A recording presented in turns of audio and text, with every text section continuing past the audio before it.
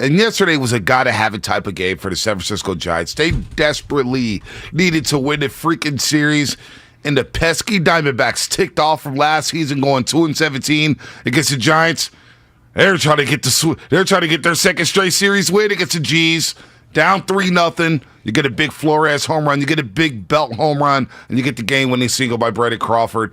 And it had to feel a little sweeter for you because Mark Melancon was on the mound for the Arizona Diamondbacks. And oh, how we love Mark Melancon here in San Francisco. But the Giants get a very important win. Now they get a big-time series against the Brew Crew, 4 over the weekend. So I know you were jacked up about that game yesterday to come back in the late innings and show some pride at Oracle Park. Bookmark Melancon. I want to circle back on him. It's a big win for them because it did feel like it was worth more than one game. It's a big win. This is the first time they've won a series in almost a month. Yeah, since the Pittsburgh series. I mean, this has been a team that's been floundering right now. And I look at someone like Brandon Crawford, how many double plays has this guy grounded into? And it just feels like he hasn't been able to drive the ball. And for him to have that hit in that moment and drive in the Brandon, a.k.a. Daddy Captain. I don't know if you heard him in the postgame. No. He calls himself Daddy Captain now. Daddy Captain. Daddy Captain. Yeah. But is there any other grown man on that team calling him Daddy? Hey, Daddy Captain. It's just very weird. Way to put one. The whole thing is very weird. Wow. Yeah, I'm not with that. Okay, but point being, I don't get it. They Daddy needed Captain. that bad. They were down 3-0 in that game. And here's the other thing. Zach Gallen was dealing. Yeah, well, and they've been duct taping their starting pitching. Like, one of the things that's really kind of frustrated me as the year has gone on, and I was at the forefront of, hey, don't bring Gosman back if it's a 5-year, $100 million deal. Now I'm kind of coming around on it, and I'm saying to myself, that's the no. But what I'm getting at is that's kind of the cost of modern day pitching these days. Yeah. And I kind of realize that those last couple of years, as bad as it was for Samardzija and Johnny Cueto, like if you want some of these guys in their prime years, you got to overpay for those bad years. And so when you go with the opener yesterday in Brebbia, and then you bring in Sammy Long, and you were lucky to even be down just 3-0 in that game and to scrape back. Their record is 7-34 when they don't score 3 runs. And so I'm looking at that game yesterday, heading into the 7th inning. I'm like, you're down 3-0. That felt like a loss. It felt like an L. For them to chip away and get back into that game, it was massive for them. You bring up Gausman, and look, I don't know if Gausman is starting to slide, but you look at the last 28 days for Kevin Gausman, ERA now up to 3.63 and a 1.6561 whip over the last 28 days. Third best Giant if he was the starting pitcher. It would be, but this is what Gausman did. I know. Last year. And the 5-year, $110 million, I'm okay with Gausman leaving because you have Carlos Rodon. I think we forget how Kevin Gausman ended the season. By August, we were like, can you just give us 5? No, I know. Can you just give us 5? Will you grant me this? If you had Gausman, you'd feel a hell of a lot better about the Giants' chances at competing down the stretch, would you not? Yeah, but if you have Gausman, you may not have Carlos Rodon. Well, why? But why is it either or? See, to me, it should have been both. It felt like Farhan was going to give big money to one pitcher. Yeah, you know what I'm saying? So he gave Rodon the $22 million that was left over by Buster Posey for retirement. But I just don't see a scenario where Farhan signs Rodon and Gausman because, Webb, Gausman, Rodon, boy, that looks great. It would be much more formidable. I think we'd be feeling a lot better. And I also think the Giants would probably be, let's just say, 5 games better? I mean, is that even fair to throw that number out there? Maybe. I mean, right now, their starting pitching is a problem. Yeah. And when you're going Brebbia to Sammy Long and praying that it works out, they needed the win. I'm happy that they got the win. It was a big series win against a team that you should be throttling, but I think people are really underestimating how good that Arizona everyday lineup is. I like their team. They're getting better and better and better. They're not there yet. No, they're not there yet. But they've got some players that intrigue me. They got some players. Marte hits a bomb yesterday. I mean, he's a solid player. He's strong. The Thomas kid you're talking about. I like him. With the double yesterday, I mean, he's not bad. He's not bad at all. But look, this sets up a big 4-game set against the Milwaukee Brewers. Mm-hmm. And you remember last season against the Brew Crew. He had 7 riveting games. The 3 in Miller Park. Remember that one? The Saturday night in Miller Park. You had the theatrics by Brandon Belt. It was unbelievable what went down up there in Miller Park in Milwaukee. And then the 4-game set they had at Oracle Park where the Giants were facing a 4-game sweep. Yeah. And they got the Devin Williams, who was like the August Rollins reliever of the month. Remember that? And then they come back and scrape one out. So this Brew Crew team, they got great pitching, even though Hader got rocked yesterday in Minnesota. It sounds like something's wrong with him and he's going to come off the All-Star list. I don't know what something's going on. Their bullpen is outstanding. Their starting rotation is outstanding. They're a formidable team. They're one of the few teams though, B. I actually don't fear like some of the other playoff caliber teams, but I do respect their roster. Yeah, I mean, they have a weird lineup. Don't they? A weird lineup. What do you make of Yelich? I mean, he's a guy that, God, he had such a monster year a couple years ago. It feels like maybe that was an outlier. Well, that devastating leg injury. Yeah. That was huge. That leg injury that he suffered a couple years ago, I think really set him back. But he's trying to fight it. But he's only got 8 jacks, 31 ribbies, only 13 stolen bases. What's his batting average? He's batting 250 now. He was a 300 hitter with 30-plus jacks. Monster years. Let's talk about an MVP and a runner-up to the MVP the next season. He just hasn't been the same. The big money contract, the leg injury, he just doesn't look right. And you look at their lineup, and it's like, you could pitch to them. You talk about lineups. I'm not sure if their lineup is better than the Giants' lineup right now. Andrew McCutcheon's got 9 home runs. Yeah, They just got a bunch of dudes on his team. They're okay. But they're pitching driven. They actually remind me a lot of the 2010-ish Giants. Yeah, I can see that. And how they kind of set up their team. I mean, look, Devin Williams and Hader, they're legit. They're legit. Pretty ridiculous bullpen. Yeah, no, that's legit. And then, Burns is obviously a Cy Young candidate every single year. So I respect them. I like what they've put together. I'm ready for this particular series. But back to the Giants part of this, B, that this is a team that when they're down 3-0 this year, it does feel insurmountable. Yeah. There's games where they'll hit and they'll score 10, 11 runs, and then there's other games where they go through droughts and they don't drive in runs. Wilmer Flores, again, coming through for this team. Everybody wants to laugh at this, and we had Willard and Larry in here. We were doing changeover, and everyone's like, no, Wilmer Flores. I'm not ripping y'all, but it's like, guys, I know he's not the sexiest. He's not going to bat on the Yankees team right now, but on this team, he's like their third best player. Well, when it comes to Wilmer Flores, everyday lineup. I was thinking about this yesterday. Wilmer Flores, right? We're talking about the holdovers for next season in 2024. They only have DeSclafani under contract through 2024. Wilmer Flores is one of those guys where, all right, I'm looking at untouchables, right? Logan Webb, Camilo Duvall. Who cut his hair. Yeah, he did that last weekend. He had the mohawk. He had that faux hawk down in San Diego, I saw. Oh, I didn't notice the dreads. Yeah, the dreads are gone. I should have tweeted about it. Yeah. Oh, man, the dreads are gone. He looks so much younger. Yeah, he does. Maybe, they had to shake it up a little bit, but you got those two guys. I would like to bring back Carlos Rodon. I don't know what the price point's going to be. I don't know how many years he's going to want. I don't want to let him test.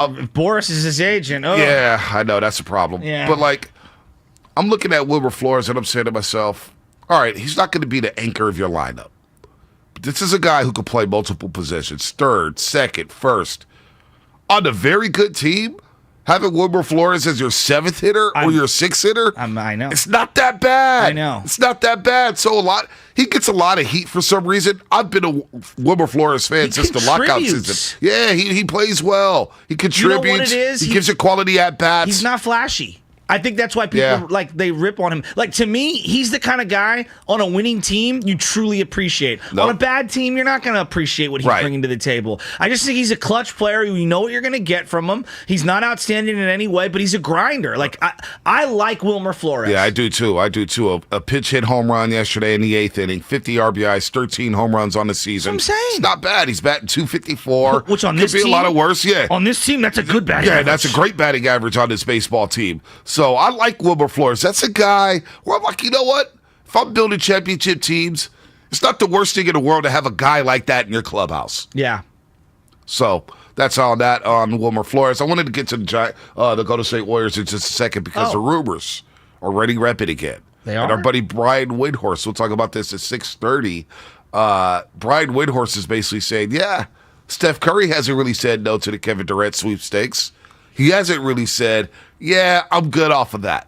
They're open-minded to Golden State Warriors, that is. So we'll get into that because after watching Summer League, Shasky, Kuminga, Wiseman, Moody, I wonder if Warrior fans have started to alter their thinking in terms of, maybe I would trade these young fellas for Kevin Durant. Maybe. It is Kevin Durant we're talking about. Well, it's interesting that you're coming from that angle because I was going to come from a different angle.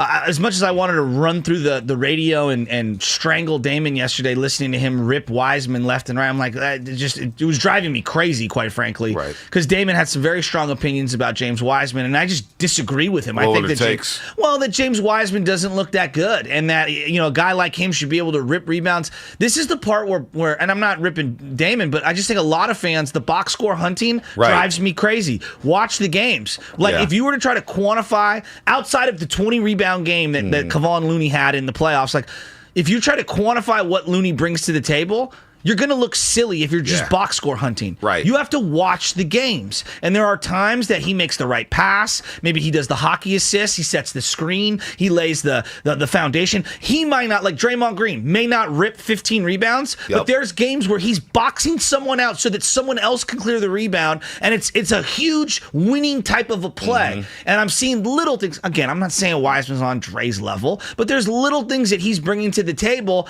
that I'm appreciating because I'm watching every minute of the game, and I'm kind of getting frustrated by people just looking at the raw rebounding numbers. Can we be a little more sophisticated in how we quantify players' impact? I think we do a good job of this on this show, is not look at the box score entirely. It supports everything, but really watching the game and taking copious notes on what's happening. Movement skills, screen setting, running the floor, weak side help defensively. How's he guarding the pick and roll? Is he getting out on three-point shooters? How physical is he? Is he getting pushed around on the block? Is he sealing his man in post-ups? And I think Wiseman is doing those things pretty damn well. Well, and then offensively, he should be scoring 30 points a game. Well, I see this from a lot of people. Do you understand how basketball works? If you're a 3 or a 2, like Moody or King, you just run up, give me the ball, okay? Right. When you're a 5 and you're playing in Summer League and everyone's trying to prove that they belong in the NBA, you're not going to get any touches. No one's throwing you the rock. And so I think big men more than anyone else who aren't ball-dominant big men are the ones that are going to suffer the most from a play, like a kind of an open run like Summer League. So anyway, it's not neither here nor there. Right. Here's the question that I want to ask you. Why do you think Wiseman gets ripped so much? Because he's an easy person to criticize because you haven't seen a lot of impact. Is it because of LaMelo Ball? Is it really because of LaMelo? Because LaMelo's on a losing team, a team that's getting beat by 30 in play-in games. And he's got the ball in his hands a lot more than James Wiseman. He's actually played professionally before entering the NBA. And I'm not mad at LaMelo, but I've tried to put LaMelo on the Golden State Warriors in my mind, saying, how would it look with Stephen Curry? How would it look with Klay Thompson? How would it look with Draymond Green? And I'm not so sure it looks great. How about letting him play 100 full minutes of game action before we start making sweeping indictments on who James Wiseman is in comparison to Ball? Look, Ball's really good. He's had some unbelievable seasons. Give him credit. And I think Anthony Edwards is going to be special as well. Right. That doesn't mean Wiseman can't develop either. We see this when we go back in drafts year after year after year. If you put your finger in the air and you read what the temperature in the room was after 1 year, Tyreek Evans was going to be better than Steph Curry. Right. How's that looking 12 years later? Yeah, it doesn't look good. No, that's one example. I'm not saying Darko Milicic was always going to be worse than Dwayne Wade. Right. Okay, I'm sorry. Right. It just sometimes it does happen that way.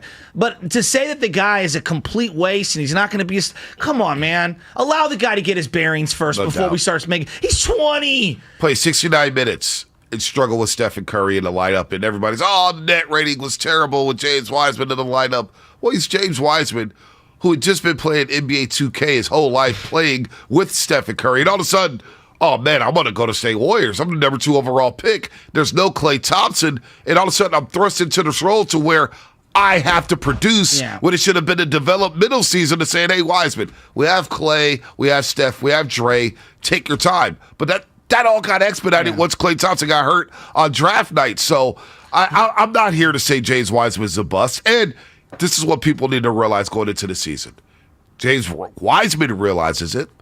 The Warriors realize this. We, I think, realize this. His role this season, rim run, rebound, block shots, no doubt. Play physical. We're not asking for 15 and 10. We're asking you to just play solid minutes as an anchor defensively, subbing in for Kevon Looney. Look, Jacob Evans just couldn't play. Right? Yeah. He just couldn't play. I don't know what happened with the McCaw thing. That's to the side here. James Wiseman can play. He just needs to have the nurturing situation and environment to be able to see this flower bloom. That's what we need. Did you have and I want to ask you a specific Durant question in about 8 minutes. Yeah. Did you end up listening or watching any of the Jamarcus Russell podcasts? I watched the entire thing the other day. Okay. To me, there were layers of metaphors about how you treat a young person in any environment. I don't care if it's your child. I don't care if it's an adoption situation, if you're a teacher, or if you're the number 1 draft pick quarterback. By the way, Kirk Morrison will join the Morning Roast tomorrow at 7:20. There's a lot I want to get into with him because Jamarcus was really mad at him. Yeah. And I can understand both sides of it. Right. I kind of see so Kirk Morrison at 7:20 Friday to discuss the Niners, the Rams, and, of course, the Jamarcus Russell interview on The Pivot with Ryan Clark, Fred Taylor, and Channing Crowder. It was a great interview, and I was fascinated by it. And, look, parts of it made me really sad for Jamarcus on his behalf, but the other part of this was, and to me, it was screaming in the air. This is not just about the individual. When you draft someone, it's about the environment and the support unit you put around that individual to let them become their best version of themselves. We look at these organizations like the Kings and we go, what is going on with the Kings? Why can't they get it going? It's a combination of drafting Marvin Bagley and then him not being supported with the right talent. And look, sometimes it's on the player.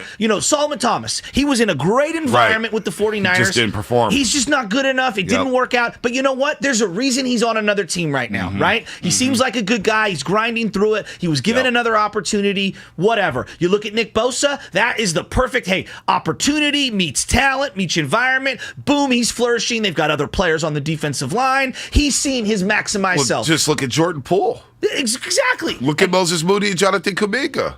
And was Jordan Poole a straight line to success? No, Jordan Poole, a lot of people wanted him off the team after that 15-win season. I remember working with Steiny Guru at the time, and I said, Poole playing in these games is good for him. Yes. These games matter. I remember going back and forth with Steiny. These games don't matter. They stink. Everybody knows there's losing. But yeah, they're losing. However, they're developing. They're learning how to play the NBA game. And I always thought the setback that Harrison Barnes had in his career was his second season when they brought in Andre Iguodala and they decided to start Iguodala. His role fluctuated. Yeah, and they had Harrison Barnes on the bench, and it was like, yes. well, Barnes doesn't know. He's been a starter his entire life, high school, college. Doesn't know when he's going to play in the game, and his confidence was sapped. It was sapped to the point where Steve Kerr, when he got hired, had to go meet Harrison Barnes, talk to him, hey, you're going to be thrust back into the starting lineup. You're going to start at the 3. Iguodala's going to go off the bench, and Barnes got better and better. Now we know what happened there in the NBA Finals.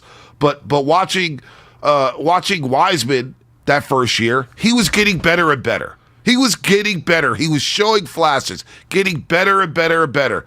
He's in, he's out, he's in, he's out. But when you talk about environment, this environment is perfect for him. But you also have to be patient to some level. And I'm the big, look, I'll raise my hand. I want instant gratification. Right. I'm a fan.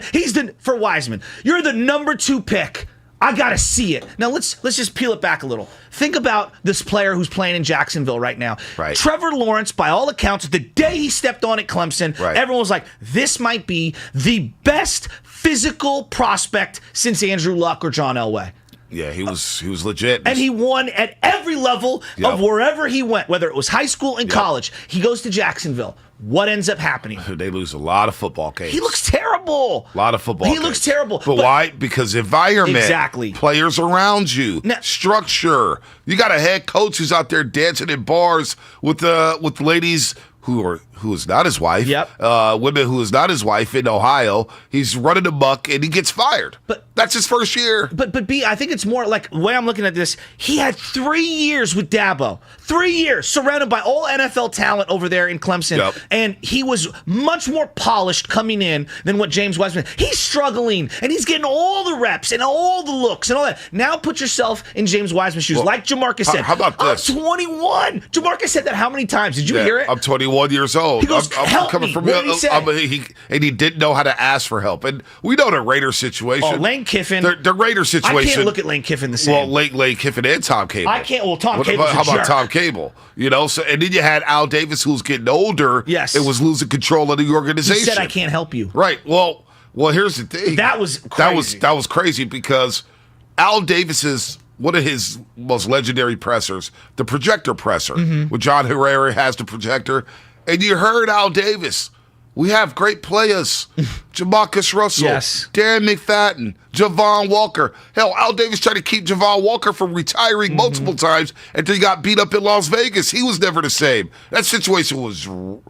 It was rough. Lane Kiffin's a professional liar. Yeah, that's great. But like where I'm going with this is like I fall victim to I want to see you hit the ground running from day one. When you're on a loser team and you're a guard and you get the ball, you're able to showcase your impact much more, quickly on the court, and you're going to have free reign on a team that is now yours. Like we can all say, Charlotte is LaMelo Ball's team. Right. Okay, James Wiseman's trying to acquiesce himself to a championship nucleus where he's got to be the 4th or 5th option and now become a role player. Where in his entire life he's been, I get the ball first at the block and the whole offense runs through me. Right. He's 21 years old. He's played a handful of games. Can we just take a deep breath? He's played a combined 30 minutes in the last year and a half. I know. And people are like, he's getting bodied by some scrub in summer league. And he's not getting he's not getting bodied. He's not getting a ton of shots. Yeah, no, he's not getting bodied. But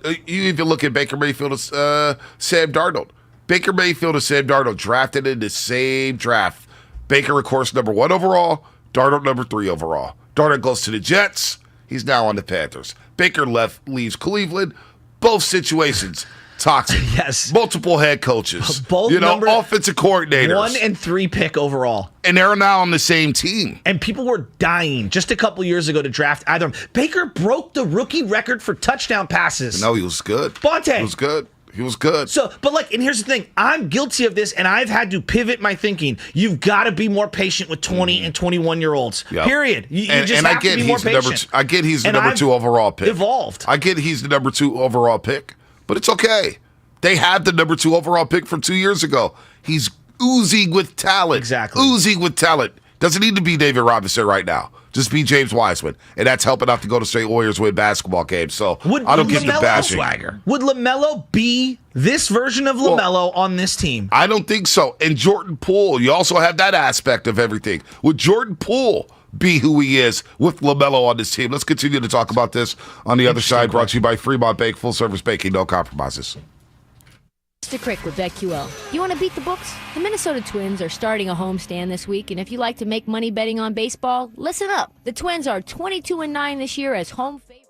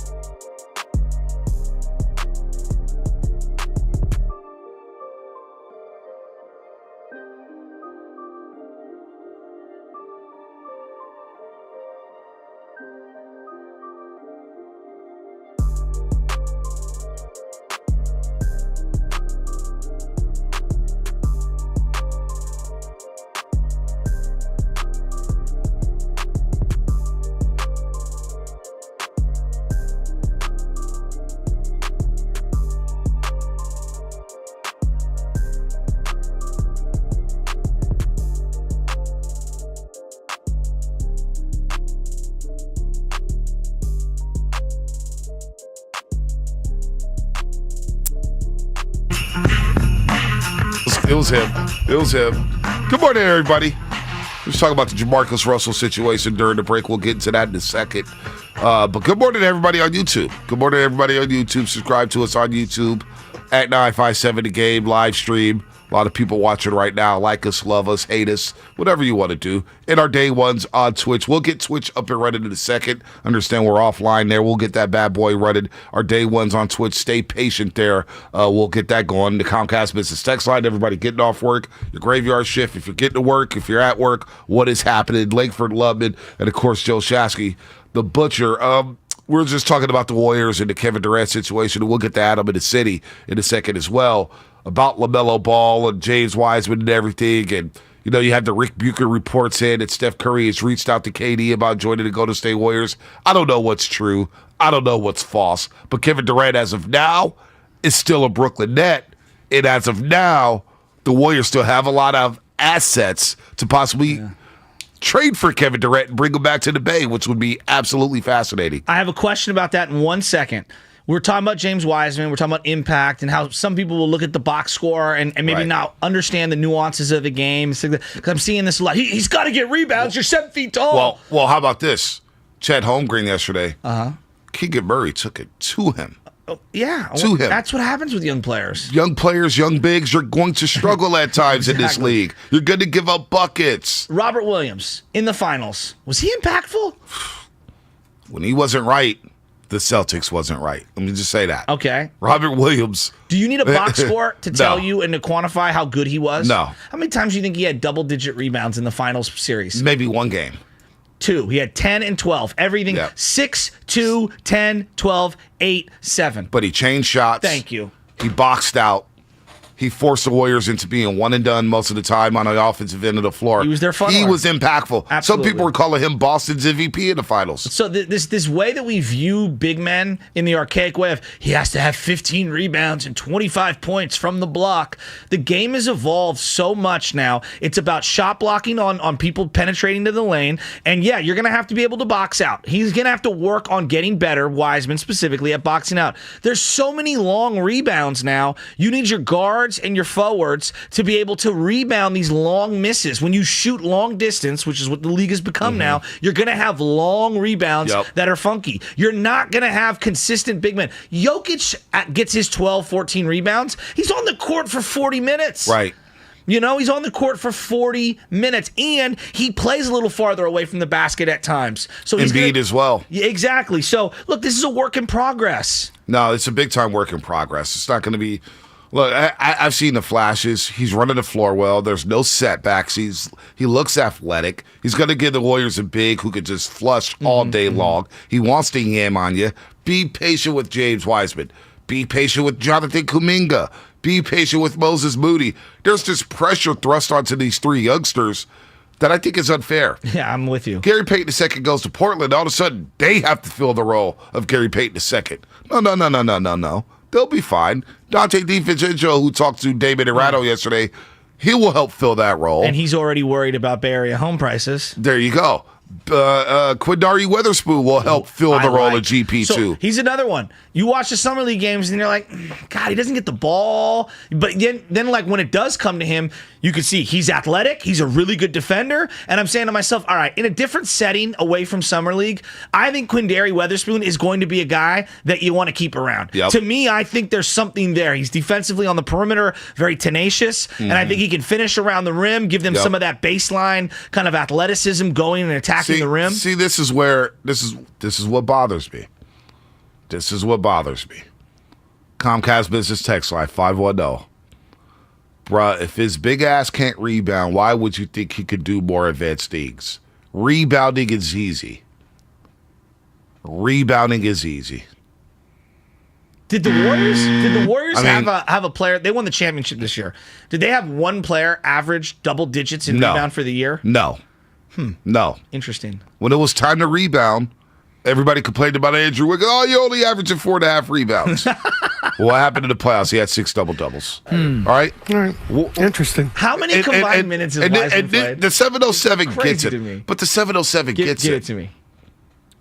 How often is the defense in front of Wiseman going to be so porous in Summer League that he's having to help on almost every play? It's a great, great point. Mac McClung can't stay in front of nobody. The backup guards on the Santa Cruz Warriors can't stay in front of nobody. You're playing with a bunch of dudes who may not even be on the NBA floor next season.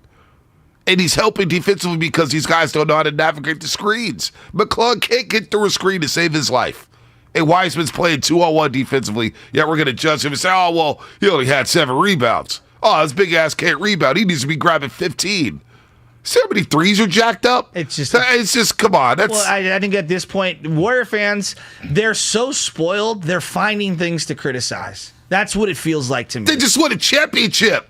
Yeah, they're 4th. Half you fans are acting like they didn't win a championship last season. I know. They just won a championship less than a month ago. Like the 415 says. A month ago. All we're looking for is that Robert Williams-like impact as the season goes on. That's what we're looking for, okay? It's not going to be a raw data points and rebounding totals. I need the intangible shot blocking. I need the shot altering, heating up space. If Wiseman averaged 9 points, 7.5 rebounds, shot 55% from the floor. Oh, yeah, confetti would be falling from the studio. A couple block shots, a steal, powerful dunks. We're all taking that to the bank. Yeah. You have Steph. I think he's going to be good. You have Clay. I think he's going to be so good. You have Wiggins. You have Poole. You have all these guys. Wiseman doesn't need to average 20 and 10. What are we doing here? We're not doing this. Let's not argue about Wiseman. I want to ask you this question, and I want you to think long and hard about this. Forget your feelings on keeping Wiseman or Moody or Kuminga or whoever it is on the roster. Do you owe it to Steph Curry to do what he wants? I'll answer that on the other side. Plus, we'll get to Adam. Yes. In San Francisco, because I know where you're going. The rumors are running rampant that the Warriors and Kevin Durant talks, it's not quite dead yet. We'll get into it on the other side, as the segment was presented by Go to Say Lumber and building materials for professional builders and contractors throughout Northern California. Visit GoToSayLumber.com. Watch 95.7 The Game on Twitch and YouTube. Hey, everybody. Live a better life. Subscribe to Damon Ratto. For every subscription, we give Ray a Tic Tac. You only give me Tic Tacs because my breath smells like there's a Frenchman living. No. It's your musk, Ray. That's what we're here for.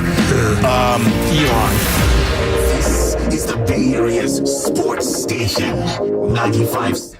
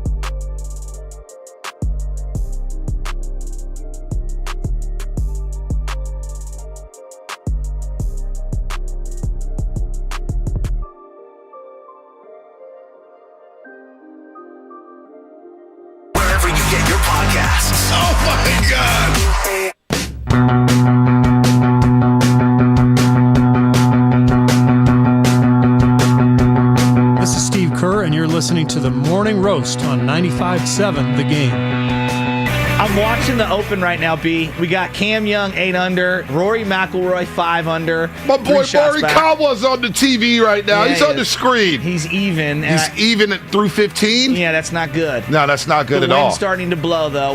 We're looking at the Open, the 150th right. Open, the British Open for some people. birdie. He chips. That's gonna be a tough putt. But point being is that I'm really excited. This to me, this is one of my favorite things. Like, can I change my pick? Who's your pick? My pick was Morikawa. Who are you getting? Everyone's taking Rory this morning. Yeah, I'm taking Rory too. Okay, that's fine. He's 5 under. So I watched a little segment real quick, and we're gonna get right back into the KD thing because I asked you. And we'll talk about Jamarcus Russell as well. A lot of people have been asking us about the Russell. And by the way, appointment radio tomorrow. Kirk Morrison, our man 5'2". Yeah, he will join us at 7:20 because we heard what Jamarcus Russell said about Kirk Morrison. Yeah, we both know 5'2". Kirk Morrison is a great guy. What Russell said about him, I don't believe that's the case with Kirk Morrison. Yeah. But we'll get into it tomorrow at 7:20, no doubt. Yeah. With Kirk Morrison. So I'm looking at just American sports in general, like the modern sports that we all really, really like and love and stuff like that. Like you go back to the first ever Super Bowl, right? Mm-hmm. We're talking about late 60s. Yeah. Okay, 1960s. Yep. All right. Packers Chiefs. Right. LA Memorial Look at Coliseum. You, flexing that muscle. Come on, man. And then you go to the first World Series. I believe 1903 was the first real World Series. Who's in that? Between the American and National League. I don't know off the top of my head. I want to say Cincinnati, but I could be wrong. Did you see my boy David Teller? Our boy David Teller? What happened? Name every World Series champion. I did see that. He slipped up on the 82 Cardinals, but you name everybody else. It was one of the most impressive things I've ever seen. Yeah. Boston versus Pittsburgh was the first ever World Series. Boston versus Pittsburgh. Okay, there you go. Wow. So anyway, my point being, we're in 2022 right now, and so the World Series is about 115, 120 years old, give or take. This is 150 years old. This is the 150th, and it's at the home of where the sport was created, essentially, St. Andrews. To me, this is very special, and it's something I'm going to be monitoring. Tiger Woods is going to be going off shortly, so I'll keep an eye on that. Out. While we talk all day, I'm going to keep an eye on that. Yes. Go on, my son. How do you think Tiger's going to do, honestly? The wind's blowing. It's cold. He's got those old joints, man. Can I give you, like, my little assessment of where he's at? No. Everybody better just, like, let's tap in and enjoy this, because this is like him playing a farewell round at Fenway or Wrigley or Yankee Stadium back in the day, or watching, Tom Brady playing Lambeau one last time. Yeah. This is a legend getting an opportunity who I believe he can compete. He can compete, B. I believe that he'll have an opportunity to do well, but more than anything, the backdrop, the venue, the fact it's 150, I think this is a special one. And I just want to appreciate while Tiger's still here, because, look, a year ago, I thought he wasn't ever going to play again. What if Tiger's like 3 back going into the 3rd round?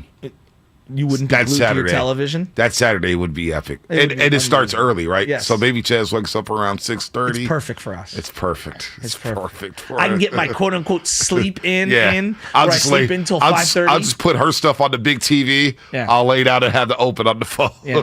All right, so let's get back into the right and we'll question. get the calls. Adam, Anthony, hang tight. We'll get to you in give us a couple minutes here. Forget me asking you, would you give up this guy? Would you give up that guy? Would you give up this dude? And I'm not even asking you whether you, Bonte Hill, wants to trade for Kevin Durant. I'm asking you this question. If Steph Curry wants Kevin Durant, do you feel an obligation as a Warrior representative, part of the front office, the ownership group, do you feel an obligation to acquiesce his request? Has he earned that? Does he deserve that? Do you do that even if you know you might be sabotaging your own future down the line? That's a hell of a question. Because you feel some indebtment to Steph Curry. That's a hell of a question. 888-957-9570. Our roasters can answer that as well. Oh, what a question. Steph Curry walks in to Joe Lacob's office, and Bob Myers is sitting there in the chair. And he's like, look, man, I want to win 5. I want to win 6. Right? How are you, Bob? I know I can do it with this group. But I look down south, 400 miles away, and I see Kawhi Leonard ramping up. And I see Paul George. And I see the length and the athleticism of the LA Clippers. Then I see Boston getting better with Malcolm Brogdon and Danilo Gallinari. And then I know Milwaukee's coming. Absolutely. And Chris Middleton will be healthy. I think we need Kevin Durant. And if Stephen Curry said that to Bob Myers and Joe Lacob, I think you owe it to Steph to listen to him. So I think you owe it to Steph to say, all right, Steph, you sure? Because the Warriors, I get it. They have to think about life after Stephen Curry. Well, there's a business element. But that's 4 years away.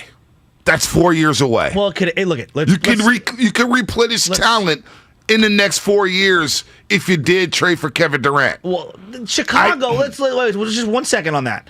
Chicago has been looking for the heir apparent to Michael Jordan for 20-something years. Yeah, but they gutted everything. Multiple times. They gutted everything. Yeah, but multiple times. I mean, the San Francisco Giants are still looking for a left fielder. I'll tell you, how many different left fielders have the San Francisco Giants been looking for? Well, they haven't developed any outfield talent since Chili Davis. I agree, but now they've won, so it's different from this. But I'm just saying, it's hard to replace the truly greats of all time.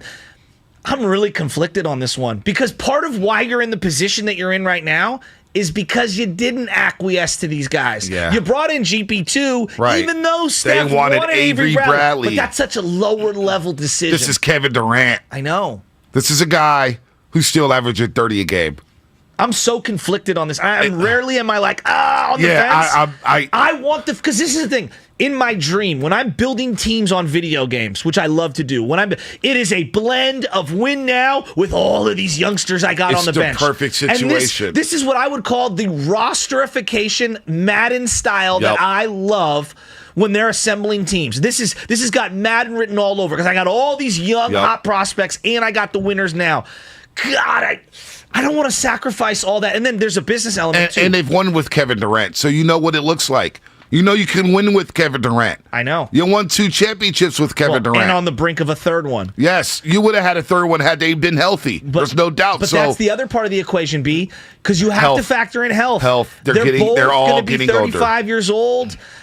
And is Clay going to play every back-to-back next season? Probably not. Is Steph going to play every back-to-back next season? Probably not. You're already in the tax. You're going to have Kevin Durant for the next 4 years with that contract, which is beautiful. But then you got to make a decision on Draymond. You have to make a decision on Klay Thompson. And then all the development you used or the developmental time that you spent with Kuminga and Wiseman and Moody.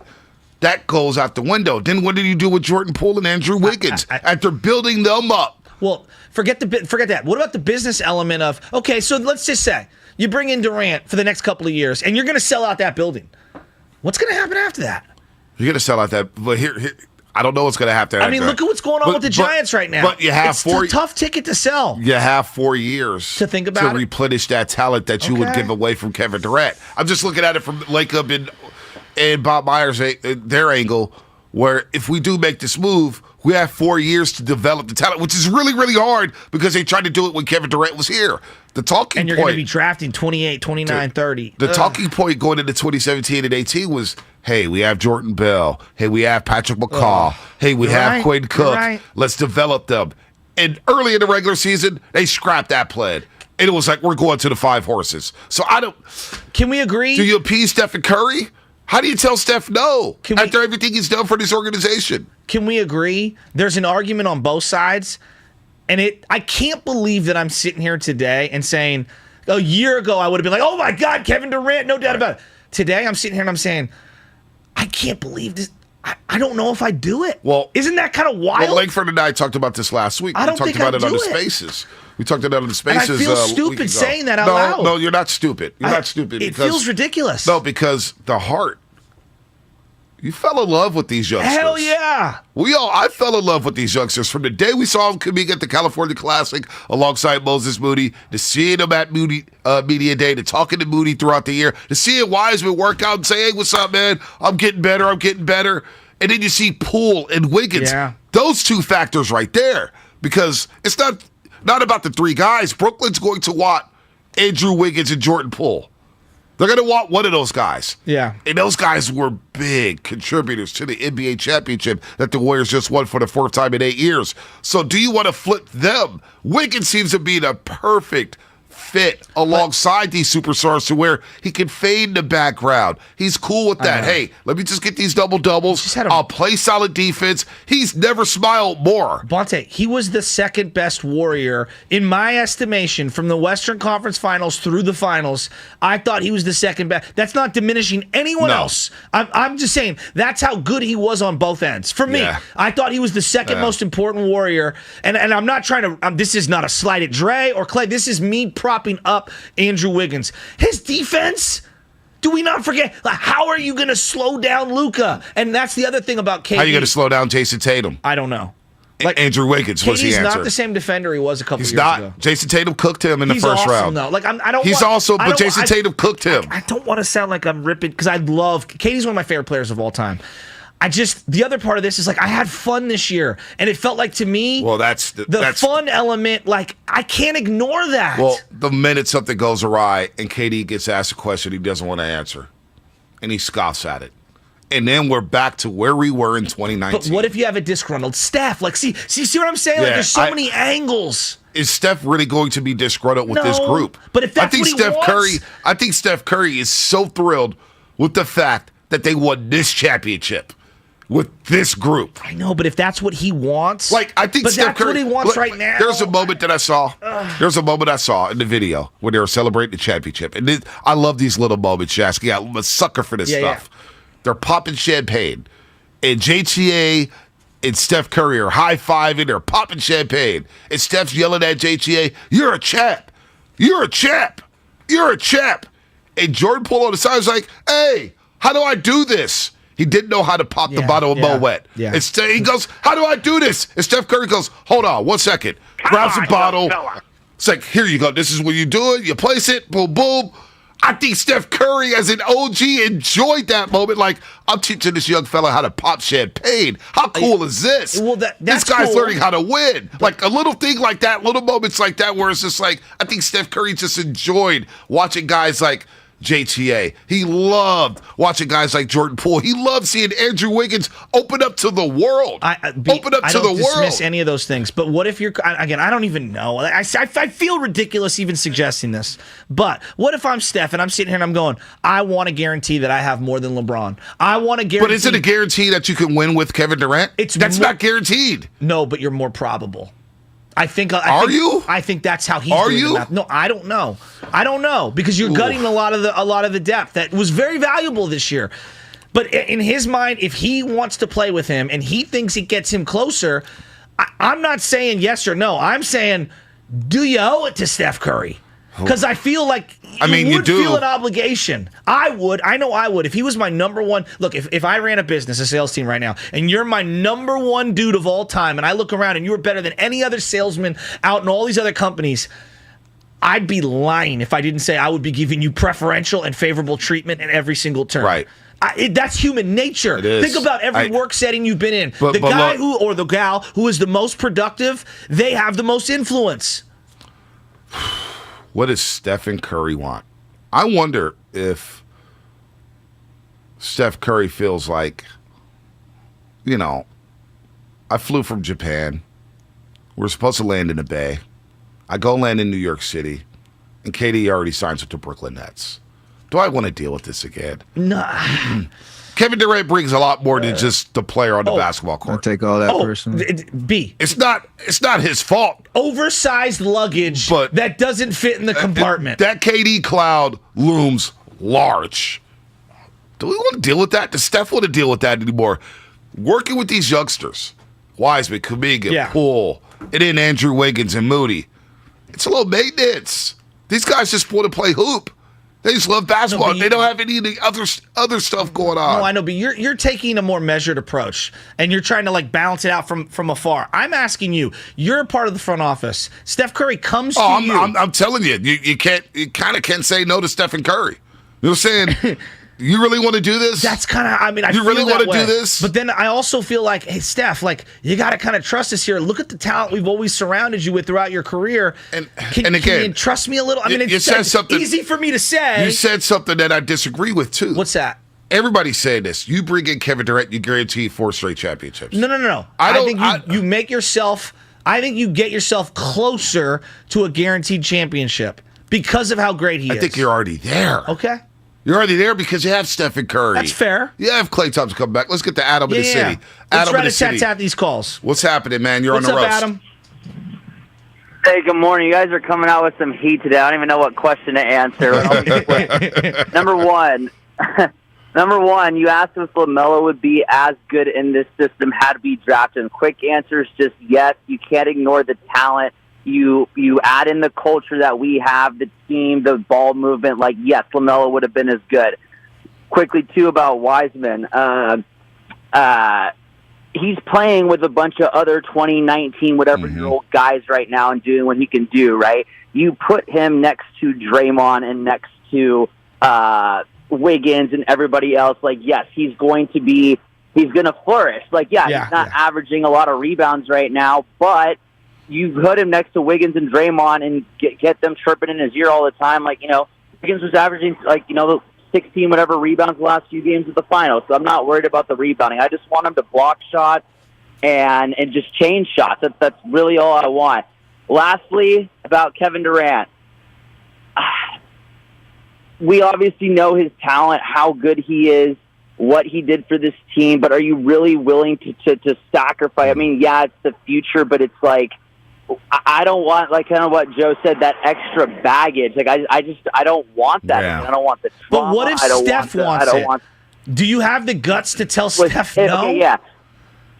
No, here's the thing. If Steph Curry wants it, make it happen. Like, it's his team. He's gotten this team to where they want it. If he wants it, you got to do it.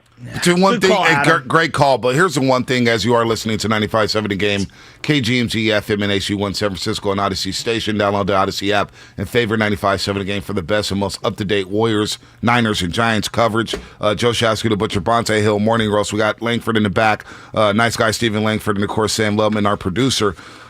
Talking about Kevin Durant and the rumors from Brian Windhorst and Rick Bucher yesterday that the Warriors are still not out on Kevin Durant, which is why we're discussing this. And that Steph Curry has not closed the door on this situation. Steph Curry hasn't really said no to the idea of bringing back Kevin Durant. Which is kind of what spurned this whole thing of me thinking about this. And B, I think it's easy for us to say, tell Steph no.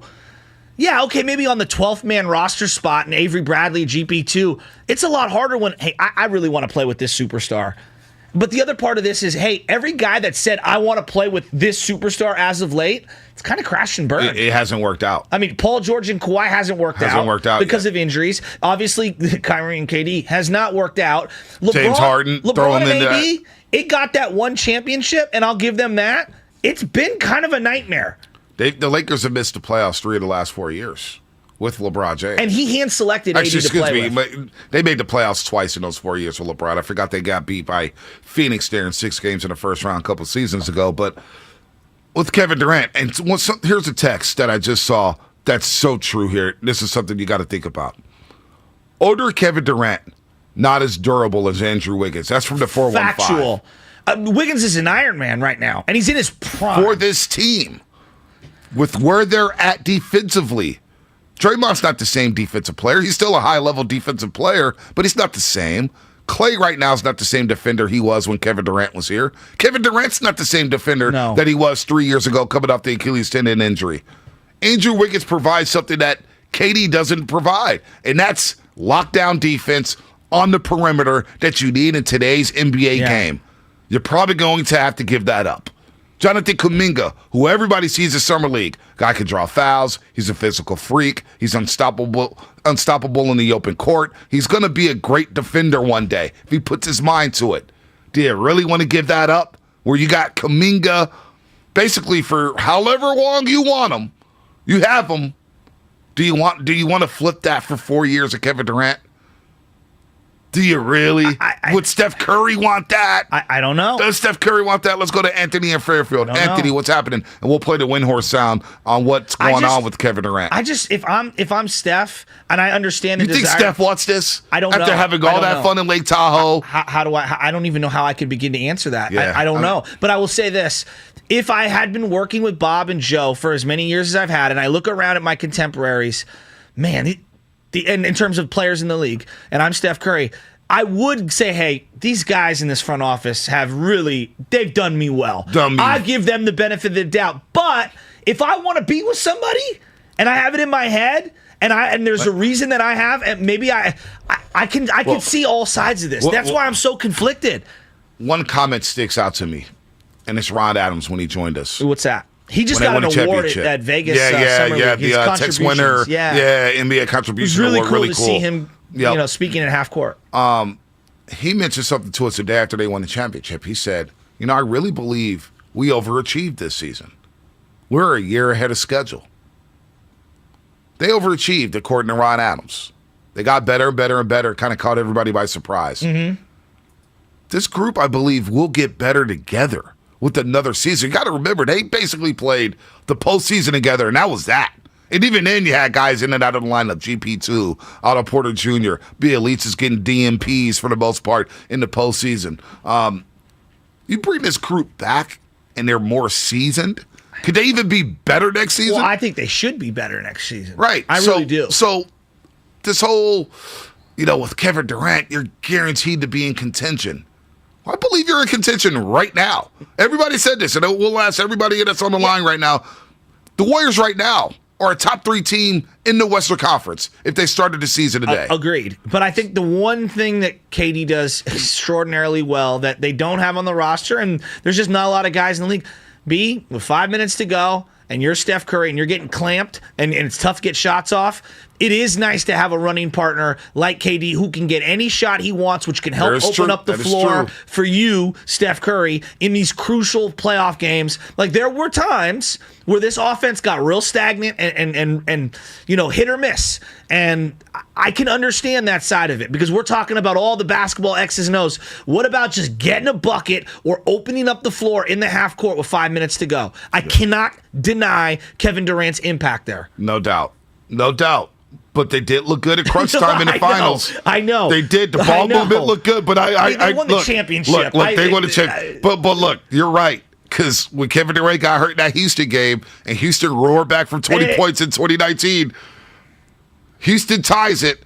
Warriors come down the floor, dump it to KD on the elbow. He turns around, pivots. Yes. Elbow jumper, good. It's like, he had number 35s here. It's all good. It's all good. No, I can't dispute that, man. Kevin Durant is a walking bucket, but he's given up. But is he giving up buckets on the other end? Yeah, at times. He's not the same defender that he used to be. There's no doubt about it.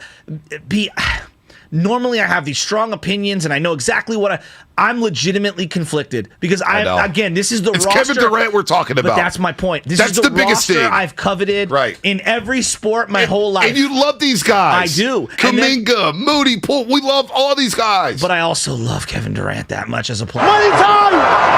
Money time! You really want that in Brooklyn? No, I want to keep him. I know. It's a tough decision. Let's go to Anthony in Fairfield. Anthony, what's happening? You're on the roast. Good morning, fellas. This is fantastic. So, Joe, I feel you. I'm not conflicted at all. You asked the previous caller, what if Stephen Curry wanted him? I mean, as the ownership group, you owe Steph the respect to listen to his quote unquote wants. Yep. I don't know how true that statement really is. As far as like he said that, I don't know how true that is, but I definitely know that they have a mutual respect between each other because none of this would be happening without Steph. So I'm definitely down with like Steph coming to office. Let's talk about this. Let's see what's up. But I do believe when Joe Lacob or one of the guys came on the show a few months ago, and he said, we definitely listen to our big three, but we ultimately make the decisions. And I, as a fan, have just the utmost confidence that these guys will make the right decision for the now. I do too. Future. And so I'm okay. Like you guys have taught me a lot over this past season, which was just be patient with the process, because I was one of those guys that was like, I don't know if Jordan Poole's ready. And look, he became a really good contributor. And I'm one of those type of guys that like to see things through. And I really want to see what we have in our younger players. So for me personally, I'm cool. Let KD stay over there. I'm not worried about anybody else in the West. I don't think Kawhi and PG-13 are a good mix. They're not vocal leaders. I don't. I have Like, I'm not worried about John Wall. I think we are still number one. The only person we need to worry about is Giannis and Chris Middleton because they've shown that they can do it. But other than that, I'm good, fellas. Anthony, hell of a phone call. We'll get to George, Gene, Scott, Ed on the other side. That was a fantastic fan call. You think people have opinions on this? Oh, my gosh. I would talk to Do London. you owe it to Steph Curry? If Steph comes to you, that's a great question. And you're the owner, and Bob Myers, and he comes to you and he says, I want to play with KD. Oh, my gosh. Do you owe it to him to listen to him? Imagine being Bob Myers in that situation. It's one of the worst situations that you can be in because I'm sure that he's got his opinions and he shaped the roster the way he's wanted it. And now you have an opportunity to maybe alienate yourself or ingratiate yourself to the superstar, but at what cost? Again. And at what cost? For the second time. I know. For the second time. I know. We're going to play the Win Horse sound on the other side about the Warriors and Kevin Durant, plus Rick Bucher on Steph Curry reaching out to Kevin Durant. Is that true? We'll get to the calls on the other side, plus your text. We'll read them on YouTube and Twitch, of course. And that's all brought to you by Fremont Bank. Full-service banking, no compromises. What are your expectations for Trey Lance this season? My expectations for Trey Lance are quite simple. Lead this team back into the playoffs. That's it. Win double-digit games and get this team, this franchise, back into the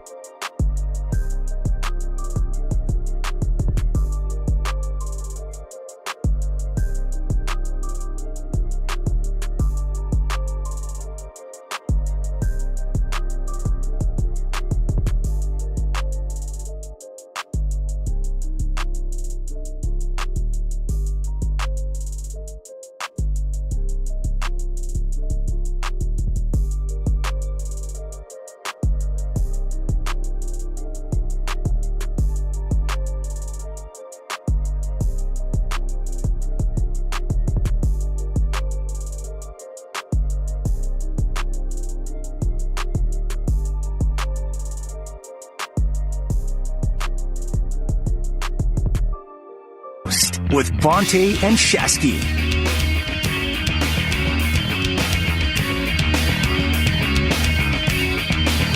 I like this right here. Tiger went into the burn on hole one. This. He double bogeyed.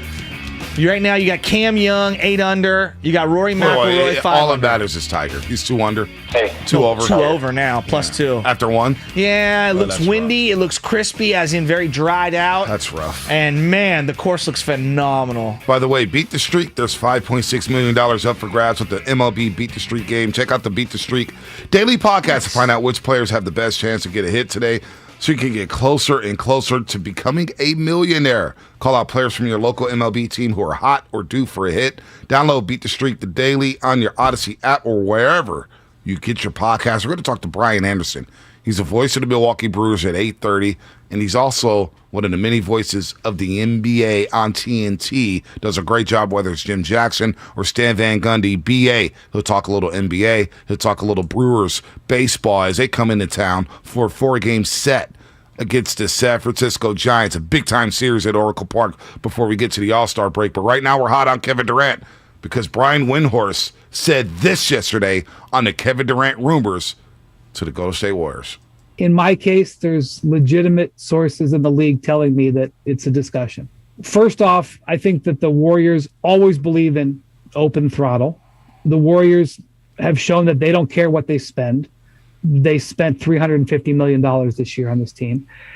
And this has been a discussion inside the Warriors organization. Curry has been asked about it, and Curry gave a non-answer, but he didn't shut it down. He didn't say hell no, which he has every right to do. Be like, no, I just won the finals MVP. No, we do not need to do Kevin Durant. We need to bring our team back together and try to repeat.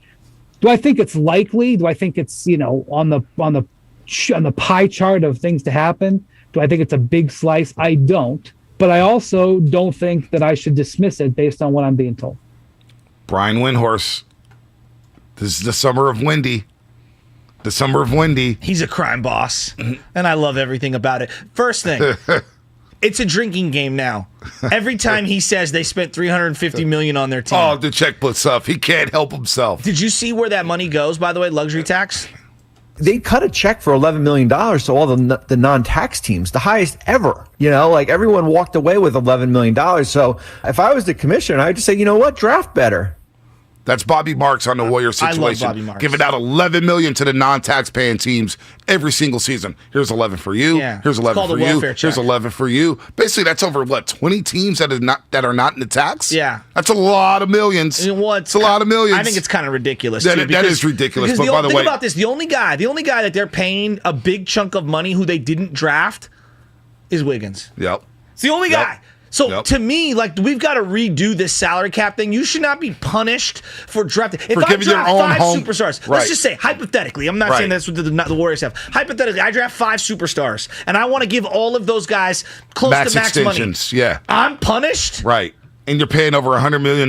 Because I did the right thing? You're paying 20 a year, 20 a year, 20. That's over, damn. It's going to be $1 billion you're giving out in contracts. In this particular exercise, Oklahoma City's had 7,000 first-round picks.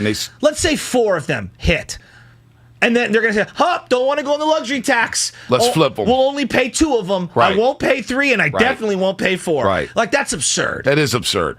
That is very absurd. But that was Brian Windhorst on the Dan Patrick Show. Things get interesting. Things get interesting. Every time Wendy talks now, I'm seeing hashtags, the checkbook tales. The checkbook tales. That's no doubt. so good.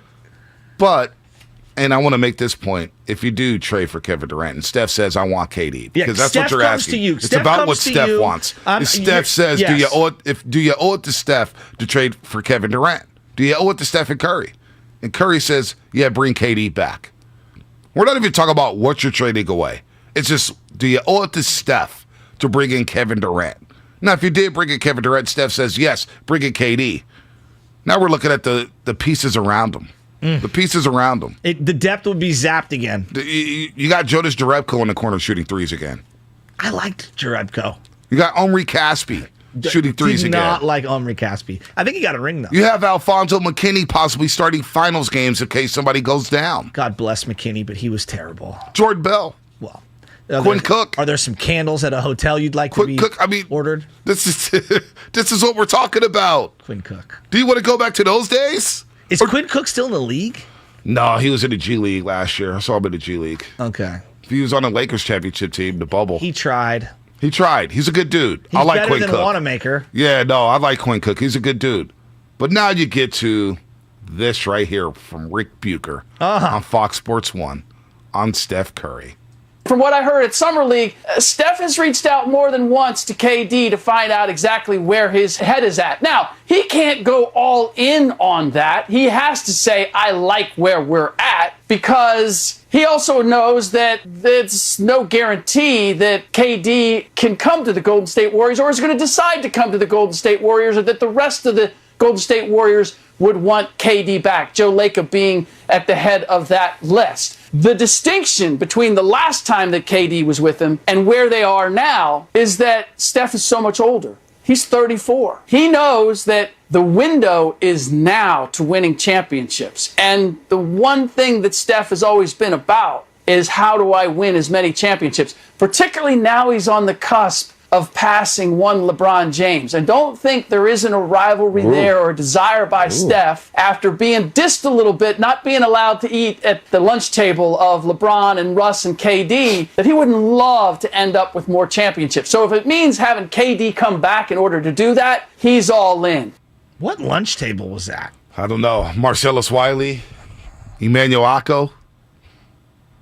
I don't know what to make of that. It's so ironic that the show's called Speak for Yourself, and all they do is speak for other people. Yeah, they do. And Emmanuel is very, very smart. Just dial it down a little. Not everything needs to be you curing cancer with a 7-minute monologue that you pre-scripted. Instead of Speak for Yourself, it's Speak for the Clout. That's what it is. That's pretty good. 650, this is also good. Bucher is as reliable as my BART train being on time. You know where I stand on Bucher. I like Bucher. He's a good dude. I don't agree with everything he says. I don't agree with a lot of what he says. But he's a good dude. I got no problem with Rick Bucher. He's getting his checks, man. He's cashing them. But I like this whole thing that, Steph wants his championship windows open now. Yes, we know that. He just won a championship. And he did it without Kevin Durant. My favorite is him doing the calibration of, he's getting a lot older. Like he wasn't old a couple of weeks ago when he won the championship and was the best player on the floor. And like Kevin Durant isn't the same age. Yeah, well, I mean, who's got more mileage on them? I think it's KD. I do too. A lot of mileage on KD. Well, he had the chronic foot injuries for a minute there. Not Liz Frank, but he stress fracture in the foot. Yeah, and they played deep in the playoffs early on in his career. He played a lot of games at OKC. Yeah. I mean, Steph's got a ton of mileage on him too. I don't want to. And he moves around on the floor a lot more than Kevin Durant. I don't want to pretend like he's like a marathon runner. Let's go to our main man. We go back out to the lines here. A lot of people want to talk about Kevin Durant. Our main man, Rob in San Bruno. What's happening, Rob? You're on the roast. What's going on, fellas? Hey, Rob. What's up, Rob? Rob, I can't wait till late July with Trey Lance. I know you're going to be there. Come say hi to me. Oh man, I'm there. I'm there. But look, man, if I'm hey, Rob, are you going to be there with Jimmy though? No, Jimmy ain't gonna be there. Jimmy gonna be somewhere else, man. He probably gonna be in the stands with me watching. But anyway, I feel like, man, the Warriors, cool. They don't need to go down that rabbit hole no more. I feel like if you watch Kevin Durant the last couple of years, I watched Giannis abusing, go at him in mano. I watched Tatum get at him. What Wiggins did to Tatum was like he neutralized him. Yeah, he took a soul. He shut Tatum down. Tatum was going at Kevin Durant for 4 straight games. It wasn't like it was 1 game here, 2 games here. No, it was 3, 4 straight games. You know how they say in basketball, you make 1, oh, that's luck. 2, do it again. 3 is skill. It was 3, 4 games in a row that he gave Kevin Durant buckets, and Kevin Durant couldn't handle it. So, in my opinion, once you get out of Wiggins, you're not going to get from KD. You might get more 34 games, a little better shooting, but you're not going to get the defense. I don't think you'll get the athleticism and the rebound either. So, in my opinion, I'm leaving that alone, and I'm just sticking with my guys, and I'm developing Wiseman. I think Wiseman is the future of this team, and Kuminga and Moody, and then go out there and get lesser guys, but don't waste your time on Kevin Durant. He won there. You don't need him. I feel like it's just more drama, and I feel like you're gonna get more out of Wiggins at this point in their careers than you'll get from Kevin Durant as of right now, because Wiggins is the better defender and a more athletic player, and I think he fit the Golden State shooting more than Kevin Durant fit, because Kevin Durant want to go one-on-one ISO. Wiggins okay with just playing his game, and I feel like that's better for the Warriors. He did play his role well, Stephen Curry. Hey, Steph, thanks for the call, Rob. Can't wait to see. I won't be able to see Rob at training camp. You know, he's going to be down there 7 times. He can't wait. Rob's watching every practice like it's a game. I love Rob. You gotta love Rob and San Bruno. Rob called us so many times. I mean, Trey Lance just better than Jimmy. Trey Lance just better. I've seen the practice. He was at every Who takes practice as a joke? Yeah. We all saw it in practice. Rob. We love Rob. But Steph, you come in, you're playing Steph Curry, and this is basically what I'm it's Steph about. Curry. You're Steph Curry. Okay. And Steph Curry, you come to me. And I'm Bob Myers. this is what I say. I want to play with Kevin Durant. Steph, I know we owe you a lot. We can't thank you enough. We can't thank you enough for everything you've done for this organization. The 4 championships, the building that we've built down here in downtown San Francisco. It's beautiful. It doesn't happen without you, number 30. We've paid you. You're making $50 million a season. That's how much we appreciate you. And you're probably still getting underpaid because of all the jerseys that are being sold and all the pictures that are being sold because of you. But I'm going to play this for you, Steph. And this is why we shouldn't trade for Kevin Durant. This is why we shouldn't trade for Kevin Durant, Steph. Listen to this. I actually think Steph Curry is the second best player of all time, right behind Michael Jordan. Curry has this instinct, what I saw with Jordan, where anytime he has the ball, you think it's going to go in. He is a threat offensively. I think we've got 3 or 4 more years of Curry in his prime right now. I think we could probably do another 15 minutes on what I just said. I'm floored. I'm absolutely floored. I think I would put Curry ahead of LeBron James right now as far as that number 2 guy behind I love this Michael so much. Jordan. Now, I just want to make sure we're being clear here. Yes. Are you projecting the rest of his career, saying he'll get there? Or are you saying right now? Right now. Wow. And he'll be a solid number 2 when we get to, I don't know, 3 or 4 years from now.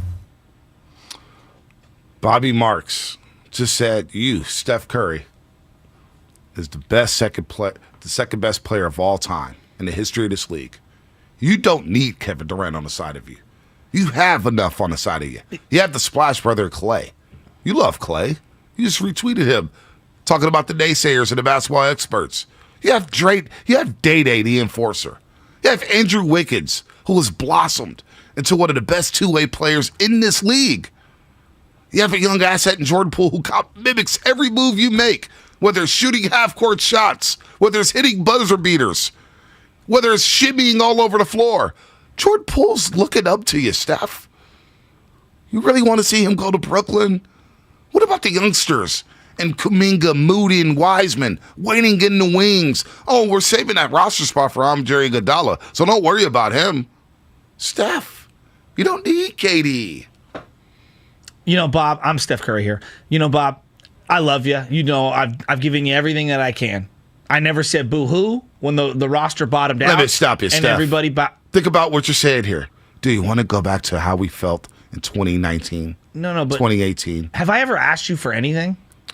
I've been a pretty loyal soldier from the jump. You asked me for Avery Bradley. I went against you. A tiny request. And it worked out. You know, it did work out. And you know what? You were right on that one. But on this one, on the day-to-day grind and who I want to be around with as I start to age, I think that we can become greater than the Chicago Bulls of the 90s if you bring this guy back, and I want to play with him. And I know we can make sweet music together, kind of like a reunion of Simon and Garfunkel. I think we can do this again. You have no idea who I'm talking about. Nah, kind of, but you have no idea. You have no idea. I've heard of Simon and Garfunkel. You have no idea. Alternative music, right? Alternative rock? Oh, God. Simon and Garfunkel? Oh, God. What, London? Oh, God. What'd I do? Oh, God. You know, you're close enough in the ballpark. Yeah, we'll accept it. Wait, are they rock? But Bob, I've never asked you. They're not rock. I've asked you for very little, and I've done so much for this organization and said boo-hoo the entire time. You know I love Klay Thompson. My job is not to figure out how to make it happen. My job is to tell you I want this to happen, and let's figure out how we can keep the best team intact. That's your job. right? I'll handle the winning, you handle the roster construction, but there's only one guy I want to play with, and it's KD. Don't you want to leave this organization in a better place? I don't care about what happens after I'm here because when I inherited it was in a horrible place. So you want to leave in a horrible place as well? The first day of my career as a Golden State Warrior, your star player, Monte Ellis, said he couldn't play with me. I wasn't here yet. And I overcame it. I wasn't here yet, and we got rid of him. We got rid of him to open up the floodgates for you, Steph. We gave the keys to you because we knew Monte Ellis could take us to the heights that you've taken us to. Look, we might win one more. We might not, but we might win one more. Who knows? Nothing is guaranteed. But I look at what Tom Brady's done with the Tampa Bay Bucks, and he's put his fingerprint all over that team, and he won another one. Who did he bring in? His longtime buddy, Gronkowski. He brought in Antonio Brown, who caught a touchdown pass in the Super Bowl and then went AWOL again. So I'm seeing this player empowerment everywhere else. I've never had any opportunity to flex my muscle, ever. And I'm asking for one thing. All right, Steph, my hands are tied. I'm going to go to the big boss, Joe Lacob. We're to figure out a move. We're bringing in Kevin Durant. Do you think that that's an unfair statement from Steph to say that I've never really asked for anything? If that was his little way of putting it? Nah. Probably hasn't asked for much. But I think this is... I don't know. What has Steph asked for? Transparency? I don't know. What does Steph really ask for? I don't know. I mean, the fact... And I don't even know if he's asking for KD right now. Like, I don't know how to read these tea leaves. I'm asking the question out loud. This is your team's greatest player. This is the organization's greatest player. What do you owe to him? If he strictly just wants to play with Kevin Durant... Now... Here's the deal. You bring in Kevin Durant, right? And Steph says, I want Kevin Durant. And we all say, man, the depth is depleted. But SC on YouTube is making a point that is intriguing. You trade for KD, and I don't even know. How would this feel? Bring back Andre Iguodala. Bring in Blake Griffin. Bring in Patrick Beverly. And bring in Bo Cruz. I'll tell you right now, Pat Bev, if he gets bought out by Utah, I'm all over the Pat Bev account. KD comes here, Pat Bev's on his way. Whether KD comes or not, I want Pat Bev on the Warriors. Look me in the eye and tell me you wouldn't want a full season of Pat Bev and Draymond. I'm good off KD, man. No, I'm not asking about him. I'm asking about Pat Bev. I love Pat Bev. And Pat Bev will come. Yeah, the next year would be ours. You heard what Pat Bev said on First Take. When I'm playing against Steph Curry, I don't take calls from my girlfriend. I don't take calls from my mama. I'm getting a good night. I'm getting some good sleep.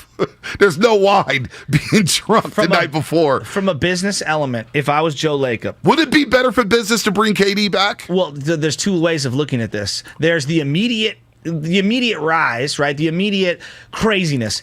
What would business look like with Kevin Durant being back? If you don't think Warrior fans would rush out and go get his jersey again, you're tripping. Now, there's going to be a segment that'll forever feel certain ways about him, but once he gets that first dunk, we're all cheering. But think about the way the crowd roars for Jordan Poole. Think about the way the crowd roars for Jonathan Kuminga. Did you cheer Pablo when he came back? Oh, I did, absolutely. But Pablo ain't Kevin Durant. No, they're very different. They're very different. And Pablo was a giant. I don't think casual fans who are walking into Chase Center after spending a couple hundred, they're not, KD left us one time, boo. They're going to be like, hell yeah. I paid a lot of money for these tickets. This is maybe my only game all year. Let's see the greatest show in the NBA. All right. Let's go to George in the Jungle. I could be wrong. Let's go to George in the Jungle. How you feeling, George? Oh, gentlemen, I feel great. It's a beautiful day, but I haven't heard Steph ask for anything. Ever. I hear you guys putting words in his mouth, but I'm not hearing him go up to Bob Myers and say, bring me KD. Here's what KD is. KD is that hot girl. I mean, smoking hot. Everybody wants to be with her. And she is high maintenance. You sure you love me? Beat this guy up over here. Prove that you love me. No, I don't feel your love. I mean, how much drama did the Warriors have last year? Very little. The only drama I remember was, Kerr trying to downplay some stuff that went on in the media over Kevin Durant. Yep. Not true. wanting to hurt Kevin Durant's feelings. That's true. He's not even on the team. That's true. He's not even on the team. Come on, guys. It's true. Don't do this to me. Don't break my heart. George, I'm sorry. Go through all that stress. There you go. Well, the reality Steph, do you hear George in the jungle? Do you really want to put your fans through this type of stress? That's important. No drama. No drama. Just basketball. Just basketball. No drama. You look befuddled. Well, I'm seeing Ernie in Concord is putting on our text line that there's a new Warrior jersey, and I'm looking all over the world for it, and I don't see it. So if you've seen some leaked image of a new Golden State Warrior jersey, I'd like to see it because that's how you get Shasky distracted. Well, you know I love jerseys. Well, no, did you see the Bengals' new white helmets? So sick. With the stripes? So sick. I'm feeling the all-white look. It's pretty sick. Come on. Bengals got sick uniforms. They got great uniforms. People are their helmet is weak. What are you talking about? No, they have one of the best helmets of all time. The Rams and Bengals, to me, have the two top helmets of all time. Vikings I'd throw in there too. I hate that horn. Yeah, but I don't like how they went matte. They shouldn't have gone matte. I'm with you the there. Matte purple. Matte went a little overplayed in sports. Yeah, it's a little overbought. But I love that Bengals and Rams helmet. The old Rams helmet, not the new one they have. What was that? It's the skull clap. No, but who was that doing that sound? I'd like to see them go to the City Edition jerseys, the black with the yellow popping ones, the lightning ones. To me, that is a sick jersey. Steph Curry, according to Rick Bucher, has reached out to Kevin Durant multiple times. Here's what Rick Bucher heard in Summer League.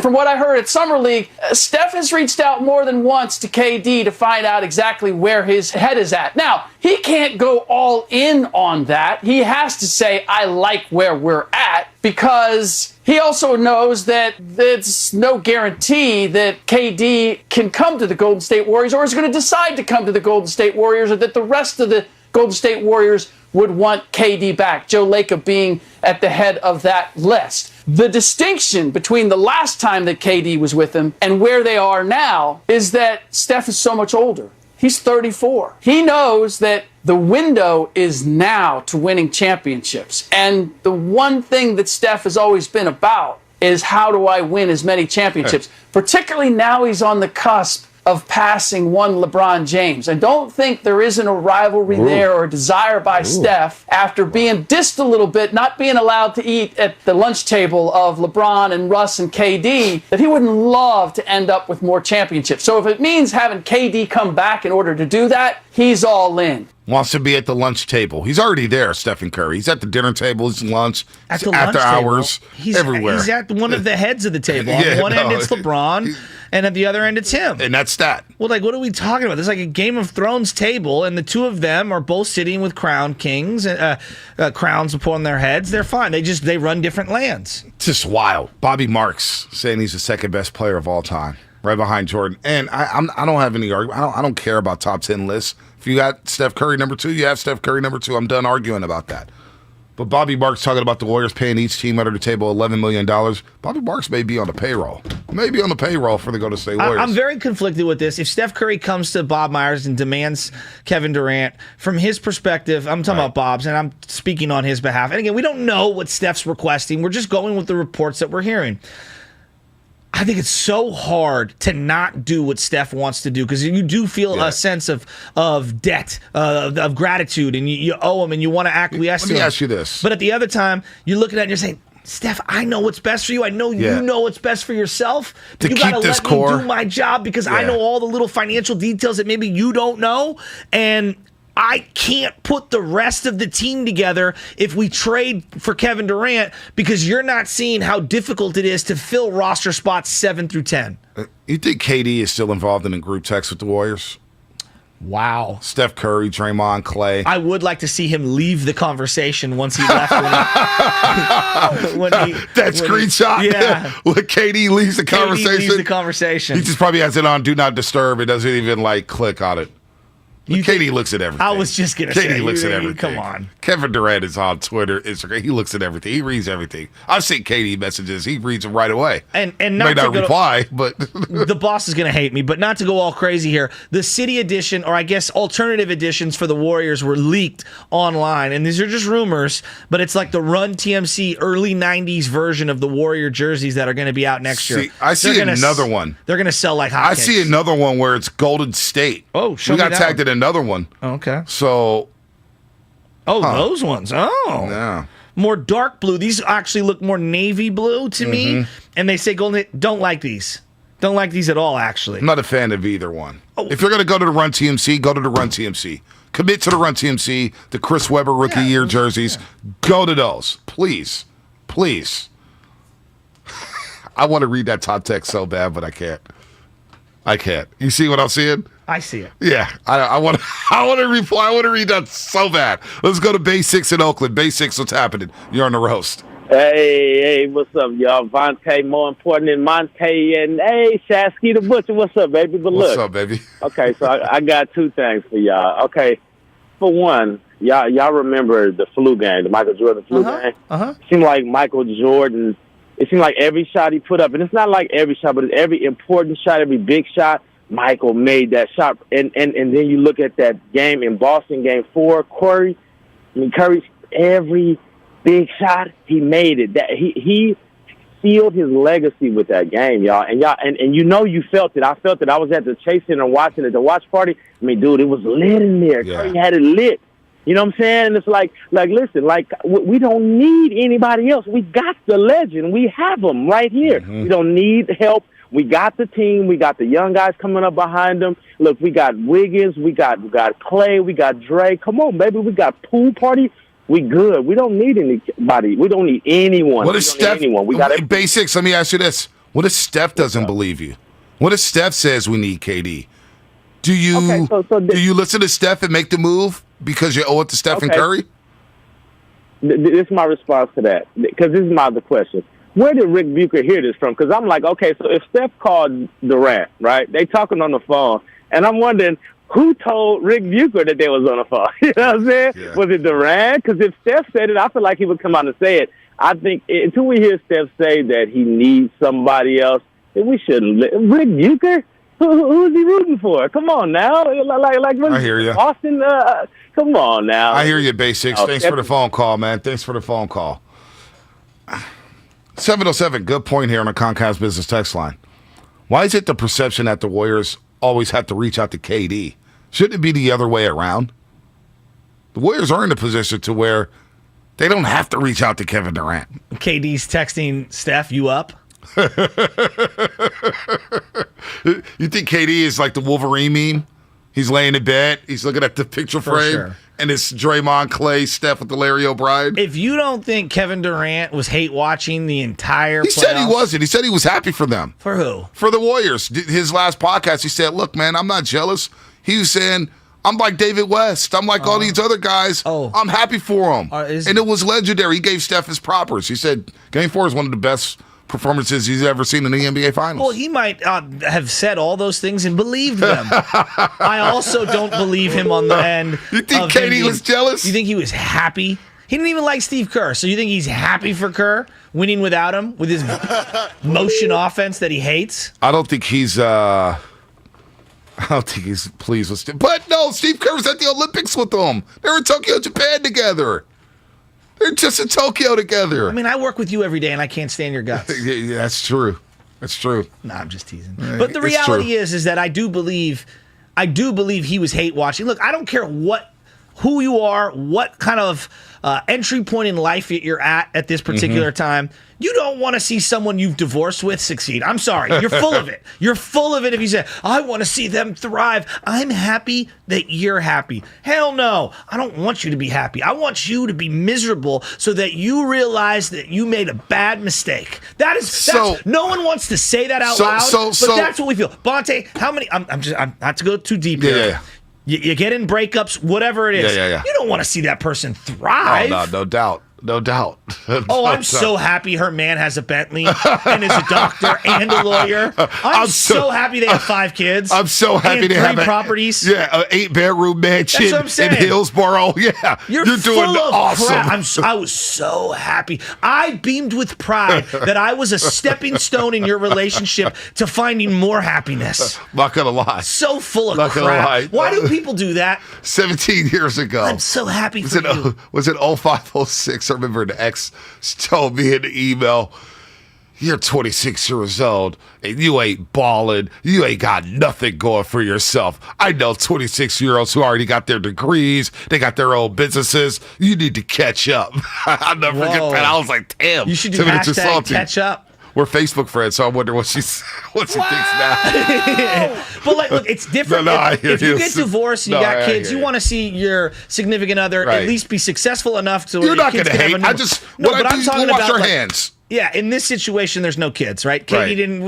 They had championships, but they didn't have kids. They made sweet love, but in this situation, there's no way that Kevin Durant wanted to see them do well. I'm sorry.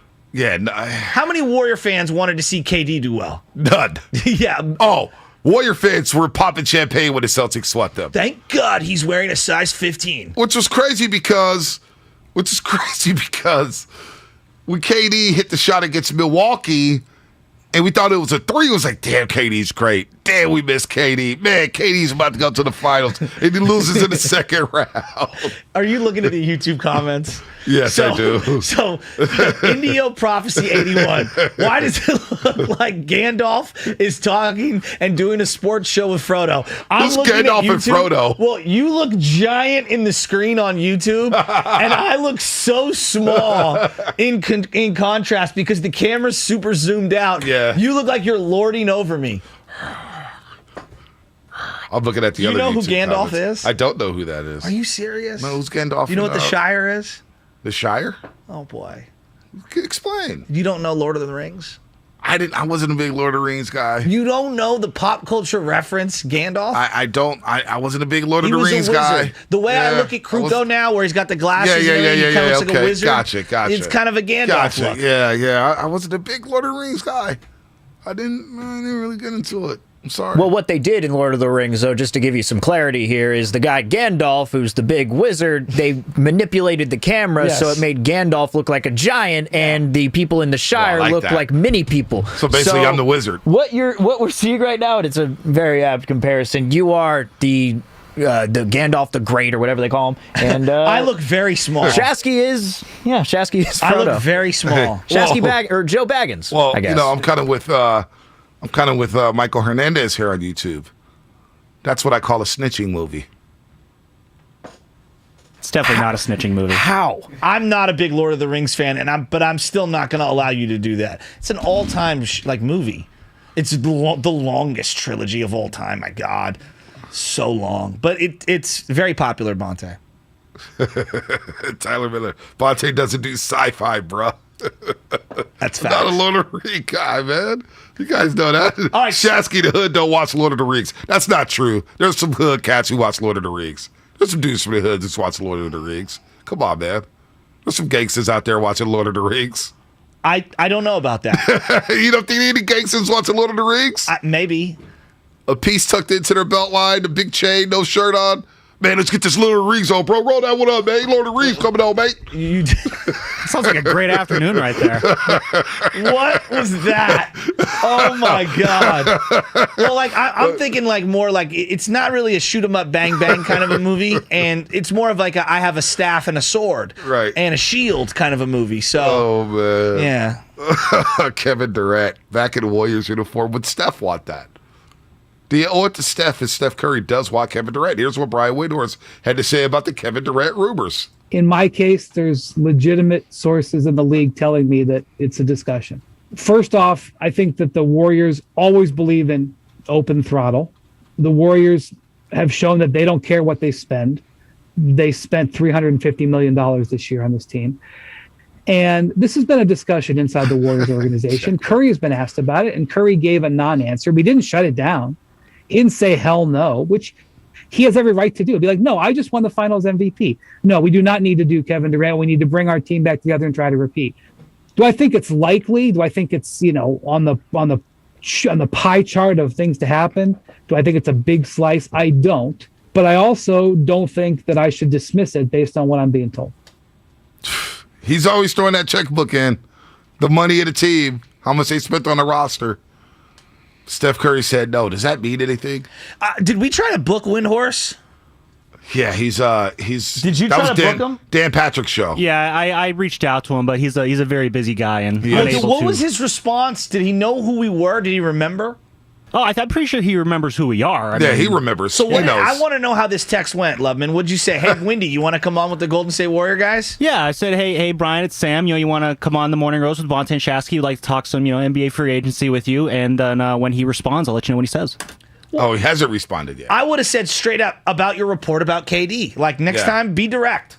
All right, no, I can show you the thread. There's like several texts in a row. He's just not responding. Oh, he's ducking you. These are the guys you talked about the checkbook championship with, Nick Friedell's boys. You got to use Nick Friedell's name into booking Windhorse. Hey, Nick Friedell's good friends on the Morning Roast. Yeah. Joe Shasky, the Butcher. Joe just took him out to lunch when he was recently in town. Right.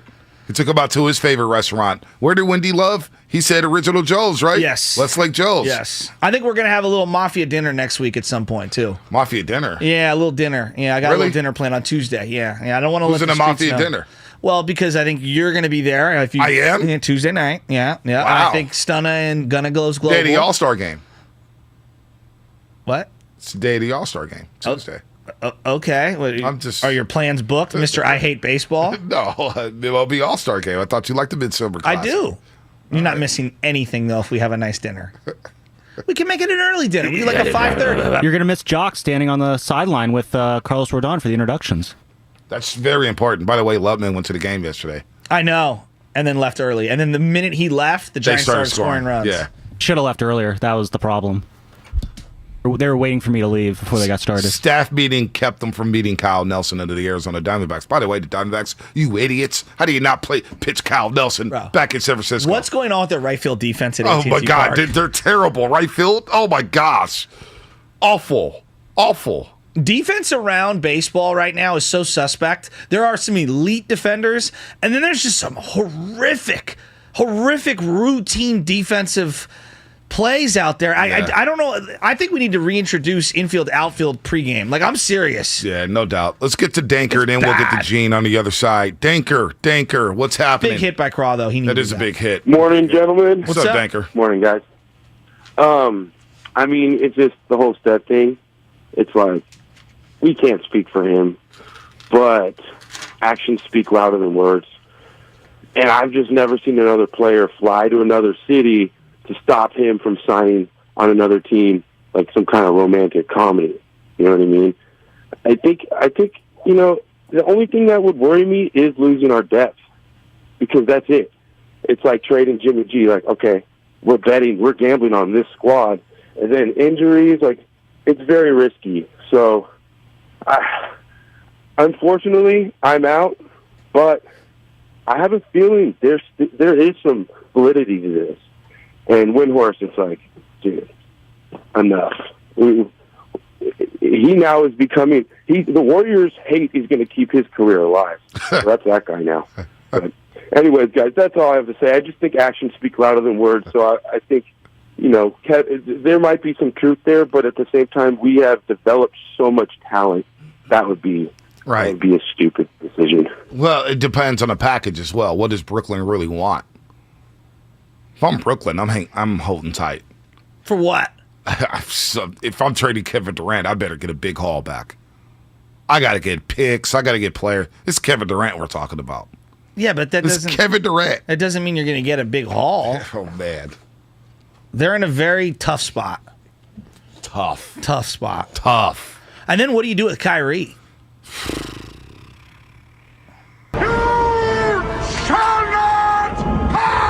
What if I told you LeBron James was going to, just hypothetically, was going to get Kevin Durant? Would that change you? I'm Steph, and I come to you and I go, hey, either LeBron's going to get him or we're going to get him. Well, I'm not worried about LeBron.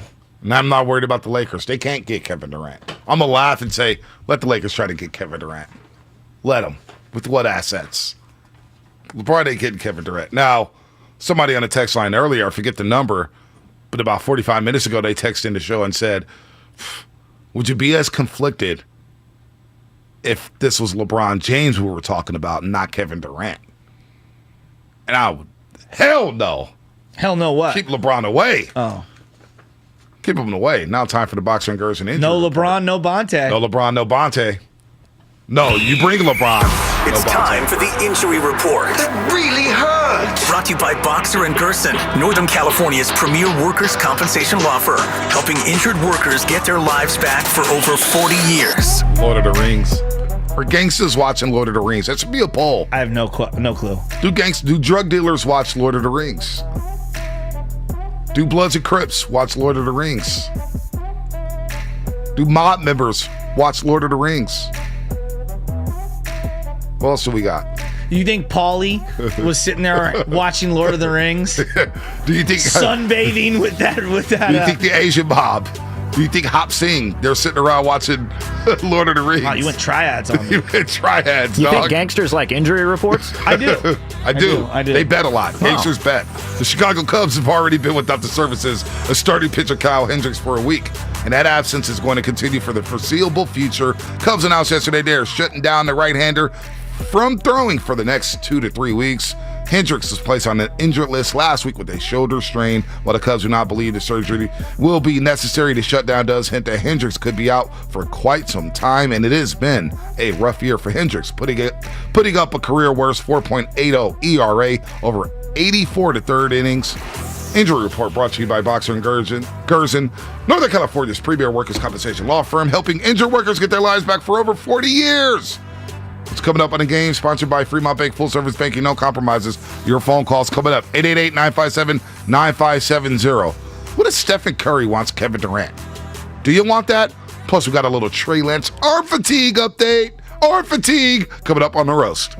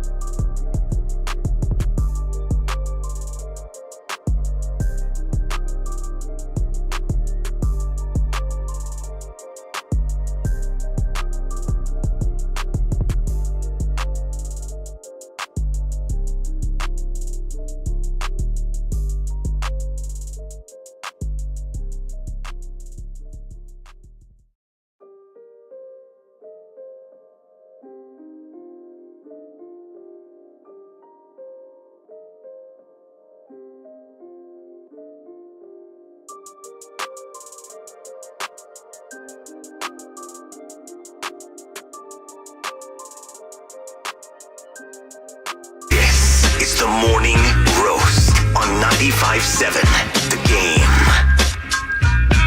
Rumor has it, Deli Boy wants Kevin Durant.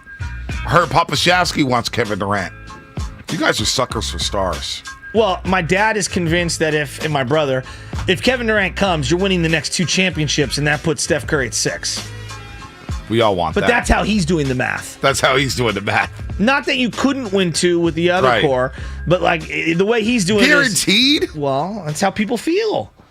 And maybe that's how Steph feels. I don't know. I'm seeing too much Blake Griffin to the Warriors. Blake Griffin is done. He's cooked. Does anyone watch him? Why would you want Blake What do you Griffin? have, one dunk in the last 3 years? He can't. He has no lift. Can't shoot, can't pass. Lift. Blake Griffin's lucky. Well, the Boston Celtics did that. They saw Blake Griffin out there, said barbecue chicken alert. Go right at him. Go right at Blake. Poor guy. This whole barbecue chicken thing, and I know it's about eating. I think it's too slanderous. Barbecue chicken is delicious. We need something that's not as slanderous as barbecue chicken. Not seafood. Barbecue chicken alert. Seafood's not bad. Well, basically, you're like, look, this matchup is so good that it is barbecue. Yeah, I guess you're right. You know? It just feels like it's a derogatory thing, and then now barbecue is getting a derogatory, Since we're here with barbecue. Connotation. I love barbecue. I love barbecue, too. Where are you going? My city. The city of San Francisco. We struggle with barbecue. Agreed. Yeah. Agreed. Where can I get some good barbecue, man? Well, it used to be Baby Blues on Mission was pretty I remember bomb. that. At the we old had brother-in-laws on Divisadero. Yeah, Leon's. They flipped the ownership Yeah, group. now what is it on Divis? It's barbecue, but it's gentrified barbecue. Yeah, it does. Yeah. You may be getting vegan ribs instead of the ribs. Vegan rib. Wow. Yeah, I don't want that. I'm not knocking ribs. I'm not knocking vegans. There's obviously the place in Pacifica. Come on, what's the place in Pacifica that everybody goes to? They had the long line. Gosh darn it, this is gonna bother me. That's pretty good though, right? It is. I haven't had any. Sometimes they run out of stuff. That's the only problem. I haven't had it's really good. Good barbecue in a long time. Like legit. Like heck, the last time I had great barbecue was Chef Aaron. Gorilla Barbecue. Yep. Yeah, that's the one in Pacifica. Yeah, Chef Aaron, East Oakland Smokes. East Oakland Smoke. That's the last time I had great barbecue. Yeah, and his is like infused with, he uses the Mexican culture as well, and it's kind of like fusion food. It was screaming. Absolutely delicious. What's Chef Aaron? Didn't you win a bet against Chef Aaron? No, I actually lost one against him. Yeah. So you have to do I forget what I have to do for him. Chef Aaron, holler at us on IG. Yeah. Holler at us. We need some barbecue, man. And Shasky, he owes you a bet, so... Yeah. I need some good barbecue, man. Keep I'm talking my about San business out Francisco. there. Everybody keeps saying West Oakland. I get it. Oakland, I got no problem with it. Well, isn't that Horns Barbecue, the guy killing it? Yeah, Horns Barbecue is killing it. But is he a pop-up or is he a brick and mortar? Not sure. It's not my lane. Okay. But, yeah, man, I need some good barbecue. Anyway, 888-957-9570. Do the Warriors want to Stephen Curry to trade for Kevin Durant? And does Steph Curry really want that? Does Steph Curry really, really want to be teammates again with Kevin Durant? Kevin Durant. We're going to be talking about, Kevin Durant hasn't been on this team since 2019. And Kevin Durant is still part of this culture. If he came back. Oh, my gosh. Would that be bigger than, if Tom Brady would have signed with the Niners? Because I think that might have been the only thing that's bigger than KD coming back to the Warriors. And in a weird way, Tom Brady coming to the Niners would have been more natural than Kevin Durant coming back. If that even makes any sense of what I'm saying. Because that would be infamous. They talk about LeBron James. He went from being famous to infamous when he went to the Heat, and then even more famous when he went back to Cleveland. And then he goes to the Lakers, and, his level of fame is through the roof. In the words of Coward, now he's in the mogul stage. Would it be bigger for Kevin Durant to come here now than it was in 2016? It may be big if he was to be traded here after the Warriors won another championship. I think it would make a lot of people lose their mind around the country. I'm not sure what the reaction. I really don't know what the reaction would be. I'm nervous about the reaction to that. You imagine the first soundbite from Nick Wright. And then Draymond having KD on the his podcast. Dude, that's all I keep thinking about. KD billboards all around the city of San Francisco coming to Chase Center. The hard hat photos that he had when he was touring Chase Center, the shovel in his head. The only way that the Draymond KD relationship could get any weirder is if they got traded for each other. Forget them playing together again, because they played USA team after it together. But like, imagine him being traded for him. That would be wild. I'm not advocating that. I'm just saying. You imagine that press conference when he came back in the Bay Area media? People going crazy. It would be insane. Who gets the first question? Oh. Plus 200 on Anthony Slater. Kawakami would be up the minute he walked into the building. The minute Tim Kawakami walked into Chase Center, his hand would be raised. Oh, we're going. Who are you? What? If Kevin Durant was traded to the Golden State Warriors, I'd be here decked out. Talking to Bob Myers in the back like we did last time? Oh, like some making gangsters. A bunch of noise? Dude, make like some gay. What's up, Bob? People were so mad at us. We came walking in and we were in the little, what is that press room called? It's the it is the, because I want to give it its Bill King press room. Thank you. I wanted to give it its proper name. And we walked in and then Bob beeline for us, and then we just talked in the back and we were way too loud. We thought we were whispering, but we were not. Bro, we would be at that presser. Yeah. We was. It's appropriate. No, that was. It was more of a water faucet turn on. Yeah. No, and look, Joe Lacob. I tried to get his shit. Hey, what's up, Joe? He just kind of turned his head, just like, bro, I don't know you. Now you do. No, he does. I still don't think he does. Well, I know I tried to do it. I did watch it back, the post game show from Game 6. Oh, you did? And I did kind of play Anthony Slater where Bullet went up to Joe Lacob, shook his head. Then I saw myself do it. I was like, man, who the hell do I think I am? Who the hell do I think I am? And Joe Lacob like had a smirk like, we got that title. But do you imagine that presser? We walk into that building. You got Whitley Sandrino there. You got all the big shots there. You got NBA TV. You have ESPN. That presser would be insane. You got to bring Friedel back for that, right? All the heavy hitters. All the heavy hitters. Dave McMenamin getting reassigned. Ethan Sheeran. Dave McMenamin on the way. Chris Haynes at every single Warriors game now. Did you see Chris Haynes? My favorite part of the other day during Summer League, Chris Haynes was going to do like a hit from the sideline, and for whatever reason, he was in the wrong spot, so the camera couldn't find him. So he just moved and got right behind JJ Redick and whoever was doing the game with him, and just started talking behind. It was hilarious. It reminded me of something I would do. I like Chris Haynes. Oh, dude, you do have Seth Curry. What has Seth Curry said about this? I forgot Seth Curry was with the Brooklyn Nets. If Seth Curry doesn't get hurt, I think they might have been playing longer. I'm just imagining that presser. Like, it would be Steiny Guru, Raymond Ritter. Guys, if you have a question, please raise 2 hands up, please. We can't see everybody. They got 2 mics circulating. Oh, man. I'm not excited about Kevin Durant. I don't want Kevin Durant. But what does Steph Curry want?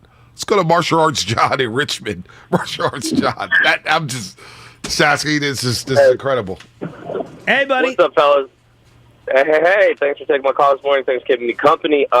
Real quick, couple barbecue spots. Yeah. I know I'm an East Bay guy. I know you guys are both SF natives, or as Bonte likes to say, San Fran. Come out to Richmond. There's a spot called Black Star Pirate Barbecue, and it's actually on the water with a bunch of rusted boats and stuff. Really? It's insanely hidden. And Okay. It's really, really cool. And then if you go out to Oakland, there's a spot called Hot Dog Co. You got to follow him on Instagram, and he serves you over a fence out in the deep east of Oakland, but it's one of the best barbecues. I like that. Hot Dog Co. Good call. Good call. Great troll, too. Great troll. Like that? You like that? I did. You're wearing the WNBA hoodie right now, and did you see the trophy that they gave? Oh, Kelsey Plum. For winning the MVP of the All-Star game? Met Kelsey Pac-12 Media Day. There used to be she played for the University of Washington. She's a baller. You ever bought any trophies? No, but that trophy that she had looked like a little teapot. There was a little place on Ocean and San Jose, okay? It was right next to a club. I remember that. Yeah. And they used to be able to buy trophies and awards and things like that. And so when we were running one of these softball leagues, we went and we would get this big trophy. Right. And they're like $30. And this is, obviously, I don't have the buying power that the WNBA or the NBA has. That trophy was so sad. It looked so tiny. It was pathetic. It was pathetic. Like, who thought that was going to be a good look? It was pathetic. And I'm not one to be easily outraged by stuff that happens in society. Like, most things I yawn at. But, like, that was like, what are we doing here? Yeah, no, that was... Can somebody That was read the embarrassing. room? That was embarrassing. That was legit embarrassing for the WNBA. It was sad to see that trophy. They got to do something about that. And it's a partner with the NBA. How could somebody approve that and say, yeah, this is a MVP trophy we're going to give out for the WNBA players? That was sad. It had Bad News Bears vibes all over it when they come out and there's like a 7-foot trophy for the winners. She didn't look happy. I mean, and they hand a little tiny half water bottle to the other team. Kelsey was smiling only because she had to, but she probably was so thinking goofy. like, what the hell is this? It was like a mini. What is this? I don't know, but you could buy one from Amazon for $40. That's like 5 times the size. Yeah, no doubt. That was just sad. That was sad. That was sad. By the way, the YouTube chat is off the rails right now. I'm not even going to read The YouTube chat might be more lit than the actual station at times. That's why you have to subscribe to 95.7 The Game's YouTube channel. They're lit. They're lit. Subscribe, like us, love us, all that good stuff. Trey Lance, I want to get into this in just a second here. Let's get to Gene in Oakland first before we segue to Trey Lance. What's up, Gene? What's happening? Hey, guys. First of all, yeah, there was a lot of drama back when KD was with us. And, the care and feeding of KD is a full-time job and all, but he did win us 2 championships and would have won us a 3rd, if he hadn't gotten hurt. So, look, I called in last week. I said, my preference was and still is keep those 5, the core 5 together, including Wiggins and Poole. But I'm convinced more than ever that that's not going to happen. That, Lakers has made it clear he's not going to spend $450 to $500 million to keep both of them, to extend both. So one of them is going to be gone, most likely Wiggins, because he's going to cost an awful lot now, especially with guys getting $60 million a year. I mean, what's that going to be next year? I suspect he's going to just keep these guys on. They got one more year, each one of them, and hopefully get another championship out of them. And then after that, one or both of them is gone, and, we're starting over again. Or not starting over, but we're probably not going to win any more for a while.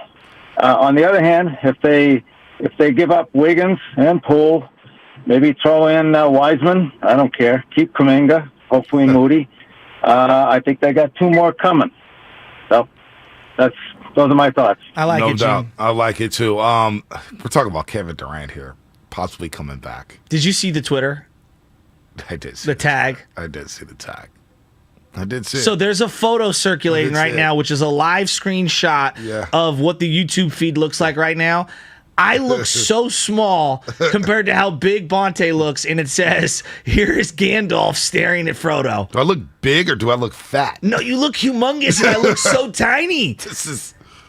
It looks like you're a CGI character that I'm fighting in a Game of Thrones world. I look so tiny. What is going on? Why is the screen so disproportionate? So if you want the answer, the reason I do this, Shasky, is because sometimes when you really get passionate about what you're talking about, you like to stand up a little bit. So I like to give you a little bit of headroom, so we can kind of take into account that your various animated motions. So this is pre-planning out on my end here. I look so small. It's a good point by Lubman, though. You do stand up a lot. Sam Lubman, man. Boy, I gotta say, our producer Sam Lubman, we're talking about Kevin Durant and the Windhorse reports, and I'm going to play this Trey Lance clip in a second because I do want to talk football before we get to Brian Anderson. Lubman's shirt game in the last couple of weeks. Very impressed. He has like this Wheaties t-shirt on, Breakfast of Champions with generic baseball player. Yesterday he had a fresh polo. The other day he had a good t-shirt. I'm like, man, Sam, shirt game, not bad. Not bad. Shoe game needs work. But shirt game, pretty good.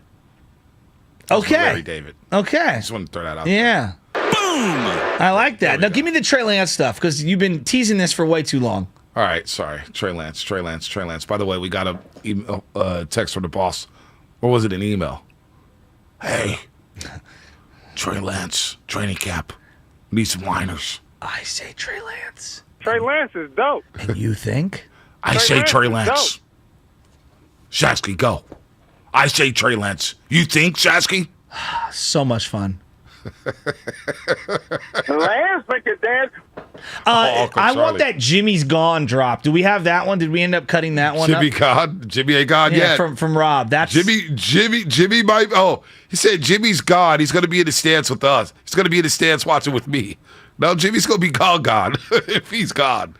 What if he has a house out here?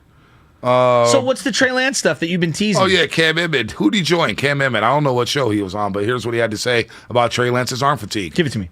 Everything we saw during the off-season program, he looked great, no problem with arm strength. And I thought it was telling yesterday when Brandon Ayuk posted a social media video of him catching passes from Trey Lance down in Southern California, saying they shut it off after 3 because of arm fatigue. And he was joking about it, and all the responses from the 49er teammates were telling him that they were laughing because I don't think they think it's a big deal. But it could be a big deal if 2 weeks into camp there's a sign of it. And it brings me back to 2016 when Colin Kaepernick had arm fatigue. I know the last time we heard the term tired arm.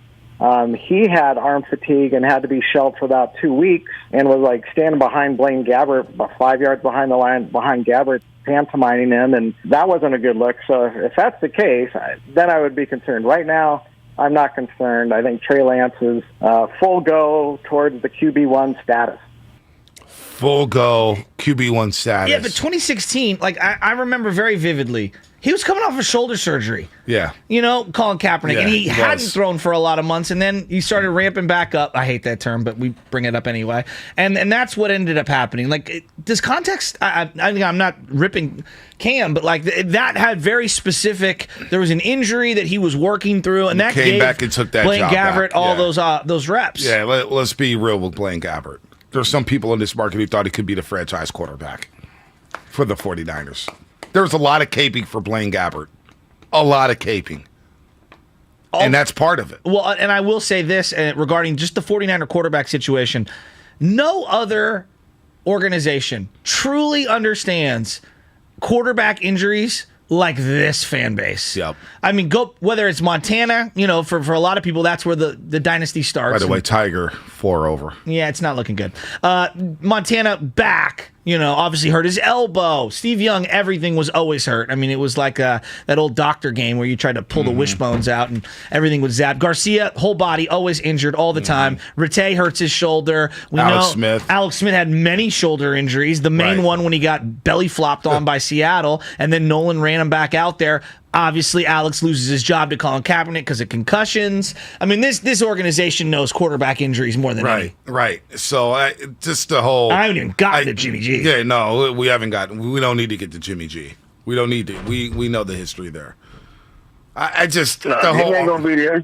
This is Trey Lance's team again. I'm so excited for Trey and the whole arm fatigue thing and the Kaepernick stuff. We know what happened with Kaepernick. Who's blackballed out of the league? A lot of people brainwashed him.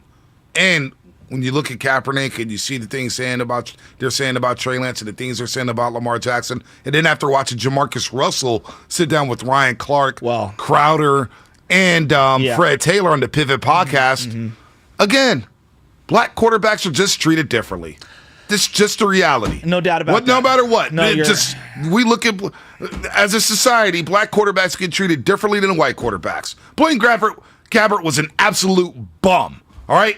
He was a bum as a quarterback. Probably a nice dude, but was not, come on, he can run a little bit. Great. The way Blaine Gabbert was hyped up around here was unbelievable. It was unreal. And then it's like, wait a minute, Kaepernick can be a quarter. I remember I asked somebody, I said, if you walked on a football field and you had to pick Kaepernick or Gabbert, and this is 2016, this is 2017, you walk on a football field, you have Kaepernick and Blaine Gabbert, you have to win one game, who are you taking? Well, I'm taking Kaepernick. Well, that would be the right answer. I mean, yeah. But I was told, it was funny because this person came, well, it's not just about that, it's about the meeting room, it's about the film, it's about this, it's about that. Who's going to win you a football game? Kaepernick would. Yeah. Blaine Gabbert's not. So, and that's where we're getting at with, it feels like this with Trey Lance, where Trey Lance has just been a winner his entire career.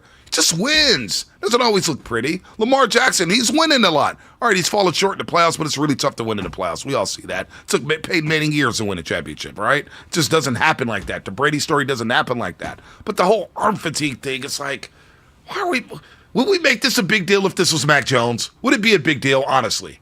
I don't know, but Mac Jones has completely transformed his body, and good for him. He looks great. And I mean, I think Mac Jones has a noodle arm. Like, if you're just asking me, that's what I think. I don't think he has the greatest arm, but his game isn't predicated on having the strongest arm.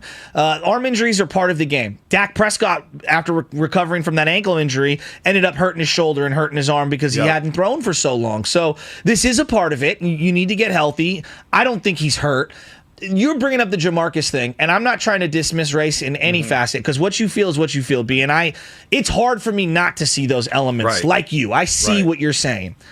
I was thinking about the emotional maturity from Trey Lance contrasted to where Jamarcus was at this point in his life. Jamarcus was talking about where he came from and the environment and how all the people around him were passing away, and he didn't have an infrastructure within the organization, which I found to be the most telling. And it reminded me a lot of Alex Smith in terms of, the team letting him down. And I look at what Trey Lance has and I say, God, I think our awareness as a NFL culture is so much better now that, hey, if I'm going to draft you in the first round, I better surround you with all this talent. I better give you the infrastructure of learning. How many times in that interview did Jamarcus say, I'm looking to my coach for help. I need help. I need help. And I think the one thing that I'm really, really looking forward to watching in person is the help that Shanahan and his staff is giving to Trey Lance in real time on the field. I know they're doing it in the film room. I know they're doing it away from the facility. I'm sure that they have a great relationship like they've been talking about, but I just want to see it as somebody who's really invested emotionally into the team. I want to see what that dynamic looks like, because when I look at Andy Reid and Patrick Mahomes, that's the synergy I'm looking for every quarterback coach combination. Brady McDaniels. In lockstep. Peyton Manning. In lockstep. Tom Moore. In lockstep. Andrew Luck and Arians for a while. Why do you think Arians is gone? Yeah. Because him and Brady couldn't get on the same page. We'll see about Kyler and Kingsbury. Exactly. But we see Stafford and McVay. The great call. You know what I'm saying? Goff and McVay. How about when Jamarcus referenced Matt Stafford in the interview yesterday, where he was like, everybody gave Matt Stafford a million chances, and he had a Hall of Fame wide receiver in Calvin Johnson. I was throwing a Lewis Murphy. He threw Lewis Murphy under the bus, but those are facts. Lewis Murphy is the guy who caught Jerry Porter was one that he also threw under the bus. He's like 84 couldn't catch a reverse. How are you going to throw it 90 yards downfield to think you can catch it? But he's right. If you can't catch a pass in practice, how are we going to catch passes in the game? How are you going to just all of a sudden turn it on in the game if you can't even do the things right in practice? But I was told practice doesn't matter last year. Yeah, when I watched practice. Yeah, I know. I know where we stand with that. No sport practices more than football and plays less. You practice 10 times more than you play, maybe more. All the other sports are the other way around. I loved when Jamarcus Russell brought up Sam Bradford. Sam Bradford is a ski mask Hall of Famer. Oh, dude, that guy could stay on the field. But he got chance after chance after chance after chance. The ball. He's a great thrower of the football. What's coming up on a game brought to you by BioNTech and Pfizer. Charging a cell phone can be like getting a booster shot. A booster is given to enhance or restore protection after a primary series vaccination, which wanes over time. Schedule an appointment when you are eligible. What's coming up on the game? Brian Anderson, BA. Talk a little Brewers, Giants. Talk a little basketball. Kevin Durant. That's coming up. BA on the roast. Football season's coming up fast. Debo with the catch and trying to turn on the Jets. He'll take it all the way for the touchdown. All on his own. Looks like a running back. I'm telling you what.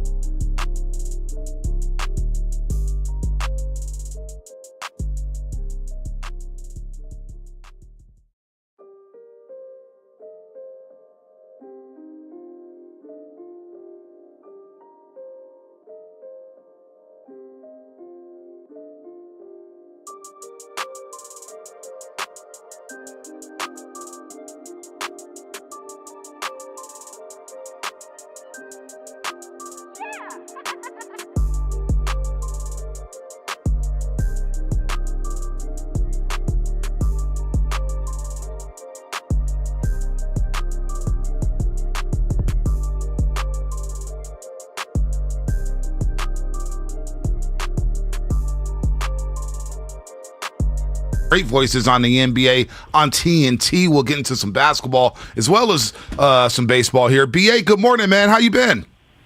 I'm doing great. Good to be back in San Francisco, man. I always enjoy time here, and I get to come here a lot, of course, with the Warriors. So this is my second baseball trip out here, first with TBS and now the Brew Crew. What is your go-to activity when you touch down in San Francisco? What is the thing you have to do? Getting a Patagonia vest because you clearly didn't realize how cold it was? Well, it's in Milwaukee. Oh, man, I'm from Wisconsin. Come on now. We're all dialed up. We don't need any clothing. You know, we got plenty of clothing.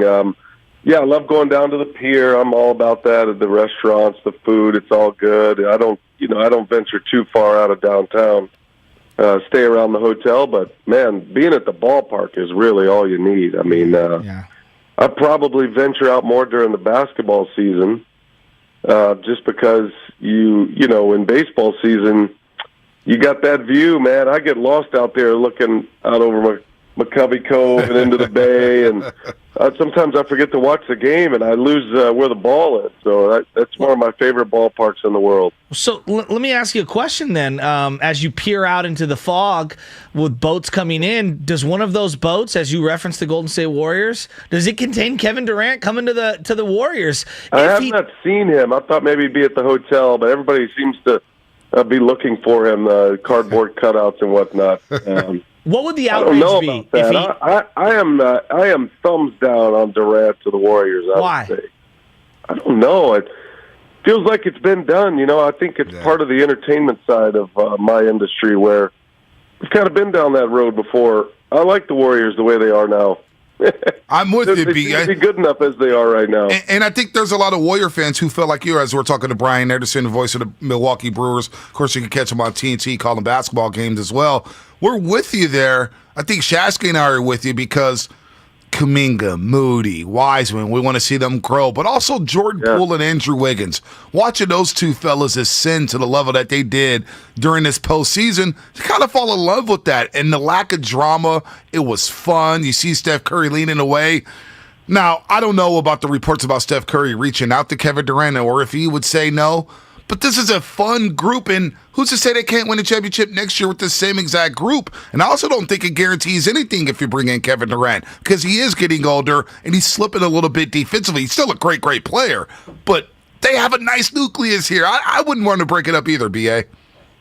Kevin Durant's like, in baseball terms, it's like a historically good closer. You're stuck with him, and that could be a good thing. He could be great. He is great. But, Durant is on the back half of his career, and you don't know. You don't know where the next injury is. So, for me, I love the way the Warriors put this thing together this year. It's a real team, a bunch of grinders, and they're superstars now, Clay and Stephen. And they are stars. I mean, they are. They're the brightest lights in the game, but they weren't always that way. That's what I love about those guys. Draymond's the same way. I covered Draymond a ton in college, and nobody expected him to be this kind of player in the NBA. So, these are not like the guys that you knew. They're not like LeBron was, where he was the anointed one. So even though they are superstars now, even their beginnings were as the overachievers, the underdogs. So I love that they're at the front now. Steve Kerr's a perfect example of that himself. I mean, the guy's got 9 rings, and I just love the way they put the team together and the way they built, the way they developed. Bob Myers does a great job. They have vision for their players, and every player pretty much gets better when they play for the Warriors. And I worked for the Spurs for years. For 14 years, I was with the Spurs organization.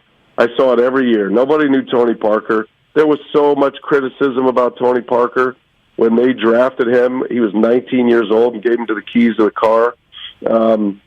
Nobody knew Manu Ginobili. They couldn't even say his name right. And they became stars, and their numbers are going to hang, and they're going to have statues out there. And so I love that whole philosophy. So that's where I enjoy the game, and I enjoy covering those kind of teams that are real teams, that are put together and the pieces fit. And, of course, you got 2 Milwaukee guys on on the Warriors too, and Looney and Poole. So we love those guys as well. I love it. We're talking to Brian Anderson here. He's in town for the Brewers and Giants. They got a little series going on at Oracle Park. I'm looking at your Brewer team, and I feel like I thought they could meet in the playoffs, the Giants and the Brewers last year. And I just was, kind of looking at the roster, and everybody knows a couple guys on your team. And I want to start with Christian Yelich. This is a guy everyone in baseball was salivating over just a couple of years ago. 300 hitter. He hits for a lot of doubles. He's extremely athletic. He seems to be very lovable and likable. What's happened the last couple of years? Why is there such a drop-off in his power numbers, but also just the batting average in general?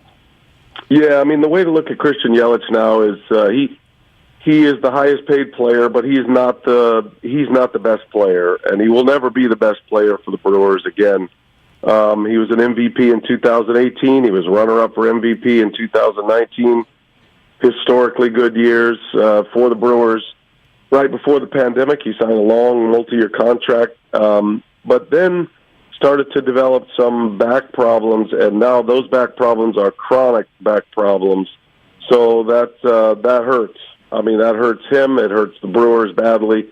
Brewers aren't a franchise like the Giants, who have plenty of payroll and plenty of spending power. They don't have the option to go cover that. So Christian, at this point, is a guy who gets through it. He's gonna have to get through it. He's got a 9-year deal. He's got 7 years left on that deal. Actually, 8 if he wants. Wow. But he's a good player. I don't want to say he's a leadoff hitter now, and he's a good player and very fast, and he can go get him in the outfield. He can't throw anymore, really, but he's a good player. Gets on base, leads the team, and walks and runs and hits, and so he gets his singles. But he's not a star high WAR player. He's not that anymore. So I try to tell people, don't.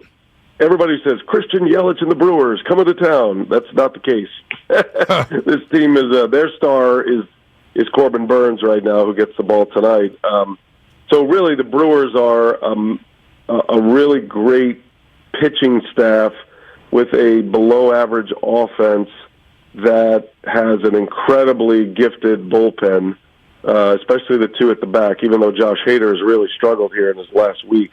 Devin Williams. Devin Williams and Hader are the two great finishers in the game, and then you add Brad Boxberger, who's been great in the seventh. So really, getting a lead after 6 innings is pretty much a win for the Brewers. So it forces you into a very short game, which the Brewers can win that way, and that's why they have won, and they lead the division. You're catching them at the right time. I mean, the Brewers they're banged up like crazy. They've got so many injuries.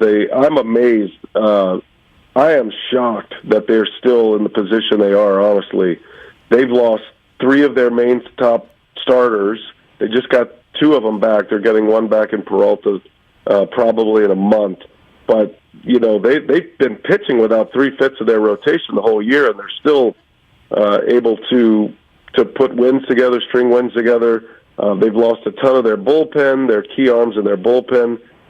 Their 4 main guys offensively have only been together for 4 games, and they're 4-0 in those games. So they lost their shortstop, they lost their right fielder. I could go on, and everybody's dealing with injuries. But man, they have been for a small market team.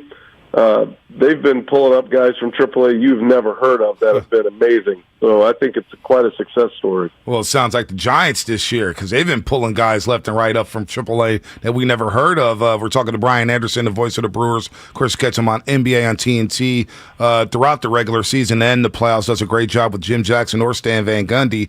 You brought up Josh Hader giving up 4 runs in 4 of his last 5 outings. But when you look at the Giants and from afar, they're 45-42. They just scraped out a series win against the Diamondbacks yesterday.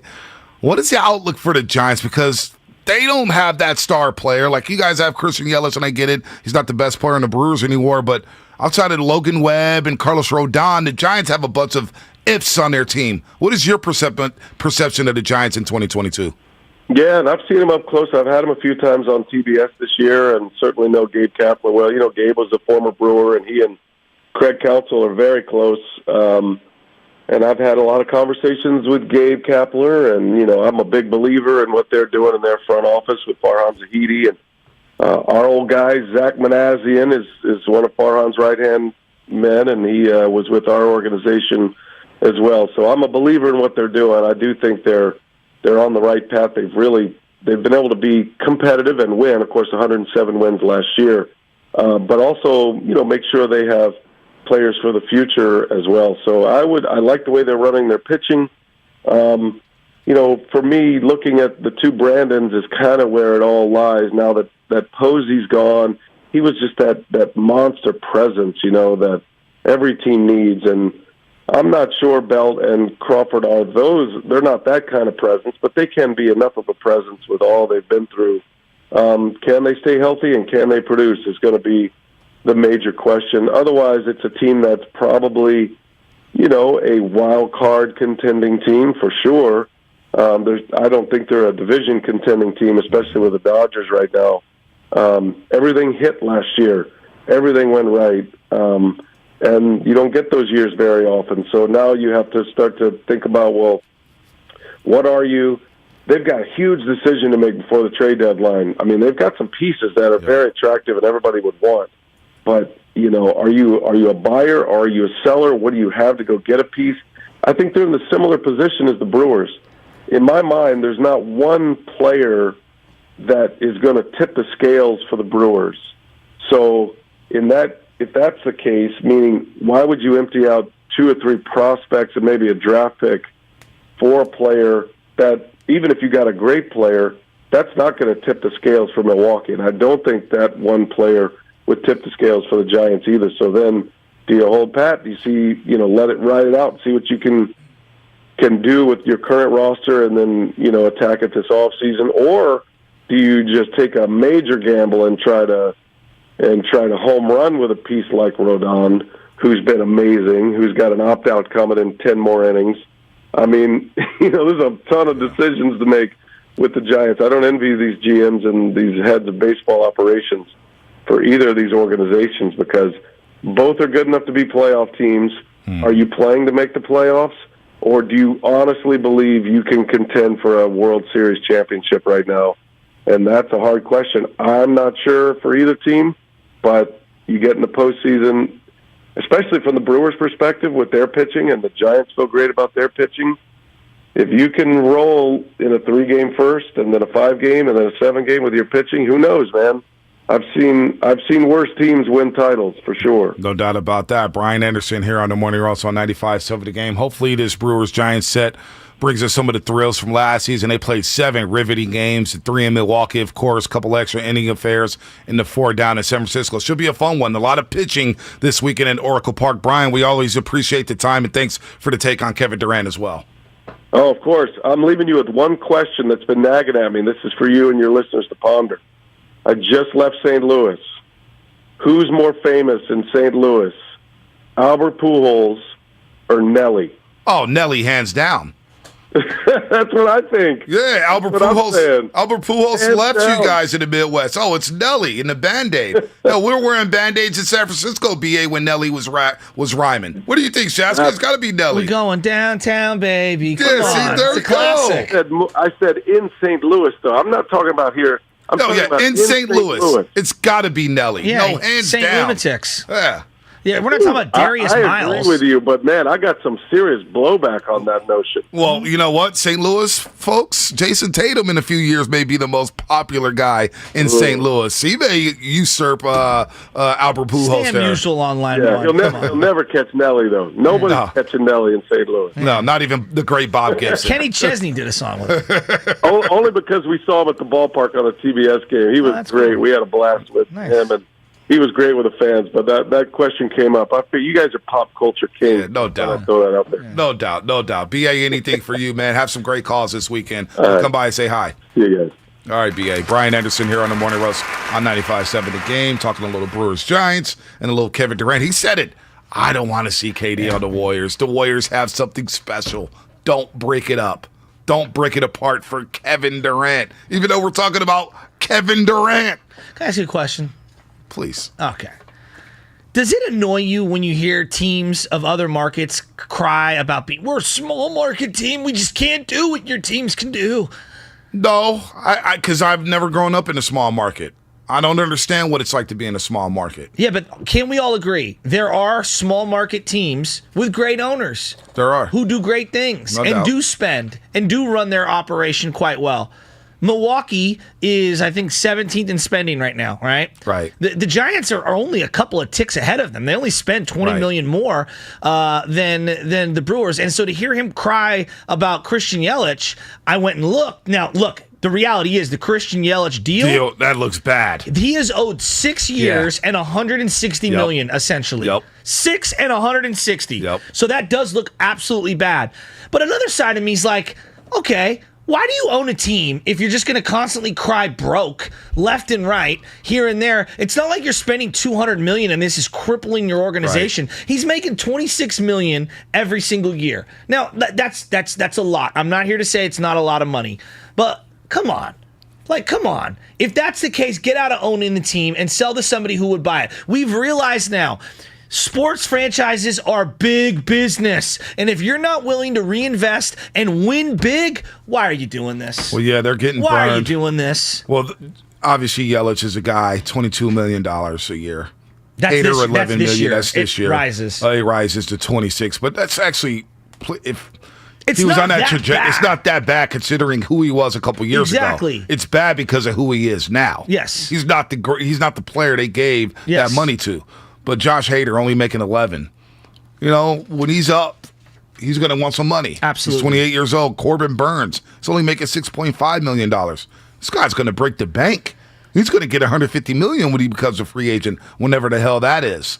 So, but I don't, small market teams, it's different in Milwaukee. Are you going to get fans to come to the game? It is a Green Bay Packers market. Everyone's having trouble getting fans to the game. But I'm saying even before though, they have the stadium. But then even when they play the Cubs, right, the Brewers, Cubs fans take it over 90 minutes away. Or the Brewers, there's probably more Cub fans in Milwaukee than there are Brewer fans. And then when you think about the revenue that you're drawing from in Wisconsin, they make a mistake. It's tough for an organization to overcome that. Hell, it's tough for the Giants to overcome mistakes. I would agree with you on that one. It's one of my new bugaboos. I don't want to hear from these. The money thrown at these teams is ridiculous. Tepper, what did he buy the Carolina Panthers for? $5 billion? $4 billion?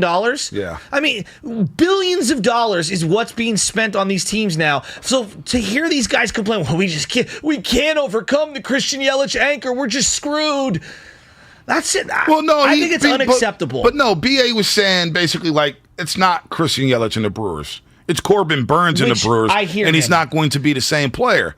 But that contract's going to be tough for us to navigate around because now when we spend, it's like, man, if we spend this, we make another mistake. Now we have two giant-sized mistakes. But he's still playing. He's batting .250. He has 9 home runs. Klay Thompson didn't play for 2 years, and they paid him more than what they were paying in a salary cap league. And they were paying tax. So, I don't know. I just, at some level, I'm starting. One of my new bugaboos is hearing about owners in sports crying about how much money they have to pay when they're receiving welfare checks, too. If you're below the Mendoza line, you're receiving welfare checks from these other luxury tax teams. They are. It's just. But how about if you're Tampa Bay, though? Is so big. But if you're Tampa Bay, though? Tampa Bay has competed. They've competed, but look at their stadium. They get no fans. They should be. So how can they spend a lot of money? No, I'm with you there. And they gave Wander Franco the big contract. He's hurt. Well, he's been slumping. Really good for them. Too. Yeah, as a rookie. Yes, he's been really good for them. But they're Tampa Bay, and they have to utilize the salary cap the way they do. They have to kind of run their scheme. Looking for a new stadium, and they they're haven't trying to gotten leverage. it. I know they're trying to leverage new cities. They want to go to Montreal. They want to go here. They want to go there. But that's a small market team in Tampa Bay, and I'm thinking to myself, I'm not going to bash them for not wanting to spend. Look at the situation. But what I'm saying to you is there are billionaires lining up who are dying to get in the game of egomaniac sports, and they will spend whatever it takes. Not in baseball. I'm at the point now. Not in baseball. That's why we just had a lockout. But MLS teams are going for a lot. We're just arguing. We just had a lockout. No, we just had a damn lockout in baseball. And what I'm saying to you, no, I'm not dismissing that. There are owners. Look, the Oakland A's are doing this in our own local market where they're just suppressing their salary and everything. What I'm saying is, as fans of the sport, we should be saying that's unacceptable. Because I'm looking at the NFL. But Chesky, you were pro owner during the lockout. You can't say that right now. On certain you things. were pro owner during the lockout about spending and the way. And I was saying, No. I don't care. I was taking your stance with what that. I said specifically was the thing that I wanted to see completely overhauled was people hitting free agency sooner. That was the number one. That's why I wanted the lockout. And it didn't happen. You still get 3 years of arbitration and the 3 years of team control before that, and it's 6 years until you hit free agency. That's too long for me. That's just my. And then you get stuck in a Christian Yelich situation where you got to overpay a guy into their 30s, and now you're hamstrung. So there's a middle ground here, a happy middle ground. I'm just saying I don't have patience anymore in sports when I see what these sports teams are going for on the open market and how so many people want to get in on this. I don't have patience when I hear teams cry about being broke. Small market teams, man, it's different. You can't get that revenue. You think the Kings can compete with the Warriors in terms of revenue? In terms of gaining revenue? Say that again. Can the Kings compete with the Warriors when it comes to gaining revenue? The Kings are the only thing in town in Sacramento, right? And fans stop going. Well, I mean, they've put a bad product out for 20 straight years. And they've alienated their fan base for 20 straight years. For every Joe Lacob, you get a Clay Bennett. Now they built a beautiful stadium, the Kings, and I give them a ton of credit for that. They've tried everything they can. Who knows if this kid that they've drafted, who looks phenomenal, maybe he's going to turn things around for them. Like, yes, you need some luck at some level. I'm not saying you don't. Right. But since when are the Kings spending what the Orioles are on their payroll? In the NBA, you at least have to spend at a certain threshold. The Orioles are a great example. They have the beautiful ballpark at Camden Yards. Well, they allowed the Nationals to move into their market. But the Nationals didn't. Yeah. I don't know if they allowed it, but baseball basically did. punked them Baseball into did. doing it. So they go back to D.C. It cuts their market in half. They're sharing the same television network as the freaking Nationals. And all of a sudden, nobody's going to the yard at Camden Yards. And then they get ripped for not spending money. It's like, well, how can we spend money when nobody's coming to the game? And we can't even compete in our own market. We're now not getting television ratings, and D.C. is. And then if you ask a free agent, well, would you rather go play for the Nationals or the Orioles? 9 times out of 10, I guarantee you that player's going to pick Washington, D.C. over Baltimore or Maryland. Well, they lost a huge – they're a very specific case, and this goes back to the San Francisco Giants thing, where everyone's like, the Giants should just give up San Jose as a territorial rights because 30 years ago, that's what the A's did. It was an incredible gesture by the A's, and it was a horrific business decision. A terrible decision. Because if you ask the Orioles right now, their entire revenue was cut in half or more when the Nationals moved into town. They lost all that TV money and potential TV suitors, and then they lost all that northern D.C. money, and it crushed them. So I can't blame an owner there. But that's if they a want to very be cheap. specific case. It is a right? very specific There's case. a reason that Tampa Bay wants to get out of that market. South Florida baseball, it's proven it's not that successful. It's not going to work. And you're going to see at some point Nashville's going to get a baseball team. I believe Portland will be on deck, or some team Vegas. in the north, and I believe Vegas is going to be involved. And I think that Montreal, Canada's going to get a second crack. See, I don't like the Montreal getting another crack, because what I remember from Montreal as a kid growing up, nobody was going to those games at Olympic Stadium. Well, you know what I'm saying? I can't. And you're going to make dismiss these teams travel all the way up to Montreal to play a 3-game set? Like, imagine that, a trip. You're on a road trip. You're going from Pittsburgh, Philly, New York, and then you got to go all the way up to Montreal. Well, and if half your team isn't vaccinated like the Royals, then no one can make the trip. Right, yeah. So I'm over the Montreal thing. The Expos that's fair. They were fine. You want to find another American city? Okay. There we go. I'm okay with that. There we go. Toronto's good enough. That's we got fine. a Canada team. Yeah. Canada's and they're represented. spending money and they're developing. There you go. Although they just fired their manager. All right, a lot of fun today. Fun Yeah, it show. was. Fun show here on a Thursday, a foggy Thursday. Now it's time for the flex moment of the show, brought to you by Xfinity. I'm asking you. You're a part of the front office. Steph Curry comes to you. I'm telling you, you kind of can't say no to Stephen Curry. You're saying, you really want to do this? That's kind of, I you really want to do this? But then I also feel like, hey, Steph, like, you got to kind of trust us here. Look at the talent we've always surrounded you with throughout your career. Can you trust me a little? I mean, you said something easy for me to say. You said something that I disagree with, too. What's that? Everybody's saying this. You bring in Kevin Durant, you guarantee 4 straight championships. No. I think you make yourself. I think you get yourself closer to a guaranteed championship because of how great he is. I think you're already there. Okay.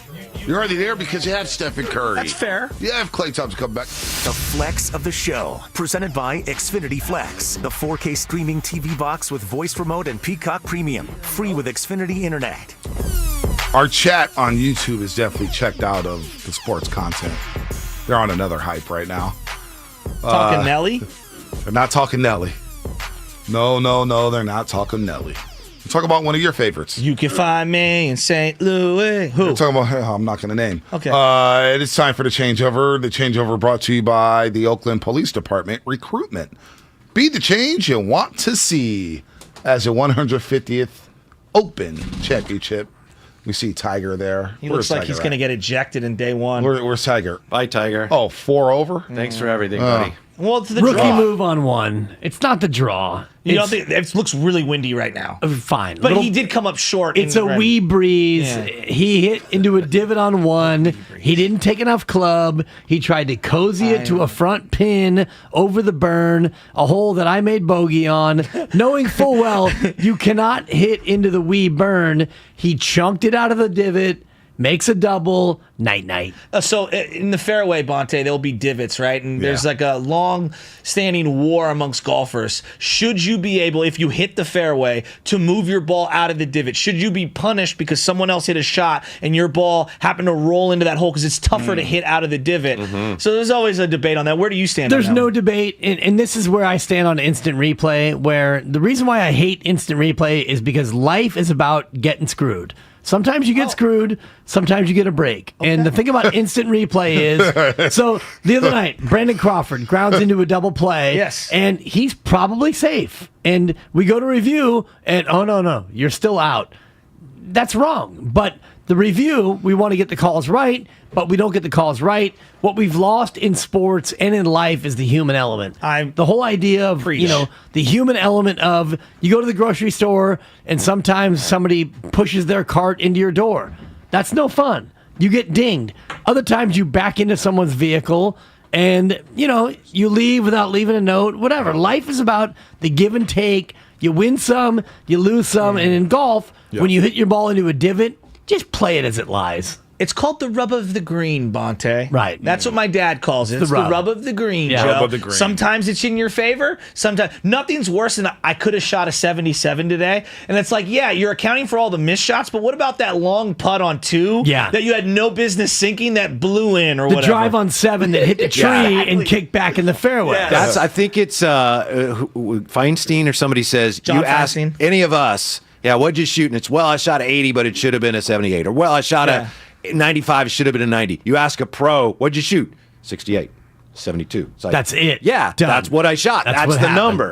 Yeah. Just accept it. Play it as it lies. And that's why I love golf, even though now in golf it's like, can I get a ruling? And oh my God! Where do I drop? Bryson is Mr. Can I get an Pat appeal? Reed. Is Bryson in the Open? What's up with Bryson? Oh, he's there. 3 under. Did you Good hear what round. happened with him? Good no, what happened round. with him? Bridgestone, which is his ball manufacturer, basically ceased ties with him, and I think it's because of their loyalty to Tiger Woods, who's adamantly against the LIV Tour. I thought it was because Bryson DeChambeau was just overrated, and they realized that his not stick is up. overrated. Not overrated. He generates a lot of buzz.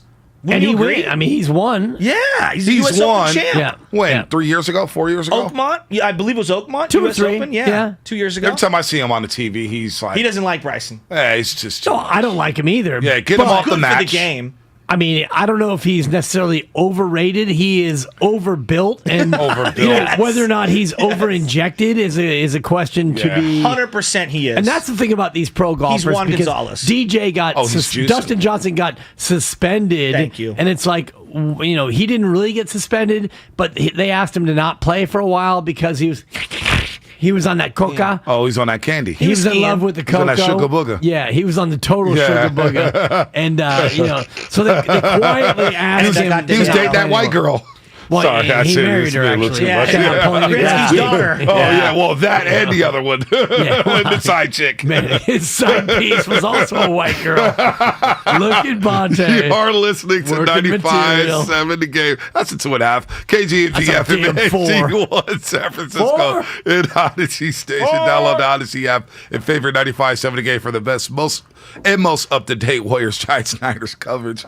YT Gleason in the building for Mark Willard. Yeah. Where do you stand on this golf stuff? Just Doesn't this look like they're at Sharp Park or something? Yeah, Pacific except almost. Yeah. Sharp Park. Well, I'm going to keep my track. Yeah, I'm going to keep my opinions to myself. Sharp Park has giant trees in front of every single tee box, and it's sloped. And I mean, good luck finding a patch of grass out there. That's actually the only time we've played golf together. It was you and me and your father. Yes. And we had a whole crew of guys a out fourth there. to be named later. I joined a Shasky. When was this? Wow. I mean, this is pre-Shasky on the air is what it was. Pre-Butcher 6 Boy. years ago? Yeah. This is a way back Pre-Butcher, one, exactly. Pre-Butcher. Wow. I love Sharp Park, but it is the dog track. It is. I'm with you there. Yeah, If you but it want a does good look links like they could be playing somewhere around here with the weather and everything. The best links experiences: Metro, Monarch, Bodega Bay, Half Moon Bay. Hey, I just gotta say, when Dibs smiles like that, it makes me smile, man. We need more smiling Dibley around here, man. You know what? Smiling Dibley's been back for a long time now, quietly. I've been back for a long time. Angry Dibs has been put way on the shelf. I got a baby coming. You can't be like scowling at your baby. Can't do that. You can swear in front of your baby. You know what I talked him into doing? But it's not working out for me. Ponte, I talked Dibs into letting listeners pick the name of his daughter. How about that? 888-957-9570. Name my daughter. Yeah. Let's go. Damn. Do you guys have names? Oh, yeah. We've got two finalists, two rock solid. Supper Junior. Yes, Supper Junior, exactly. Brunch. One hit. Brunch. That's Brunch good. Dibley. It kind of goes. Well, it's funny because my two sons, who I, of course, love more than anything in this world, Quest and Keon, you can't go Quest, Keon, and Jane. Yeah. Or Quest, Keon, and Susie. Yeah, you need like something K. We gotta stay out. No. We gotta stay out there on the fringe. You can't go like Jane or Mary. Good names, Jenny. Karen. Karen's Jen. out, by the way. Like Voyage. Karen's out. Karen, Karen's out forever. Yeah, I think Karen. You're. When you name Becky's out. Because, sorry, Mom, not that's my mother's name. No, but and I love Becky, and Rebecca's a beautiful name. Sir so makes a many lot wrong with beautiful that. names. Exactly. Oh my God, Becky! Yeah, Look at her butt. I was gonna go too she short. She looks like a porn star. Too but no, boy. Ding ding ding ding ding ding ding ding ding ding ding. How that's not a good idea. Ski now, me now. Yeah, ski now, me now. Wow. I mean, for those of you who remember Jock Pretty, right. 2021. But when you name your first two kids something that's a little bit further out there, I'm just hearing that. You got to stay out there. Yeah, so. I'm with you on that one. I full disclosure, when Jock Pretty was happening, and I was butthurt. You guys were playing Steiny and Guru. I'd wake up from my nap, make sure to go back to Jock And Pretty. you text me. Yeah. Oh, and I text him on the side like, these guys don't know the answers. I'm yelling at the phone. It's like, Dibs don't want to see me, man. Best part about that was when Guru would be about 5 seconds late because of his internet speed. Oh, Guru. It was just the Come best. on, man. That was me. It was Guru. just so good. See, what you don't realize is So that I treat the bit as what it should be, a radio bit. So you string along Goo, you let Steiny go early, and then usually I would give Whitey the sign online, and then the hammer would get dropped. And there was a couple times where I actually tried to kick it. I would tell the guys behind the glass, I'm kicking this one. I'm gonna let one of those two win. Smart. But I couldn't do it. They would muck it up so bad that we would get to double Jock Pretty. It's like I gotta steal this one. How do you know what Steiny's wheelhouse is? Because there are certain categories that are totally his, and it's random because when he gets on a roll, yes, there are certain categories. I'm like, oh, he'll know every one of them. How do you determine these categories when you're putting this together? I try to avoid that. Question. You try to. Because it depends. if a guy needs help, 1970s Yankees and or all Celtics, of a sudden, he nails them. 1980 Celtics, all his. Yeah, exactly. But it's not that heavy-handed. Like you go a little more obscure, and it's like right in his wheelhouse. Yeah, the first day of any season, especially baseball season. Steiny. Goo! Yeah, Steiny. Give that to me one more time. That is so good. That's the classic. first day of any season, especially baseball season. Steiny. Goo! Yeah, Steiny. The genuine sadness. Yeah. And those were the times, right, where Goo would say, I got in first. Yeah. Right? We all heard it. And Goo would be, I got in first. What happened? Goo was so mad at me one game. I won, and Goo was like, well, just because you know everything doesn't make you a great sports talk radio host. Gary Ragnitz wasn't right all the time. I was like, damn, Goo, it's not that serious. Man, that's so good. That's good. So That is good. really good. That is so good, Guru. Oh, but we want to bring it back, like in studio with a sponsor. You guys got to go, yeah. and you're a really good player. I don't know if you ever won, Joe, but you played really well. No, he never won. No, he played really well. Actually, he was part of the game I scored like 40 yeah, plus. because the delay really got to me, and it was hard to like. No, I'm Guru serious. Jr. over here. No, I only did it like twice. I Joe think. Guru Jr. No, the first time was what this really guy bad. was doing was like taking the 6-point categories to 8-point I never categories. played. Yeah, you don't. Yes, you did. Because I remember played twice. The Dibley first put out well. a tweet. Yeah. Dibley put out a tweet with the odds and had Shasky as the favorite, and it here ticked we me go. off. Remember that? And that text, I was like, "You really gonna make this guy the favorite?" Wow. I didn't know you were watching my feed. Oh, I that was watching the closely. feed, dude. That's what we do. I We called watch you Twitter. tier 4 and ticked you off. Hey, we act like we listen to each other. We look at Twitter. No, I'm That's kidding. it. That's guy. Speaking of Twitter, I only listen to you guys in the morning to hear my name. There you go. It's like me in that article that Barrett wrote. I was looking for my name and I never saw it. Mine either, by the way. I know. I noticed that. Mine either. A lot of Hey, slurpage to others. Full disclosure. And a couple of retweets from your boy. Yeah. Hey, full I just want disclosure. to stay humble to the future broadcasters. Hey, Did you submit that photo too? Listen, no, I didn't. They Liar. snatched that photo somewhere. Yeah. I didn't. They asked me for a photo. Off I your still Twitter haven't read the account? article. I still haven't read it yet. Maybe I'll Lie. go home. I swear to God, I haven't read it yet. I haven't read it yet. Well, hard to get through. It's like 35 paragraphs. I saw It's an LinkedIn. homage. I It's saw the Scorsese LinkedIn. Netflix film. I'll watch it in 10 installments. Well, I saw 6-minute read. I was like, yeah, that's 6 minutes too long, buddy. I need these like 50-word blogs that everybody does nowadays. So now you're doing a Fortin I've got 13 seconds. Talk now. Oh, God. Am I wrong on that, Dibs? I've got 13 seconds. I have to 17 leave at days 11. from now, I'll give you 8 seconds of my time. Oh, man. That's too good. Whitey, what you got going on there, man? I don't even know where Sorry, I we go got from bullets there. everywhere. A lot of slurpings with these articles. Making There's a me lot miss of people, Jeopardy. Yeah, Hey, listen, there's a lot of people not happy that once I read this, I'm going to just write down names that I omitted, and I'll bring it to the air tomorrow. It's like, oh, I know I take that person off. I take that person off. I take this person off. Well, But, yeah, that's the way it goes. I mean, I just answered the questions that are asked. 50-paragraph article, it's hard to get anyone in other than your former co-host who got like 20 paragraphs, but that's fine. No comment, man. Enjoyed You didn't have no comment that day. I was a great thrower of football. Enjoyed you guys today, your discussion about, Wiseman especially. I was talking to Joe earlier. Joe was texting me yesterday. I was on with Larry Krueger.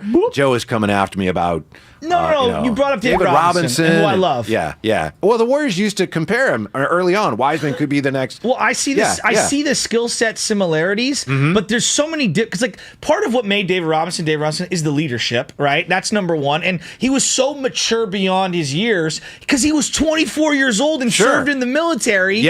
Before he even played in the NBA and played on the USA team, like he was 24 as a rookie. Wiseman is closer to Anthony Randolph than he is David Robinson. Here's my issue in my opinion. In terms of development and where he's at right now. In terms of trajectory. Oh. I don't think he projects to. I think Chris Bosh is like. I mean, if he becomes Bosh is a 10-time All-Star. Yeah, right. I think Wiseman is more on the Brandon Wright, Anthony Randolph track than he is on the Robinson Bosh. Well, I finally realized what it is that bothers me when I watch Wiseman because I see all the talent, the ability, and he just, David Robinson was a great defender. Yes. And Thank James you. Wiseman, I know we touched on this earlier, Joe. You see him and his ball man you principles defensively, he looks like he just doesn't understand it sometimes. Spatial and awareness. he can learn that, but I'm just surprised someone, was a second pick in the draft, seems so just unaware and raw when it comes to some of that basic, pistols out. So here's a great example. And again, I'm not even bona fides, but you see like great players when they go from grammar school to high school or high school to college or whatever it is. They're so accustomed to having the ball in their hands the entire time. Everything flows through them. Sure. The second the ball goes away from them, they don't even know what to do because their entire life to getting to that point, they've always been either the first focus on offense or the one who has the rock in their And here hand. we are talking about Guru again, by the way. Nice. I'm going to stand stand back from that comment. I'm going to stand back. He's my guy. But I do believe that, this isn't a blanket. This isn't a blanket ripping of AAU. But the reality is that the principles in defense that are taught at a high school and college level in terms of a lot of these guys. They're team principles. Well, those guys are taught to show far to out. lay off your guy when he doesn't have the ball? How many guys are facing their face guarding a dude 40 feet away from the ball, and they don't realize they're the weak side help defender, right? Little nuances like that. And until this guy plays games after games after games, he's just going to be behind when it comes to that development. Here's the question: can he catch up in real time at the NBA level? Well, can he catch up in time, not in real time, but in time to capitalize on these windows? And that's where it's so fascinating to me, because if you're Steph, Clay, and Draymond, you're thinking, if this guy's 4 years away from being a quote real one, from being Anthony Randolph. Well, if he's 4 years away from maybe being Baby Bosch, right? Yeah. Well, I think he's closer to McGee being right an 18 and 12 guy. Closer to who? JaVale McGee right now. Oh, come on. No, what I'm saying is right now, as raw as he is, he can give you what a JaVale McGee type impact. Do you realize JaVale McGee had literally no impact? He played 9 minutes a game. No, but what I'm saying is, but a guy who can come in and dunk, block. Why is he so much better than that? Known commodities. He's so much better than that. Okay, but I'm not even dismissing. I'm actually giving JaVale a love. I actually thought JaVale was a solid player for the Warriors. JaVale had a lot of DMPs. JaVale, what right now with Wiseman, and I know he's got a long ways to go. I understand that. What right now do you know you're getting? To me, you know you're getting a good runner. Yes, rim runner, physicality, which is important. Physicality. I see a better screener. Physicality. I see a lot more physicality with him. Length, boxing for sure. guys out, length, vertical spacing. You mentioned a rim running. Also love the screen setting. Mac McClung doesn't know what he's doing. He out did there. get better at the high screen. Like Mike McClung is just out there running around with his head cut off, trying to make a basketball team. Yeah, Wiseman will be better once the better players hit the floor with him. So he comes into the Warriors next year as the 7th best screen setter on the team at best. That's fine. But can you come in and just grab 10 rebounds in 20 minutes? That's really what you need. But sometimes this is the raw defensive numbers for rebounding are a little skewed because Draymond's not the greatest statistical defensive rebounder, but yet he boxes dudes out and someone else gets the rebound. There's a lot of long rebounds in today's day and age because of all the shooting. So I hear you. Like, to me, I'm just going to be watching the game. Is he getting dumb fouls? The dumb ones. You know which one I'm talking about. The and ones. And he gets a lot of those, right? Absolutely, he gets a lot of those right now. But he's gotten so much better in terms of where he was last year. At least he's altering shots now. He wasn't even doing that. I also think we forget, like in year one as a rookie, 11-6, but the trajectory was going up. He had a stretch where he had 5 straight games of double-doubles, a career high in 25, 26 points. He was getting better as he was figuring it out. He just needs to play. Yeah. When you play 69 minutes of college basketball, think about Chet Holmgren. Comes in, he had a full season with Gonzaga and Mark Few, who's helped coach on the Dream Team. He does a great job with big men specifically. Exactly. Wiseman would be a senior in college right now, and think about it. His freshman year was 3 games. That's a red shirt. Nothing. His sophomore year would have been a real year at Memphis. His junior year would have been another red shirt. He'd be a red shirt junior right now as a 21-year-old. Yeah. And, he wouldn't even be thinking about the NBA, and instead he's a part of a dynasty. Yep. I'm not saying he can't do these things, but I think it's an open question still on a lot of it. But your boy Holmgren got schooled last night. Yeah, he did by Keegan Murray, baby. Keegan Murray stand up Sacramento. Yeah. Let's pump the brakes on Chet. You know what I'm saying? Chet has one summer. It's summer league. I've been pumping the brakes on Chet Holmgren. You've been to summer league, Dibs. You know about those games. Yeah. Those games are, come on. What don't you like about It's Chet? summer I'm league. curious. I don't believe that he's going to be a singular force. I think he's closer to Kristaps Porzingis than he is Kevin Durant. And everyone wants to KD-ify Chet Holmgren. Yeah, that's a good I think point. he's more likely to be a frail stretch 3. Yuri Welsh. That's not bad, but man, rest in peace. Rest in peace. They're going to be fun to watch, so that Nikolai team will be fun. Shvili, remember him? Yeah, Skiddy, whatever. Yeah. Zagarkaba? Yes. I can go all down the list of Warrior Europeans. Do you know Bellinelli had the big summer league game when he dropped 37. We're like, oh, Bellinelli. That was the one. That was the summer league performance, Bellinelli. Yeah. Then Anthony Randolph was hooping. Yeah. Yeah. I was going to go Dino Raja on you, but you're talking about Dino Warriors only. Raja. Yeah. Dino Raja. So we're going to talk about that today, and KD, and then you guys had an interesting topic about how much do the Warriors owe Steph when it comes to what they're going to do. And we're going to look at Jimmy Garoppolo, and Jimmy is all but gone now. And remember when he came in and he won all these games and some were comparing him to, wow, he's Joe Montana-esque. How did he get from Joe Montana to now being compared to freaking Nickelback? What happened there? So we'll look at that today as well. All right, it's going to be a lot of fun. It's always good. LMU, Loyola Marymount, baby. Yeah. Love that school. He's got a kid who went to LMU. Oh, you did? Yeah. Bo Kimball's? Yeah. You interviewed Hank Gathers. I actually I spent time with Hank Gathers. I went to school with his brother Derek Gathers, Cal State Northridge. I think I've heard that. Derek Gathers was our go-to guy. So Hank and Bo would come out, and we would play. We'd play summer hoops at Cal State Northridge in the Matadome. Yeah. Yeah. Who was your NBA And by we, comp? I meant they, and I would sit there. What? Yeah. When you played, what NBA player were you most like? Scott Skiles. Oh, would cut 23 assists in a game. Was it 23 or 30? Is it 30? 30. 30 assists in a game. I thought it was Yeah. 23. Wow. 30. He was more of a willing passer than me, but I, much like Scotty Skiles, I would absolutely flagrant to you in the layup line. You're fierce. How Just about that dirty, uptake? angry. Undercutting guys in the layup line. Yeah, no problem. My own team, it doesn't matter. Oh, man. You made a statement. Yeah, exactly. Everybody needs a guy that can get in a foxhole with him. So. Hard foul in the sideline reporter. Yeah. If By he's the on way, the floor. I ran into somebody who worked with the Earthquakes. They said Dan Dibley wasn't bad at his job down there in San Jose. One and done. And you have a nice little TV career going, but I lead the nation all time in Emmys per season. Oh, 1.00. One season, That's a good ratio. one Emmy. That's a great ratio. I don't even think I've been Never be nominated topped. yet. That won't be happening. You'll get there, little buckaroo. No, I get it, Emmy, man. I'm quitting this job. A couple more BSM articles and you'll be right there. A couple PSM articles. That article's the worst thing to happen this week. I'm still getting Facebook notifications. Damn. Yeah, stay humble, young whippersnapper. Sit down. Be humble. Why do you do this? Coming up next. They're longtime friends. Let me tell you something real quick about Dibs that I'm sure not everybody knows. And first-time partners. Hang in there, big guy. There'll be brighter days ahead. Now, these two homegrown Bay Area boys finally come together to take over sports talk. Get the hell off of my doorstep. Major League Baseball, you stink. It's Willard and Dibs on 95.7 The Game. In for Mark Willard today, Kevin Michael Whitey Gleason. Boo! Always a thrill. Why that? Sorry, Why, already? Yeah. Sorry. No, I'm looking at the baby daughter names are coming in. Oh, I see. I see. Yeah. Somebody says this one from the 707 Stomper Dibley. Okay. From the 408 Kwanzaa.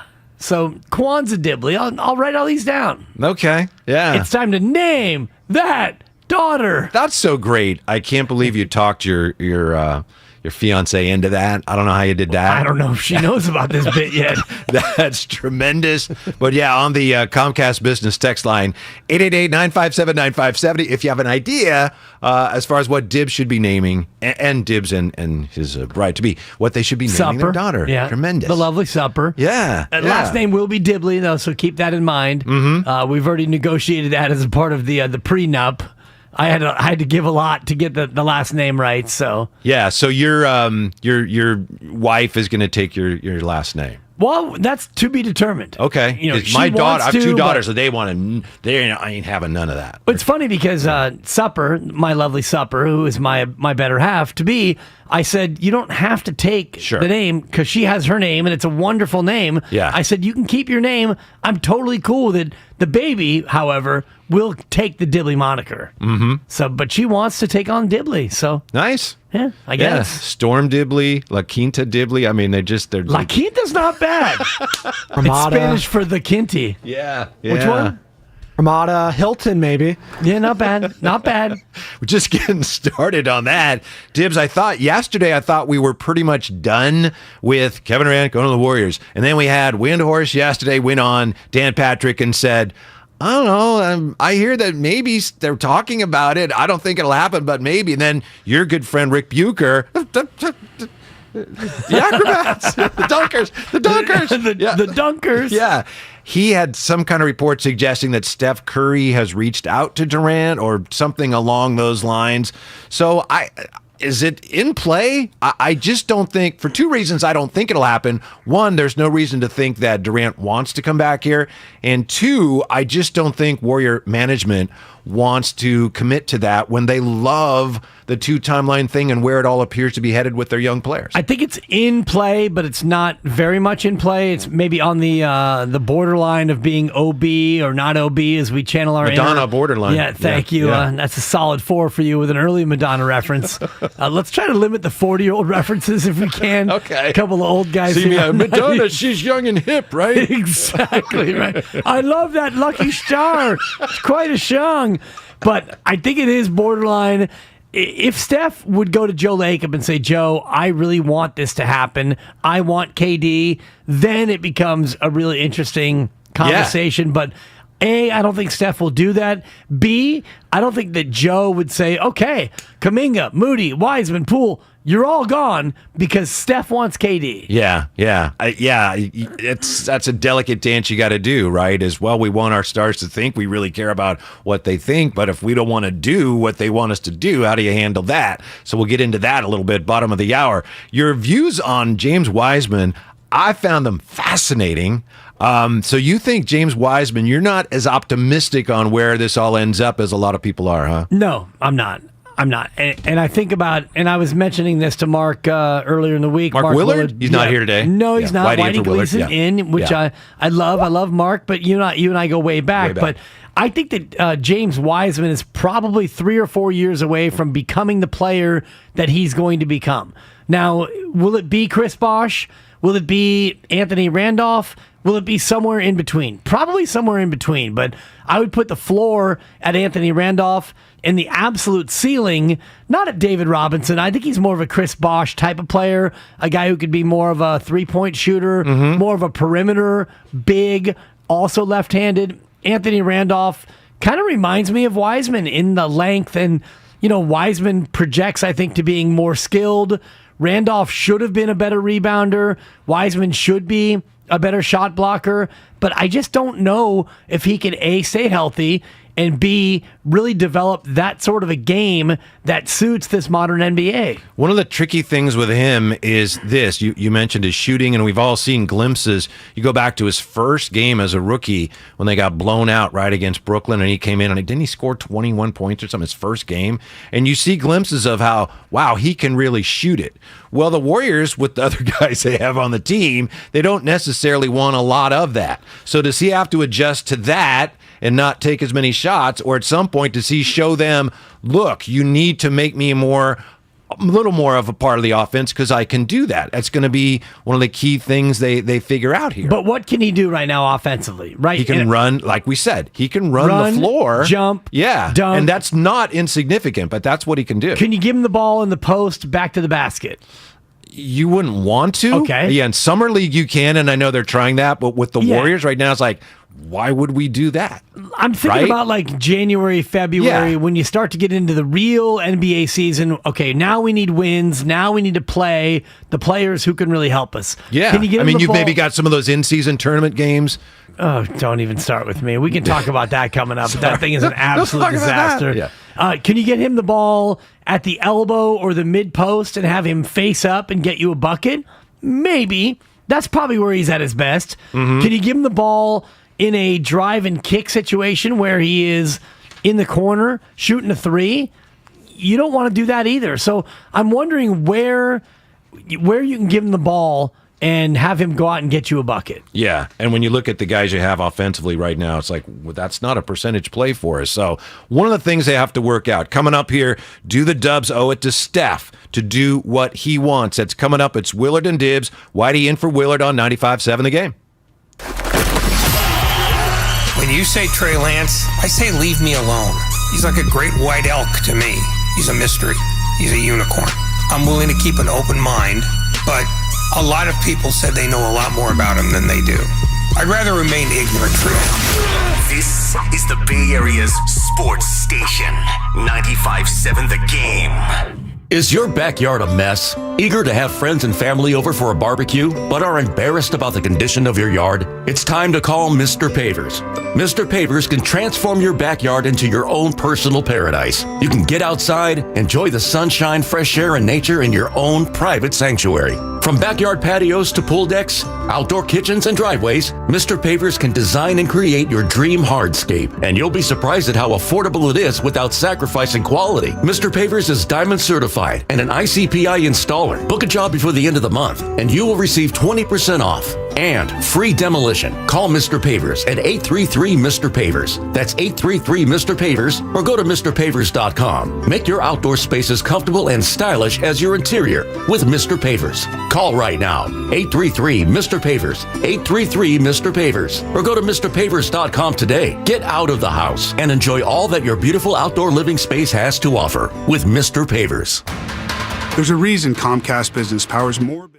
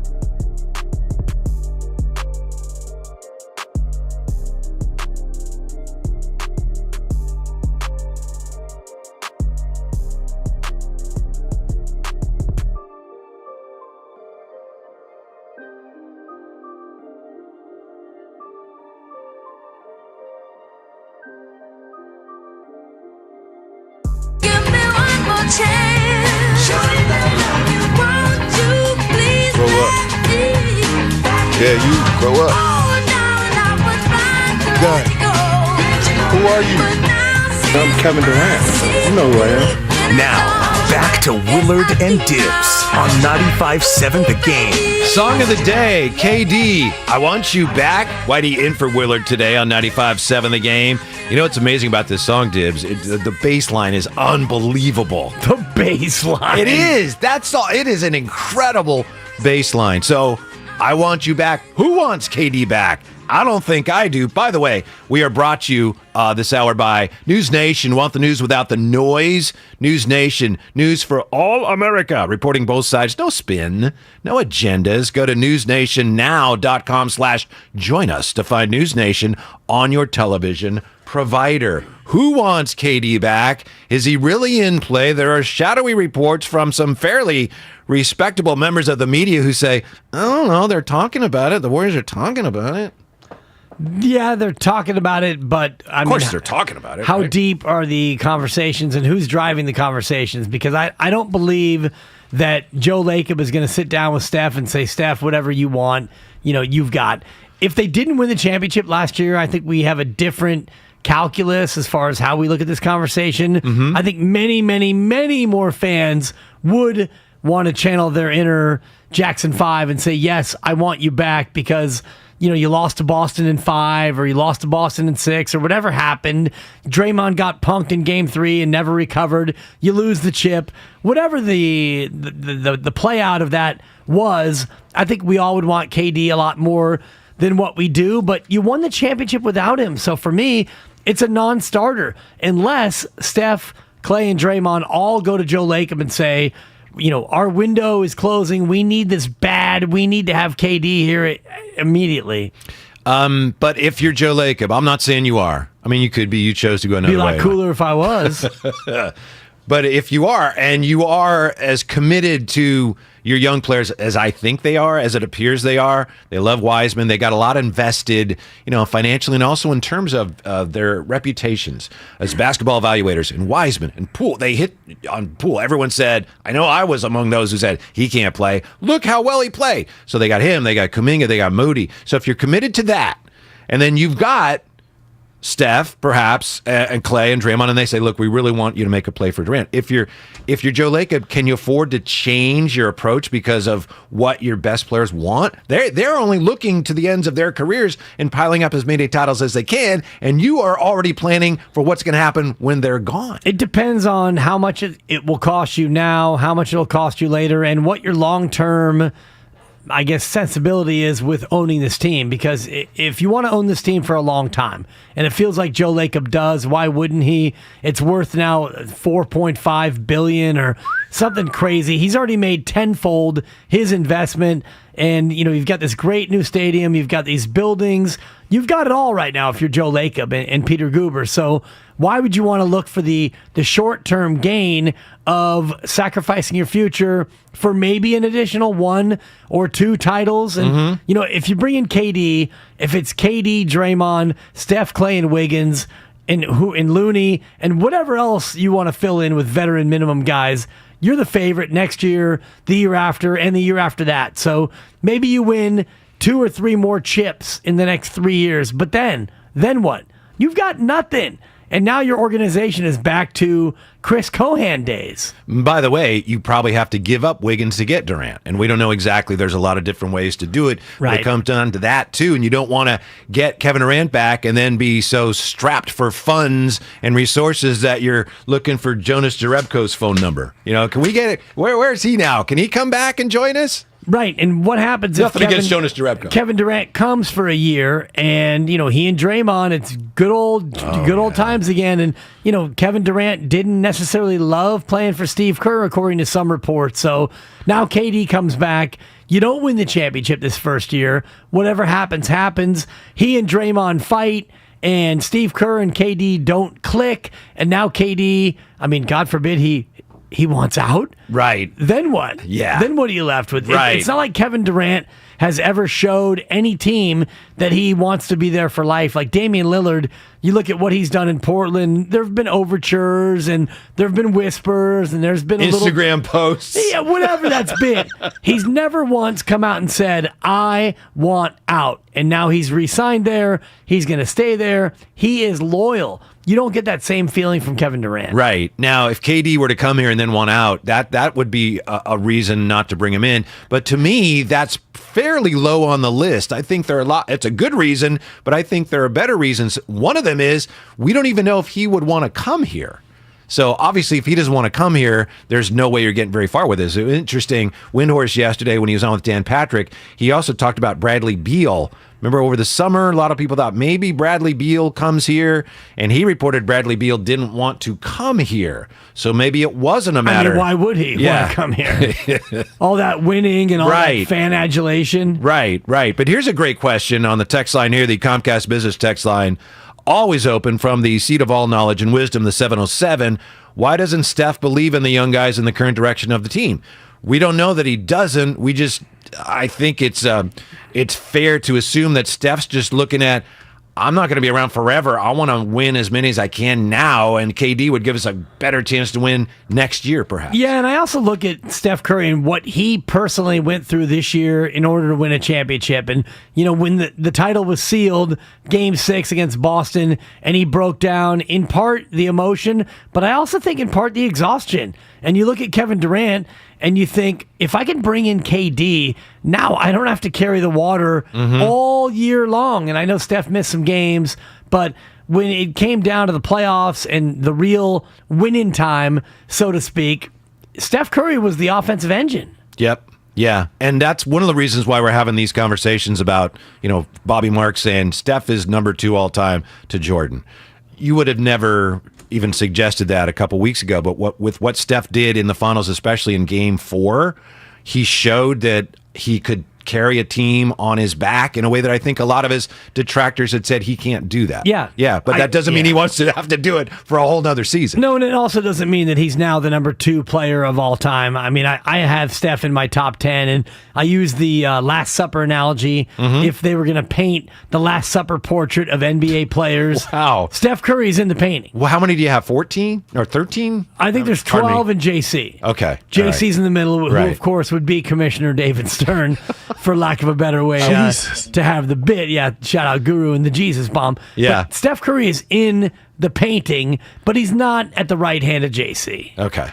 In my maybe opinion. On the fringe, one of the fringes? No, he was fringe, but now he's moving a little bit closer to the bread basket. I think he's closer to the bread basket than Kobe, in my opinion. I don't know. That's debatable. It's debatable. And again, you'd have to look at what do we think about in terms of NBA players, because Kobe was a better defender than Steph Curry. Yes. And, Kobe was as good of a scorer as Steph Curry. Scored, but not as efficient. He scored, but Steph's 3-point shooting percentage is about as high as Kobe's overall field goal percentage. Right, but if Kobe played now in this NBA, what would Kobe be versus what Steph would be in Kobe's era? Back when Kobe played, the 3-point shot was not relied on like it is now. Maybe Steph would have been the guy to break through that barrier back then. Yeah. It seemed like, coaches and the approach back then was, we only shoot the 3 when we're desperate, late in the shot clock, and only our designated guy shoots the 3. And, maybe Steph becomes more of a Kyle Korver figure back then. No, you're right. I mean, a lot of the shots that you see Steph and Dame take now, and a lot of guys, Trae Young, a lot of guys, there was a time when you'd have just gotten benched for even taking that shot. Fired shot. I mean, DFA. Seriously. Yeah, you're going to Santa Cruz. No doubt. Yeah. How dare you shoot that 30-footer? Yeah. Are you kidding me? Yeah. And remember, there was a time when Kobe played, and even before that, of course, when guys shot from there, Dibs, they had to heave it in the general direction of the basket. And now you got guys shooting. I mean, legitimately shooting with touch from 35 or 40. Like catch and shooting. Not even dribbling into it with a little bit of momentum. It's a catch and shoot now, and it's a threat. And, Steph Curry and Kobe, I think that internally will be a great discussion over, whose legacy is better. And, you can go back and forth on that forever. But I don't believe that Steph is number 2 all time now. How do you answer this question? I know this goes way, way back, but who's the greatest Warrior of all time? Is it clearly Steph, or do you have to say, I don't know, Wilton Norman Chamberlain? And again, I know we didn't see him a lot. And right. He scored, and they were in Philadelphia, 100 points a game and all that. I mean, is Steph clearly now the greatest Warrior of all time? Or I could not care less. You have to throw Rick Barry in there? I think Rick it's Barry Steph. at 2. Steph is 1, Rick Barry's 2. For me, Wilt, I guess he was a Warrior because he was a Philadelphia Warrior. But for me, the real Warriors are when they came out to California. Because, the Philadelphia Warriors, it doesn't feel like to me to be the same organization. It feels more like that's closer to the Philadelphia 76ers than it is what the Warriors are that we've become. Where do you think KD's going to end up, or do you think he's going to stay? I thought he was going to go to Portland. I thought that, when all the dust settled and everything kind of shook out, I felt like he would go to a place where, he's not going to be a part of a super team. So going to Phoenix to play with Chris Paul, I don't necessarily see that fit. Although I know trade-wise, DeAndre Ayton is a piece that they could, ship out that would, probably make the salaries fit a little bit. I thought that KD going to Portland would make great sense. Go play with Dame Lillard. Go back to the great Northwest, a place where you're beloved. And I thought that, when you looked at Kevin Durant at this point in his career, the one thing he needs is to win a championship somewhere other than here in Golden State, because the legacy that will haunt him will be much like Steph was dogged with before this title. Oh, the only reason why you won 2 titles was because you had KD. If KD ends his career with only the 2 chips that he won here in Golden State, I think that he wears that as a scarlet letter for his career. So where can he go to be beloved and to really be an alpha alongside another alpha and make a real push to win a chip? And I think that's Portland. I think KD really does appreciate the time that he spent here. He appreciates being part of the Warrior. He says, now they've won 4. That's a dynasty, and I contributed to that. That's great. I don't think he has an axe to grind with any of the players here. I don't think he really enjoyed playing with Steve Kerr that much, but I don't know if he hates him. I don't know that he'd come back and play for Steve Kerr. But I also think Kevin Durant looks at it and says, legacy points. What if I was on the team that brought that dynasty to its knees? I'll bet you that appeals to him, and I'll bet you that's part of the reason why he had Phoenix on his short list. And if he went to Phoenix, depending on who Phoenix had to send back to get him, that would be scary. It would be. And if they keep Devin Booker and they get Durant, that would be scary. Well, I don't know if they could keep Devin Booker. Right. Is there a way that they have Paul, Booker, and KD? That would be, something that would be pretty scary. But I don't know if he wants to go to Phoenix and play in that market. I think his experience in Brooklyn was such that he realized that Brooklyn is not the team, and it's not New York. Even though it's in New York, the Knicks are New York. Brooklyn might as well be still in New Jersey as far as Brooklyn fans go. I think that if he's going to change and go to anonymity, Phoenix makes sense. But also maybe somewhere like Portland. There is a way where the Suns could get him without giving up a Booker. I'll look at that in just a second. But you have to question how smart Kevin Durant is. I have nothing against him. I wish him the best. But okay, left OKC. All right, didn't want to play with Westbrook, whatever, came here. Then he left here, didn't like it here. All right, pretty good situation, but okay. And then he hitched his wagon to Kyrie Irving. It's like, what? And surprise, it hasn't worked out. What did he think was going to happen? I think you have to question his judgment. Yeah, his judgment, but also at the same time, if you're an NBA player and you're trying to build a super team, your options are fairly limited, right? In terms of who you can but get. Kyrie? But who else is there? And Kyrie is unbelievably talented. He is. And, much like James Harden, it's kind of fool's gold where you see the skills, Russell Westbrook, another guy, you see the unbelievable talent, and you think, maybe I'm the guy who can change him. Maybe I can get him to play a certain way. And that's where LeBron fell into it with Westbrook, and that's where KD fell into it with Kyrie, thinking that, if I can get Kyrie on the same page as me, Kyrie is a double-double machine. He's incredible. He is. The Comcast business text line, 888-957-9570. Let's see here. Definitely Steph. Wilt is an all-time talent, but Steph is a forever warrior. It's from the 510. From the, 925 Dibs. Steph, in Kobe's era, Steph would have been a Ginobili in that era. Come on. Yeah, I disagree. Come on. I mean, he'd be more than a Ginobili. And, you could look at him as, a Ray Allen comp, a Reggie Miller comp would be much more fair. I know Reggie Miller played a little bit before the Kobe era, but you could look at those players as, somebody who's much more like the way Steph would play. From the 510, not only Kyrie, KD made them sign DeAndre Jordan. KD says he's a hooper, but he's not really. Oh, it's a good uptick there. Was the uptick there, or was that I added it? You freelanced. Yeah, I like it when you freelance a tick, but it just depends on what you're looking at. So right now, if you were to build a super team and you're trying to figure out how to do it this offseason, who's out there? You've got Kyrie, you've got Kevin Durant, you probably have Russell Westbrook. Ugh. Ben Simmons maybe could be had. James Harden. I don't know if you could pry him away. Bradley Looks like Beal. he's agreed to things with Philly. It's not a done deal, but it's all but. Right, but who else is out there to where you can grab a star, grab 2 stars? All these guys who are available are broken in some way. It's not a good way, not a very efficient way to build a team. Bobby Marks, he's the guy that a couple days ago said, I think Steph's better than anybody but Jordan. But he knows what he's talking about. Assistant GM with the Nets, and he's ESPN's front office analyst. He put together a theoretical trade. Don't usually spend a lot of time on theoretical trades, except 2 things here. It shows that A, a Durant trade to Phoenix could be done, and B, it shows how tricky and how involved any Durant trade is probably going to be. Bobby Marks put together a 4-teamer, Dibs, 4-team trade. I love a 4-teamer. Yeah. So again, this is just to show, wow, if it happens, it's going to be complicated, and Phoenix could do it. Brooklyn, I'll just tell you who ends up with what. Brooklyn would end up with Donovan Mitchell, Mikal Bridges, and Miles Turner. Okay. Because you got Brooklyn, Phoenix, Indiana, Utah. Phoenix would end up with Kevin Durant.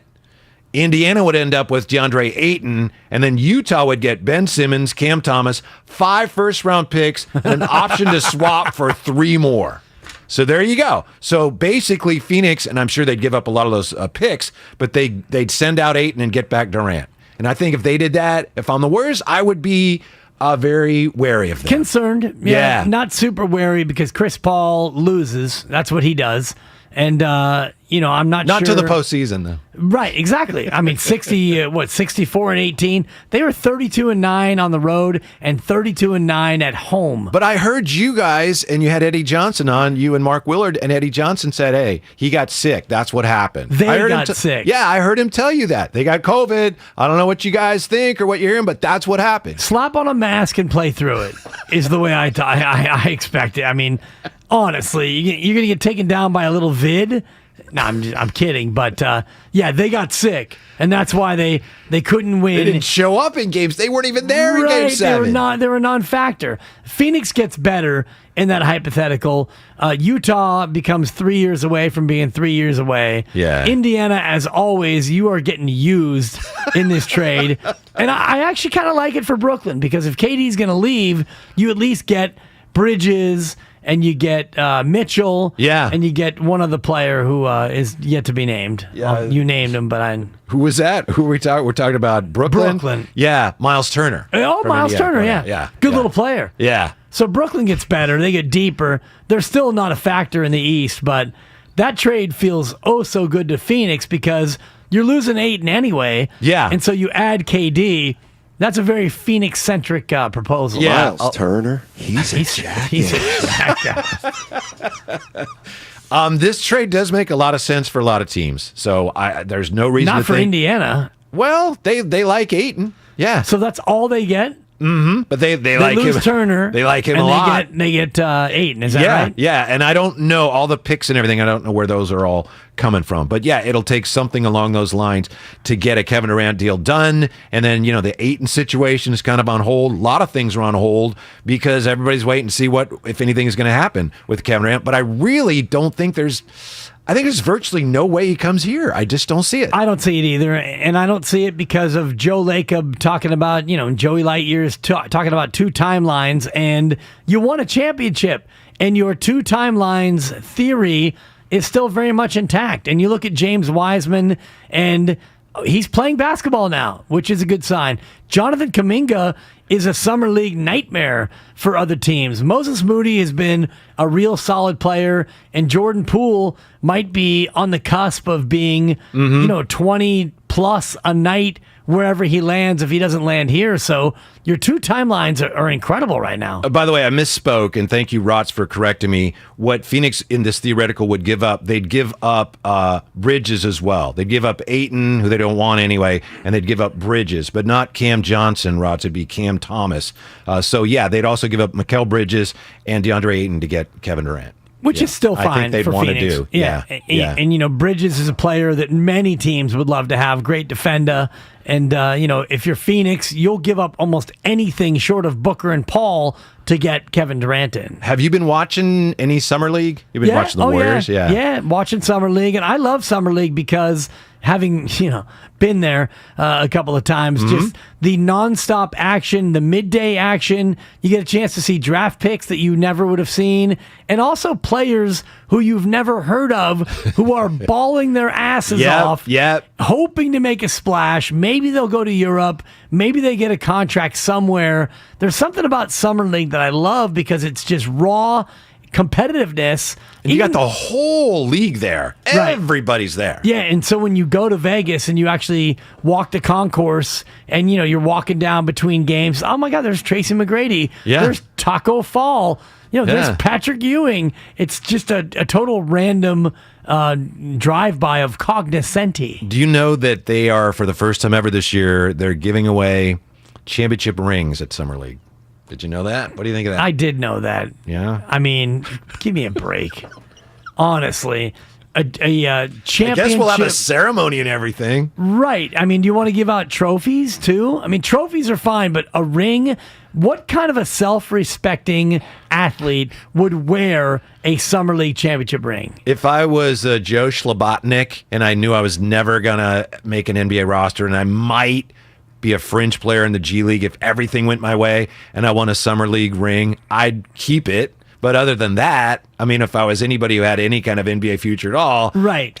Jonathan Kuminga. eBay. Kuminga. Would he wear his Summer League ring? No. Chioza? Witherspoon? Even Chioza, he played in the NBA before the Warriors even got him. So even, I don't think so. How about you? Yeah, I mean, if you were like Joe Schlabotnik to your point, to your reference, I still don't think you'd wear it, but you would definitely keep have it. Yeah. You might have it on your mantle. Also depends how nice it is, right? I mean, is it plastic or is it, like Charlie can't be that nice to the A's one year, or is it a really nice ring? It can't be that nice. I mean, it's got to be just a small little bauble, like one of those trophies you get as a participant in an under-8 soccer league. That's almost what it is, except you have won something, I guess. Right, but as you know, in Summer League, the deeper you get in Summer League, the less meaningful the games are. Nobody's there by the end of it. The only teams that try to win Summer League are the teams that have no real NBA players on them. Yeah. So the Warriors are, they got a couple more games left. Yeah. Plus playoffs, I hope, if they make it. Woo, fingers crossed. Yeah. Coming up, from the next Montana to Nickelback, how'd we end up here with Jimmy G? Jimmy G's time as a 49er. It's all but done. So an appropriate time to look back and say, wait, how did it end up here? That's coming up with Willard and Dibs. Whitey in for Willard. And we are brought to you by Fremont Bank. Full service banking, no compromises. Now with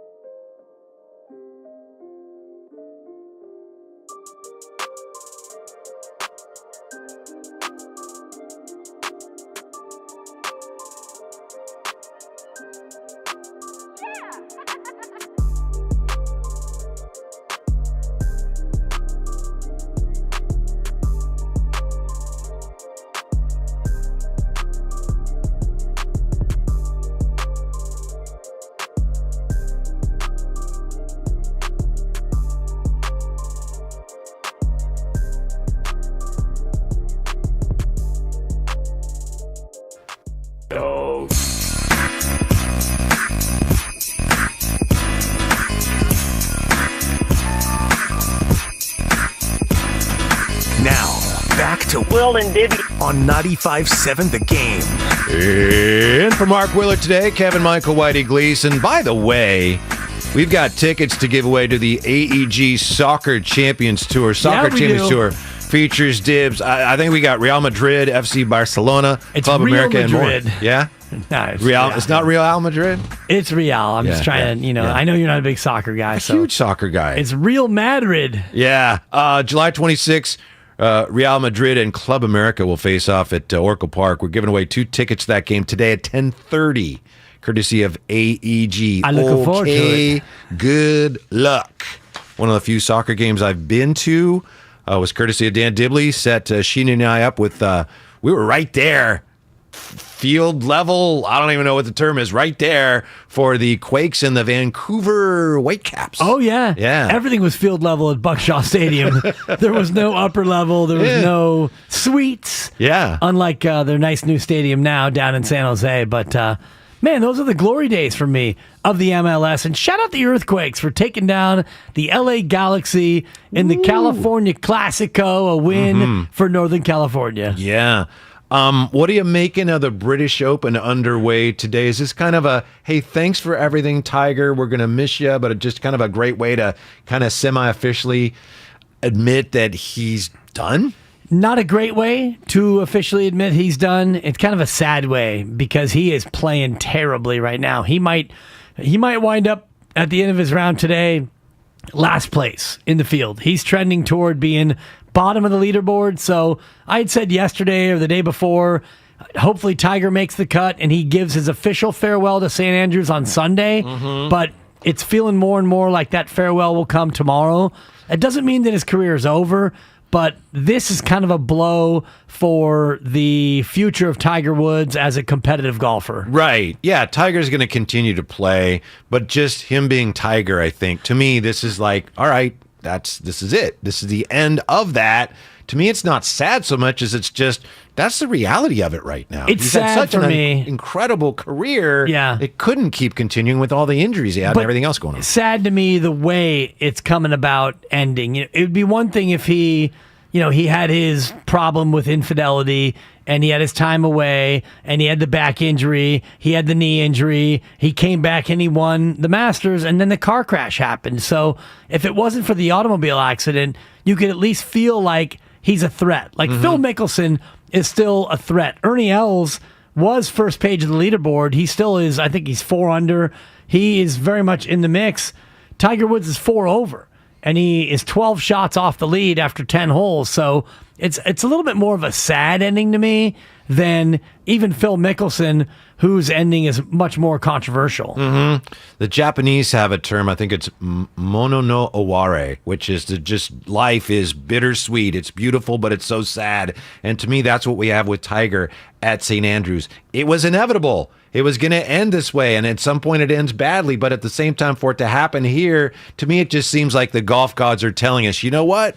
This great, no one was ever better than him when he was at his peak, but he's done now as that guy, and he'll be around a while, but this is, to me, officially word from the golf gods that Tiger, he ain't going to be Tiger anymore. Okay, we've done all we can with Tiger. But it's because of the car accident, I think, more than any of the other things. And I know that he had, issues with, his sexual proclivities and the knee and the back and all the rest of it. But at 46, he shouldn't be done. Right. There are other 46-year-olds who are competing. Stuart Sink wins tournaments, and Ernie Els is in the Sink mix. beat Watson for the British Open a couple years ago. Well, more than a couple years ago. Watson was, 50? Yeah, Tom Watson. 50, 50. Yeah.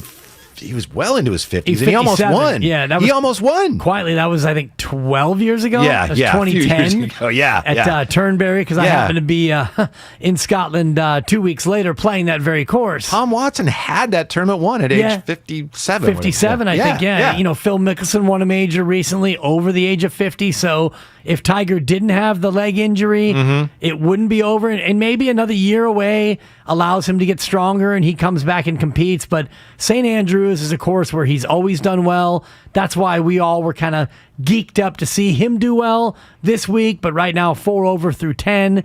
he's got a lot of work to do just to make the cut. Yeah. I heard you a couple days ago saying, he's only, 3 majors shy of Jack Nicholson? Yeah, 3 away. Yeah, but 3 majors is a massively successful career. True. Right? Yeah. 3 majors, like, oh my goodness. So he's a huge career away from even tying Jack Nicholson. He's a Hall of Fame career away Yes, from exactly. tying Jack Nicholson. Yeah. Nicholas, yeah. Yeah. And, Brooks Koepka has 4, and now he's kind of fallen off, and Colin Morikawa got a quick 2. And, you think about what it would take for Tiger to win 3, especially knowing that he's probably not going to play a lot of U.S. Opens anymore because the course is so difficult. He would have to win at Augusta twice, maybe, which is, like you're saying, just absurd to think of anyone winning 2 green jackets. Bubba Watson has 2. Not a lot of guys have 2. And Tiger would then have to pick up another one along the way just to tie Jack. Who do you think was more dominant? I know Brady's not done yet, but Tom Brady, Michael Jordan, Tiger Woods.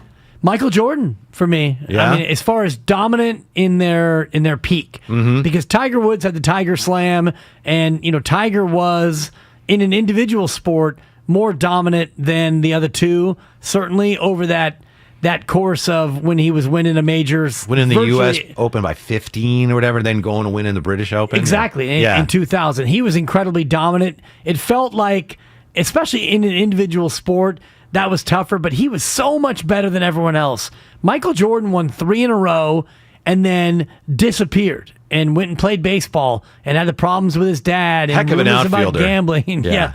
What did he hit, about 212? Yeah, but he was trending up. Everyone says, oh, no, he was just getting the hang of it. He was starting to lock in. Right. So then he comes back and he wins 3 more. So he won 6 in 8, and one of those years he was gone. One of those years he was wearing number 45. And this is a time where he was going up against some of the best in basketball, and yet he was so dominant that he could not be beaten. And then there's Tom Brady. His dominance has been more of like the melting of an iceberg.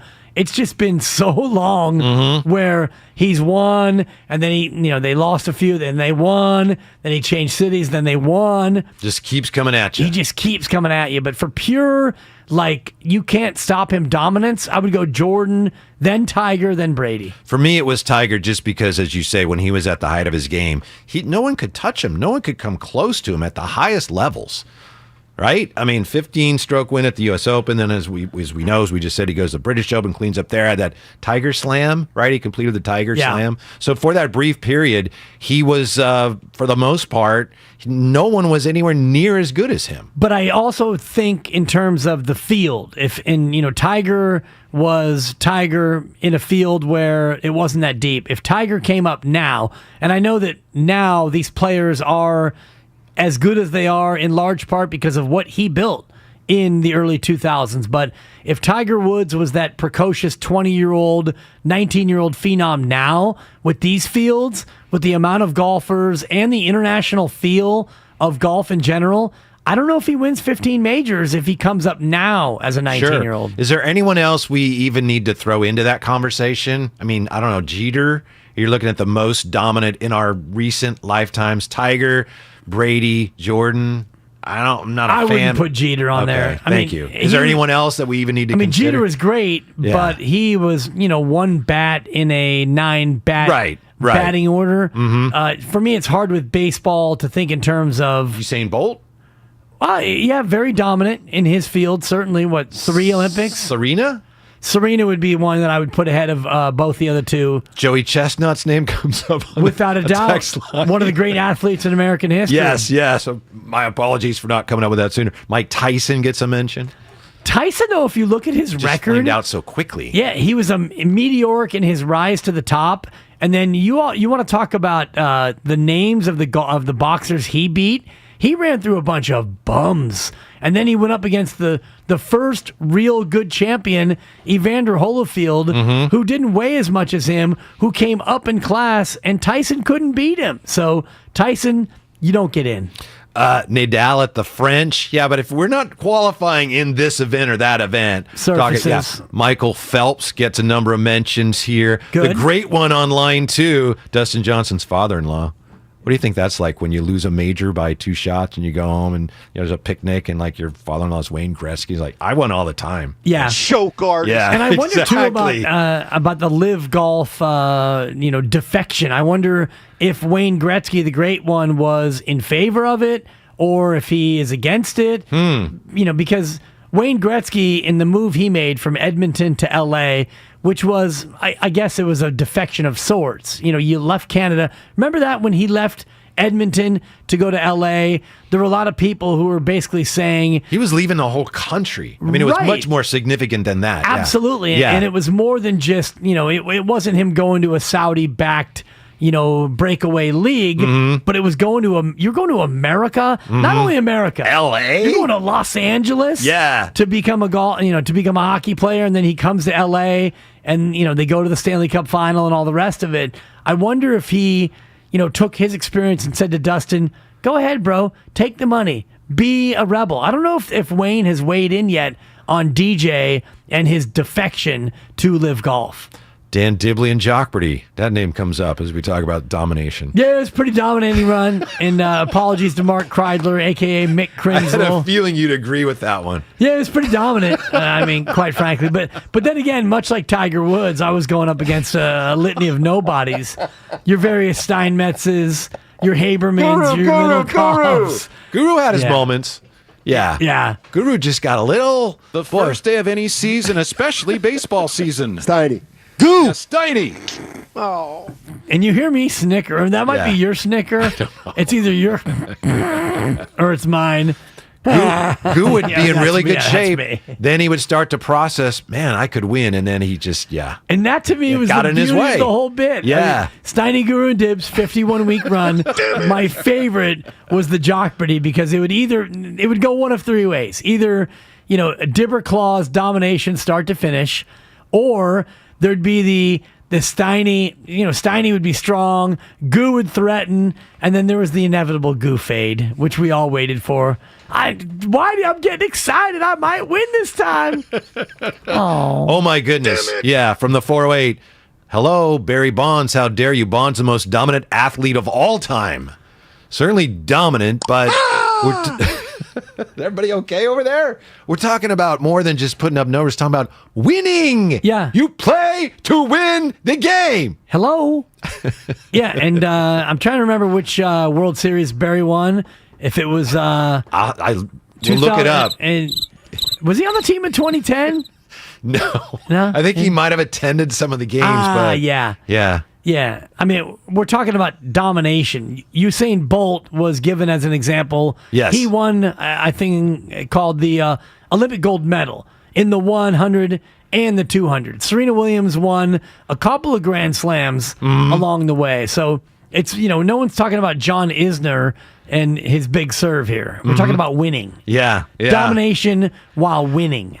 Bolt was just one of those guys that even if he didn't win, of course, the reason he was so fun to watch was because he was so fast. But even if he just was by himself running, I would watch it because it was just amazing to see the way his body moved. Yeah, and I think you could say the same thing about Serena Williams. We hadn't seen, and Venus as well, we hadn't seen tennis players look like that and win at that level. And certainly Serena still playing when you watch her at 40 years of age and, the fitness level that she has and, the way she looks as a tennis player is unlike any other tennis player physically. And so that to me is a part of what we're talking about. And I think that speaks to, some of the other examples as well.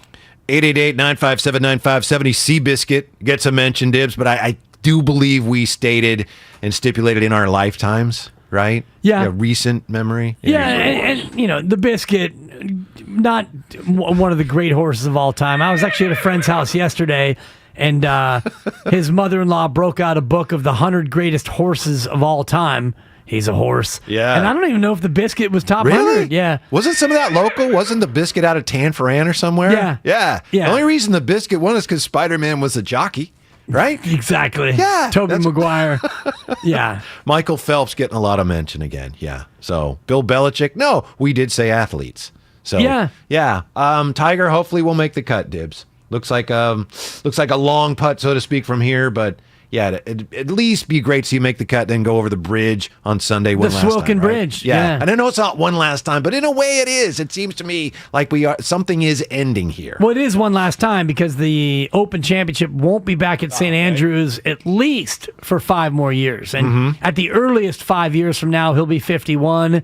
And based on the leg and the way he's kind of limping and gimping around, I don't know if he's going to be able to make a go of it 5 years from now. And another name to throw in there, LeBron James, as far as domination. And, as far as like athletes who we hadn't really seen do the things that they are doing, LeBron James to me is also on that short list. How can you put him on there if Michael's number 1 and Steph's number 2? How can you go to LeBron James if you don't go to Steph? I don't really have Steph at number 2 on my all-time NBA players list. Why do you shut up? Which is funny because, before That's a Laker fan talking. Before they won this championship, a lot of people, the experts, Steph is maybe 12, maybe 13 all-time. We don't know yet. And then he wins one more championship, and now he rockets up to number 2. I just don't get it. Manny Pacquiao getting a number of mentions. Lance Armstrong. In honor of Tiger, we're talking about the most dominant athletes of our lifetime. Who belongs in the conversation besides Brady,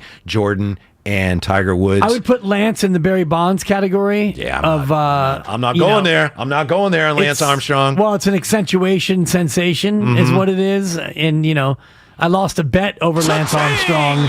Really? Yeah. I bet my good friend Larry Olson back when I was doing Christian radio. Heck of a guy, Larry Olson. 100.7 The Bridge. I was doing traffic. Fine station. I shouldn't laugh. Jesus Loves You on Highway 85 was my big bit. Yeah. And I told him, I said, if Lance Armstrong, this is when he was coming back from cancer, I said, if he wins the Tour de France, I will ride my bike from AT&T Park, which Pac Bell Park at the time, now Oracle, all the way down to HP Pavilion, which is now the SAP. And so I lost a bet, so I had to ride my bike from San Francisco down to San Jose. Huh. It's a long ride, by the way. Yeah, how'd you do? About 50 miles. A lot of chafing. A lot of soreness on my funda. But see, shouldn't you be able to go back to Larry and say, hey, look how he did it. I didn't really lose the bet. Well, the bike ride was already done, so. True. And actually, Larry rode with me, which is great. Okay. The good Larry Olson. Shaq, Bill Russell, Mike Tyson. I don't know. And then there's some soccer references, Dibs. Let's see. Where did Brazil?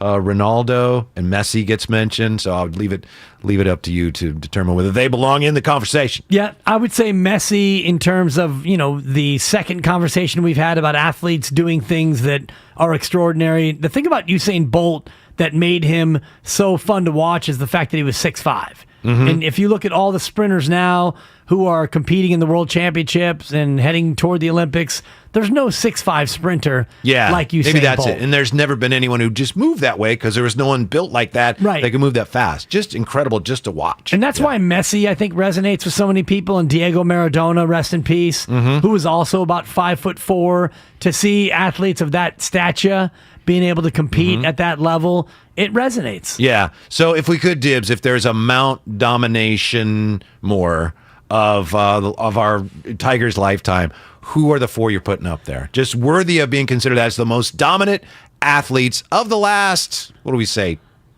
years? I would go Serena Williams and Tiger Woods, Michael Jordan. Yeah. I guess we have to go back I have more to go than 25 back further. years. Yeah, we definitely want to include him, so that's my bad. So, how far back do we have to go now for that? Back. Yeah. I would say if you go back to, you go back 40 years, which is, you go back to the 1985 maybe. Fair enough. Everything kind of started with Larry and Magic. Yeah. Sports-wise. I would go with Jordan. It's been 40 years. Well, you're right. Yeah. Since, wow. Larry and Magic, that was what, 78? 79. Yeah, that's been 43 years now since. Yeah. Oh boy, I love the young people, but it's a little late, Spadoni. A little late. I'm beating you to it now, kid. Yeah, he's aging himself, or a little slow on the trigger. Coming up on 30. Yeah. Second kid on the way, baby. Tiger, Serena, Jordan, and then I would leave the 4th slot open for you. Okay. I mean, I'm going Bolt. Okay. I Look at you going track and I've never seen field. anything like it. Yeah. Yeah. I'll allow it. Yeah. All right. 888-957-9570. Comcast Business Text Line, always open. It's Willard and Dibs. Whitey in for Willard today. We're, in a way, perhaps saying goodbye to Tiger as a contender in majors. Maybe not. I know someone on the text line says, he'll always be competitive in the Masters. Hopefully he will be. We're also just about getting ready to say goodbye here, Dibs, to James Richard Garoppolo. And it looks like that's all but a done deal. So I think it's an appropriate time to look back here and Jimmy and not go into what are they going to get for him and when are they going to be traded and what's going on. Where's he going to end up? I agree with you yesterday. I think you said Cleveland. It was kind of funny because your partner, Mark Willard, he built this very intricate case and he built up all the evidence and presented his evidence as to why this is going on this. And he says, I think it's going to be Cleveland. And you go, yeah, I figured it'd be Cleveland all along, right? I mean, I think we kind of knew that. But how did we end up here where Jimmy Garoppolo, when he first came to the 49ers, 2017, and he's 5-0, and wow, the 49ers are winning games. They've got this new quarterback. He's winning. He's coming in late, rallying the team. Dare I say it, Montana-esque. And now, as we're getting ready to bid him farewell, you've got the great Matt Barrows comparing Jimmy Garoppolo to Nickelback. How do you get from Montana to Nickelback? Were we just wrong about him all along? Did something happen along the way? Did he get, shanitized somehow? He seemed to be freer and better and looser early on. The more he became familiar with the system, he almost seemed a little more mechanical and less effective. What happened?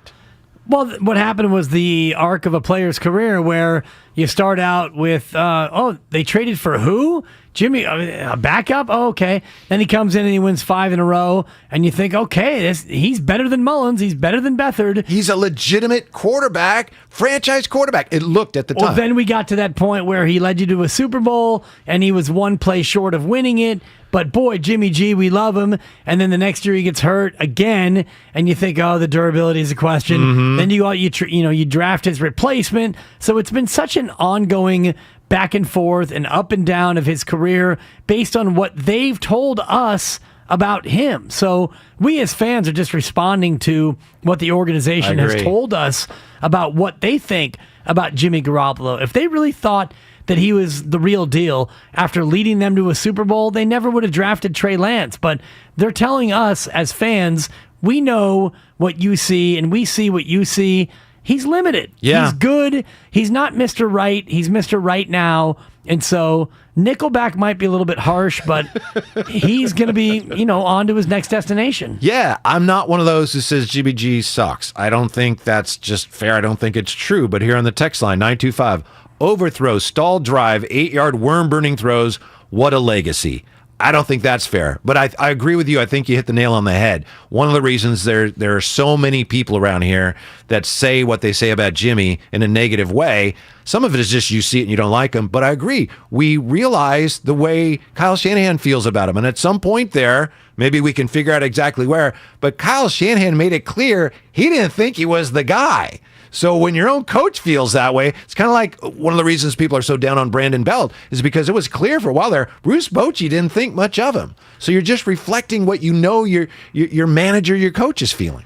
Right, and we as fans can only take cues from the people in power as far as, what they think of players. We can love a player, but if the team doesn't, then the team's going to move on from the player. Mm-hmm. And other times it goes the other way where the team loves a guy far more than we as fans love the player. And that might be the Brandon Belt case where so many fans have wanted Brandon Belt gone forever, and yet the team sees something that we don't see in that player. Jimmy Garoppolo is an interesting one because I think the fan base is really split as far as what they think about him. Yeah. How'd we end up here with Jimmy G? More of that coming up here. And by the way, we've got those tickets to give away to the AEG Soccer Champions Tour. 2 tickets to that game given away coming up here, courtesy of AEG. And forget Jimmy and Debo for a minute. What's really keeping Kyle up at night with camp approaching? That's next. Willard and Dibs. Whitey in for Willard today on 95.7 The Game. How excited are you for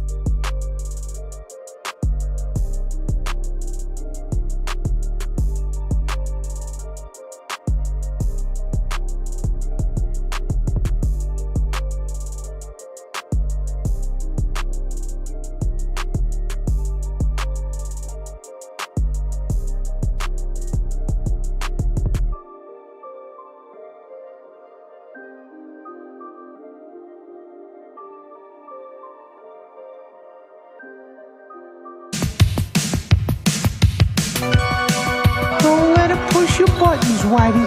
Now, back to Willard and Dibs on 95.7 The Game. Okay.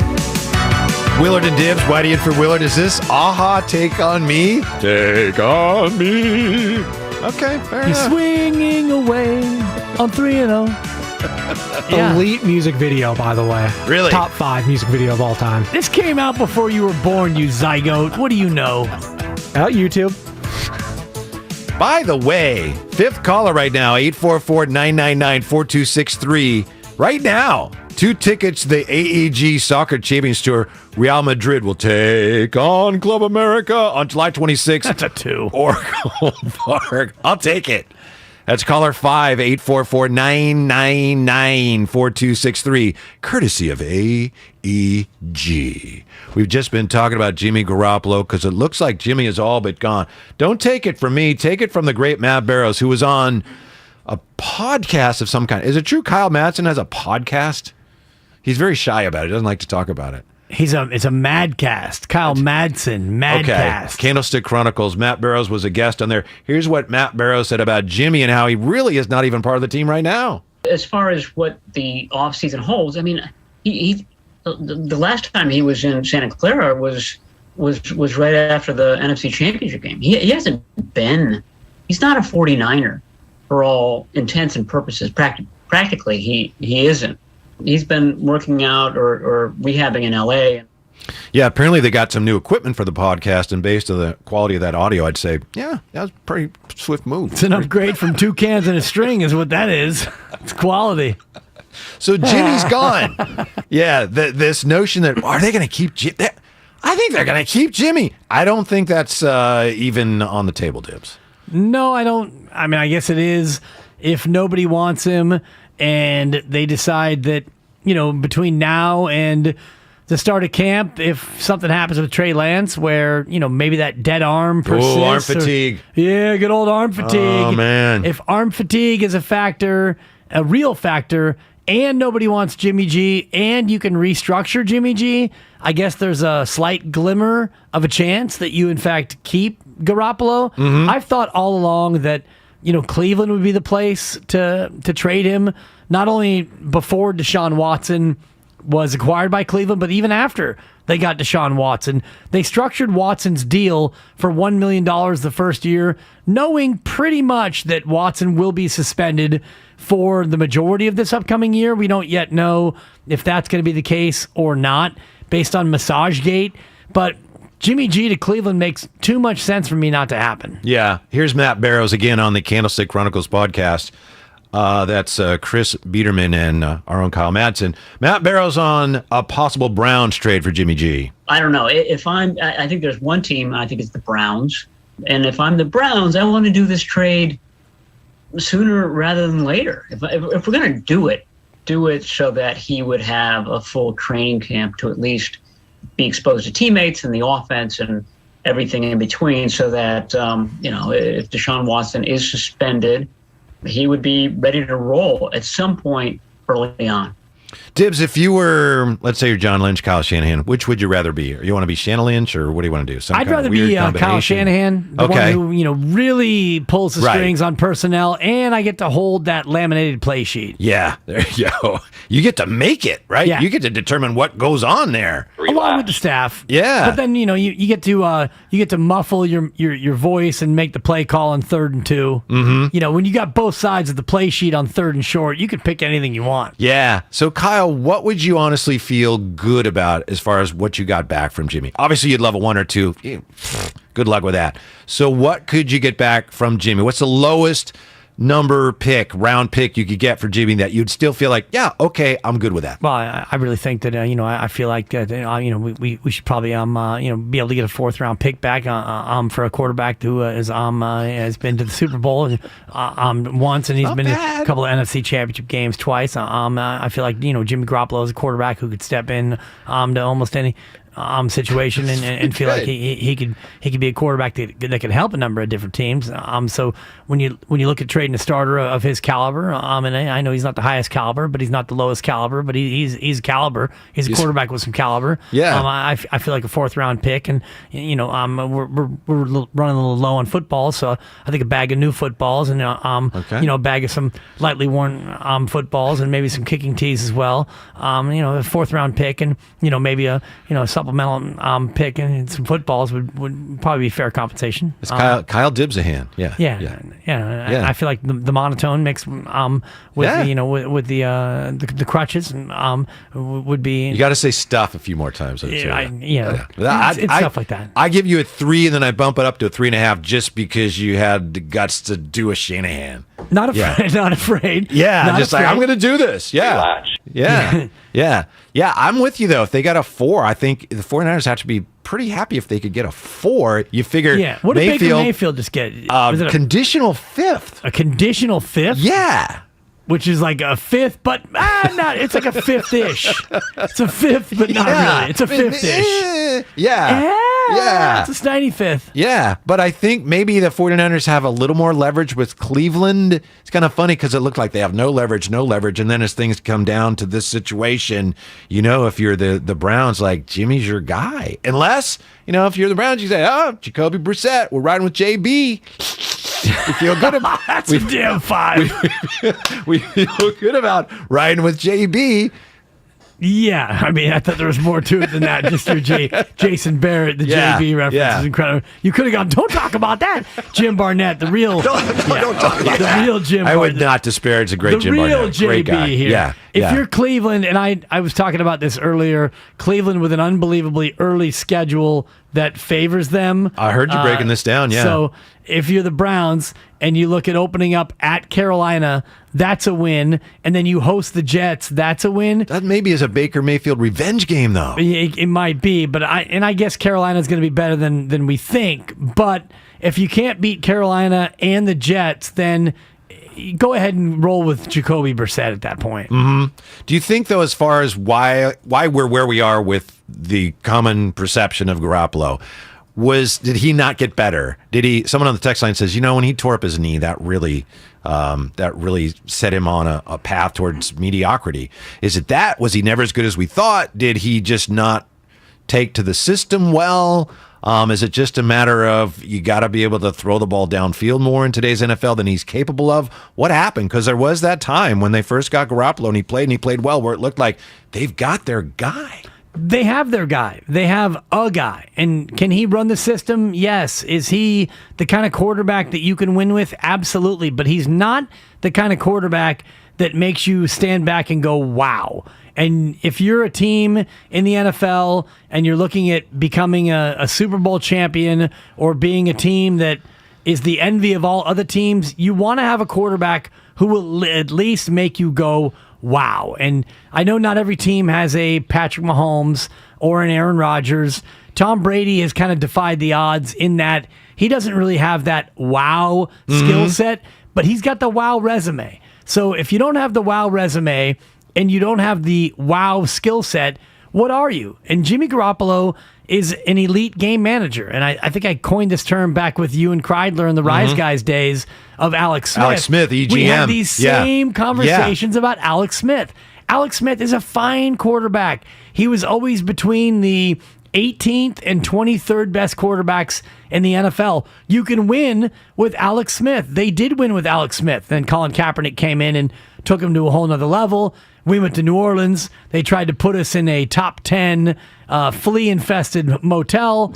We Not protested. fleas, bed bugs. I apologize. It was top 10 in the world in bed bugs. And after you complained about that, that's when everything started going sideways. Then for what us, happened, by the Whitey? way. Then what happened? Then we got fired. We sure did. Yeah, you got that right, It all Whitey. started with you and your bed bug complaint. You But got I was that glad right, you did. Whitey. Glad you did complain about that. Go ahead and Google bed bug registry. Next time you or your loved ones are going to a hotel, if you Google bed bug registry, and I think it's .net, by the way. Yeah. You can a lot find- of conventions at that hotel, including the bed bugs. They actually hold conventions there. Yeah, I saw one with one of those crazy hats on. Exactly. Stay away from that that buffet at the bedbug convention. But yeah, thank you, JD. I don't think he was at that, although he might have been. That was when the whole staff went to the Super Bowl. No, the whole staff went to Indy. Right. And then just us and that other show. Yeah, and then the went next to, year in New York's like, you guys ain't going. It's like, oh, that's interesting. Okay, anyway. That wasn't a tell, was it? 2 months later? Yeah. Actually, a month and a half later. Night. Go on. On the text line. Thank you. From the 415, Jimmy G's not as good as we all thought. If he was, he wouldn't be making constant, in caps, rookie mistakes as a vet. From the 510, he does have that tendency to like throw it to linebackers that Just everyone once a sees game. except him. Just once a game. 510, why don't the Niners just cut Jimmy? Don't they get compensation if he signs with another team? Jimmy not getting traded with that huge contract number. That's a great question. I know Larry was in here yesterday, Larry Kruger, who said the compensation you would get would be a conditional fourth, or maybe his conditional third, which would be like a late third, early fourth. So if you could trade him and get a fourth, it's kind of the same thing. Yeah, if you could get a third for him, probably be a little better. At this point, you are looking to trade him to get anything back. And whatever you get back is not the real part of the story for me. Mm-hmm. It's what do you have to pay to get rid of him? Because he makes, coming up, 24, 25, somewhere in there, he's going to make this year. So if you have a couple choices. Keep him and pay him that. You don't want to do that. Jimmy G, I don't think he even wants that. I don't think he wants to come back. Even though that money is great, he's already set financially. He wants to go play football. So if those things are equally true, then the Niners have to say, all right, what can we do? Can we just straight up trade your deal? No team is going to want to pick up $24 million for Jimmy Garoppolo. Cleveland doesn't want to pay him $24 million to come in and be the seat warmer for Deshaun Watson. So will the Niners pay 15 of that 24 and then Cleveland pays 9?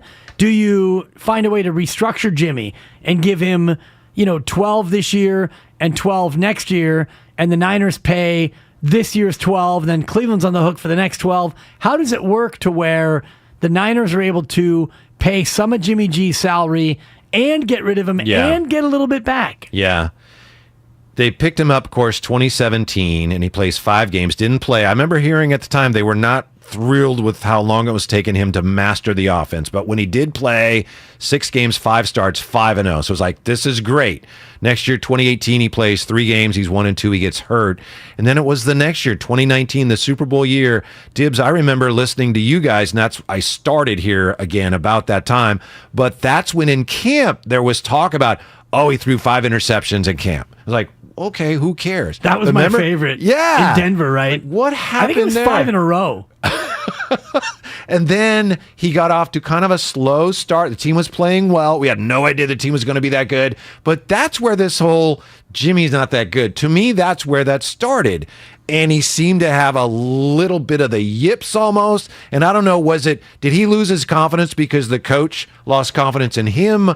Or did the coach lose confidence in him because he just stopped playing well? I don't think we'll ever know the answer to that. I think the coach lost confidence in him because he actually looked at practice with his eyes open. And he's, oh my God. He's not that bad, though. He's not that bad. No, but what does Jimmy G do great? And I would Gets the ball out. Okay, he gets the ball out quick. Yeah. Which is nice, but when you get the ball out quick, that means you're not throwing it down the field. You can't get the ball out quick and throw the deep ball at the same time. Because I got Hronis Grasu as my center. I got to get it out or I'm going to get killed. Okay, unless you're throwing the ball 75 yards in the air, you're not going to get it out quick and throw it deep down the field. The other thing that he does really well is avoid what I call parking tickets in the NFL. Delay a game, out of the huddle late, illegal formation, movement at the snap, illegal shift, all those other things. He gets you set. He gets you where you need to be. Which is not easy when Shanahan's sending you an encyclopedia as your play call. Well, and you have all that pre-snap movement where it all has to be timed up by you, the QB. So that's not to be understated. But beyond that, what does he do well? Not much. I think that at some point, Kyle Shanahan had to learn the fallacy of having so much scheme arrogance, as I call it, which is scheme diverse. Yeah, scheme diverse. But he has scheme arrogance, and I think he's learned. Scheme arrogance is this system's great. I'm going to get guys that are open. You give me any quarterback who can understand the system, and we'll win. And we'll win at a high level. And I don't care if it's Brian Hoyer. I don't care if it's Nick Mullins. Natty Ice. Yeah, you give them. If they know the system, that's all right. They don't need to have great tools. If they do, great. But if they don't, we'll still win. And I think he got to the point, maybe someone got in his ear and said, but you won't win enough. Kyle says that he learned in that Super Bowl loss to the Patriots when they were up 28-3. He says, seeing what Brady did, that's when I learned that you got to have a guy who's that good as your quarterback. So I don't know if that's where he learned, but at some point he came obviously to the conclusion that for us to be as good as we want to be and need to be, Jimmy ain't the guy. Right. Is Trey Lance the guy? And that's what is so interesting about this upcoming season is if Trey Lance is that guy, then the 49ers should be a Super Bowl threat, if not a Super Bowl favorite, because of what you talked about. Kyle Shanahan and his scheme. He's got the scheme edge. He's got scheme arrogance. And, if he really is an offensive mastermind, and now he has one of these quarterbacks who is not only a running threat, but a guy who can run his 12 personnel, his 21 personnel, his really elaborate offense. If Trey Lance can do that and do it with a big, strong rocket arm, well, now the sky's the limit for the 49ers. From the 5-0, Jimmy G is a top 5 leader.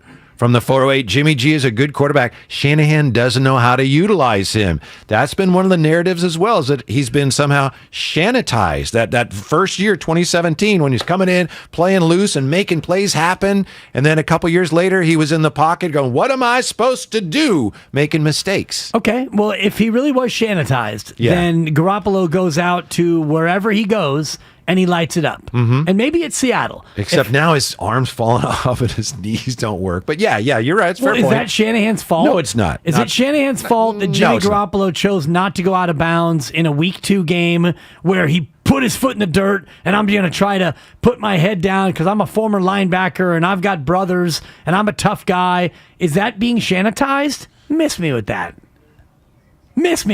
It's him being a leader is what it is. A top 5 leader. That is text line confirmed. Top 5 TLC? leader. Yeah. Text line confirmed. As I mentioned, Matt Barrows was on the fine Candlestick Chronicles podcast with our own Kyle Madsen. And we know Jimmy's throwing now, but to me, the fact that we didn't even know he was throwing tells me it hadn't been going great, which is understandable. But here's Matt Barrows on the next step for Jimmy and this whole potential trade process. It's a ramp up, so I don't know exactly where he is in that, but he's throwing the football. And so I think that means by the time that the 49ers start training camp or thereabouts, he'd be able to pass a physical with them. Does that mean that he's full go, and if he were a starter somewhere could, take the lion's share of snaps? Probably not at that point, but that's the next sort of big step, I think, in this process, being able to be cleared, basically, so that he could either be traded or be cut. So if you're the Browns, and we all look at the Browns and say, yeah, that makes sense. If you're the Browns and you're watching, and then you, at some point you have to see that Can he throw? He was never a great thrower. Can he still throw the football as well as he used to? You got to wait for that before you decide to do anything. Yeah, but I think that a quarterback of Jimmy G's age and of Jimmy G's injury level, which How old is he now? I'm sorry. I think he's 31. 31, yeah, I think so. 30 or 31. I don't He's know not that old. Yeah. He certainly has many more years left, and this being his first shoulder injury, and by the way, this is not a terrible shoulder injury. This was a borderline shoulder injury. Does he need surgery? Does he not? It's not a torn rotator Dr. cuff. Dibley, hello. Well, and we've had Dr. Nurav Pandey on so many times, and he categorized the injury as a former shoulder injury sufferer. I had a torn labrum. Yeah. I know what a torn labrum feels like in terms of the recovery. Is it stabbing pain? Oh, constant stabbing pain. So if you have a torn rotator or a torn labrum, these are injuries that would be much bigger red flags than a simple injured capsule, which is what he had. Okay. Remember there was a time not that long ago? Well, again, I say that's probably like 50 years ago. You had a torn rotator cuff. It was a picture and like, he's done. Right? Gone. Yeah, finished. You're going to have to throw the other hand or you're done. Yeah, career over. And even for quarterbacks, who'd have those kind of shoulder injuries. But Jimmy G's never been a big arm guy. He relies on his leadership. And yeah, he's a top 5 leader. He's a great leader. No one has ever said anything about Jimmy G in the locker room. And think about it, Whitey. His replacement was drafted.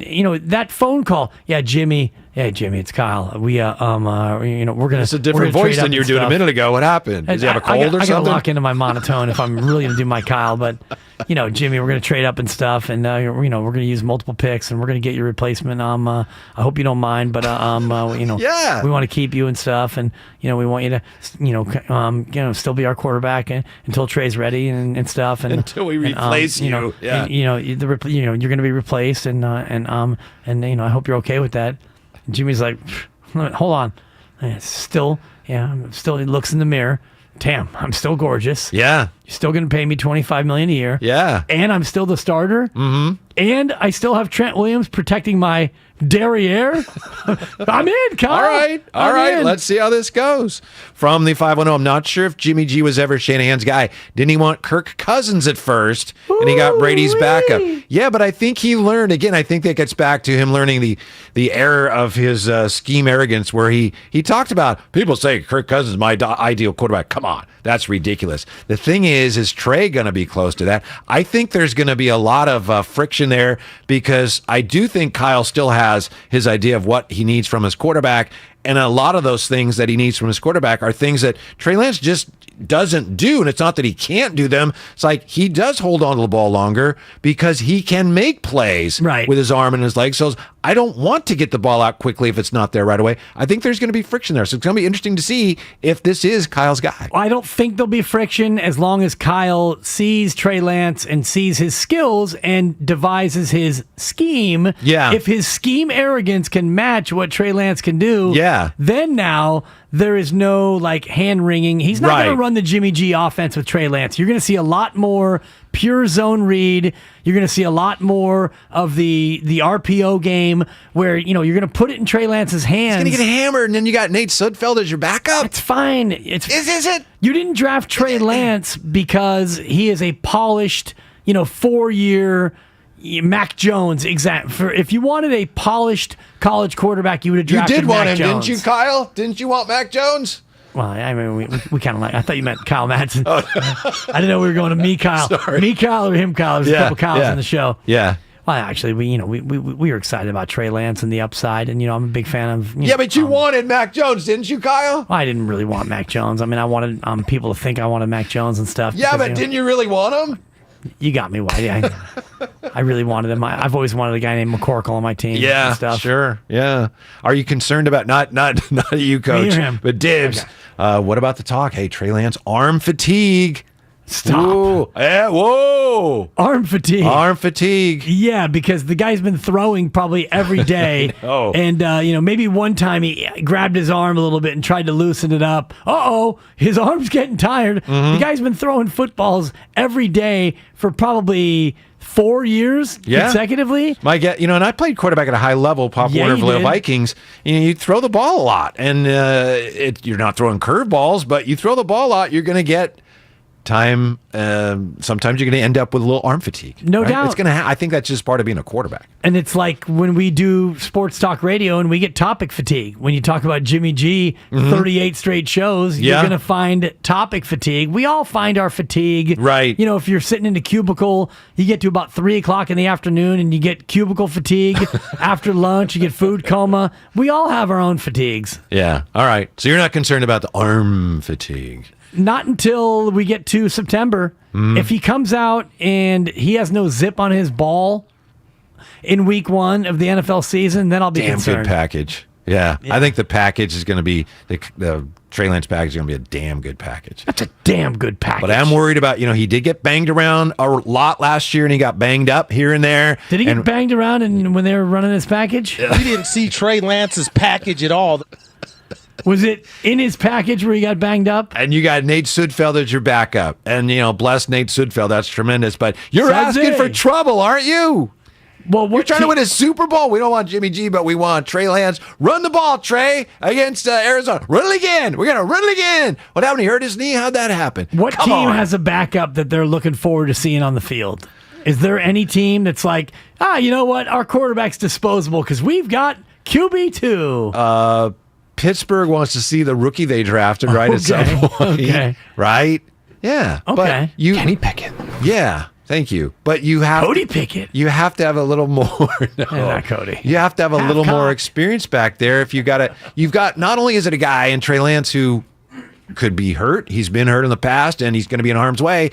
He's unproven. You just don't know for sure. And I think there's every reason to believe he can be a really, really good quarterback. Maybe an elite quarterback. What if he's not? Nate Sudfeld? All right. Good luck. If he's not an elite quarterback, then you've got bigger issues than just Nate Sudfeld. You've got problems with your entire process on what you've done to bring in this quarterback. Trey Lance has 4 years, really 3 years before you have to decide on him in order to show you that he is worthy of the amount of capital that you expended to go up to get him. Yeah.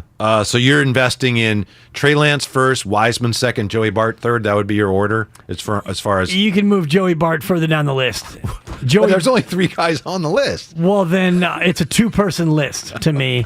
He just hit a home run a couple nights ago. That's big. Yeah, it's big. If you're Farhan Zaidi, you're hoping Joey Bart can flash over the next couple of weeks, so maybe you can deal him. Coming up next, boring. Okay, but the Giants they're in really good shape. That's up next year. Willard and Dibs, Whitey in for Willard, and it's sponsored by Fremont Bank. Full service banking, no compromises. Fonte Hill.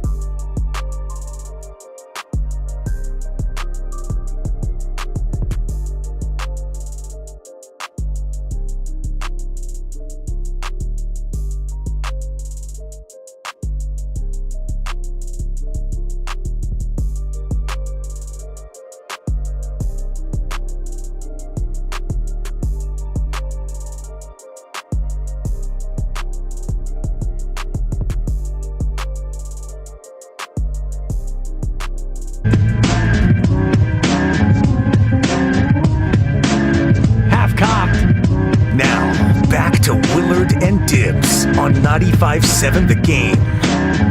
Mark Willard is not present today. Kevin Michael White stood in for him. Thank you for being with us. It's real always to be with my friend Dan Dibley, who's got so much going on. I mean, for a spot in the summer here, we've got a lot going on sports-wise, and you've got a lot going on in your life right now. Oh, yes, sir. Yes, sir. Closing on a house here in the next couple of days. See, I didn't even know that. Oh, yeah. Bought a house. Yeah. Bought a house. Big win last night for your boy. We bought a stroller, and these strollers nowadays, they're not very sophisticated. Yeah, I got a baby coming in September. So my baby girl will be born here in about 8 weeks. Yes, and 888-957-9570. Dibs is allowing the listeners to select the name of his child, which is tremendous. That baby. That's great. Time to play Name That Baby here. Do you have a leader yet? I know we had a few suggestions already. Yeah, we've got so many great names coming in. Dibberclaws has been named. Dibberclaws Dibley. Supper Jr., because my better half goes by the nickname Supper. Sure. Because she refers to that last meal of the day as supper, not dinner. So Supper will have the final say. I have two older sons, of course, Quest and Keon. I've always had a you carry it, you name it policy. I think that's the least I can do. Yeah, She's doing all the heavy lifting, literally and figuratively. So my input and the input of you, dear listener, can only go so far. All right. Well, that's going to be all of that is going to be. But put the stroller together last and tremendous. Night, which was big, huge win. How long did that take? Only about 10 minutes, actually. That's pretty amazing. Yeah, especially with these newfangled strollers, you got to put the wheels on, you got to put the visor on, you got to put the insert in. It's kind of elaborate, and you don't want to make a mistake because this thing costs about $700. I find now that even if it's just taking a COVID test, it takes me 5 minutes just to find the instructions that are in English. Yeah. Hey, I just can't find them. That's always the hard part is where are the instructions and are there words or just pictures? Because I don't do just pictures. I need words. Okay. Yeah. I need like insert flap A into slot B. Because you go to IKEA and there are no words. It's all pictures. I don't do well with just pictures. Because it's all Swedish, right? Right. It's all Swedish to me. Yeah. Was there any losing of the temper? Any emotions get raw? Or was it simply a matter of, hey, this is great. Take my time. Boom, boom, boom, boom, boom. Whew, we're done with the stroller. There was the moment where I was trying to turn the stroller over to put the wheel on, and then the axle of the back wheel drove into the top of my foot. Yeah, because you're trying to turn it over together because you're doing this together, and the turnover of the stroller happened a little faster than I could move my foot. So boom, right between my third and fourth metatarsal, and I had to scream out the F word. Yeah, stroller. I mean, you talk about how far we've come with cribs and things. When we had kids, I just had to go out, cut down a tree, and carve out a crib, and just totally carve the wood. I love young people. It's funny because I told the future missus that stroller, I used to just steal a grocery cart from the local store. What's wrong with that? Yeah, slap the kid right in there. Yeah. That's your stroller, kid. Thank you, Longs. I was thinking of you and Supper yesterday, and I haven't had the privilege yet, but I know that it was last year. The Giants have been struggling, and that big comeback win yesterday. And some people were reminded of that win last season over Arizona when it was 7-0 or 8-0. I know you guys were there. Yeah, we last were. year. And we took a very rare picture of my beloved. Yeah. And I said, Giants lose, but I win because I'm here with my beloved Supper. Come to find out, it was a Yaz slam, and the Giants won, and everyone, this is why you never leave early. Well, in fact, I didn't leave early, and so I had to do the rare. I thought you did too, though, to be honest. No, of course. And I had to edit my post and say, I actually stayed. I saw the Yaz slam. Giants win. I win. Everybody wins. It was like kindergarten all over again, and we all got a trophy. I think the Giants right now, as lackluster as they've been, they've got They've won 4 of 5. 2 of those have been really one-sided wins. Against Padres, against Arizona, against left-handed pitching. Big comeback win. All-star break of poaching. The Brew Crew coming into town. I think they're in pretty good shape. They're in great shape right now, and you would love to do some damage against the Brew Crew heading into the All-Star break and get a little bit of momentum, even though I don't think the momentum carries over after the break. But what Farhan Zaidi said earlier this week about the trade deadline, I think, is most telling as it pertains to the team, which is give us a reason to add. Mm-hmm. Show us that you're in a spot where one player or maybe two players, and I don't think they're going to go out and get a big name player. You might get Wilson Contreras, the catcher, to come in. That to me would be about as big as you would go, but you'd have to give up a lot to get him, and that you wouldn't would. have, But then again, like in the whole idea of Juan Soto, yes, you'd love to have Juan Soto, but that would take more than just a little bit, and at least that would be a guy you could have under team control. I don't think a deal like that is in the offing, but maybe a typical Farhan back of the roster type move. I've heard some suggest, some typically right-thinking people, a number of people suggesting that, they may end up trading Rodon. And I'm like, come on. There's no way, unless they lost every game between now and the deadline, and they just fell completely out of it, and it was a total disaster. Only then, and even then it'd be tough, could you trade Rodon. If you're anywhere near the race and you dealt Rodon, how in the world would you sell that to your fan base, even if you got back a blue ribbon prospect? You couldn't. Yeah, I mean, you couldn't possibly sell it to your fan base coming off 107 wins, where, some fans, more casual fans, are saying, where are the 107 wins this year? Yeah. Why did you do that again? You did it last year. You're 45-42. You're on pace to win about 88 games right now, which might be enough to make the playoffs. You're probably not good enough to really make a run. You never know, though. You make it in the playoffs and you have Logan Webb and Carlos Rodon. You feel like with those two starting pitchers, you're a live team in any short series or a short series, as some might say. Because if you're 6, let's say you're 6 and they could be higher, you would play the 3 seed in a 3-game series in the 3 seeds park, right? So if you had those two guys going, you got a shot. If it's, and I don't that's know. Milwaukee. Okay, now. would it be? All right. It's Milwaukee because the Dodgers are 1, the Mets are 2, Milwaukee would be 3, and then the first wild card, the Braves would be 4, and then the Padres would be 5. And they're sinking fast. And then the Cardinals would be 6 right now, but you and the Phillies are right behind. So let's say you are How the far 6. out exactly right now are they? They are sitting basically a game back of Philadelphia. Okay. The Giants are. Yeah. San Diego, I know they're getting Tatis back, and they will get Contreras. Their bullpen's terrible. Their outfield's terrible. I wouldn't be surprised if the Giants end up passing them. But they're not going to win 107.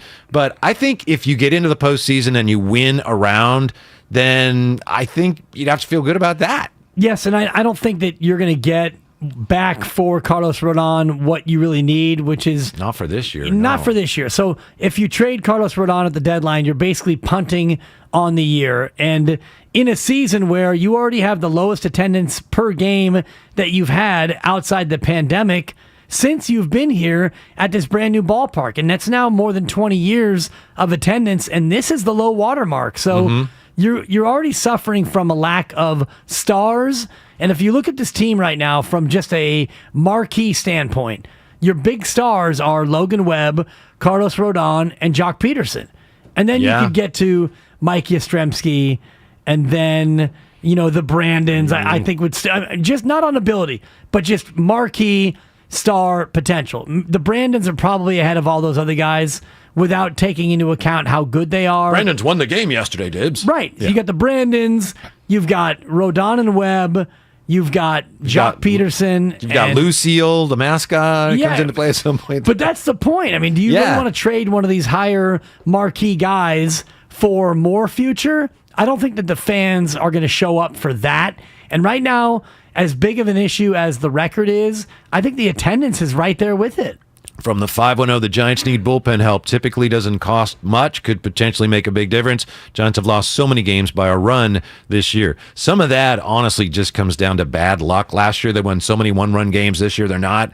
And I know it doesn't satisfy fans, but a lot of times year to year, that just happens in baseball. It's kind of like the bounce of the ball. They won a lot of one-run games last year. Why not this year? Must be because they're not hitting or the bullpen. Sometimes it's just baseball. But it's a great point you raised, Dibs, because you look at the Giants who for years and years and years, as you know, you were practically part of the club. Yeah. And got a couple rings. That place was so full, and now Is it because the way Farhan approaches it just isn't as exciting? Or is it baseball? Is it the pandemic? All of the above, I would say. I think people just learned that, you know what? We're not going to the yard as much, and it's okay. It's okay watching on TV. I don't need to go out there. Well, and it's not so easy, and this is something Mark and I talked about a couple of weeks ago. It's not as easy to just, hey, kids, we're going to the game tonight.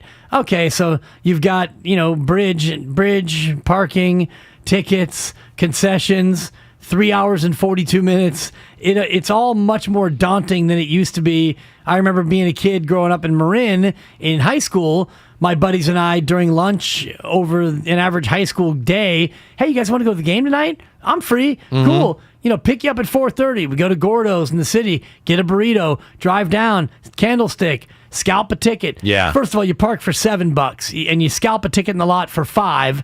So now all of a sudden with the bridge and the gas and the burrito and the parking and the ticket, that's like $30 going 4 ways. It's so you affordable. were in, pardon me, for $12. Now I think $12 will get you a French fry. Basically. Right? A garlic fry is $12. Well, the fact that to park, for example, if you find a $30 lot in a weeknight game 8 blocks away from the stadium, you feel like you've won the lottery. Mm-hmm. $30 for me to put my car in park, remove the keys. You're not barting in and then walking the 6 blocks or whatever it is? I don't mind that. But if you live in Marin, you can't BART. If you live in, San Jose, you're going to get on Caltrain, which is an hour and a half, and then now you're going to walk. It's a lot harder to even think about being a walk-up fan than it used to be. Mm-hmm. But is it that much harder than it was just a couple years ago when they were still drawing? It's a little bit harder, and I think with inflation being what it is and gas prices, I mean, it's not only gas prices, it's everything prices. It's milk prices, it's pizza prices.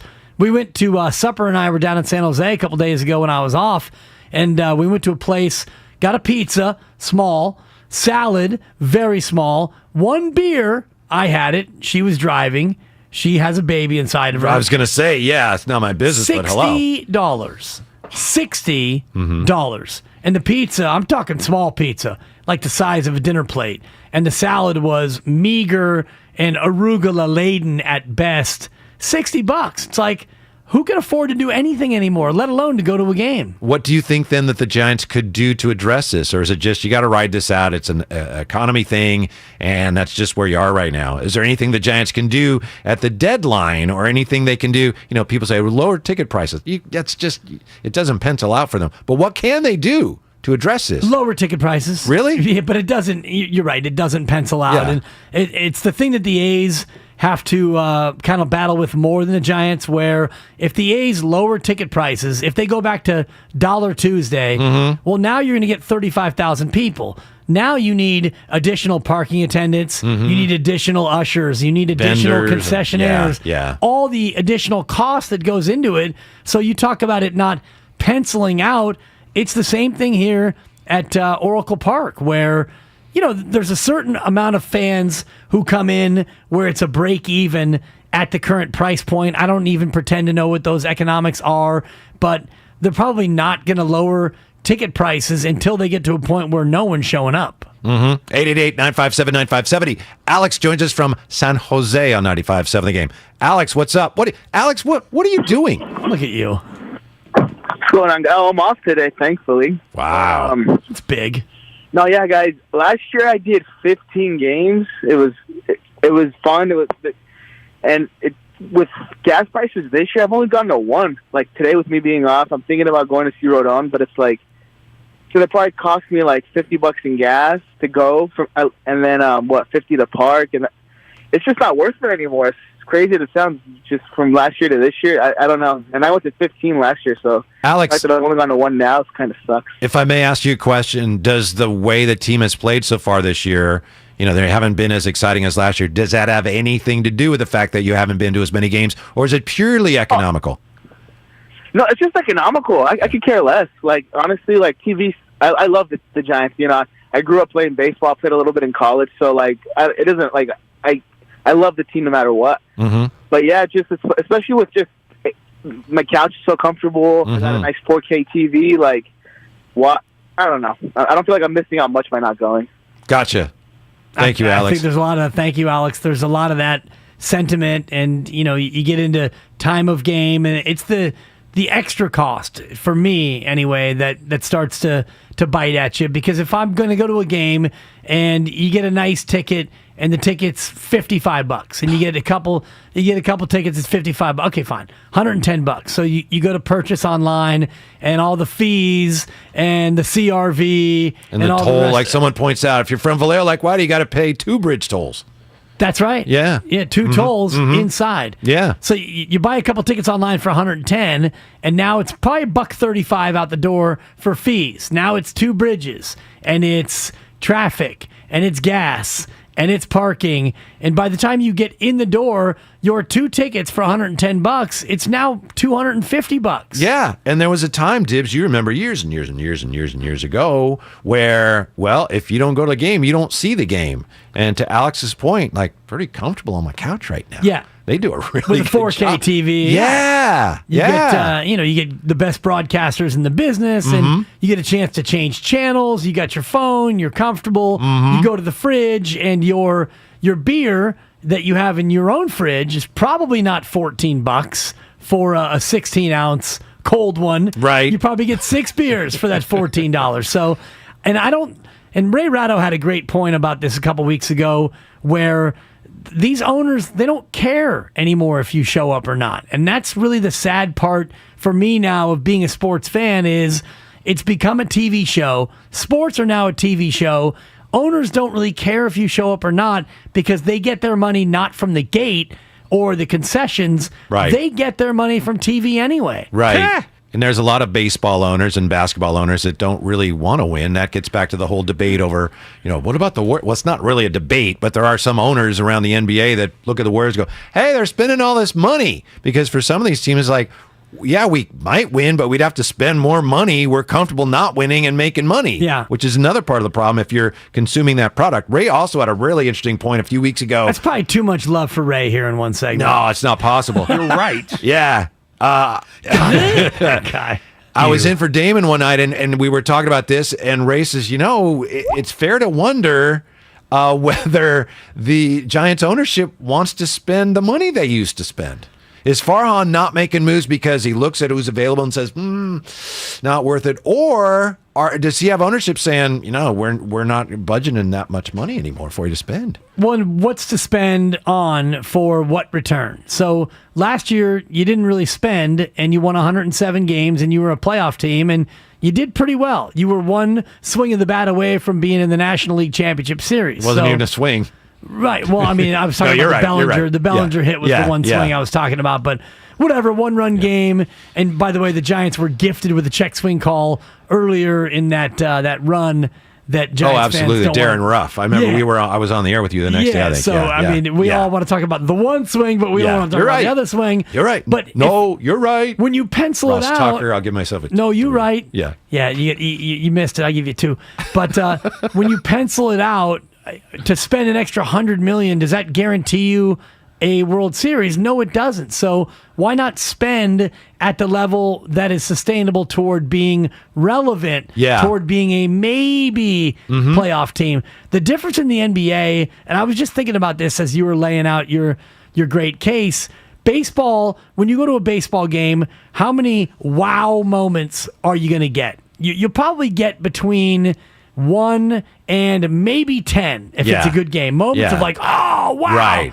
10 for baseball is like, oh my goodness, greatest game I ever saw. Yeah. But if you go to a Warrior game, you're probably going to get between 5 and 25. 5 is almost moments. the floor. Right. For an NBA game. Yeah. Especially for the Warriors. Yeah, so you're going to get at least 1 or 2 Steph threes that's like a wow 3. You're going to get a couple of dunks. The opponent might have a couple of dunks. There's going to be moments that you can bank on for the NBA dollar.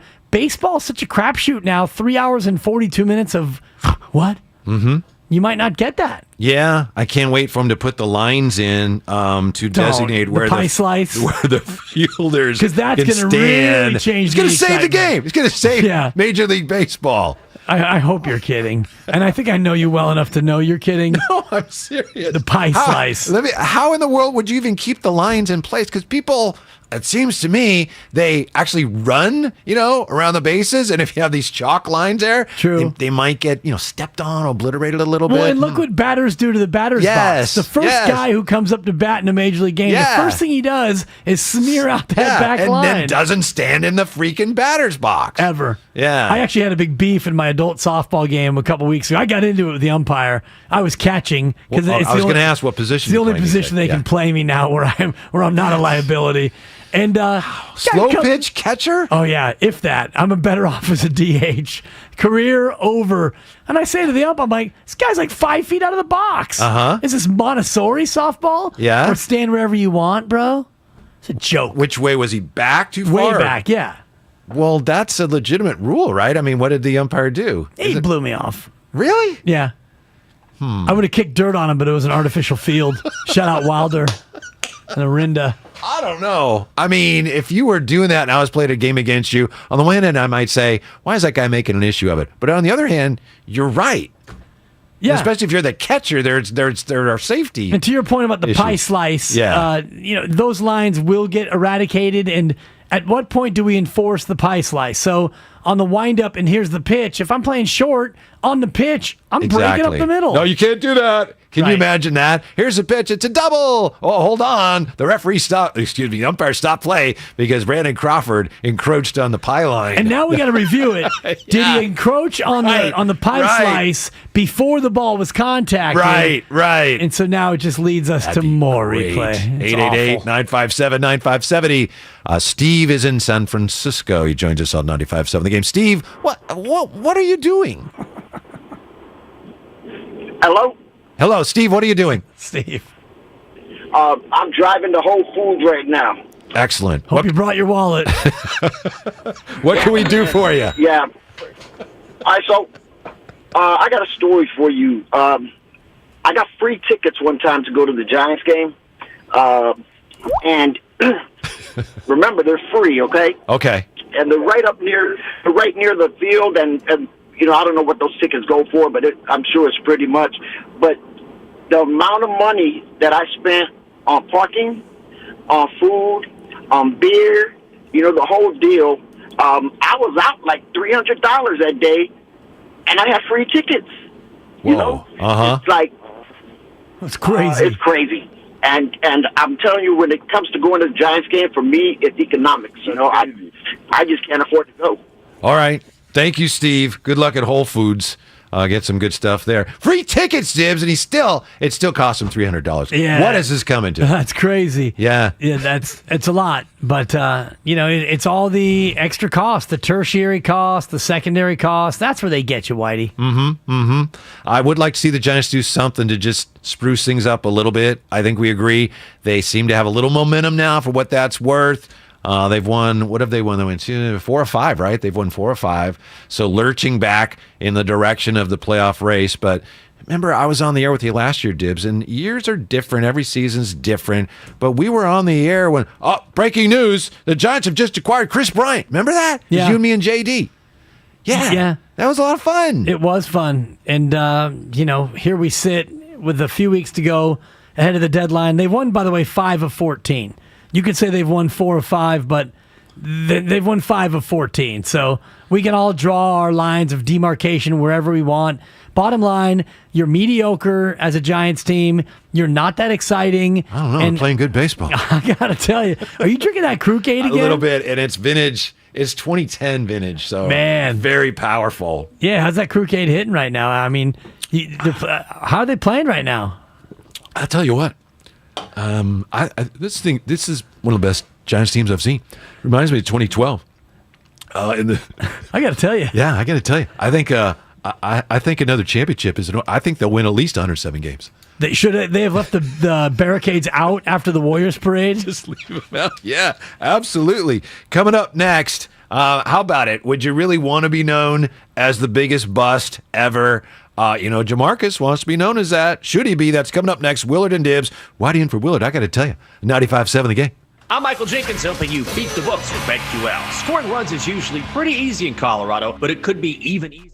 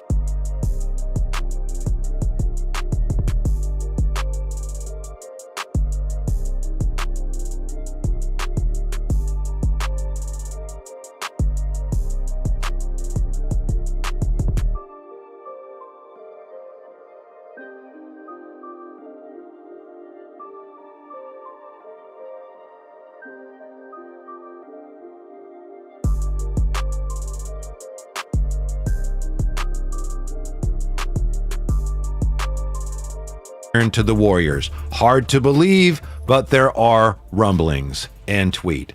Come on. Rumblings. What? I like a rumble. I like a rumbling.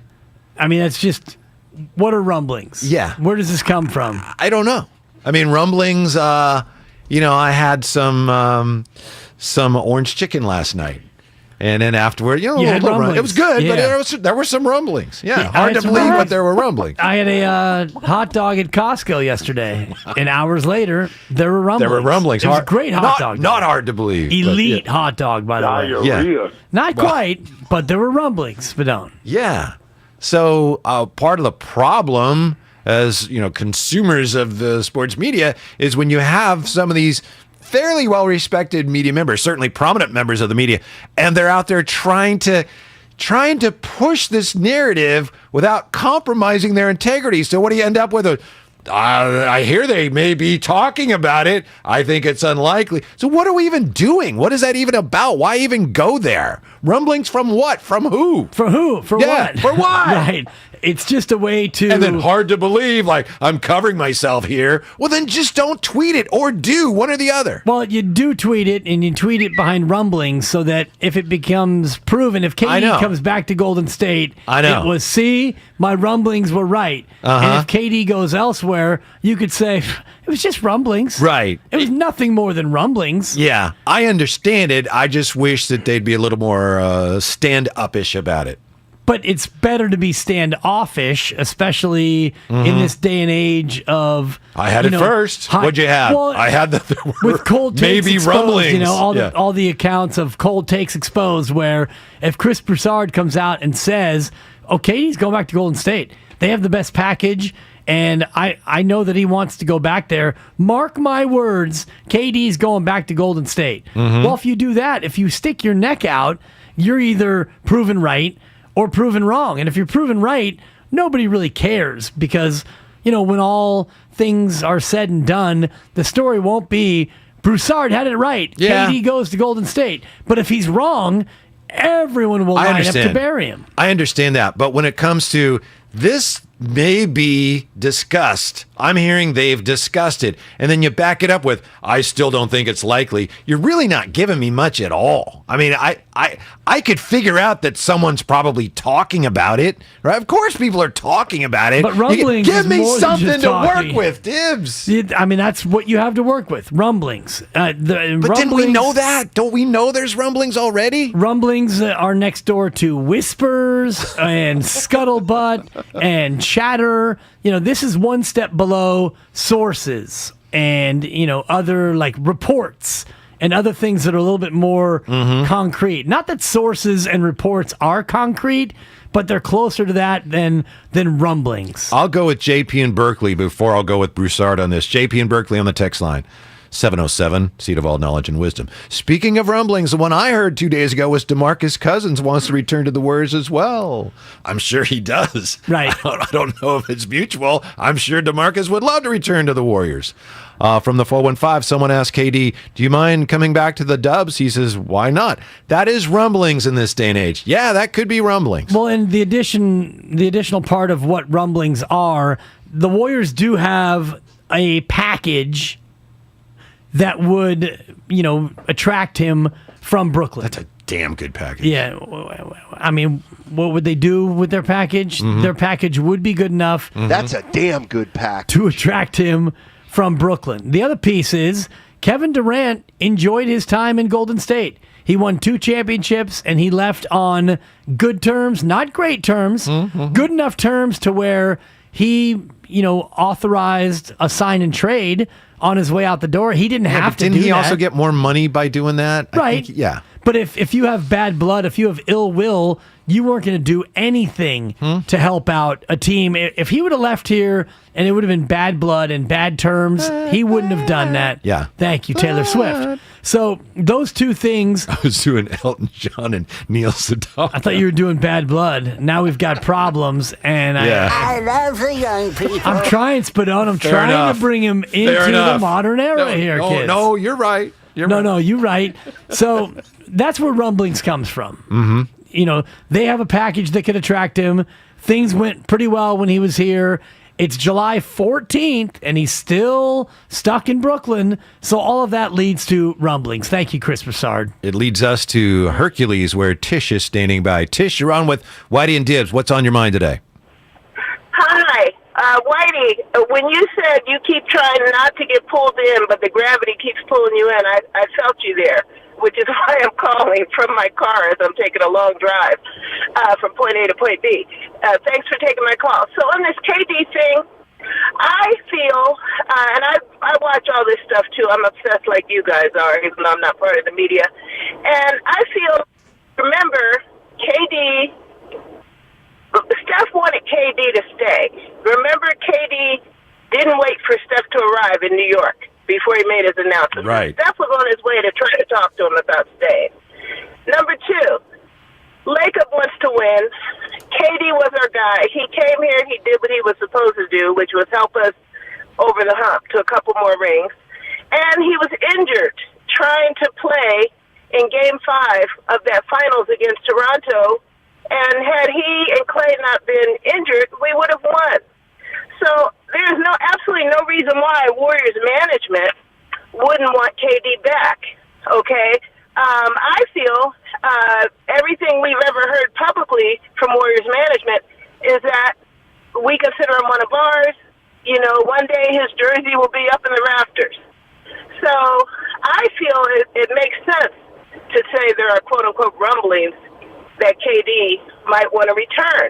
But what worries me, and what has always worried me, is the fan base. Because the fan base, many of whom are not as astute about basketball as they claim to be, they showed so much animosity toward KD when he was here. So if he comes back, which I think would make perfectly good sense, why should another team or organization get him when he was ours? He was injured with us, and all our guys went out and asked him to come in the first place.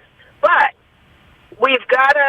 somebody's got to talk to KD about ignoring the fan base and the hate he'll probably get from the fan base, because I think that's what got him in his feelings when he was here before. Thank you, Tish. Thanks, Tish. Yeah. Thank you for checking in. And drive Appreciate that. safe. He's in his feelings no matter what. Mhm. And that's Kevin Durant. And I don't want to call him emotional, because then Draymond Green will come Right. down on me. Sensitive. Don't and call him call me sensitive. Yeah. or emotional. Yeah. Because then I'm part of the old media. Because how can I call anyone emotional? I need to stick to the basketball side of it. So Right. basketball wise, Kevin Durant, come on back, KD. We'd love to have you. Mm-hmm. Yeah, I think ownership, I don't think ownership really would want Durant back, but I don't think it has anything to do with any animosity or any ill will over anything that went down. I'll tell you why. I don't think management would want KD back. When we return in just a moment, it's Willard and Dibs, and we are sponsored by BMW Fairfield, now open in the Fairfield Auto Mall. They provide Dibs, really a luxurious, all-encompassing experience to address all of your BMW needs. Visit BMWFairfield.com today to book your visit. That's BMWFairfield.com.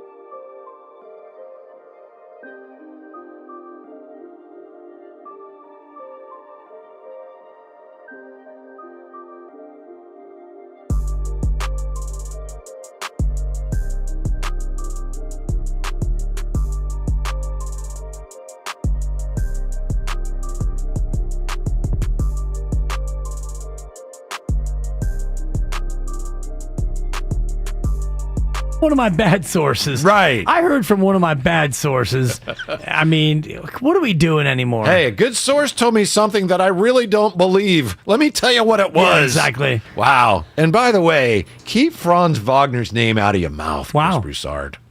That's my guy. He had a good year last year. But long story short, Dibs, I could be totally wrong. I'm not sure how you feel about it. I understand why Kevin Durant to the Warriors would make some sense. I just think that ownership is really committed to Poole and Kuminga and Wiseman and Moody, and I don't think they would want to do that. And it's not because Durant's drama. Those are all factors, but it's not so much Durant and drama. Durant when he was here. It's just about, wow, we're bridging. We're doing something that no one's done. We're going from a core that wins championships, and then while they're winning championships, we're developing the next core that's also going to win championships. And it's really never been done. Spurs did it maybe a little bit with Kawhi, but I think the Warriors are committed to that, and they think it's going to work. I don't know if they think it's going to work to the tune of winning championships, because so many things would have to play out between now and when that happens, including Bob Myers and Steve Kerr staying with the organization, because I think they're a key part of all of this in terms of the player development, the player acquisition, the actual coaching of the team. So that would have to be a part of the transition as well. But let's just take the hypothetical that Steph, Clay, and Draymond want this to happen, which we don't know that they want this to happen. I don't have a hard time believing that they do, frankly, but yeah, you're right. We don't know. I mean, if they go to Joe Lacob and say, make this happen for us, then he has a tough choice to make, because the whole two timelines thing, it's working. To your point, whether or not Poole, Kuminga, Wiseman, and Moody ever win a championship, they look like four guys who can be a part of this team for the next 10 years.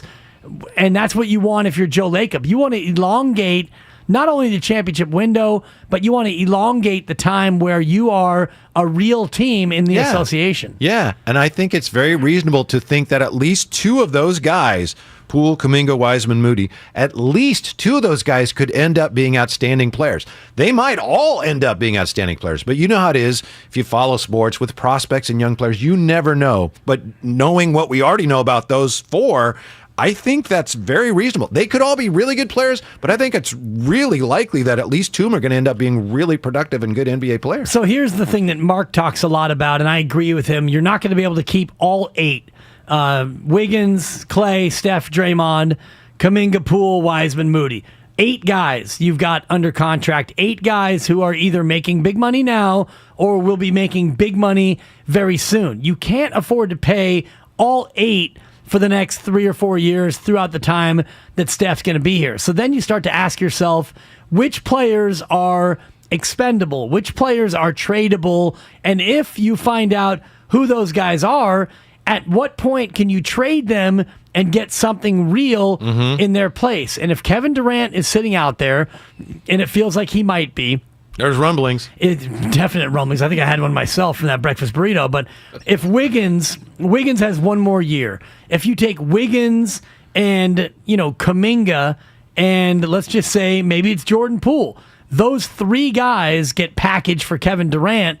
That's something you have to think about if you're Joe Lacob, if Steph and those guys are saying this is what we want to happen. Maybe so. I think if it came to that, I think ownership would go to them and say, look, you guys wanted us to get Beal last year. It didn't work out. And look, we were right. We won a championship. So you're going to have to trust us on this. But I don't know if it'll ever get to that. That'd be my guess.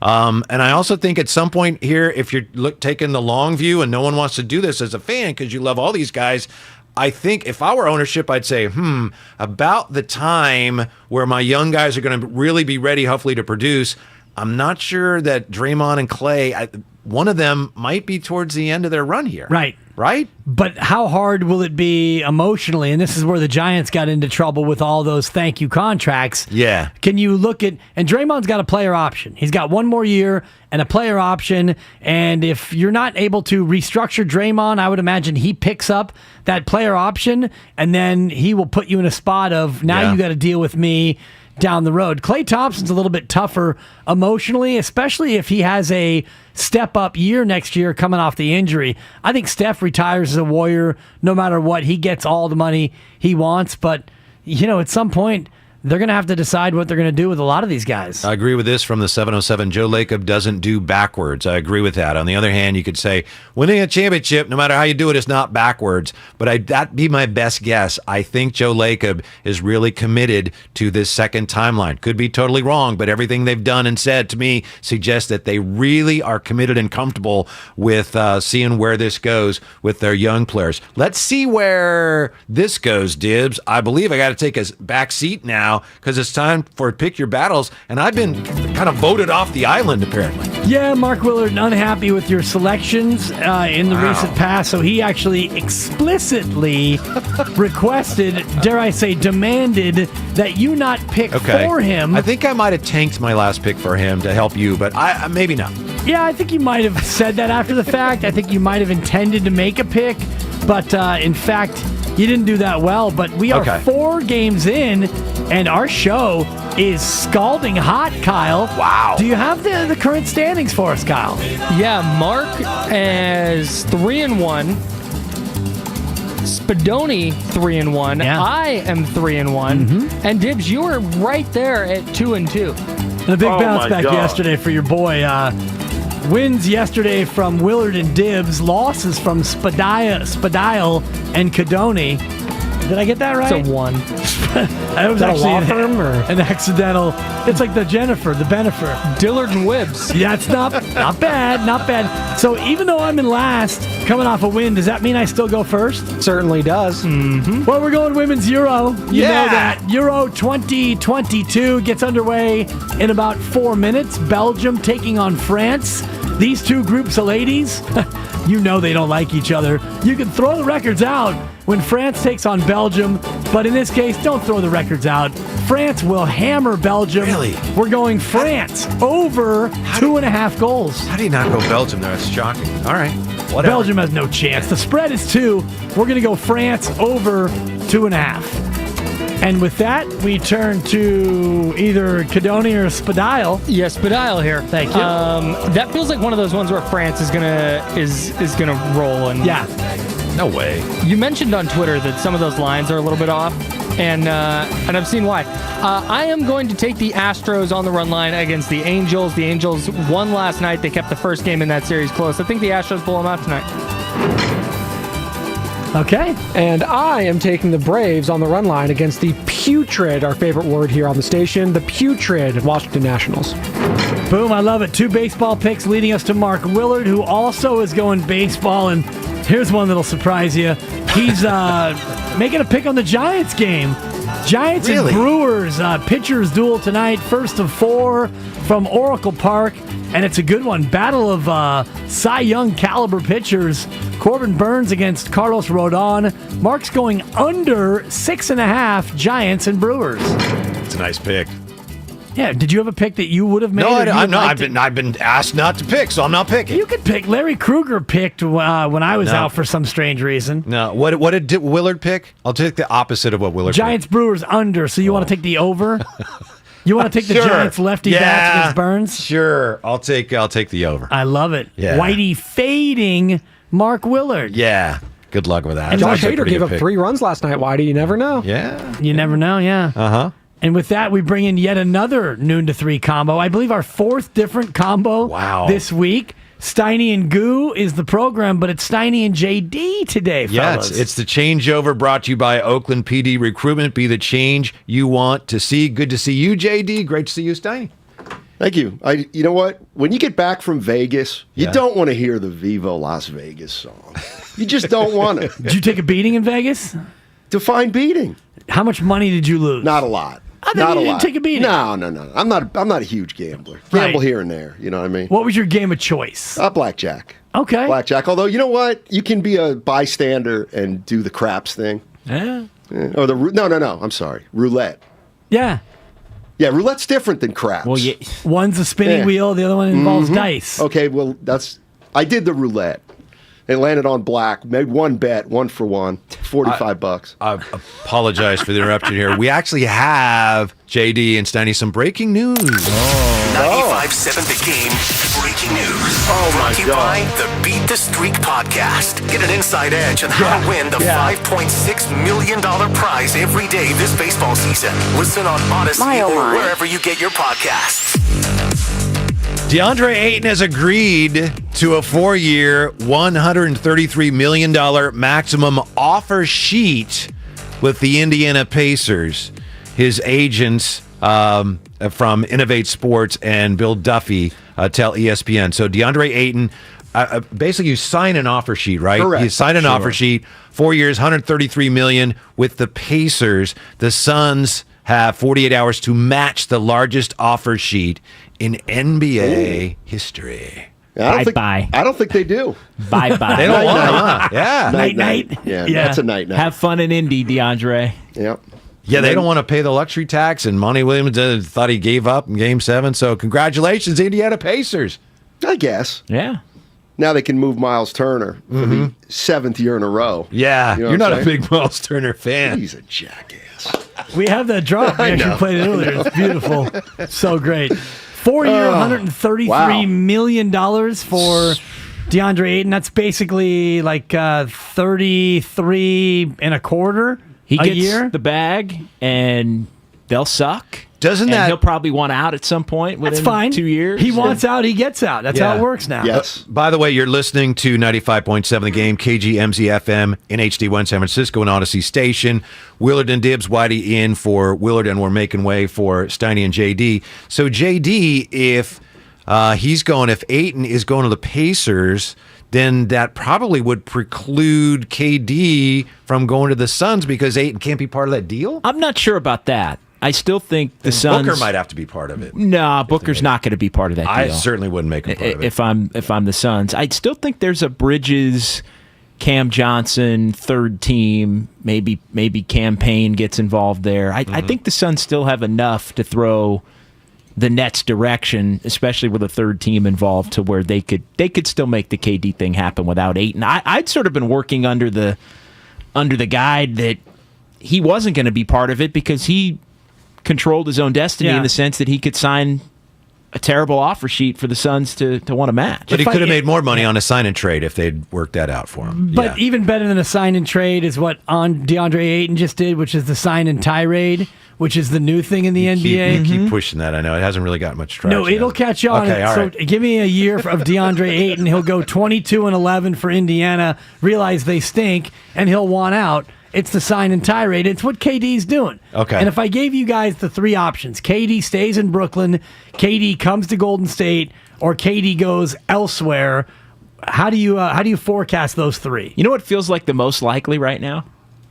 Just comes to Golden State. It feels like that is the most likely right now today. Boy. Steiny, welcome Great back. question. You walked out of vacation back into this mess. I'd say he ends up somewhere else. I just can't see. Well, maybe. I can't either when push comes to shove, but I just like right now it feels like there's no action with Well, any of these other teams. He's running out of destinations, and to me, it feels more and more like he's going to have to stay in Brooklyn. And the sign and tirade, Whitey, as much as you want to hate on that, No, I love it. becomes I love more it. of the case. I'll tell you what.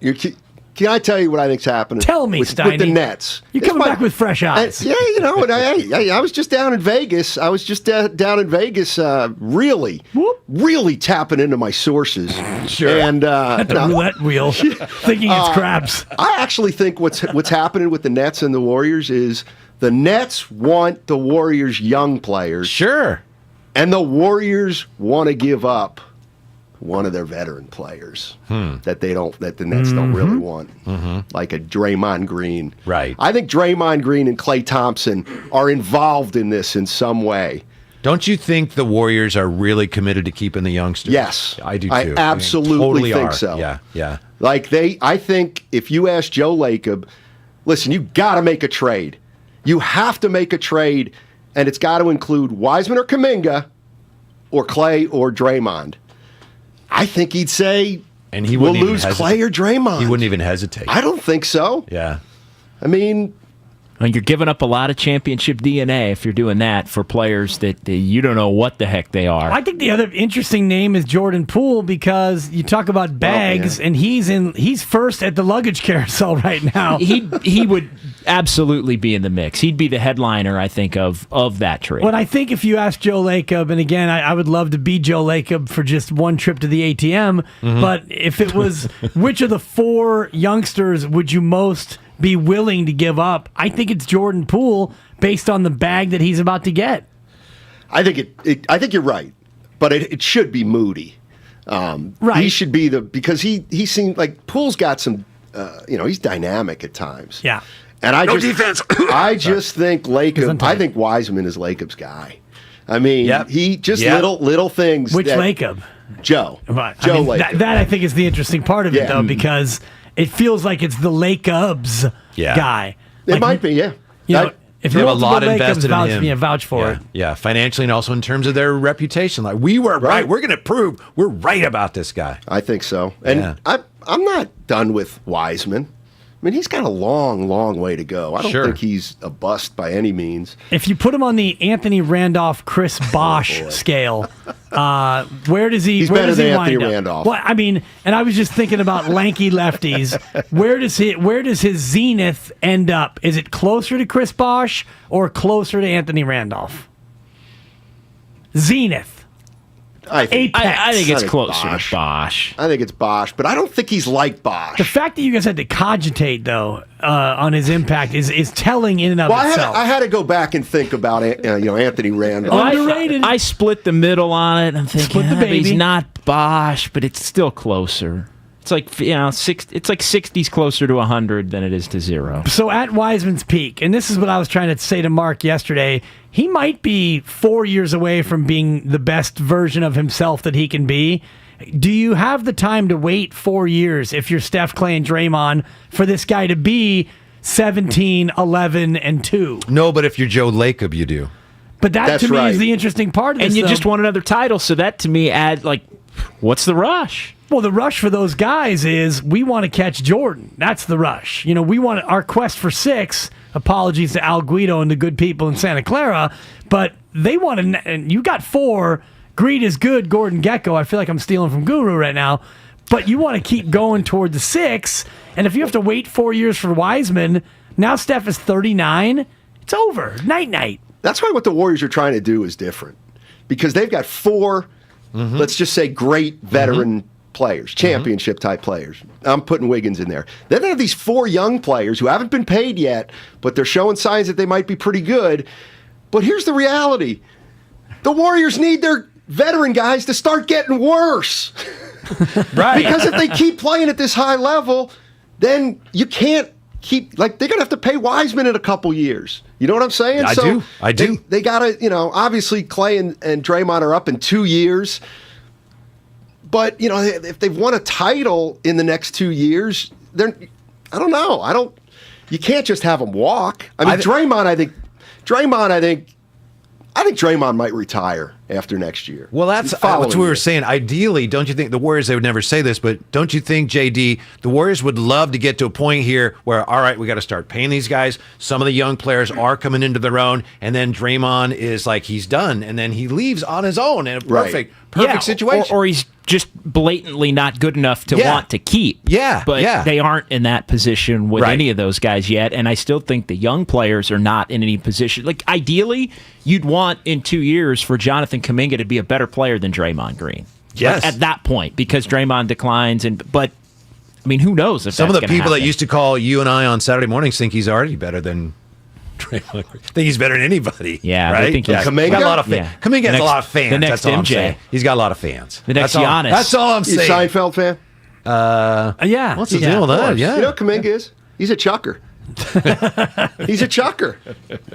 He likes to shoot the basketball. Yes. Dibs, I think KD, and I know that logistically this is, how would that work? I think he ends up with the Miami Heat. Here's the thing, too. I mean, if he comes back to Golden State, he's going to be bringing baggage with him. And I don't mean his personality. I mean, people are going to then say, you couldn't do it. You couldn't do it without him. and him. And he'll still be just as defiant, Dibs, as he's ever been, and is when he wakes up in the morning as to saying that doesn't matter. Wherever he goes, there's going to be baggage. Unless he goes, and this is why I've advocated Portland as his ideal destination. You go to Portland, and if you somehow win one there, you're a god in the great Northwest. And you check that box of you went somewhere and did it on your own. Even if he goes to Miami, you're going to be rolling with Jimmy Buckets, and Miami's already won one. Unless they got to trade him to get him. But yeah. I think an interesting piece of the KD to Golden State is, what if he's back channeling it saying, I'm not playing with Draymond again? That's what I think is... What if he says... I don't think he wants to play for Kerr either. Well, what if the word gets to Lake Up and it's, look, I would love to come back as long as number 23 is elsewhere. Right. What then? Well, then you got to try to make Draymond part of the trade. But why would you want Draymond if you're the Nets? He's a cool guy. But see, this is what JD and I were talking about. And this is another effect of Steph Curry. The Warriors players around Steph, they don't have the value you would think they have. You know what I mean? Like, yeah, Draymond's a champion, but does anybody think Draymond's going to be as good for the team acquiring him as he was for the Warriors? Ditto for Clay. That's the Kavan effect of what we saw in the free agency, yeah. And I think the Warriors may find it out next year if, let's say, Wiggins plays next year. Now he becomes a free agent, and everybody's worried, somebody might come pluck Wiggins for 30, 35 again. I don't know. Yeah, it definitely applies with Wiggins for me. I was thinking he would apply the least for me. Like, I think maybe Wiggins could show that, hey, something just clicked in my game. I'm a different guy now, independent of this situation. I wouldn't be buying it if I'm another team. I'm not saying I would be. To me, it's all situation. Like, the thing I always say to Steiny is, like, Andrew Wiggins is really getting a raise. Like, he's making $33.6 next year, and he's really getting a raise. Like, somebody's going to pay Andrew Wiggins $4 and $140 next year. Like, I don't see that. You know how at this point we look at Wiggins and no longer do we necessarily look at him as the number one pick in the draft, right? Before it was a number one pick in the draft. Oh, he's not that good. Now it's just like, wow, he's pretty good. I think at some point we may have to get to that point with Wiggins, where instead of looking at him like, Wiseman, rather than look at Wiseman as he was the second pick in the draft, at some point we'll just look at him as, no matter where he was picked, he's a pretty good player. I mean, ideally. But I don't think he's ever going to live up to that. He was a second pick in the draft, and he's a center. He's supposed to be David Robinson. It's the David Robinson, or it's you say Bosch, Anthony Randolph. It's can he be Clint Capella? Yeah. Can he be? And is that okay? Rafe LaFrance. Boy, I mean, Jay Will with the elbow pass to Rafe LaFrance. He can at least rebound. The Rising Stars Challenge. Make some threes. Yeah, he actually could block shots too, Rafe LaFrance. I'm afraid that Wiseman his career may mirror that of another formerly highly drafted Golden State Warrior who had to go to multiple other spots to have an okay career, Mike Dunleavy Jr. And we all think about Mike Dunleavy Jr. differently, because he was the number 3 pick. That's but right. Yeah. If you look at his career, pretty good. He had a pretty good career. He played about 15 years, and he had to go to other places in order to thrive. I'm afraid James Wiseman might be in that same spot. Yeah. That's not a bad call, because when you trade, if you trade a Wiseman to somebody else, the number 2 pick doesn't matter anymore. It just matters to the franchise who drafted you. Look at Wiggins. Nobody cares here that Wiggins was the number 1 pick. Right. But that was a stigma. What's in the worst? Minnesota. Pardon me, Steiny. What do you think from the Warriors' standpoint is the worst case KD scenario where he would go? Phoenix. Yeah, I do think Phoenix. If you can keep Paul, Booker, and Durant, I'm with you on that. That's pretty good. Yeah. How about you? I think Miami is probably. There's still something about Phoenix where I would wonder if when push comes to shove they have enough to get it done. I think Miami with Riley and Spoelstra, I think they would demand a level of just leave all the BS alone, KD. Right. That might unlock a level. Maybe that's what he needs. Or in a way. Maybe he rediscovers his joy for the game along those lines and can unlock something. I'm not worried about CP knee when it comes to CP3. Sorry, when it comes to April. I mean, that guy cannot win in the playoffs. I mean, if KD goes to Phoenix, he's 68-14 regular season, out in the second round. Yeah. If you're the Nets, what do you want? You just, at this point, we're trying to make the best of a really bad situation, right? If you can get Bridges somehow and you can get I don't know. You know, Bobby Marks had that 4 team that's out the window now. I saw that. Yeah, with very complicated. Ayton going. Apparently, you're signing the offer sheet with the Pacers. You're just trying to get something back where you're not feeling like, wow, it's a total disaster. Phoenix has the youngest and highest end talent still. I think, and Phoenix can still match that offer sheet and then trade him. Correct. So absolutely, that 4-teamer's not necessarily. That's dead a good yet. point. Yeah. All right. Great to see you, JD. Great to see you, Steiny. What do you guys, and I know we've probably covered some of it, what do you have coming up? Well, we're going to talk some Durant, obviously, because something's going on. It feels like something's going on. We're also going to talk some Giants. Travis Ishikawa. He's the hitting coach for the San Jose Giants. Did you know that? I did not know that. I did not know that. We're going to talk to him. It was wild. You know, JD getting all excited about the Giants 4 out of 5. I said, talk to me after the Brewers Also, series. by the way, they've won 5 of 14, as I pointed out earlier. So feel free to use that against him. Oh, he stinks. Yeah. And then Jimmy Garoppolo throwing. Yeah. Throwing quails. And we got Steiny's Summer League tales. You got a lot of stories from Summer League in Vegas you're going to share with us? Well, it's... And Steiny's meltdown at the Cal Pacific. I need to hear about what happened. Yeah, no, Vegas was Vegas. 2 days in Vegas is plenty, and it was a good time in Score Vegas. this one for Vegas, I'm hearing. All right, yeah. Dibs been great You can fun. score for Steiny, too. It's all right with you. I'll see you tomorrow. Absolutely, All Kev. right. Yeah, we got Steiny and Goo with JD in for Goo next right here. 95.7 The Game. He brings the passion. For what? I want to know now. I'm mentally invested. Don't tell me to pray and you don't say what for. He brings the perspective. Yeah, I think they both have a great point. Get off me, text line. He's truly one of a kind. That is wow. Oh, my God. And he's doing a great job. I need you to man up and say what you really want to say. Diamond, you're doing a great job. And together, they're Steiny and Guru. Yeah. On 95.7 The Game. Anybody buying on Kevin Durant? I kind of got 2 questions. One is, do you believe that things are kind of heating up? Do you believe it's a possibility that Kevin Durant may be traded to the Golden State Warriors?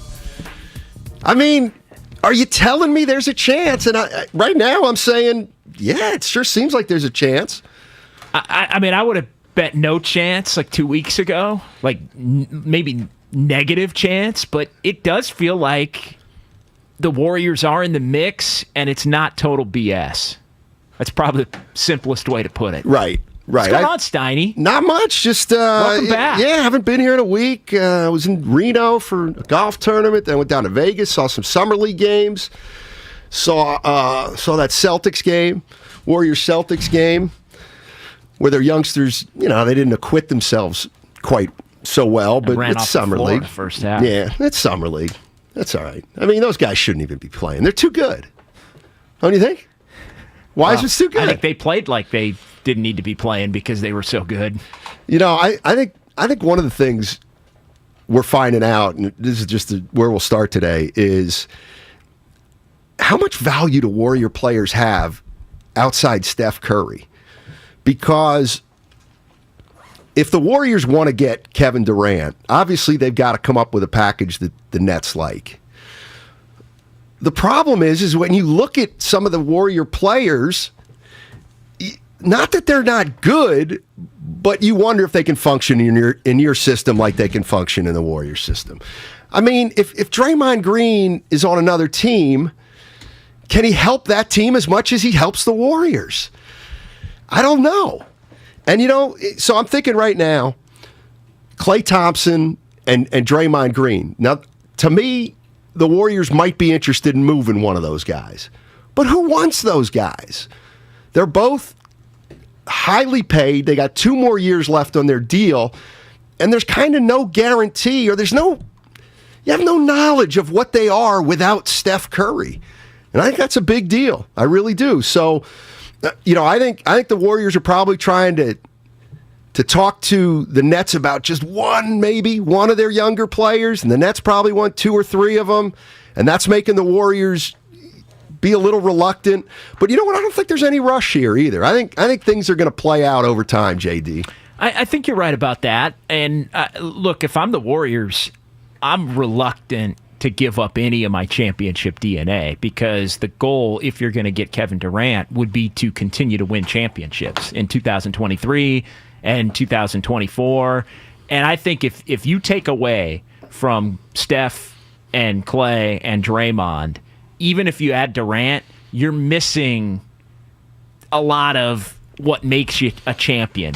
And I don't know that Durant alone would offset the departure of one of those two, talking about Klay Thompson or Draymond Green. Now, Wiggins, different deal. Obviously, his money would have to factor into a deal, in all likelihood, going the other way, and that would be a player to where if you're going to be giving somebody a raise, you might as well be giving Kevin Durant a raise over the next 4 years because his contract's locked in as opposed to Wiggins. So, Wiggins is the guy that was kind of along for the ride but also really helped you.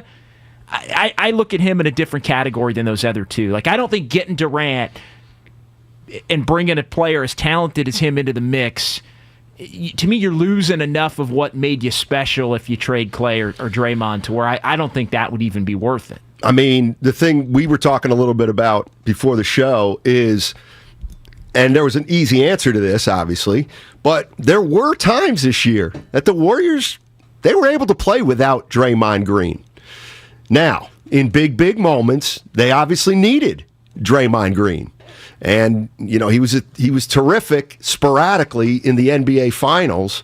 But the reality is, if you're looking at Draymond as a player and you're the Golden State Warriors, and he's under contract for 2 more years. I mean, by the way, he's not going to opt out, is he? He doesn't opt out at $27 million, does he? I would think next year, not this year, but next year. So, how many games is he going to play in the next 2 years? Draymond Green. 100. Okay.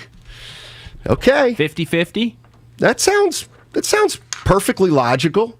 But again, it's got to be the right 50, and it's got to be the right maybe 20 or 25 at the end. No, you're right. You're absolutely right. And I think that's going to be a hit this year. Was they had their top 7 healthy as could be in the playoffs, and they won the championship.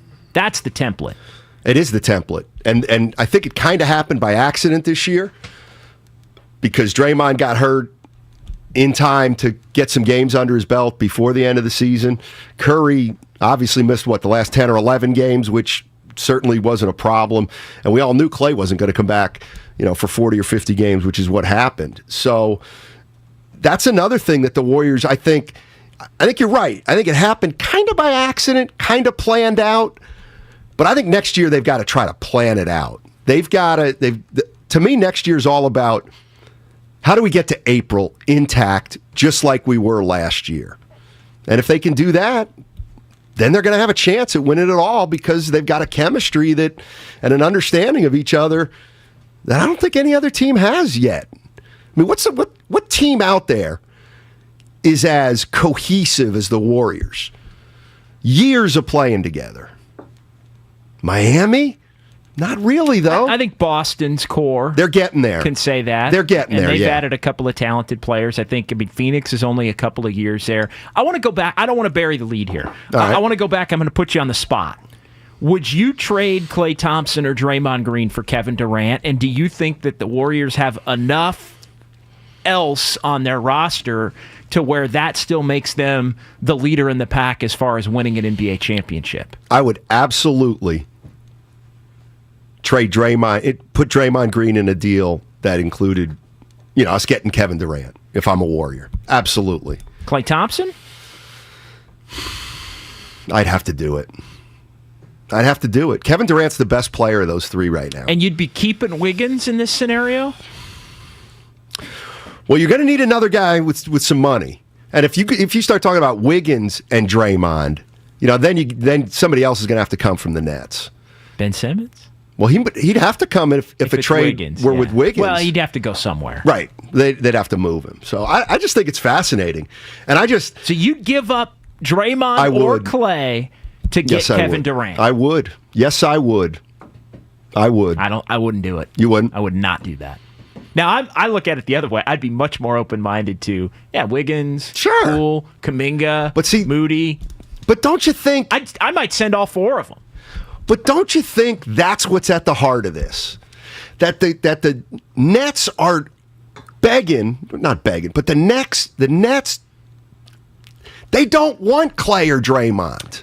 Well, I'm not sure that the Warriors would want to put one of those two in the deal either. Well, exactly. You're right. But the Warriors don't want to put Kuminga in the deal, and they don't want to put Moody in the deal, and they don't want to put Wiseman in the deal. If there's anybody out there that thinks Joe Lacob wouldn't acquire Kevin Durant if he thought the deal was good enough, you don't know Joe Lacob. I mean, you don't know Joe Lacob if you think he's not going over all these scenarios in his head. They're not going to trade Clay and Draymond.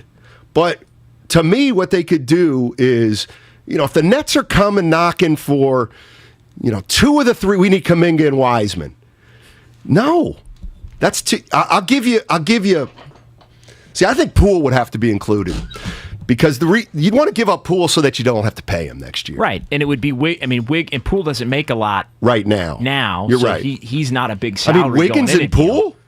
That's a no-brainer to me, right? Yeah, Wiggins and Poole and see, I'd want Wiggins and Poole. Wiggins is 33, Poole is like 4, that's 37. What's KD? The baseline to me would be Wiggins and Poole and Kuminga. That would be it's Wiggins for salary, and he's your placeholder, Durant.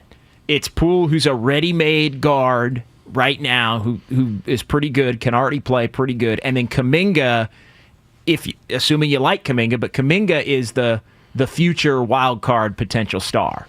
Like you're trading in the now for Wiggins and Poole, but you're also trading for what Kuminga's going to be in a couple of years. So exactly. You're getting the best of both. So that, to me, if I'm Brooklyn, that's the baseline of a deal. It's Wiggins, it's Poole, it's Kuminga. I'm not saying that's all. There may be. I may need Moody too. Right. I don't even really want Wiseman. See, I'm Brooklyn, to be honest. For all we know, nobody wants Wiseman. Because right now, Moody and Kuminga look like they're. Yeah, Kuminga's an NBA. I mean, yeah, no doubt about it. Kuminga and Moody are NBA players for sure. Wiseman. I mean, if I'm another team, I'm not touching Wiseman with a 10-foot pole. So to me, that works. Joe Lacob doesn't want to move Wiseman because he believes in him, and nobody else wants Wiseman because they need to see him do it.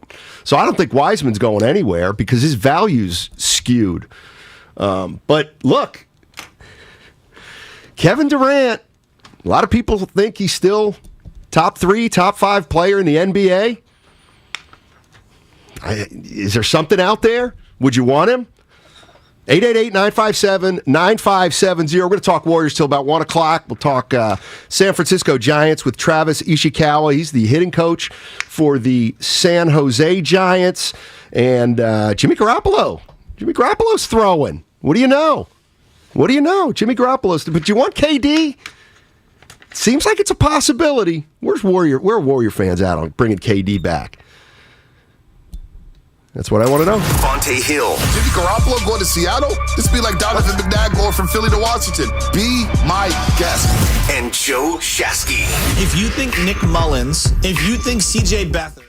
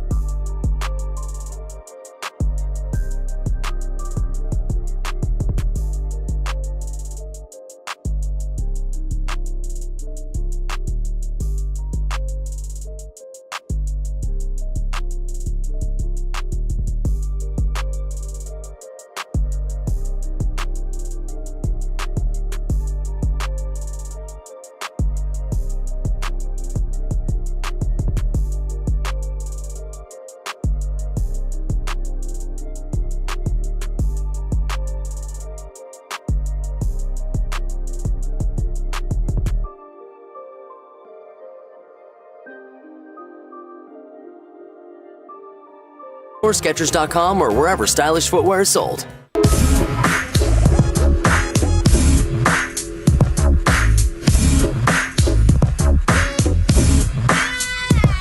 And it's making me sick.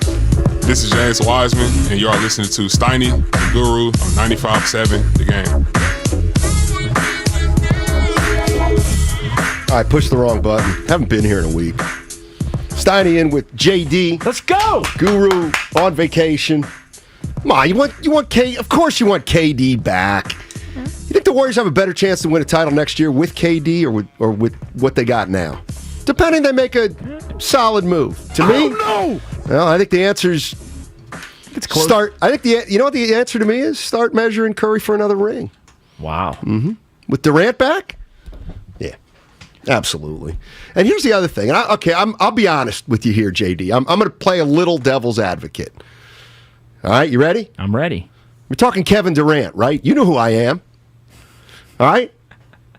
Who the hell are the Warriors' young players? Kevin Durant. What have they done? You know who I am. What have they done, really? I get it. Poole had a nice Jordan year. Poole have done nothing. Exactly. So it feels like some people think that they're a championship core already as a young team, but we don't know that without Steph and Clay and Draymond. You know what I mean? You might be saying, why are we talking about Kevin Durant? Man, the rumors just won't go away. They won't Steiny. go away. Here's why we're talking about Kevin Durant. First of all, let's listen to Brian Windhorst. He commented on KD to the Warriors. In my case, there's legitimate sources in the league telling me that it's a discussion. First off, I think that the Warriors always believe in open throttle. The Warriors have shown that they don't care what they spend. They spent $350 million this year on this team. And this has been a discussion inside the Warriors organization. Curry has been asked about it, and Curry gave a non-answer. But he didn't shut it down. He didn't say hell no, which he has every right to do. Be like, no, I just won the Finals MVP. No, we do not need to do Kevin Durant. We need to bring our team back together and try to repeat. Do I think it's likely? Do I think it's on the pie chart of things to happen? Do I think it's a big slice? I don't. But I also don't think that I should dismiss it based on what I'm being told. So there you have it. There's discussion.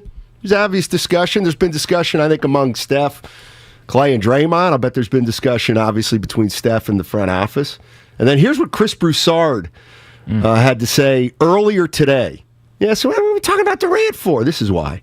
I actually think Golden State can offer a very strong package, better than most teams can offer. Now, they don't. You're right, they won't have the plethora of great picks. Most of these first-round picks that get traded aren't going to be great picks, all right, because the teams usually are good teams that give them up, and they're going to be late first-round picks, or they're heavily protected, right?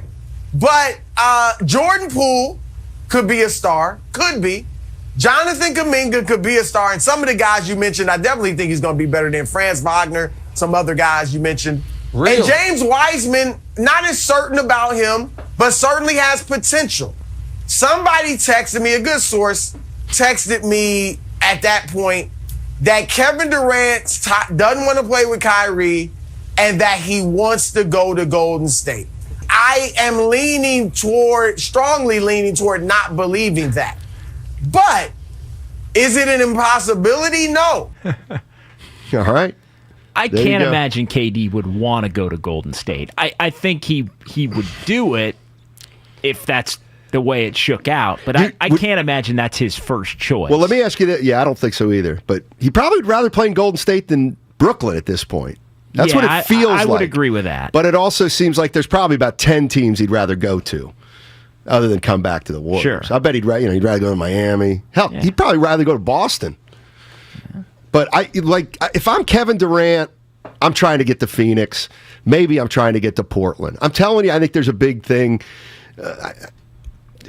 Teams that haven't won a title at all or haven't won a title in forever, if Durant goes to a team like that and they win it, he's golden. Everything's golden for him. He'll be loved in that city, and his legacy will be safe. Let's get some calls in here. I mean, we got a lot of Zach's in Richmond. What's up, Zach? How you doing, man?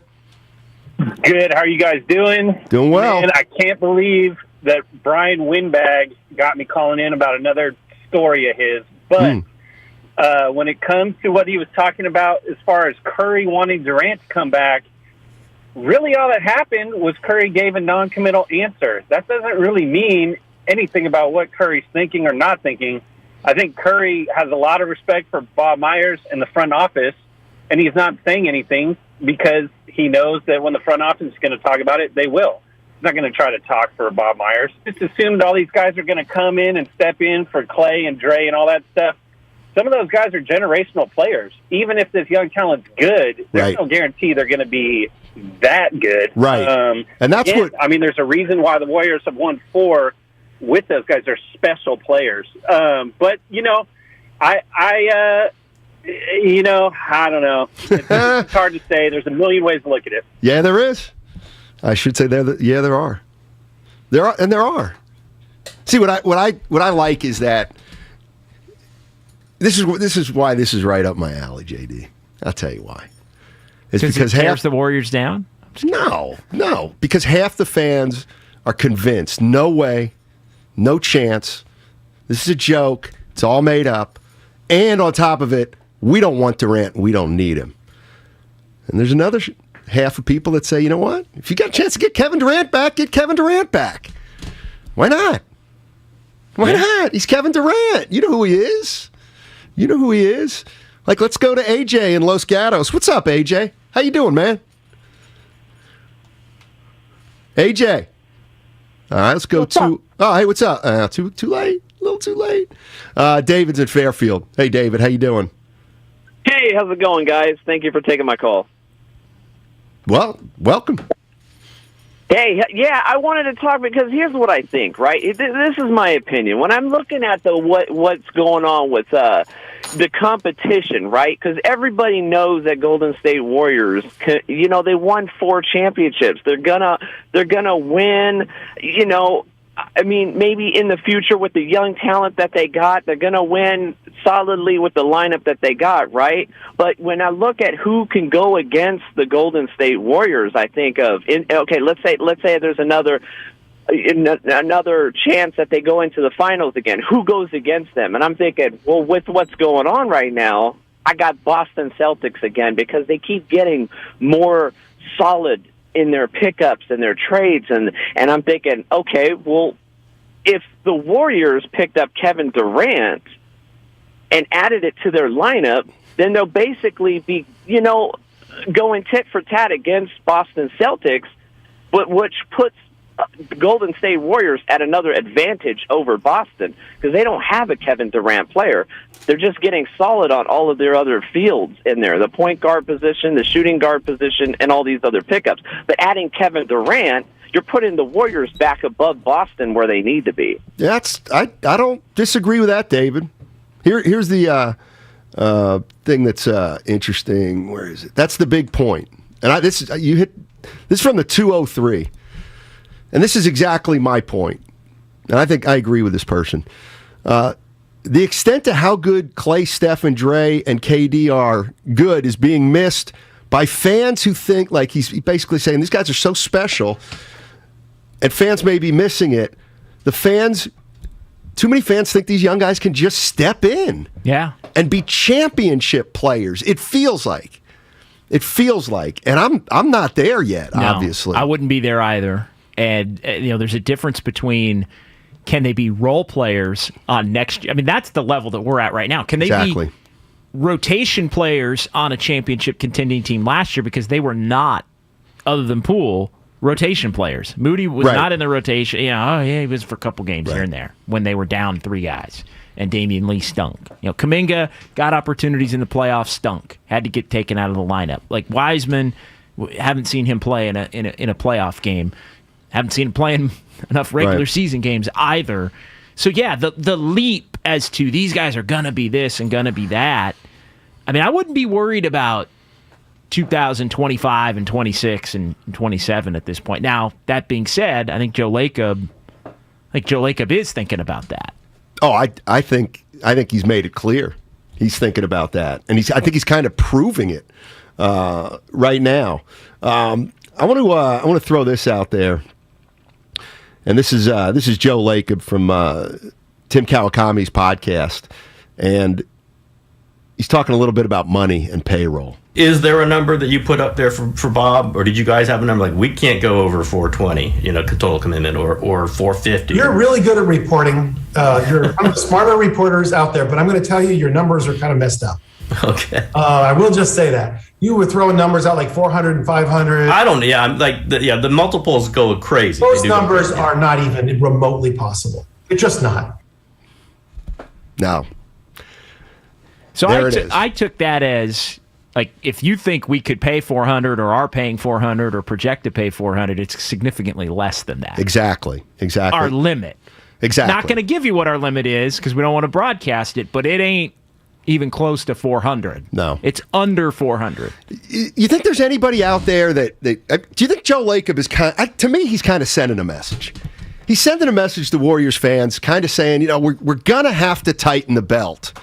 And I hope you guys understand why we have to tighten the belt, because we're 4-time champions and we've had to pay 4 Hall of Fame players.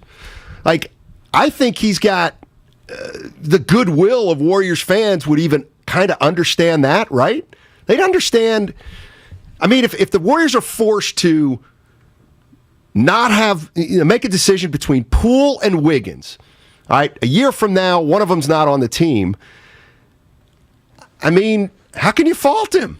They still got Curry. They still got their boys. You know what I mean? But I think some people, maybe I'm wrong, I think some people think that there is no limit to this Warriors payroll. And as long as all these guys, the Warriors have their bird rights, to just pay them. And they could. They could just pay Wiggins now. They could pay Poole now. When Wiseman's up, they can pay him. Pay Kuminga. They can do it all because they're all guys that they have in their organization and they have their bird rights. The tightening of the belt, though, I think is also tied to why the Kevin Durant chatter, in part, is continuing to happen. I agree. Because tightening the belt could actually be a reason why you would want to go get Kevin Durant, because it might be more cost effective to do it that way and pay Durant his 42, 45, 48, or whatever it is, but you're paying that and you're not paying Poole 30 and Wiggins 35. So in essence, you've got Durant for those two and others that would have to go in the deal, but you're getting Durant and you're saving money that's going to be going out. I mean, that, in a way, that almost makes it something you better explore if you're the Warriors and you're already thinking that you're going to have to trim some of your outward spending. Yeah, no, that's a good point. Antonio in Oakland, what's up, buddy? Oh, yeah, hey, I don't want Durant, because we just won it without him. And Steve Kerr, I don't think wants it because, remember, he said, I liked losing 50 games more than, the time Durant was here. So, and on top of that, you think Durant hasn't forgot about what, the GM said at the parade, kind of like, oh, we won without you, this and that. So, Kevin Durant holds grudges. So, on top of that, I want our depth. It's not D for Durant, but D for depth. Because if we have Durant, we're not going to have any depth. And we'll be like the L.A. Rams. If the L.A. Rams left one of their big names to get injured, like, they're going to be top 5 pick. And I don't want that to happen to the Warriors. I'd rather have Poole, Kuminga, Wiseman, Mui, all these guys, man. We got to build for the future, and we got a good future. But if Durant does come back, I'll get my Durant jersey out the closet and wear it. But I'm just saying, I'd rather not have him, though. That's my opinion, guy. Here's the thing: we don't know what their future is. Number one, number two, we don't know what they are as depth either. I mean, we're going to find that out, obviously. Right, but we don't know. Like, I'm a little leery when I look at the Warriors: Steph, Clay, Draymond, Wiggins, Looney. Okay. Not that. I'm not worried about that, but I'm a little leery when I look at, all right, Poole's pretty good. That's 6. And then you start to go down, all right, I like the DiVincenzo signing. That's 7. But you're telling me the next 3 right now are Moody, Kuminga, and Wiseman, 8, 9, 10? Yeah, it doesn't scare me that much. It doesn't scare Knowing me that the big 3 are going to need nights off. Knowing that Clay probably doesn't play a single back-to-back both games. Well, that's knowing true. That Draymond's going to play 50. Knowing that Steph is probably going to, I don't know how many he played this year, 70? He's about 70? 65. Yeah, 65, 70. About, let's just say he plays what he's played the last couple. Right. I mean, well, there's depth. I always say this. There's depth. Depth is twofold, right? There's depth that can play in your rotation when you have everybody. Right. And then there's depth that can play when you don't have everybody and you can still be okay. I don't think we have the answer to either with those guys. No. Other than Poole. No. And listen, we're talking KD. And the reason we're talking KD is because the rumors won't stop. Chris Broussard saying that Kevin Durant said he's more than willing to come back to the Warriors. And Brian Windhorst essentially saying, it's possible. It's possible KD could come back to the Warriors. My question, though, and here's why I think at the end of the day, it's not going to happen. The timing is not perfect. It's close, but it's not perfect. And what I mean by that is because you won a title and because you do have 3 or 4 young players who you're very excited about, and you still, they don't have to do anything. They don't have to. Now, if something obviously comes up that's blowing Joe Lacob away, yes, but those young guys for the Warriors are in a great position. You just said it, JD. What's better than the 5 starters you had, Poole, DiVincenzo, and then saying, all right, let's see you, Moody, Kuminga, and Wiseman. You're our 7th, 8th, 9th, and 10th men to start the season. I mean, better than that would be Porter and Payton. Right, but what I'm saying is what a better time for the Warriors to see if those 3 guys can do it. And you know what? Maybe something happens 40 games into the year, and you're thinking, well, we can still make that trade. We can still make a move. Maybe at that point, though, Kuminga's not worth what he's worth, or maybe he's worth more. Maybe you see him for 40 games and say, oh, my God, thank God we didn't trade him for Kevin Durant.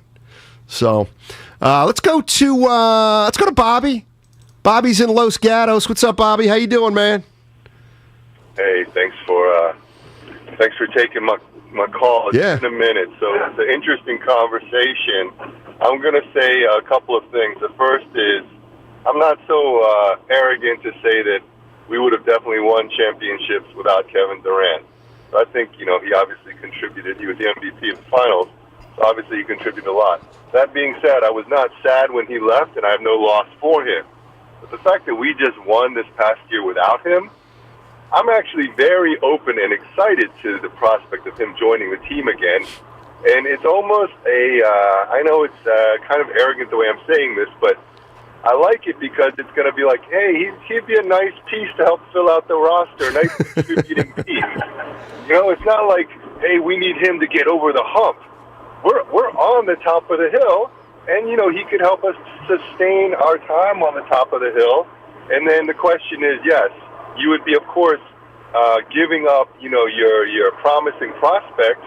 But like everything in life, in my opinion, you want to capitalize on the now versus think about what might happen in the future. We might be a good team. Right. We may never see the finals again. But if we get Kevin Durant, the chances of us seeing the finals again in the near term, of course, have increased tremendously, even if we have pain 6 or 7 years from now. So I'm open to it. I don't think Kevin Durant I don't think his ego could handle him being a nice little contributing piece. Little 4th man, maybe 6th man starting off the bench, something like that. Sure. Help us out. Yeah, I could see that. I like it. Kevin, come on over, Kevin. Yeah, thanks. He'd be their second Warriors best player. He'd be their second best player immediately. Or he'd just be a role player now. I mean, second best player is Wiggins. What's funny is I just looked up at the TV at ESPN 5 minutes ago, and they were talking about the NBA's best duos. And, of course, they had Paul George and Kawhi, maybe a couple others, Embiid and Harden. Love those. You know who they had? The Warriors? Who do you think the Warriors duo was that they put up there? Don't tell me they put Steph and Wiggins. No, but they put Steph and Draymond. Steph and Draymond. Interesting. Not Steph and Clay. And by the way, I think the caller had it right. They they might be good with the new core in a few years and also never sniff the finals again. Exactly. That's the.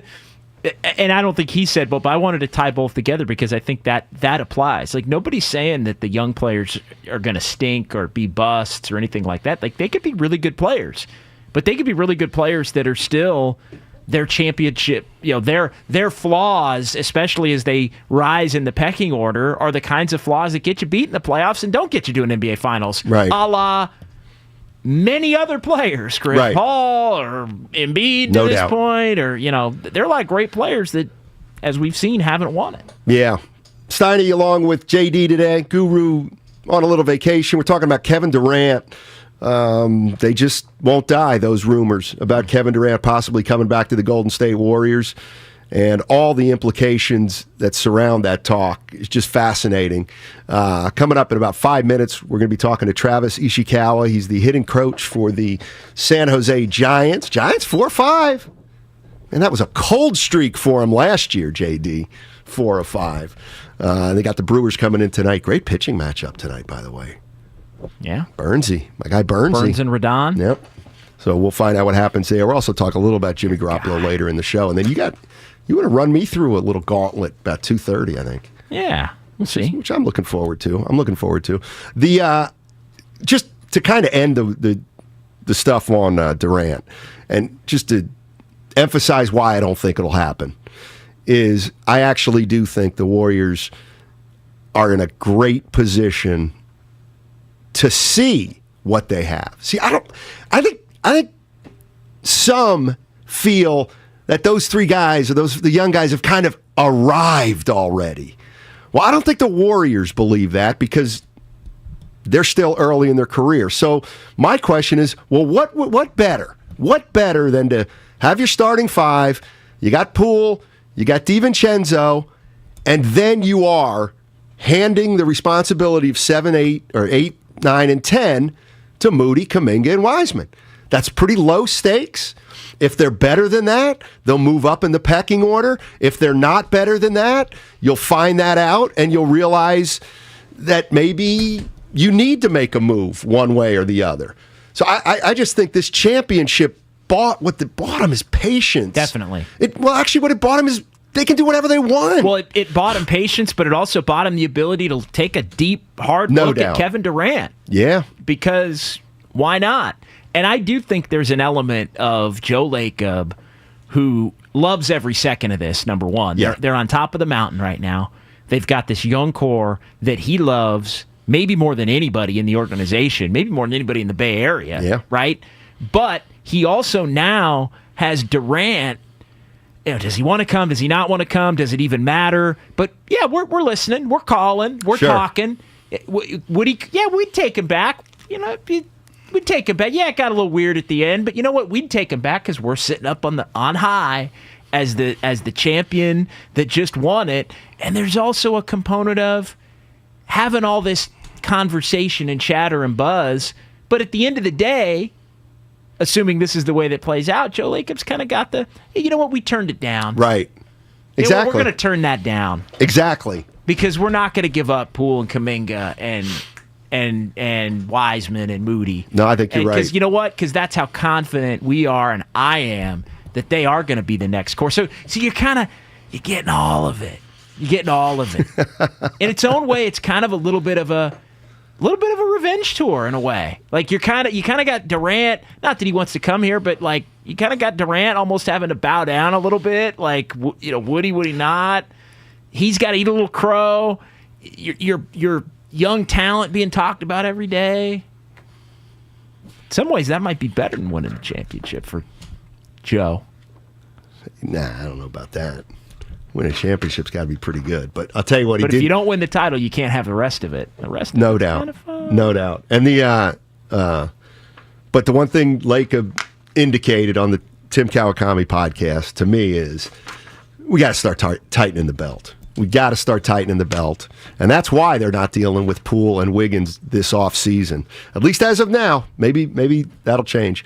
Hey, looking for the newest podcast for all your Giants talk needs? Subscribe to the Garlic Fries and Baseball Guys podcast, hosted by our own Mark Willard and Joe Shasky, diehard Giants fans who bring the heat on the biggest stories and issues facing the team. A Giants podcast done by Giants fans for Giants fans. New episodes drop Sundays and Wednesdays on the Odyssey app or wherever you get your podcast. Travis Ishikawa coming up next. Let's talk some baseball. Do you have 3 eggs?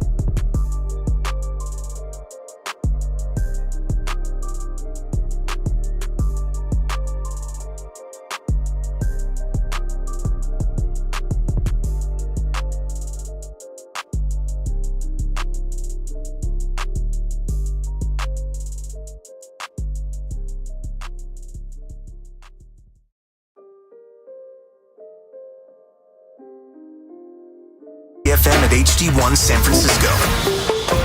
An Odyssey station.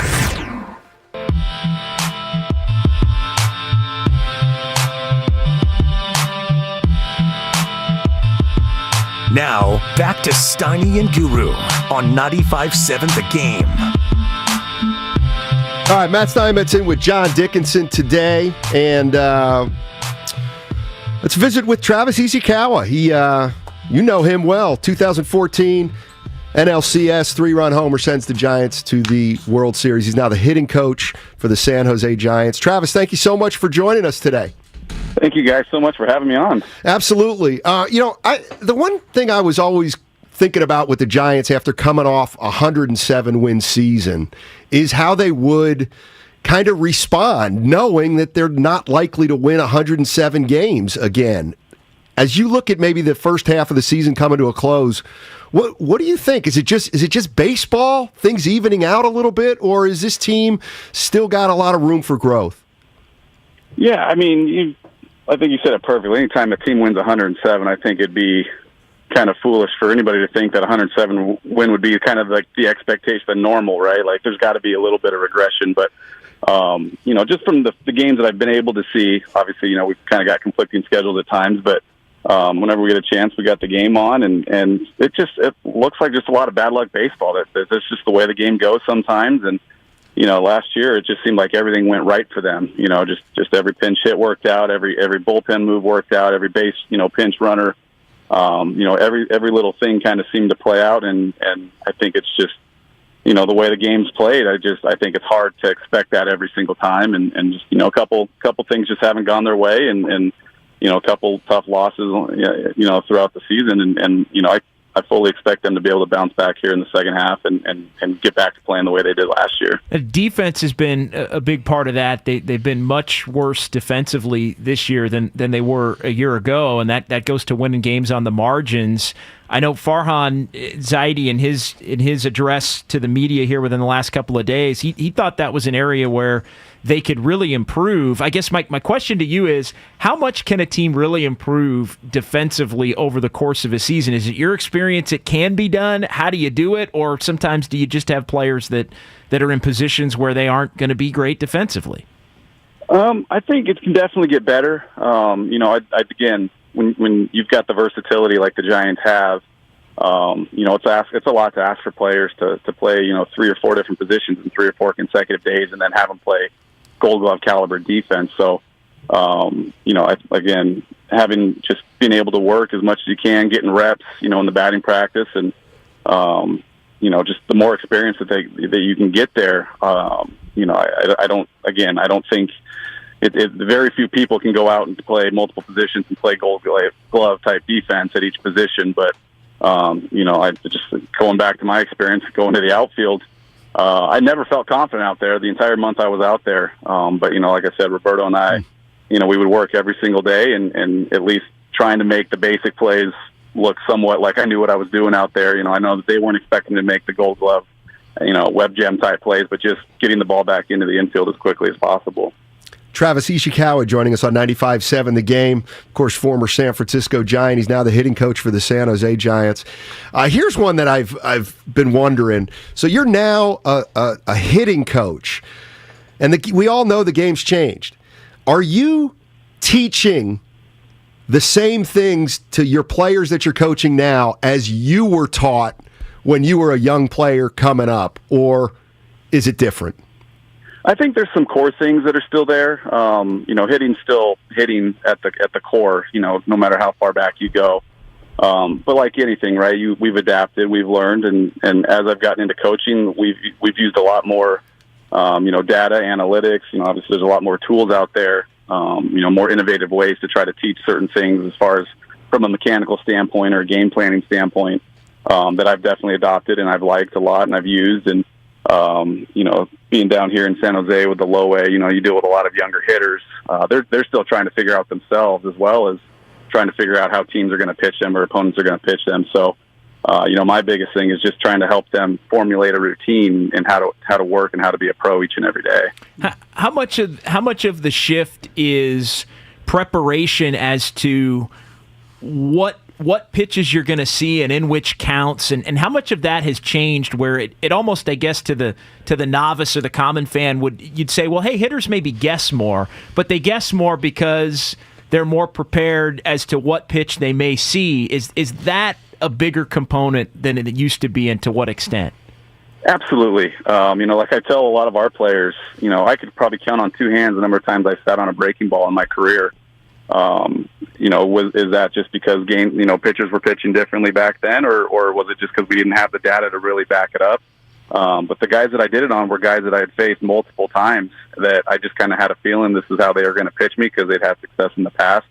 Now we've got so much data that we can see, I can look at like tonight's starter and see, what percentages he likes his fastball. I mean, if I really want to break it down, I could look it into counts, and with runners on and, what the guy tends to go to. But like I said, with these young players, they're still trying to learn themselves. So my biggest goal is just to have them ready to hit fastballs that are over the heart of the plate. So when they get it, they're not missing it and getting themselves into those tough two-strike counts. So, I think as you go up, you get into the AA, the AAA, and obviously in the big leagues, I think there's a lot more need for maybe sitting pitches and looking at percentages and things like that. But I just think down here in the rookie ball with Arizona the last couple of years, and my first year here with San Jose, I'm just trying to get these guys basically ready to hit every pitch.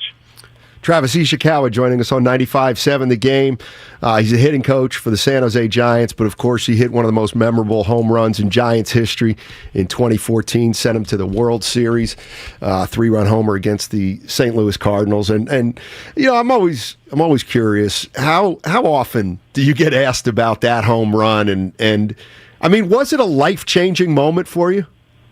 Absolutely. Yeah. I mean, a lot more here, when living down in Arizona in the wintertime in the last 4 years, you don't really get as many fans that recognize me or remember that moment. But, obviously being back here in the Bay, it's been great. And I joke around. I think I've met all 55,000 people that were at the game that year, that night. But I love hearing that story. I love hearing where people were at when that moment hit, because to them, it was such a huge, impactful moment. It's really cool to see, that I got to be a part of it. I was really, really grateful and blessed that I was able to bring such joy to people. And just, for me, the moment was obviously just trying to win the ball game. But, for a lot of people, sometimes it just seems like it was so much more. So it was really cool. Travis, the Giants right now are at a point where they're trying to win, but a lot of the big talent is at the lower levels of the minor leagues, guys that are coming in a couple of years, right, or in a few years. And I think at times there's a patience that from the fan base that isn't there. You're around a lot of these guys that are just starting out, as you mentioned, but project to be really damn good players in a couple of years as they grow. What would kind of your message be to the Giant fan base as far as having the patience and, hey, these guys are down here are going to be good. It's just going to take the time and the work. Yeah, absolutely. There's a lot of promise these last couple of years here in the minor leagues. Last year in particular, we had a really good throughout the entire organization. A lot of, both position players and pitching prospects to be excited about. And my message would just be, again, I know it's hard. I know that, Giants fans got accustomed to winning, all those years, the last 10 years or so. And, we want instant results, but I think Farhan and his crew has just done a phenomenal job of finding guys to really step in and be, immediate impact players. And I know that, it can be, kind of hard to follow players when they're going up and down so much. But even last year, you look at like the Lamont Wades and the Thairo Estradas and that even though they were going up and down early, they were able to do enough to establish themselves. And they were a big part of that 107-win season. And I think Farhan's doing a great job. I know there's a lot of moves being made, on the daily, but they're going out and finding talent where, a lot of other organizations aren't seeing it and figuring out ways to get the best out of those guys. And like I said, I think, this second half is going to be a lot better than the first half for the Giants up there. Hey, Travis, thank you so much for joining us. I know you got to run, but really appreciate the time. All right. Thank you guys so much for having me on. Yes, sir. Travis Ishikawa, former Giant, now a hitting coach in San Jose. For the San Jose Giants, he had a big homer. Is he off the line? He's off the line now. Yeah, as you said, the game was tied. Yeah. Come on. All he needed to hit was a flare. And I wasn't down. Well, No, I think know. it was first and second, nobody out. So gravy. When he hit it, the game, and I was actually I was behind the plate, and when he hit it, the game was over because you knew it was going to be right. It was in right center field. Yeah, it was going to be. The question was as it was in the air because there's a runner on set, and the ball's going over the outfielder's head, so the game's going to end. They're going to win, but it's like, is it going to go out? Is it going to go out? And then it goes, and then it's going to go out, which I think makes it even more crazy, right? Because that's just, there aren't that many of those. No, I mean, you there think aren't. of walk-off pennants.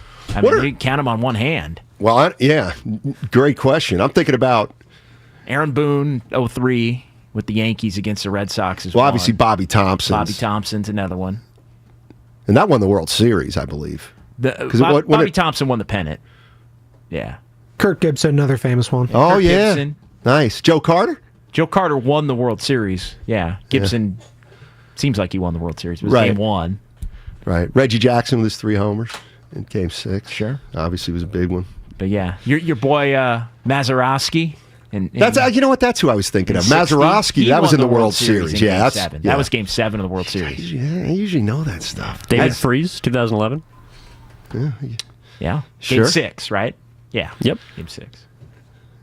The one thing so the Giants are 3 over right now, JD.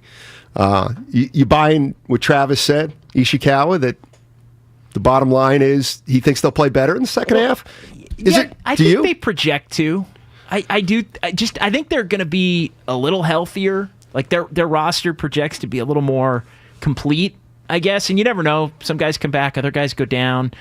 I think the big thing, and I know I mentioned it in the interview that Farhan was talking to reporters in the middle of the week, and he really the defense. Like if we could just clean up the defense a little bit, then maybe you don't need to get an extra hit here or there late in the game that they hadn't been getting as consistently as they did last year. So I think this is a really big stretch because they're playing Milwaukee these 4, and losing the game yesterday would have been just a big time buzzkill because you would have lost that series to the Diamondbacks. You would have lost 4 or 6 of them.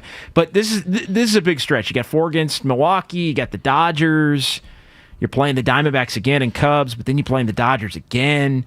So there's, they gotta get it going a little bit and kind of hold their mud the next, going into the break and coming out of the break. But I do think they project to play better, and they're still right there in the wild card. I know they are. Big part of the conversation. Well, go ahead, jump in, and then I'll kind of set up what we talked about a lot the last week when you were gone. Yeah, this is a big series because the Brewers may not win that division, so that makes them a wild card team, and so it's a team that the Giants are directly competing with, essentially. Yeah, and a big part of the conversation when you were gone, as they were, hit the 500 mark before they won 4 of the last 5, dropped those first couple of games when you were off down in San Diego.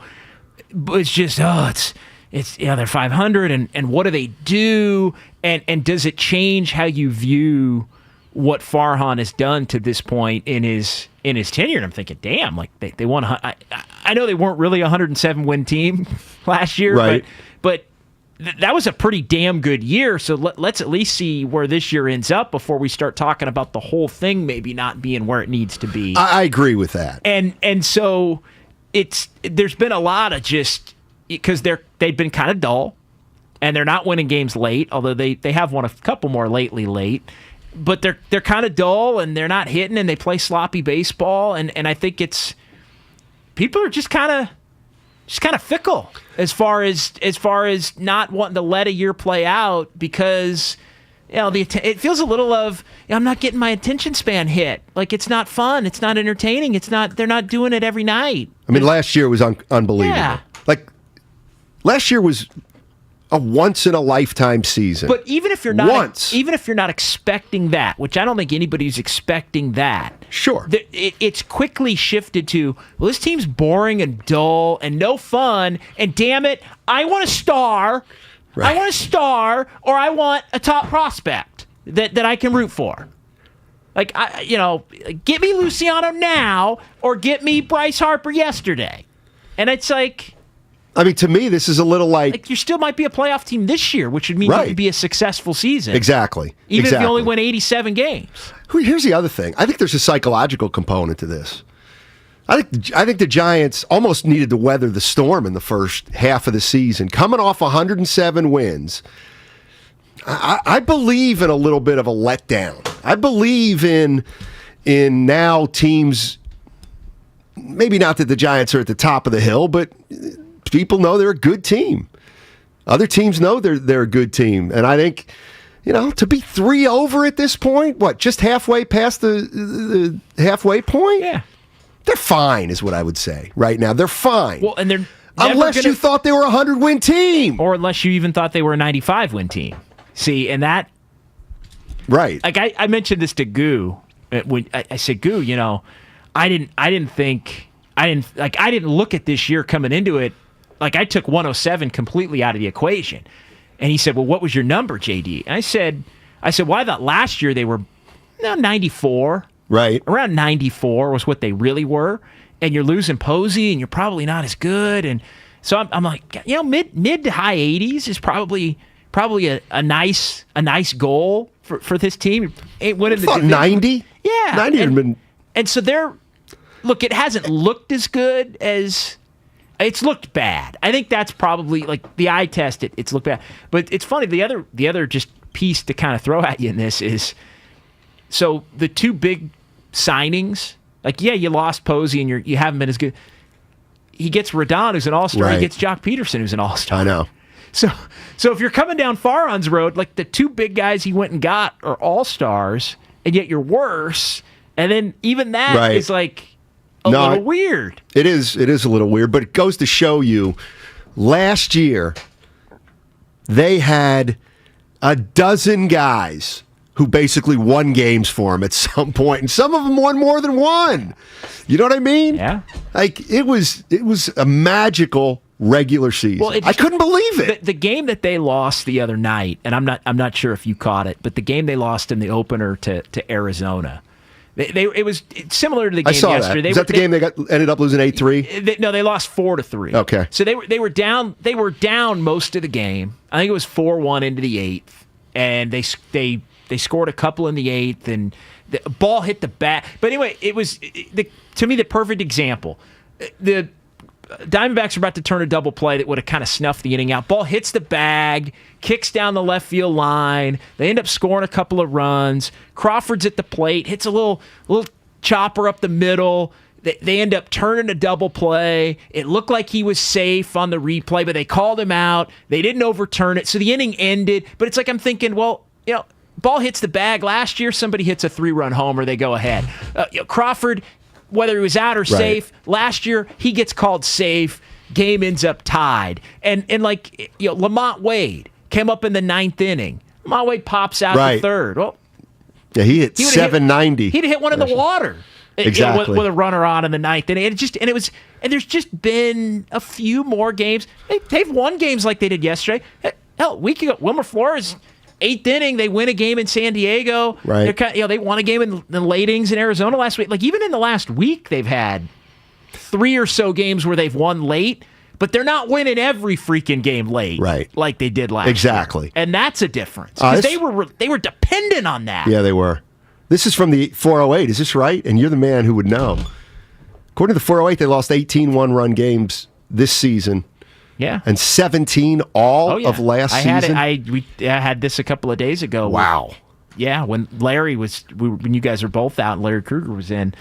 And yeah, they were, I think, 31-17 last year. And the loss on Monday night was the 18th loss. So they're, I think, 10-18 at that point. They won yesterday, so they're 11-18. I tell you what, one of the things that I think about the Giants is you realize that it's kind of an individual sport, but there is a team element. And I don't know how you measure an absence like Buster Posey. I just don't believe it or not, I think it matters when Lamont Wade and all the young players from last year walk into the locker room or clubhouse, and there's Buster Posey just sitting there, quiet, but he's sitting there and he's gone over stuff with the pitchers, and he's hitting last year, and he's just such. It's like when you go play pickup basketball and you have the best player on the court, and so You just know that things are going to be a little easier for you. And I just think when you talk about the catching position, I mean, it impacts everything. It impacts your offense, your defense, and your pitching. So I think there's something to chemistry in baseball. Well, there is, and Buster Posey does have maybe not. Presence? He's got some Steph Curry. Yeah, I agree. Presence. I think he's got some presence. Yep. Yeah, and I don't want to get into the comparisons of, look, they're both Hall of Famers, and they're both multi-time champions. Obviously, Steph, I think, has been more dominant, obviously, in his realm than Posey was. But they are very similar in terms of aura, presence, really set a tone as a quiet star that others follow. There's just even just the way that they're, to me, even just their personal lives are kind of similar in a way. Like, it's just family oriented guys, and there's something. Here's what it is. You know what? And you have these guys in your life once in a while. They don't have to be stars, but they're guys or women you look at and you say, man, they got it all together. They got it all. They're classy, they're poised, they're mature. They're, all those kind of things. And you really want those people to like you. Right. Really. Great call. You want to gain their respect. And so I think that's what drives teammates of those two in particular to, it's why they're the leaders they are. Yeah. There's just something about them that you make people better just by being around. Exactly. Forget about the actual talent, but you just there is and the other thing too is, and I know this from covering the Giants, being in the clubhouse a lot over the time that Buster Posey was there. Not so much the last couple of years, but prior to that, he'd roll his eyes or get a little prickly or kind of like there are things that he would hear and that he didn't like either, kind of like Curry. Right. You know what I mean? Like, that's always Curry. So you kind of think that they're not like that, but they still are like that, where there's a little bit of an edge. Wasn't there a little bit of a little something between Posey and Hunter Strickland? Like, Posey was like, this. I know you're my teammate. Yeah, he thought he was a Jake, man. The way he was carrying himself. Yeah, exactly. Anyway, that's like I'm back. Like, I'm going to back you up. Right. Like, you don't do anything the right way, and I'm going to back you up. Like, just because you're on my team. Exactly. It's like I'm envisioning. Whereas you have like a guy like Samardzija who's like, I'm backing you up no matter what, even if you're wrong. Well, I'm thinking of the Bryce Harper. Yeah, I'm going back to when Strickland beat. Oh yeah. Of course. When he went at Harper went at him, and like, and we all know guys like Samardzija too. Like, I don't care if you could be dead wrong, and I'm fighting with you. Yeah, exactly. Guru's like that. That's you have Samardzija. to have somebody's back. But Posey would be like, all right, like, you know what? All right, you're an idiot. Like, why would you do that? Like, like if Matt Cain wanted to do that, sure, a little different story. But why would you want to do that? No, it's a good call. That's a good call. Anyway, the Giants 3 games over. Brewers in town for 4. And the Brewers are a team that are in direct competition right now with the San Francisco Giants. And as JD pointed out, big stretch coming up. Here's the other thing. Yeah. The Giants are not, like, you can say, all right, 3 over, it's been kind of whatever. There's 6 playoff spots now. So you're never really going to be out of it unless you stink. And they don't stink. No, they don't. They don't stink. They aren't great to this point. We'll see if they can get on a run, but they don't stink. And so they're not really going to be out of it. What are they now? They tied? They game out? I think they're game out. They're still behind. Philly's lost 4 in a row. Philly, I think they're tied with. I think they're better than Philly. I don't know. If Schwarber hits 2 homers a game. I think they're better than Philly. I think they are too, actually. Philly may have more name brand talent. Well, they might be more fun to watch. The Giants certainly have a managing advantage. Well, trying to poke him. He's not buying it. Not at 127. Fewer answers for Gabe this year than last year. We're streaming live on Twitch and YouTube Live. Go to twitch.tv/957 The Game and youtube.com/957 The Game to subscribe for all the latest content. Speaking of the latest content, have you heard what's being reported about the Golden State Warriors and Kevin Durant? We'll talk about it on the other side on 95.7 The Game.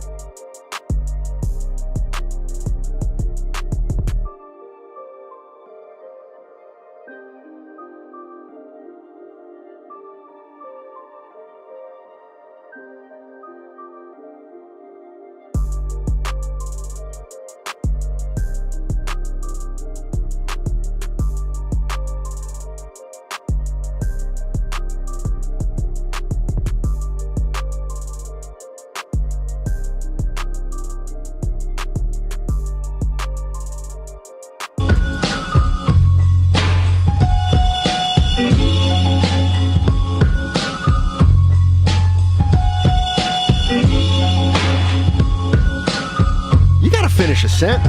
Now, back to Steiny and Guru on 95.7 The Game. Steiny and JD in with you today. Guru, I haven't. And maybe it doesn't. So Goo's back, what, Monday? Goo's back Monday. I should know that. Yeah, so we get today and tomorrow. Okay. All right. Well, Kevin Durant, once again, the talk of the town. There are reports out there that he's willing to come to the Warriors if he's traded here. But look, I think we're looking at two scenarios that are colliding. And it's the Nets probably want the Warriors' young players, and the Warriors don't want to give up their young players. They're probably willing to give up an older player. Yes, I said it. I think they're more willing to give up a Draymond Green or a Klay Thompson than a big package of the youngsters. I really do. I really do. 888-957-9570 if you want to join the show and talk a little more about Kevin Durant. Also, a bunch of NBA news today. The Indiana Pacers signed DeAndre Ayton to an offer sheet. 4 years, $133 million. And now the Suns have 2 days. And the Suns are important to me because they still have a shot to be a rival of the Warriors. But they're walking a tightrope. But they can't do it with their current roster. They can't. That's over. I'm kind of with done. you there. Well, yes, it is done. But here's why it's done. It's done because something's up with Ayton and the Suns. And so if he just leaves, they're probably not going to be as good.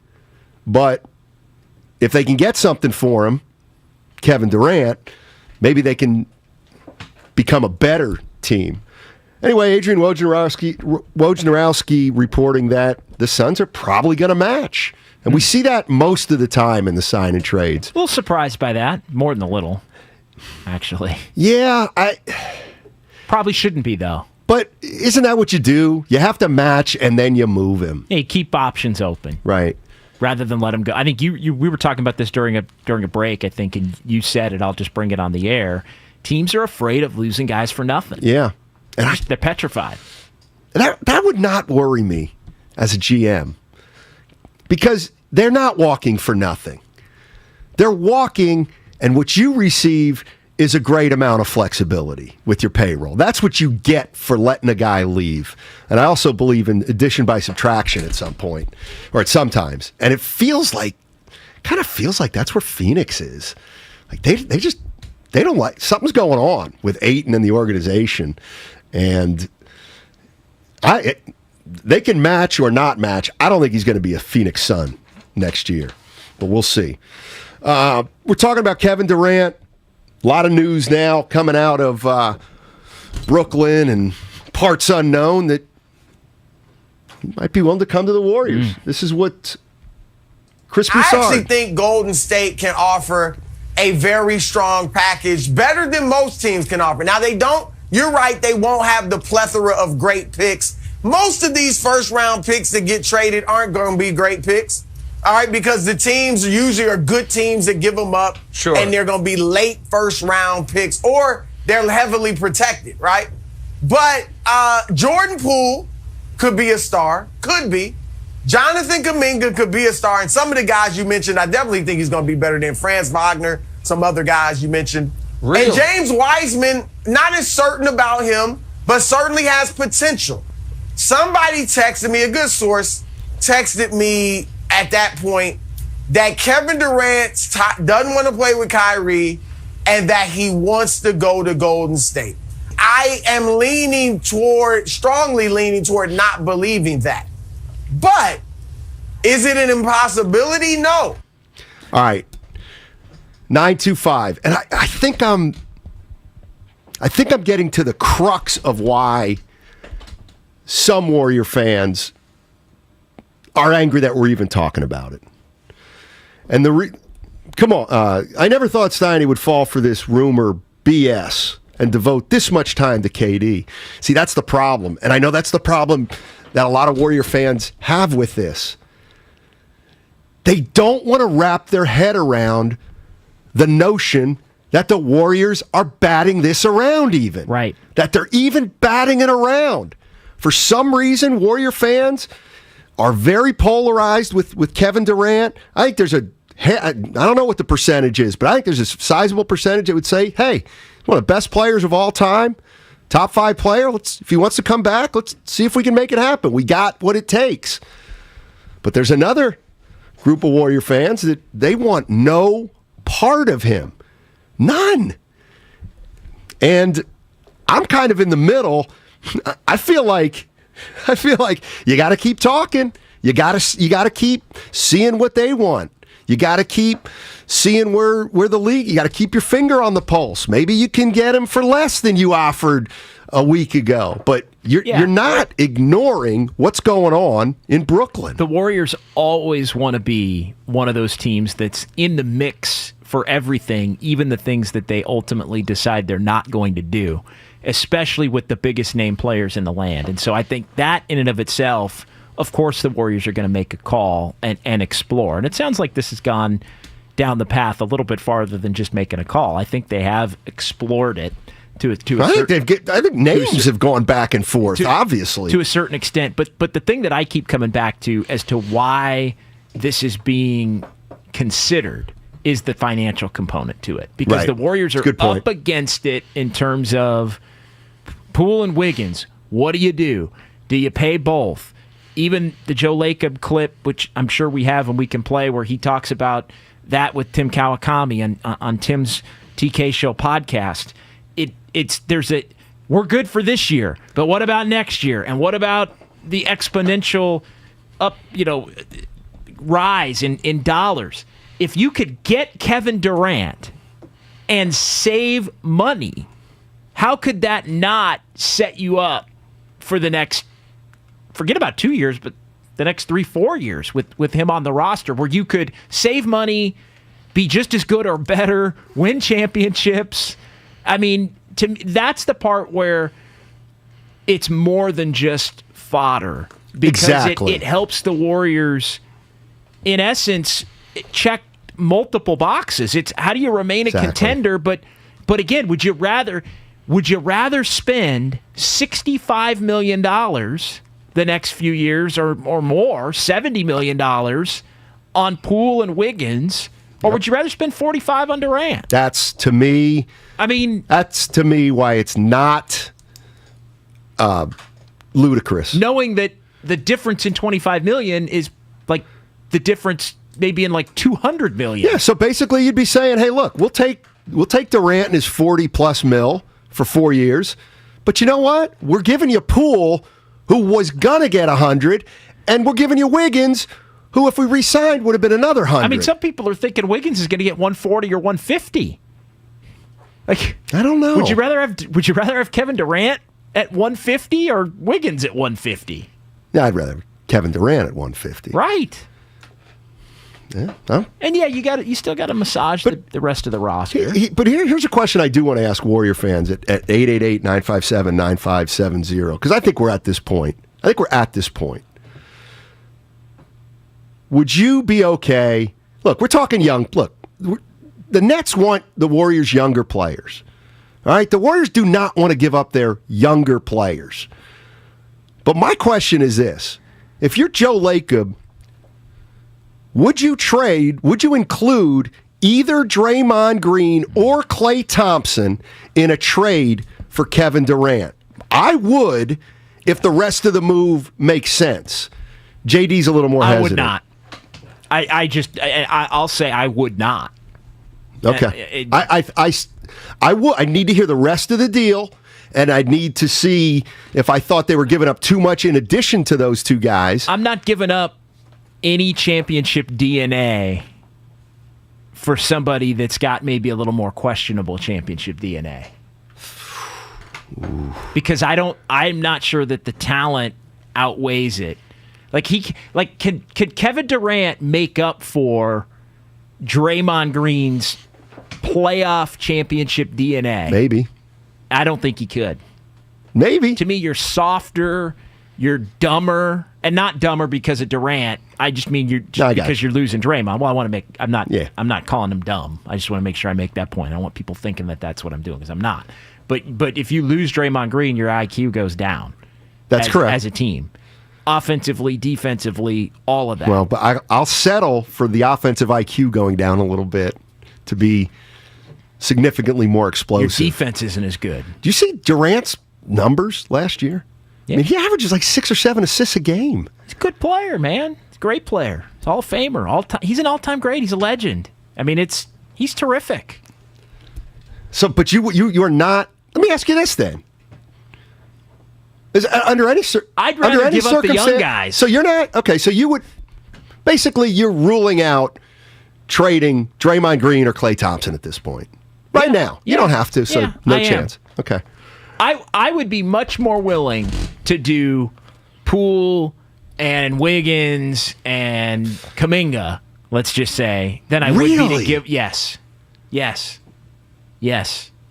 Because you don't know you do not know that any of those players that you might get to keep, any of the young guys you might get to keep, you do not know what they are as championship players. And until you replace what you would be losing, you can't do it in my mind.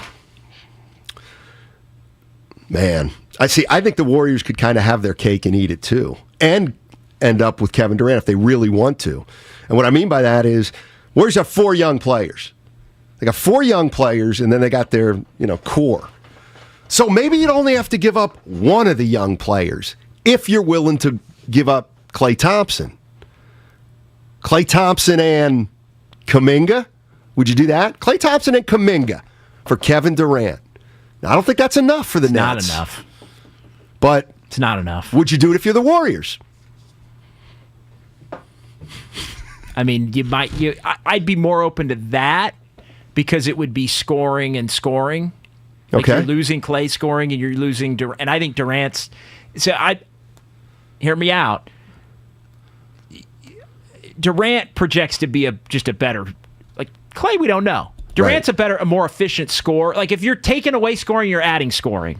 I'm more okay with that than the intangibles that Draymond. Plus, Klay might be legitimately on the downside. Right. I know everybody's reluctant to say that because he hasn't, and the second year's going to be better, and that's fine. Maybe. Sure. But I'd rather have Durant moving forward than Klay the next 3 years.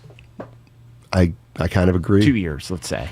I agree. And Kuminga, fine. Yeah, I mean, yes. Like I'm not married to Kuminga. Like, no, I'm not either. Well, no, I'm just. I know, but a lot of people are. A lot of people think Kuminga in 3 years is going to be better than Durant is now. I mean that's not a crazy hot take in Warrior land. I know, but in fairness, Kuminga is the Warriors player. I think he's the most sought after young Warrior player. I think so.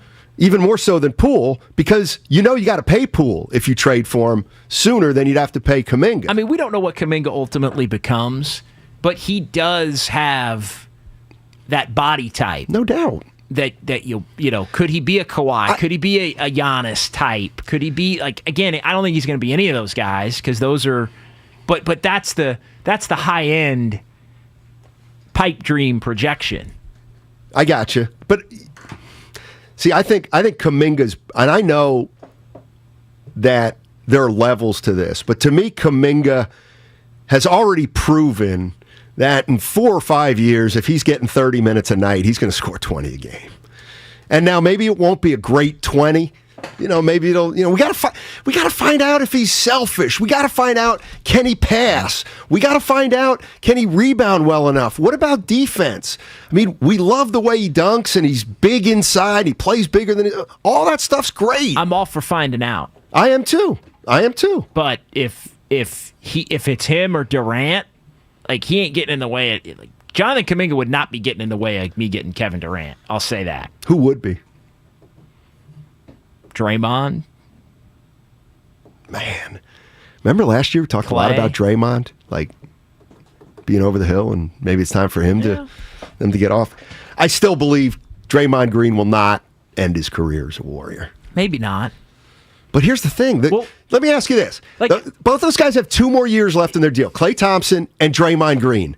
Will their value grow around the league or shrink? I think probably shrink. I do too.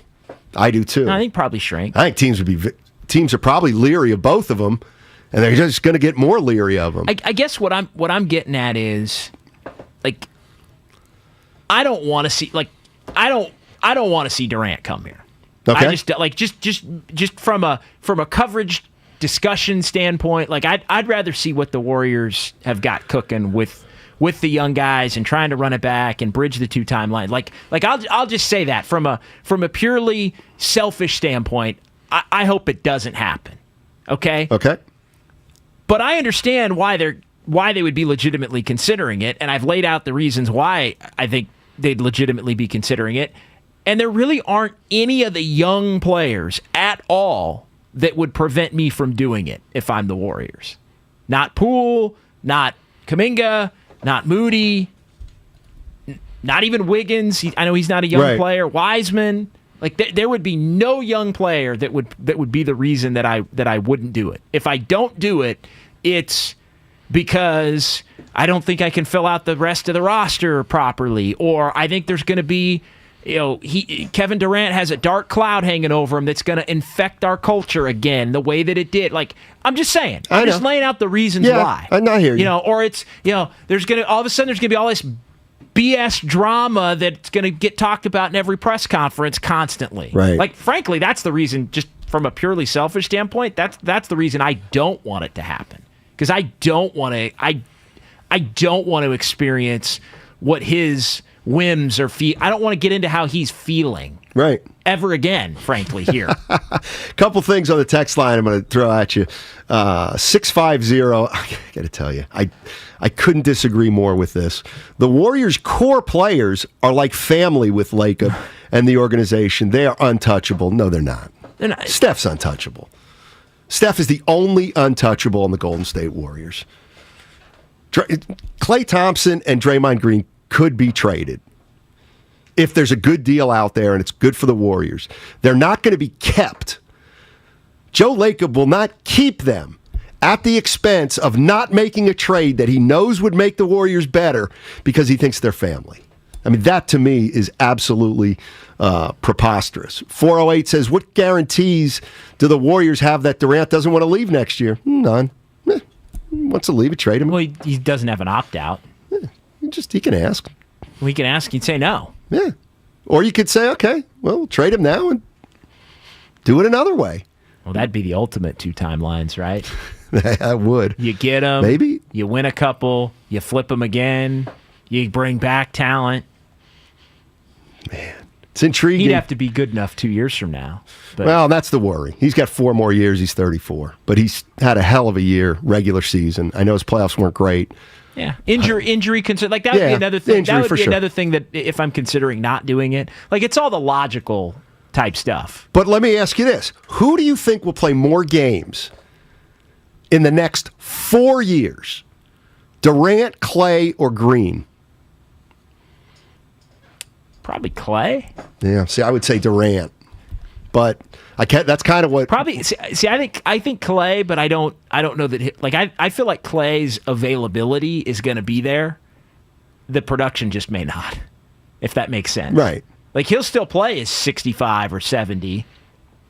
Not assuming he doesn't have, because it doesn't seem like, nobody knows, but it doesn't seem like Klay is going to have. It kind of feels like he's back into he doesn't get a lot of the little.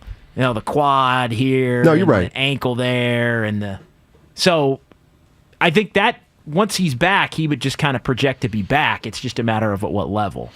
So I'd put him at playing the most. Joe Lacob was on Tim Kawakami's podcast, the TK Show, and he was asked about Wiggins and Poole. Warriors can do deals with them right now if they want, but here's what Joe Lacob said. It's going to be difficult. I'm not going to sit here and lie to the fan base. It's going to be really difficult to figure out what we'll do next summer. This year, we're good. We're going to run it. I would call this is running it back. Some people may think that because Peyton and a couple people are not back, there's always going to be some change. Yesterday is yesterday, and the future is the future, or today is today and future is future. So we think we're going to have a great team this year. But next summer, we're going to be faced with more issues with respect to the cap and luxury tax and all that. And we'll just have to see how this goes. I mean, it's sort of a year-to-year thing. Let's see how everybody plays. Let's see if we are contending again, which we think we will. Let's see if we're going to win again. That certainly extends what we're able to do. If we don't, you have to sort of rethink things a little bit. All right, the Warriors are done this offseason. I'm proclaiming it. They're done doing business. Not they're done. They're done. I don't think they are. Well, I mean, somebody marginal is going to be. They're going to add another minimum player. Okay. And maybe Iguodala, who's also a minimum player. But what? Apparently. But Poole's not getting. You know what? Now let me tell you, and I'm always kind of a fan of this. Poole's probably disappointed, right? He's got to be disappointed. He could have made $100 million this year. So how's he going to handle it? Well, now he's coming back. But I think part of that is let's see how he. Exactly. I think part of that is Joe Lacob. Let's see how you handle it. Exactly. And you know what? And if that hurts your value, well, then we might save $60 or $80 million. These are great spots to be in. I think they really are. There's a part of me, just from a negotiating standpoint, that you could look at it if you're the Warriors and say, you know what, Jordan Poole's stock's pretty high right now. We might be able to win it again and have his stock be lower this time next year than because maybe he isn't going to start as much. He gets hurt maybe a little bit. He's going bit. to pout. Maybe we manipulate his minutes a little bit. No, you're right. And then the same thing to me with Wiggins, where Wiggins is looking. People talk about Wiggins being the second best player on the team in the finals, and maybe he isn't an all-star this year after he was last year, and his numbers go down a little bit because Klay Thompson's playing a lot more, and then all of a sudden it's like, oh, Wiggins, you ain't getting that raise. You in essence, it's right. If you pay him now, you're paying him a lot. You're locked in. If you're paying him next year, maybe at a minimum you're just paying him a little less, and that might make it more palatable. The other part that I thought was interesting, get to it in the final hour. Sure. Was just the notion, Steiny, of I mean, they might if they don't win it next year. If they don't win it, or if something happens and maybe they aren't a contender, what if they're I guess, and I'm dancing around it a little bit, but there was a tone to Joe Lacob there where, and I want to see if you agree with me, where, well, for a second round and out team, spending all this ain't going to be worth it. Yep. But if we're a title team, we get to the finals, we win it again, or whatever, then maybe it is worth it. Agree. Totally agree. Like those extra rounds, and that's why matter. Right. And that's why, meaning the difference between second round and Well, and to me, that's why the Warriors, I think, are smart to not do anything with those two particular players. With those two particular players, I would not do anything this offseason. Jordan Poole's a nice young player, but you know what? He's restricted. He's restricted, just like DeAndre Ayton was restricted. And so the Warriors have total control over Jordan Poole. Wiggins, the thing about Wiggins to me that's interesting from a Warrior standpoint is I do feel like because he won a title, because he was instrumental in that title, not for another team so much, but maybe he's ready to become a consistent, third guy for the Golden State Warriors over the next 3 or 4 years to help bridge the gap between kind of young and old.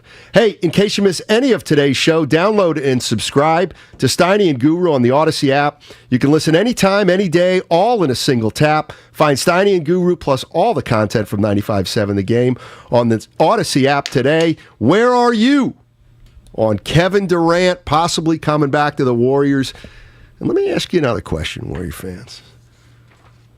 Would you trade Klay Thompson and or Draymond Green if it meant getting Kevin Durant back here and saving yourself a couple of the young players? 888-957-9570. Boy, Warriors get Durant. They got to be the favorites next year. And they're not yet. Boston's become the favorite. I don't know if you see that. 888-957.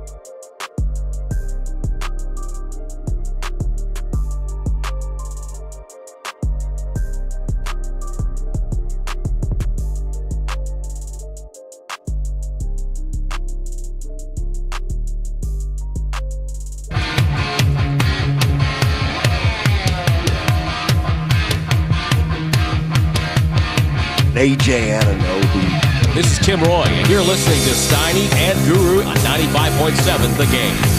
All righty, John Dickinson in for Daryl the Guru Johnson. Guru will be back Monday. I've had a few days off myself. Well, that first day back. Oh, I'm into it. Yeah. Yeah, I was looking forward to this. I've seen you far less locked in. Yeah. Than you are today. Like, thanks. I mean, I'll tell you what. I did a lot of driving in the last couple weeks.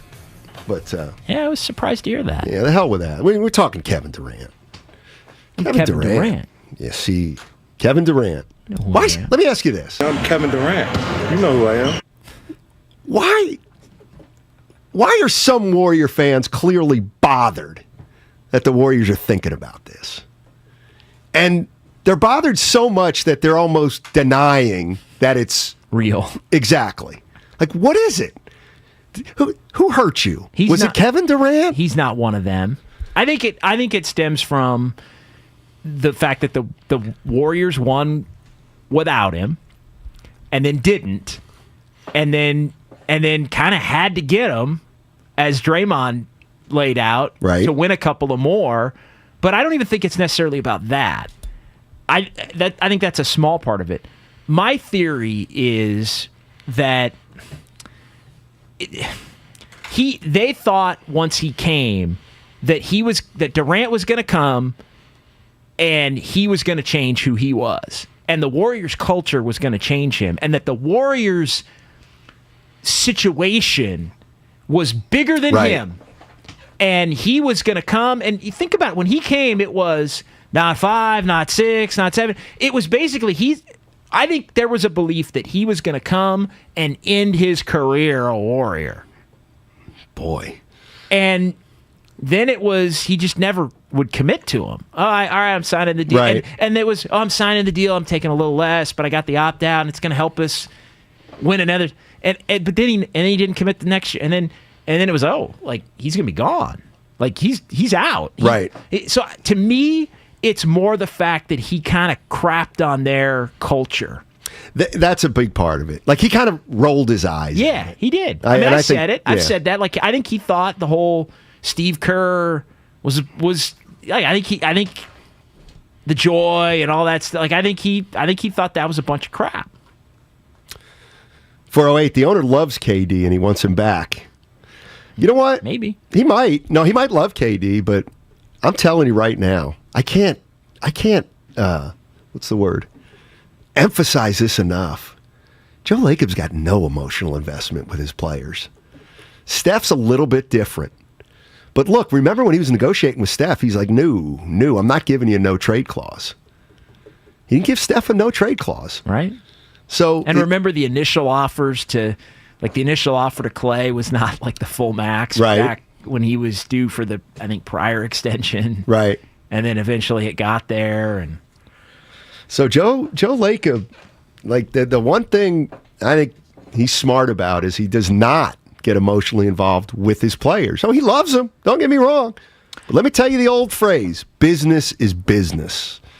And that's what Joe Lacob is. He's in the business of business. Do you think? Do you agree with the notion that it's Durant kind of? He just wasn't feeling the Warriors culture, and he wasn't homegrown. He wasn't one of them. Yeah. Like, I feel like the Warriors fan base is like, you know what? We thought you wanted to be one of us, and you didn't want to be one of us. So we hate you now. Yeah, I think that's it, essentially. And like it's kind of logical. It's kind of logical, but I also think, he was at the perfect time. A lot of people saying KD too much drama. I guess. Well, yeah, he got the blame for all of the drama, and especially in hindsight. And that's not even totally inaccurate or wrong. No, but there wasn't a lot of drama this year. They won a title. How about that one practice Jordan Poole kind of was sulking through that interview? Remember that one? I do. Yeah, in Dallas. Let's go to Pete. Pete's in Livermore. How you doing, Pete? What's going on, man? Hey, I'm doing really good, man. First-time caller. Love the show. Thank you. Hey, here's what I want to ask you. And honestly, we all know the Warriors are great. They may not be favored. I think Boston's the favorite. But if the Warriors got KD and they lost Kuminga and Poole, would the Warriors be favored over Boston? Yes. Yes, sir, Pete. Yeah, I mean, you essentially for next year trading Durant for Poole, just in the context of next year, and Kuminga didn't do anything last year. Like, so who cares? From that, again, I'm not talking about his career and what he becomes, but Jonathan Kuminga basically provided zero this year in terms of helping him win a championship. He did. That's not some wild take. No, not at all. It was fun to watch him play when he was interested in playing. When he was interested in playing, it was fun to watch him play. Well, what does that mean? He wasn't. What do you mean when interested? He kind of went through the motions at times. You telling me mails it in? A rookie mails it in at times? He's got an attitude problem, JD? Well, he's got an attitude. I don't know if he's got an attitude problem. Oh, my God. He definitely is not a head case. But he didn't always play hard. Well, he didn't even. But I'll say this. I'll stick up for the kid. He doesn't even know what playing hard is. Fair enough. That's most 19-year-olds. Fair enough. But there's a difference. I don't think Wiseman does either. But there's a difference between that. You're right. And being the next freaking Giannis, which is what I think some of this fan base thinks he is already. Yeah, he's got a lot more. Proving to do. Let's go, JJ. JJ's in Castro Valley. How you doing, JJ? What's going on, man? Hey, how you doing? Good. Just got a quick question. Yeah. What percentage of Kyrie do you think Jordan Poole is right now? You mean as a player? Yeah. Yeah, this is a hypothetical. It's 3/4 of the player that Kyrie Irving is. 70%. Okay, and he's just that's a good starting point. Now, think about this: if he's 70% now, where do you think he's going to be in 2 years? Number one. Might only be 72%. Exactly.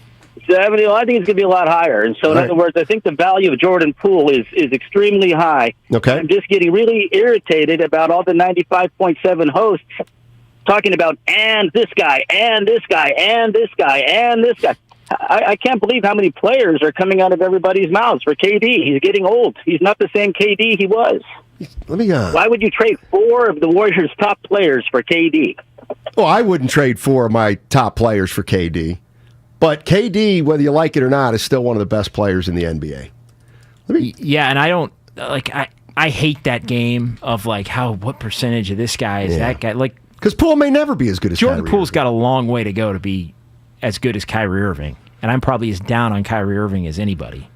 KD averaged 29.9 last year. 29.9. But here's the other numbers.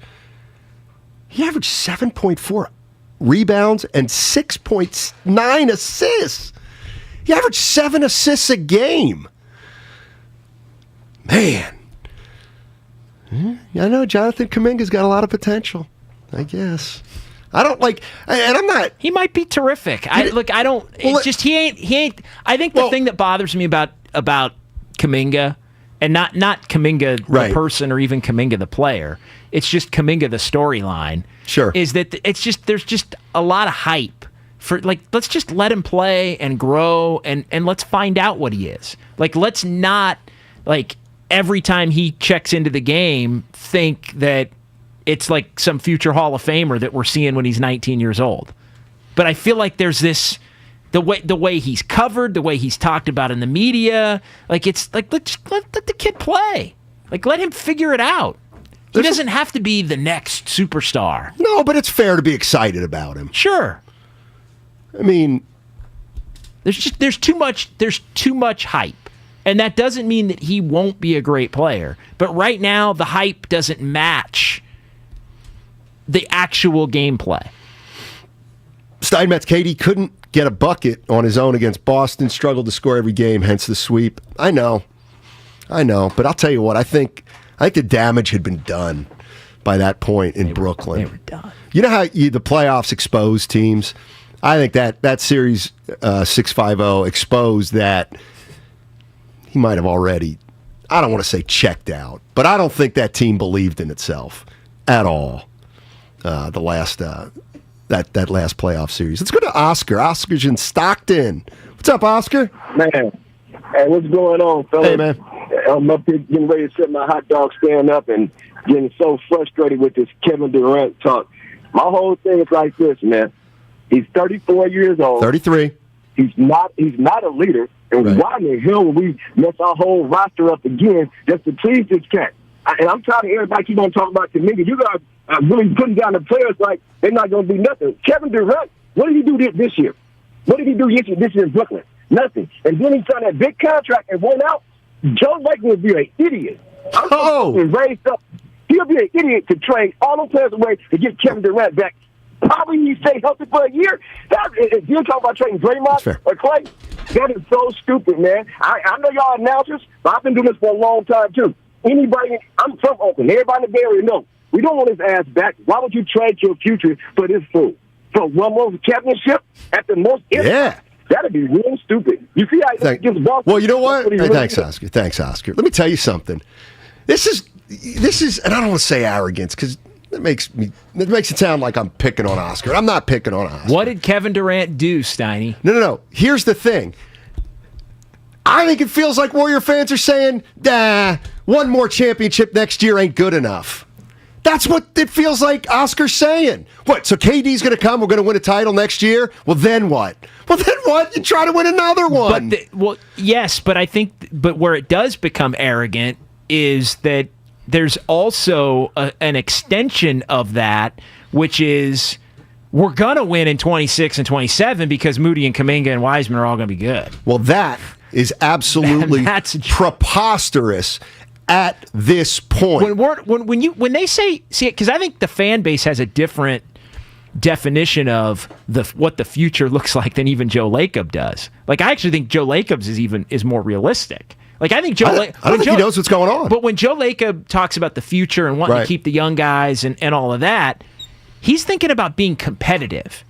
Like, I totally get, like, Joe Lacob doesn't want there to be championship, maybe conference finals loss, championship, worst team in the league. Like, I don't think he wants that. Right. So when he thinks of the young guys in the bridge and the blend, he's thinking when the championships are done, you're still pretty good. Maybe you're still a playoff team.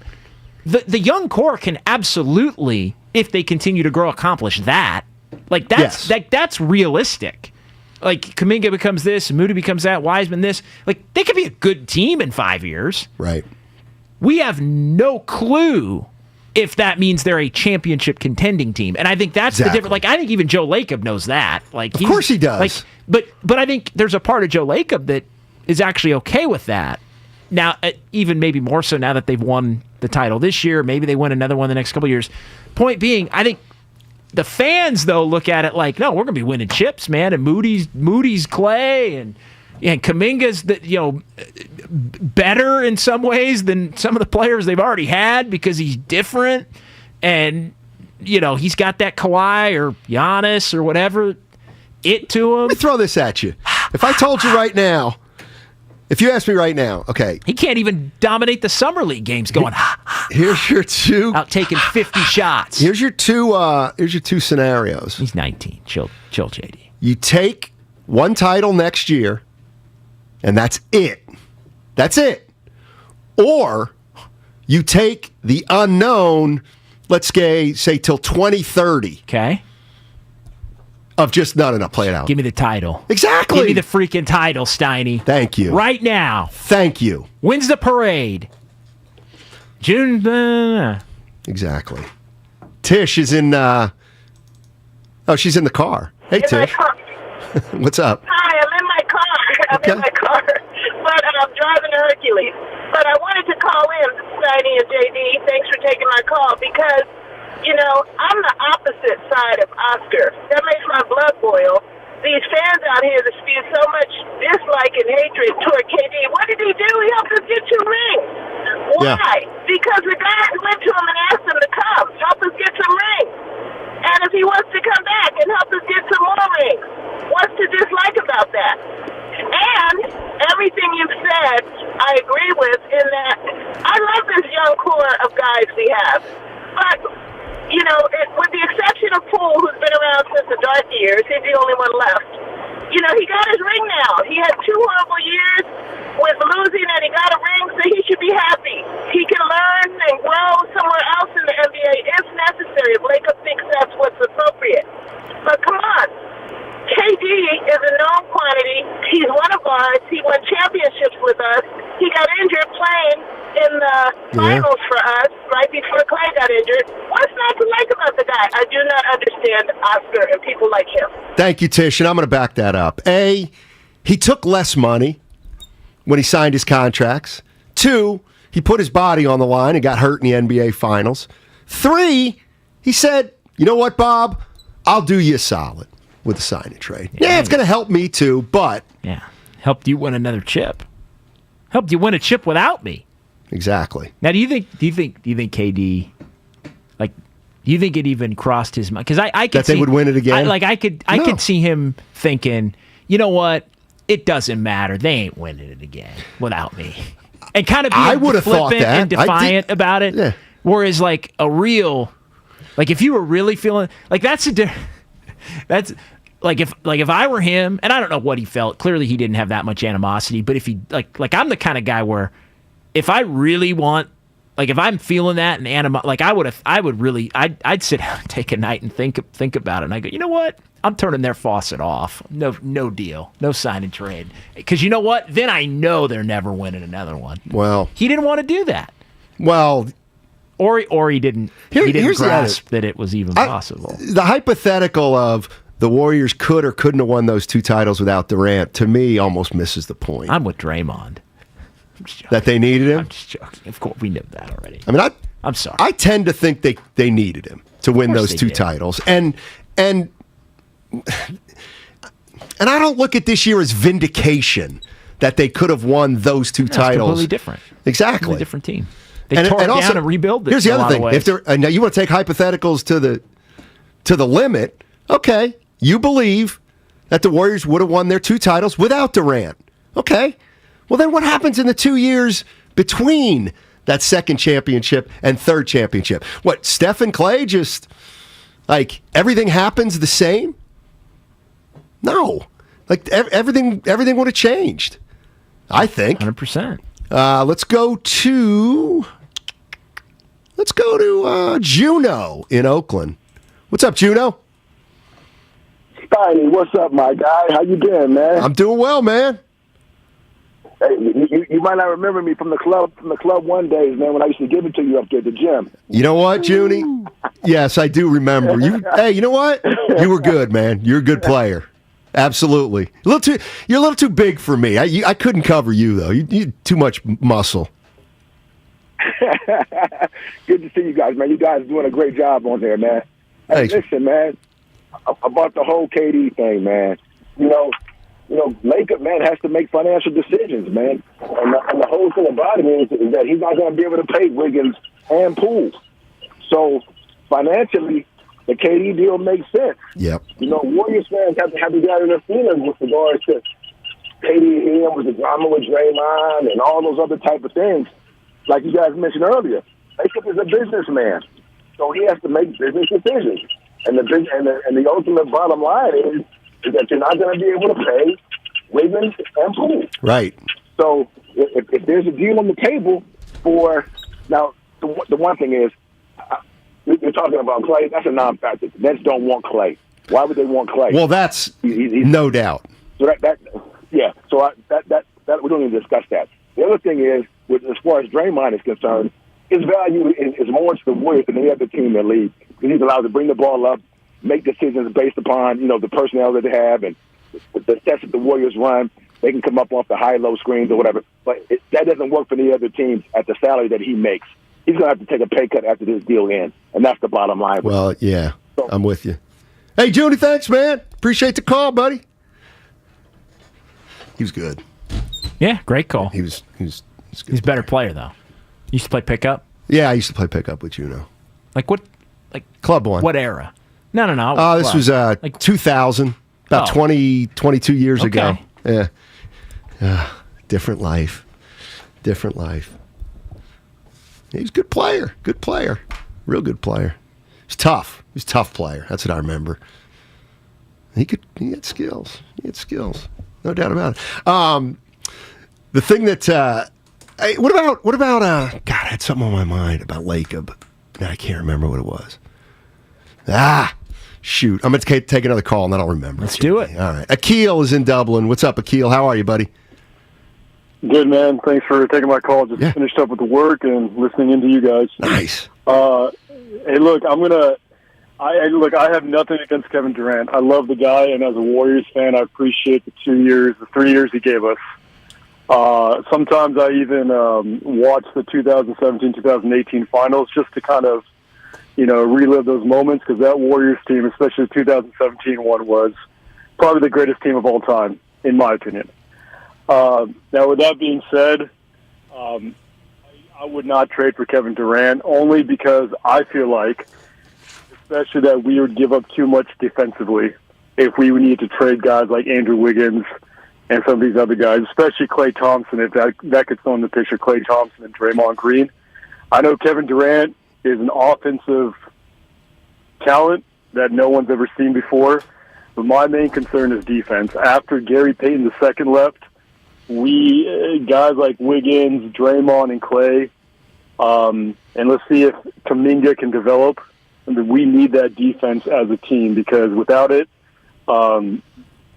it's really nothing else. That's the only reason for me personally I would want to not trade for Kevin Durant. So that's just my opinion, guys. Thanks for taking my call. Appreciate it. Thanks, Akil. I think that's logical. That's logical. Okay, you ready? You ready me to give you the scenario? I'll tell you exactly what's going on right now with the Warriors and the Brooklyn Nets. Here's how it's going.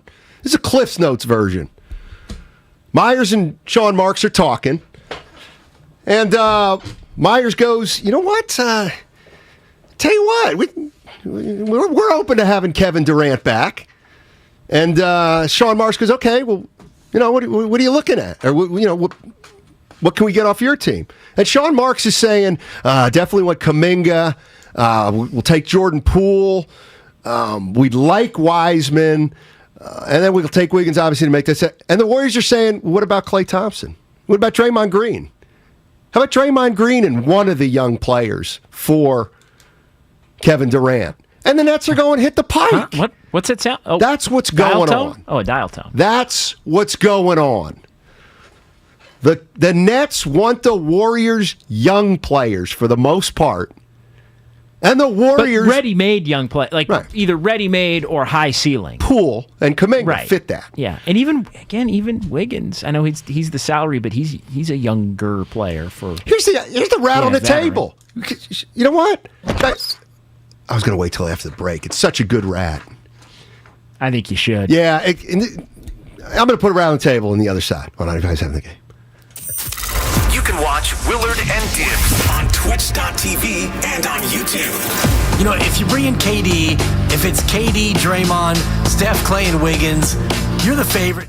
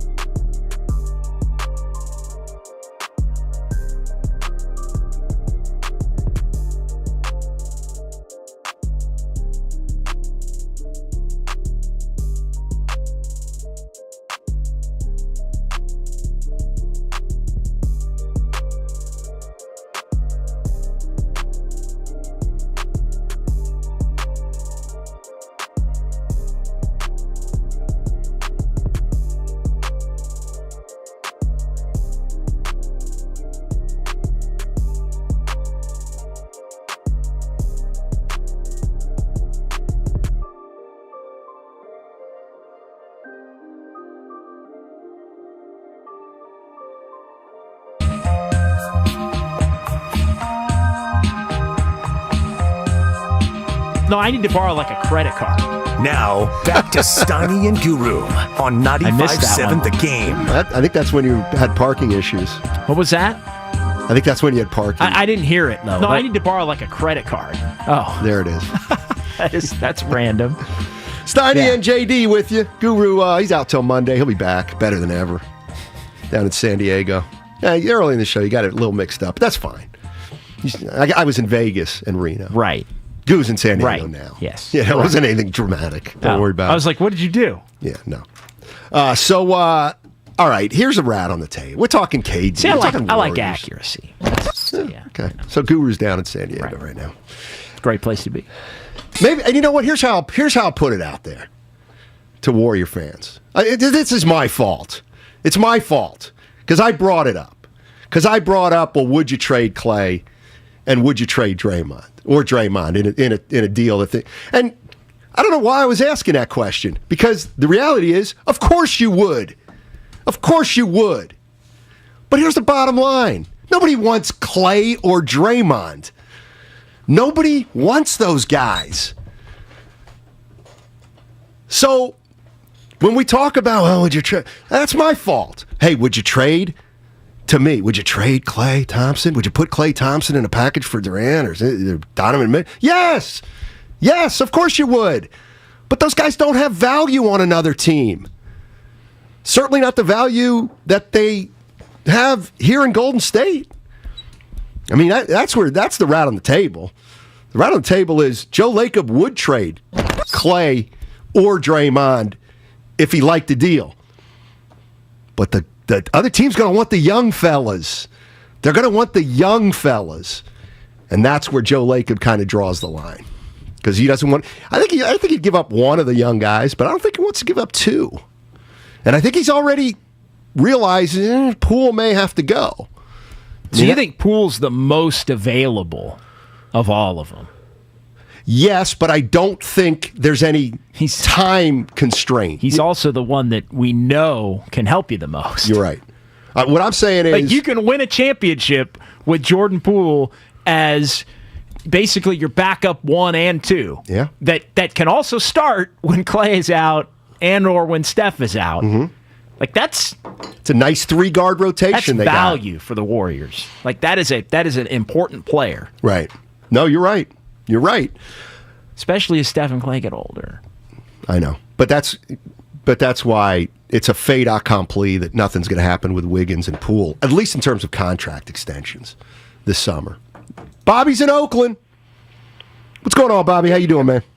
Hey, good. You know, it's like other Warrior fans, I was against KD, but now, when you think about it, you look at the Clippers, fully healthy Milwaukee, Boston coming back as constituted. Even though I'm a Warriors fan, I don't think we beat those teams in a series. Yeah, we add KD. I still don't think it's a guarantee we beat them, but it's a better chance. So if I'm going to do that, right, and then also we heard about saving money from that standpoint. If we're going to do that, I will give you Kuminga. Now, I'm in a minority here. I'm not a Kuminga fan for the most part. I can see a guy who can't dribble, who can't shoot, and it makes bad decisions. Now, he can grow out of that. He's young, and I get that. But I would include him, and you can have anyone else, any other 2 players on the team except for Moody and Wiseman. I want to keep those 2 for the future and right now. But hey, bring on KD. Bring him on. I think we're going to need him, to be honest with you. You know what? That's my thought on that. Thanks, Bobby. You know what I think? And I was wrong. I was wrong last year. I don't think they can win it next year. I don't think they're going to win it. Right now, I don't think they're going to win it. I thought a lot went right last year, and even though that no. Man. No. But if this is where I think Joe Lacob's different, and actually, I kind of know he's different. Okay, he won a title again this year, but the idea of dominance is very appealing to him. It just is. He made a comparison. I don't know if we have the sound where he talked about Jerry Buss. Well, talked about Jerry Buss. He wants to be Jerry Buss. Well, that's... And you know how Jerry Buss became Jerry Buss? They went out and got all the best players because they were the Lakers. Well, it goes to something that I've always said. It's the debate of, do you want to be the Lakers or do you want to be the Spurs? And I think Steve Kerr and Bob Myers are cool being the Spurs. Right. Joe Lacob wants to be the Lakers. I think you're right about that. Here's what he said. He was talking about his only goal as an owner.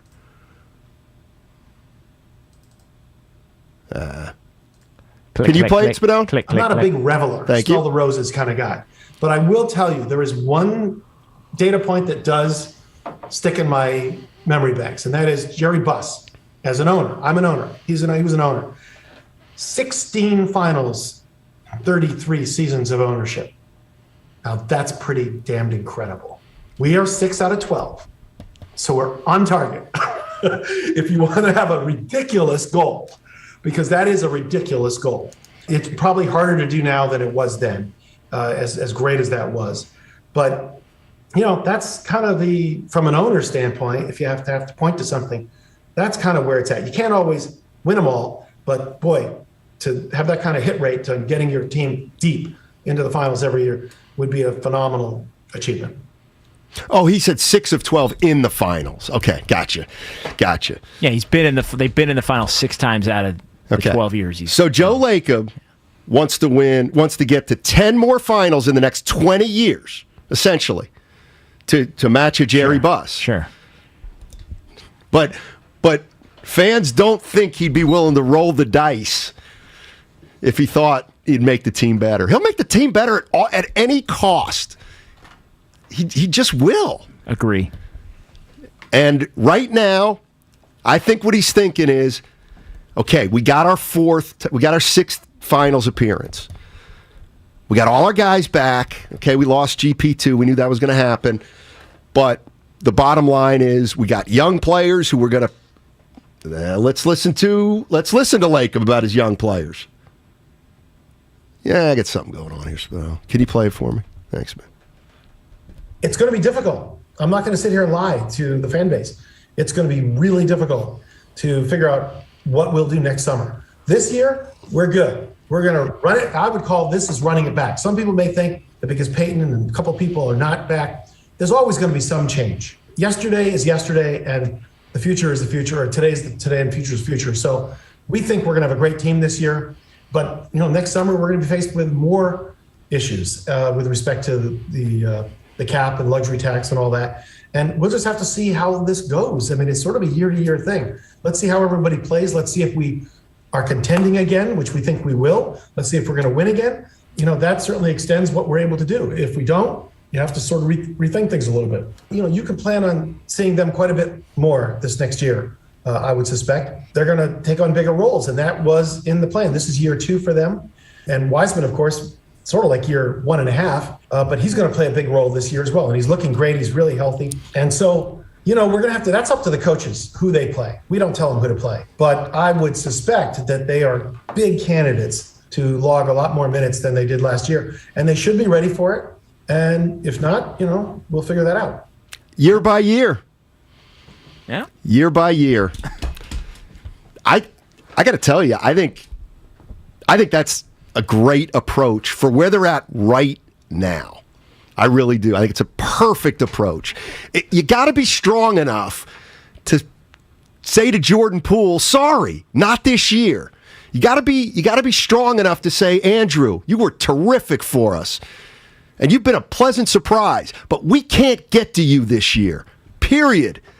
End of story. If it bothers you to that extent, good luck in free agency next year.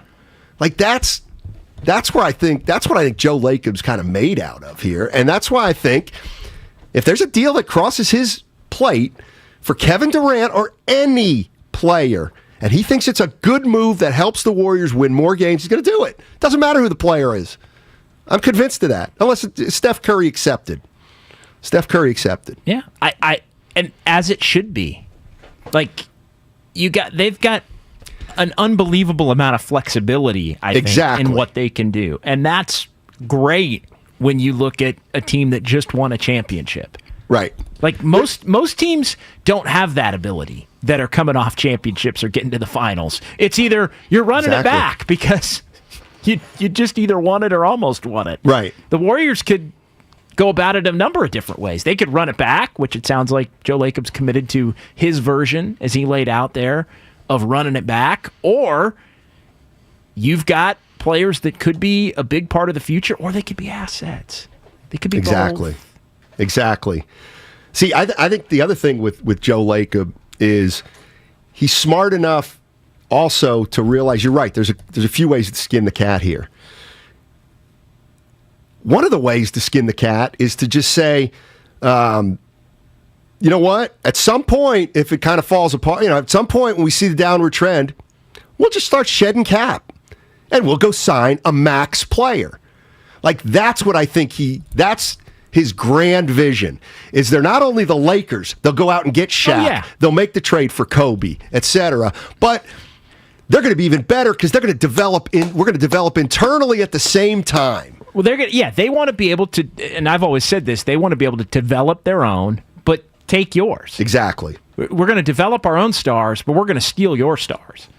And I think that's where the Durant first time around, I think, did backfire in a sense. Now, I think they're already to the point where I think they're back on track with that, but the way that the Durant thing ended, I do think, and with them obviously becoming, because of injury on top of it, the worst team in the league, they were not the destination. Like, they went away from being the destination that I think Joe Lacob wanted them to perpetually be. But they've been able to get back to a point where I do now think they are that kind of destination again. I'm not ready to go that far. Okay. I'm not ready to go that far. Well, they're closer than they were a year ago. Well, you're right. A year ago, right. It was done. But and I've said this before, and a lot of people disagree with me. No surprise there. But the Warriors are going to have to prove to me they're the Lakers, and the only way they prove that is if, when Steph Curry is gone, they can get a free agent.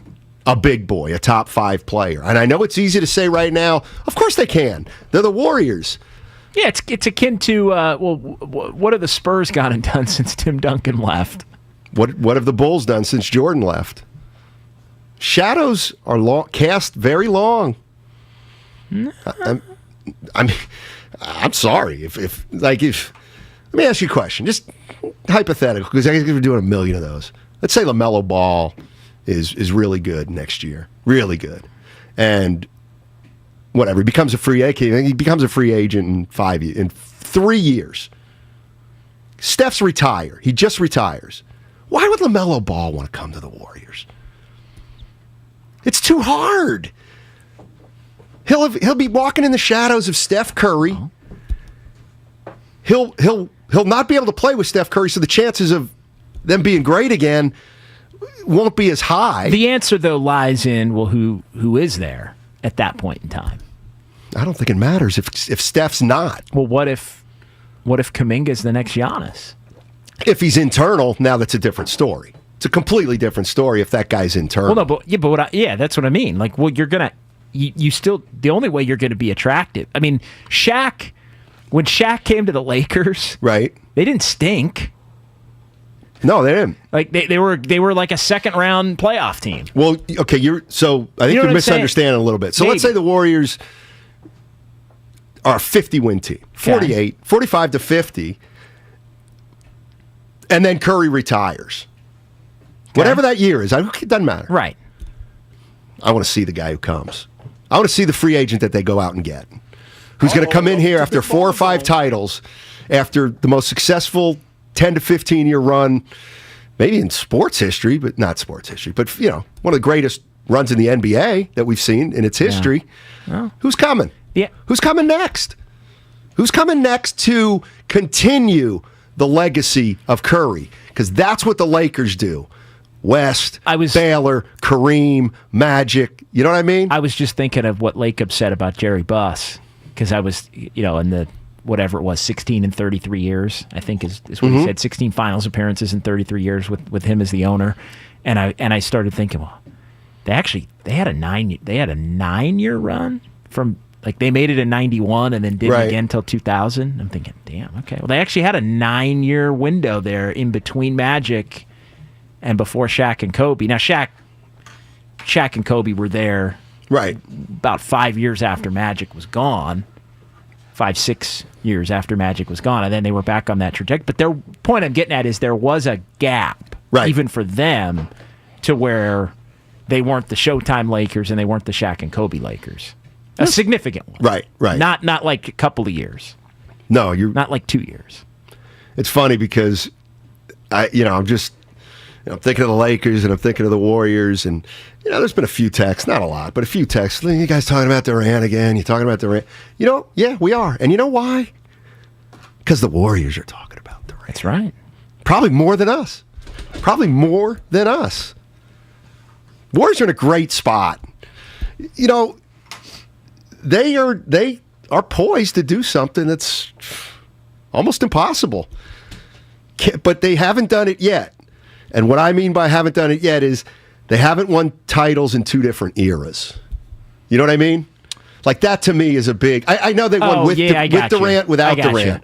But you're saying that you're like when Kawhi Leonard, win the next title without Steph and Clay and Draymond. Or with them playing limited, like with Steph maybe coming off the bench. You're talking about the 14 Spurs. Exactly. Version, that's exactly right. Where Duncan and Parker and Ginobili were not the same. Clearly on the very much on the down. Yeah, but that counts for Kawhi. And Kawhi was their best player. So I know this is going to sound crazy, but like, can Kuminga and Wiseman do that 4 years from now with Steph coming off the bench? Maybe as a spark, you know what I mean? With Clay on the downside. Right. The equivalent of that would be, it would probably be, like the 25 or 26 year where Kuminga's the best player on the team and the other 3 are just kind of holding it together. The other thing, a lot of people have said, well, everybody wants to trade all these guys. And it's true, every name in the book has come up. But because people want to know if we get Durant, what happens to what happens to the bench? Well, I don't think you're not giving up 3 of your young players. There's if he's maybe 2, but I think he probably doesn't want to give up any of them, 1 at the most. Wiggins, Poole, Kuminga is that's sort of the framework of what a deal would look like in my mind. Like, that's the starting point. Maybe add this, take away that, add that. So Wiggins, Poole, and Kuminga, And then obviously Nets would have to do something with Simmons. But you do it for those three. A lot of people would say, no, that's too much to give up. Well, Moody's already... you get flexibility. Right. And, more flexibility. And Moody at that point, he would be he's a player that projects to be able to play. When you think of depth, he is a player that projects to be able to play in your rotation next year. I agree. More than Kuminga. Well, at this point, more than Kuminga and more than Wiseman. So you're getting Durant, you're losing Poole and Wiggins. Moody is playable. You didn't lose him in the deal. Kuminga probably wasn't going to be that much of a factor this year anyway. You could rationalize. Rationalize, yeah. You could rationalize. Yeah. Great position. You know, great position, man. They're in a great position. They are, to me, they are the ultimate house money team right now. They don't have to do a thing. Not one thing. And they can see that this year what they have. See, I thought last year was going to be kind of the year where they saw what they had, and then this year they'd probably tinker. What I thought was going to happen was that the Warriors were going to make the playoffs. They're going to win a round, maybe lose in the second round or something like that. And then this offseason, the whole focus becomes, how do we get back on top? How do we tinker to get back on top? And what happened is they won the title. And they didn't even expect to win the title. It's a pleasant surprise. And now that's changed everything. Now they can just say, all right, well, let's give the youngsters more next year to handle than we did this past year. We're sitting pretty. We're sitting pretty. And they can definitely win the title next year. They can. They can. But when I say I don't think they will, I'm saying, I mean, just from a betting standpoint, I take 29 other teams over them. You know what I mean? I take the field. I'm really saying the field is who I would take. Right. I got Not that the Warriors stink. No. Warriors definitely have a chance to win it again next year. And then what do? See, that's the part that's even more crazy, JD, is let's say they do win it next year. Oh. Well, then you still have the same issue with Poole and Wiggins. And can Joe Lacob go back to his minority ownership group and say, I know I said we couldn't extend them both, but we just won our 5th title. So let's extend them both. Right. Well, and at that point, maybe the financial projections look a little bit different because you've had another finals run and another. Yeah. Like I think all of that on some level is part of it. When you. No, I think you're right. Because there's a difference between making a lot of money and a really a lot of money. You know what I mean? Like there are levels to even that. And I don't know what maybe there is some mark that they could hit where the difference between spending $300 million on your team and $350 becomes acceptable, or whatever it might be. The number is. I don't know the numbers, obviously. I mean, for all we know, the people that Joe Lake reports to, they say, yeah, you know what? You want to extend both those guys? Okay, win it next year. Then you got to win it next year. Then. Like, that's almost logical. Because then you're working on a three-peat. Totally. Fascinating stuff with your Golden State Warriors. How much we got, Spadoni? You missed me saying that? Yeah, 2 minutes, Steiny. Nick Friedel joining Damon Ratto at 3:45. I'm sure he'll have a lot on the latest on Kevin Durant, Kyrie Irving, and much more. And he didn't miss it because I'd give him that whenever. I'd give him a... Oh, gotcha. I kind of would, I like to keep things as is. Here's the other thing I was thinking.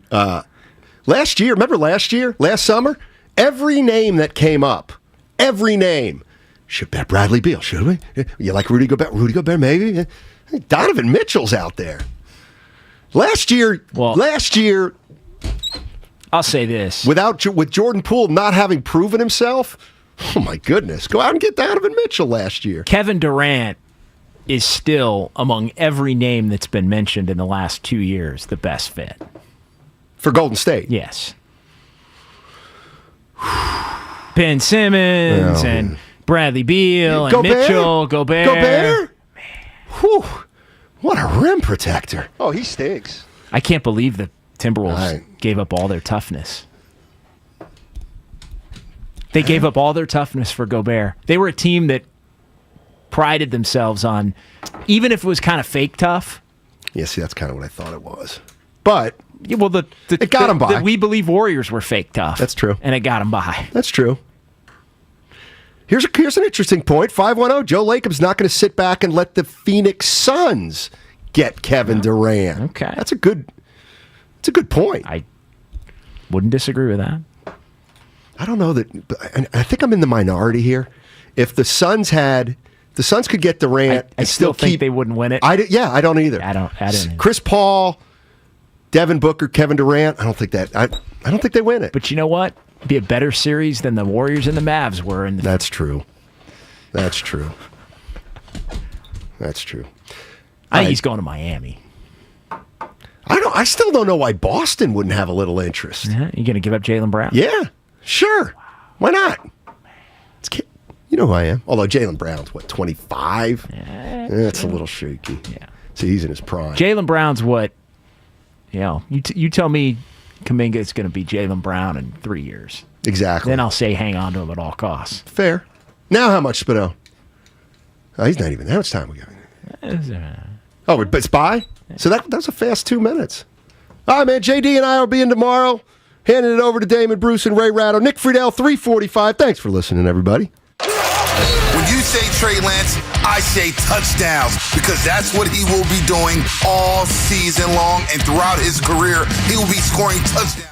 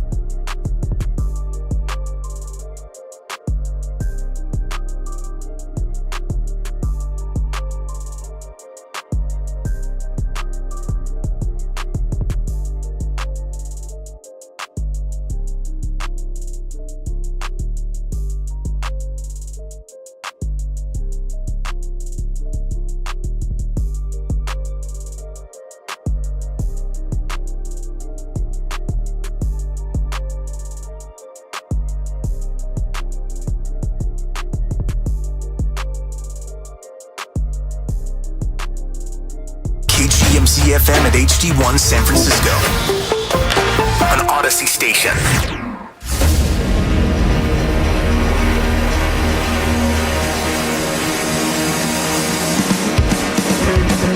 Live from the corner of Broadway and Battery, you're listening to Damon Bruce and Ray Ratto on 95.7 The Game. Brought to you by BMW Fairfield. Welcome to your Thursday afternoon. It is really good to have you here today. And if there's one thing that Ray and I think, officially like as much as the other guy, it's some sports incompetence. And boy, it feels like the Phoenix Suns are today's clubhouse leader in sports incompetence. We will talk about that. Any hypotheticals for Kevin Durant? Feel like they're getting blown up by this incompetence, which may have everyone pointed back towards looking at the Golden State Warriors and their level of interest in Kevin Durant. There is no team that probably has enough in its own cupboard to make the deal that the Warriors could, if that's the direction that they want to go in. And I don't think a lot of people want them to go into that direction. Ray, we live in a world where there is now more interest in Donovan Mitchell than Kevin Durant. Things have done changed. Well, Donovan Mitchell doesn't come with a cost of 5 first-round draft choices, which is that's a starting point. It is a starting point, but I mean, there are teams that can clear out cap room. That's not hard to do. But when you say, by the way, we're not planning on having a future when this guy retires, that's a tougher sell internally. And when I say internally, I mean in the heads of most general managers. I mean, I think there are a lot of general managers right now who are looking at the Minnesota Timberwolves and going, why do you hate me?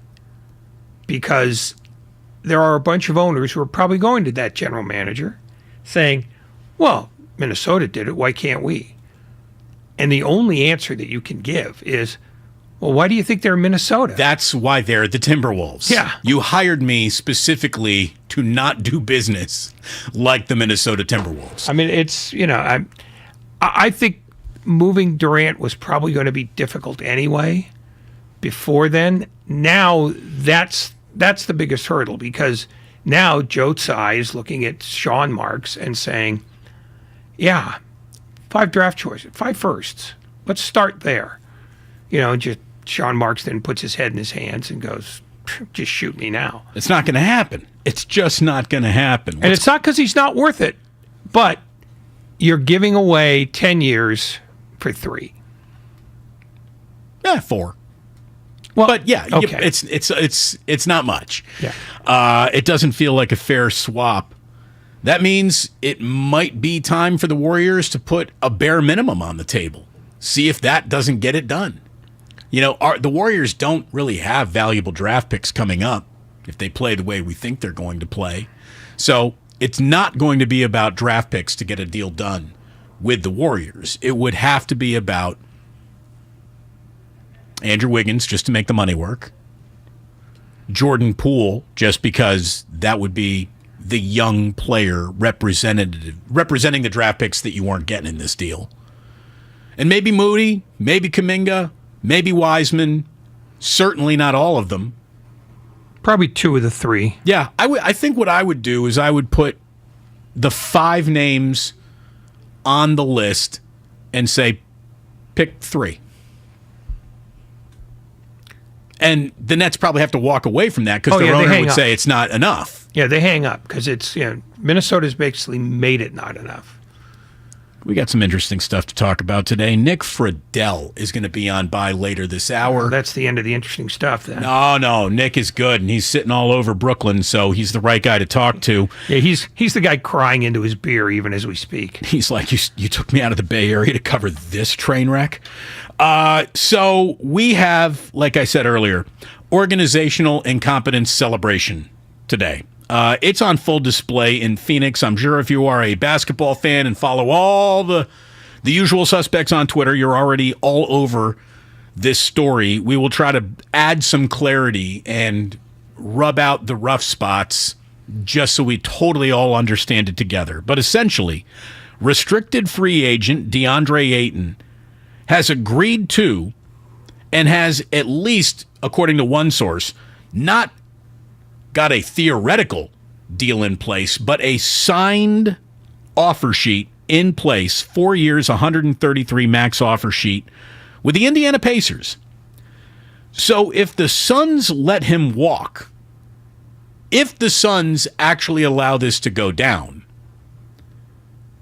they will have lost the number one pick in what was the Luka Doncic draft. So, you screwed up not drafting Luka.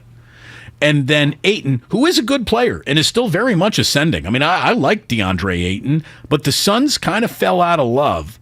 And now it looks like they're going to fall out of the concept of, the number one pick in the NBA draft is valuable until he isn't.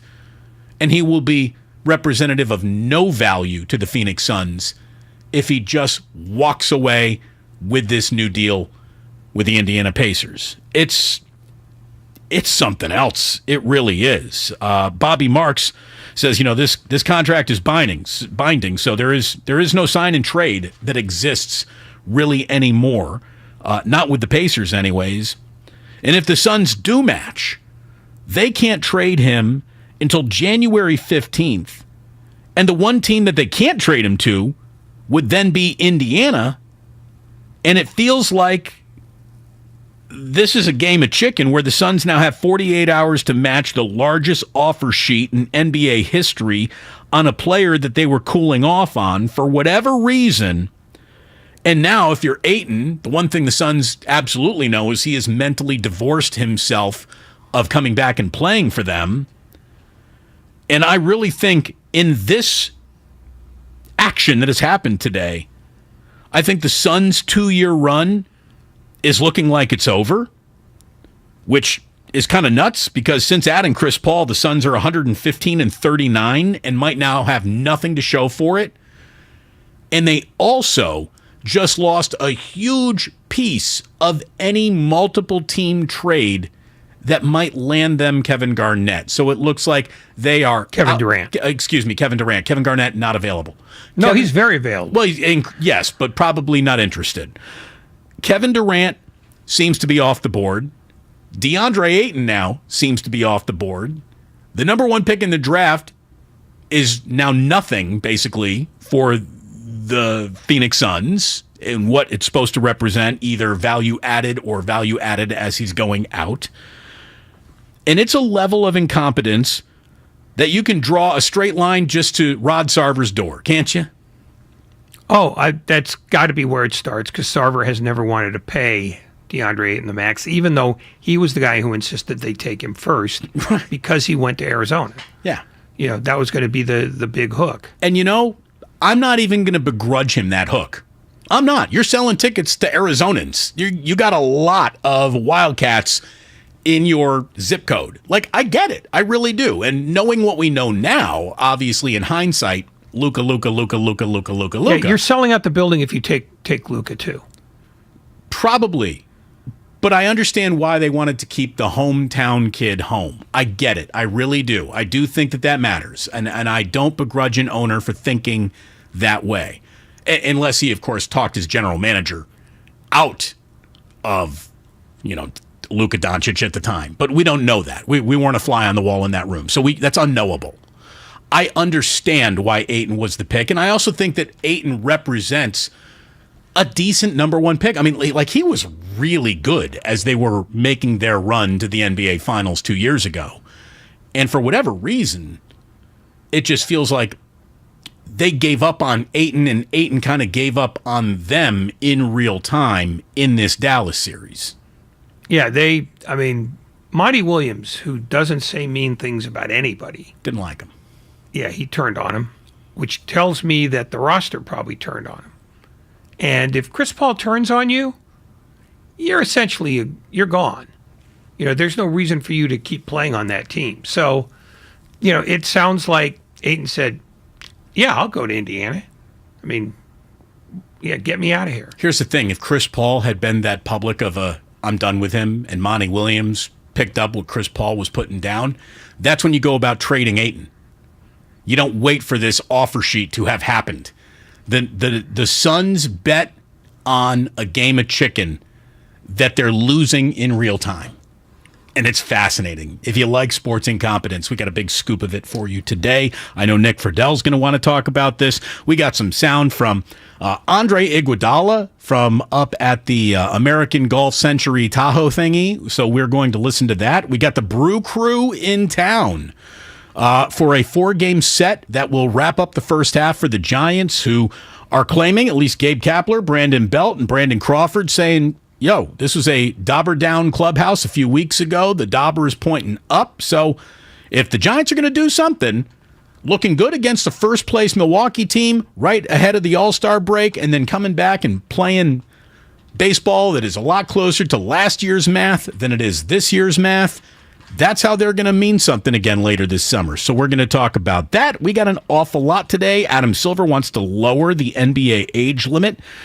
And speaking of limits in the NBA, they've made more money than ever before. Their revenue topped $10 billion for the first time ever. So lots to talk about today. We're brought to you by BMW Fairfield, now open in the Fairfield Auto Mall.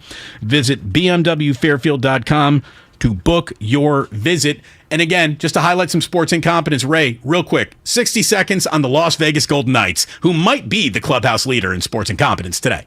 They have had to, in the last several months, essentially give away 6 guys who were important to them in their cup runs because their cap situation is so bad and teams simply aren't going to trade with them. They just go, no, we're not going to do it. So today, Max Pacioretty, who is one of their most important players, was traded to Carolina with another player going to Carolina for, quote, future considerations that boil down to nothing at all. So they've basically given away 6 guys because they have no cap room. That sounds like an odd way to do business. Yeah, even in the National Hockey League, where people never say impolite things about each other, they are being laughed at. Ha ha. So we got a lot to get to today. We got open lines. We're going to argue a little bit later on with Lucas about Rasheed Wallace. So that should be fun too. So stick around. You have an odd sense of fun. Damon and Ratto here on 95.7 The Game. If you haven't already, make sure you're subscribing to Damon and Ratto on the Odyssey app. You will be thrilled that you did, and your entire family will be proud of you as well. You can find us wherever you find your favorite podcasts, which is the internet. Why do we keep on saying that? Where do you find your favorite podcasts? Thin Air, the produce section. We all know. Go to the internet. Download, subscribe. Merriment will ensue. Damon and Ratto here on 95.7 The Game. When you say Trey Lance, I say, boy, he's got a lot of pressure on him.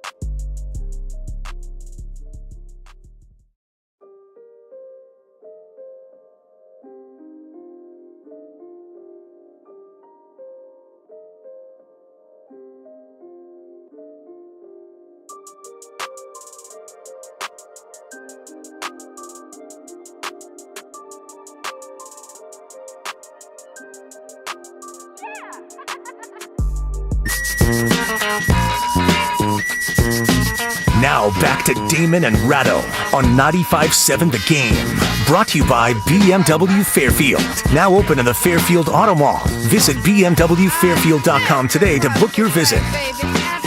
I mean, I gotta say, the NBA's offseason really does live up to the hype all the time. It's interesting. It might be the most interesting offseason any sports even dare offer.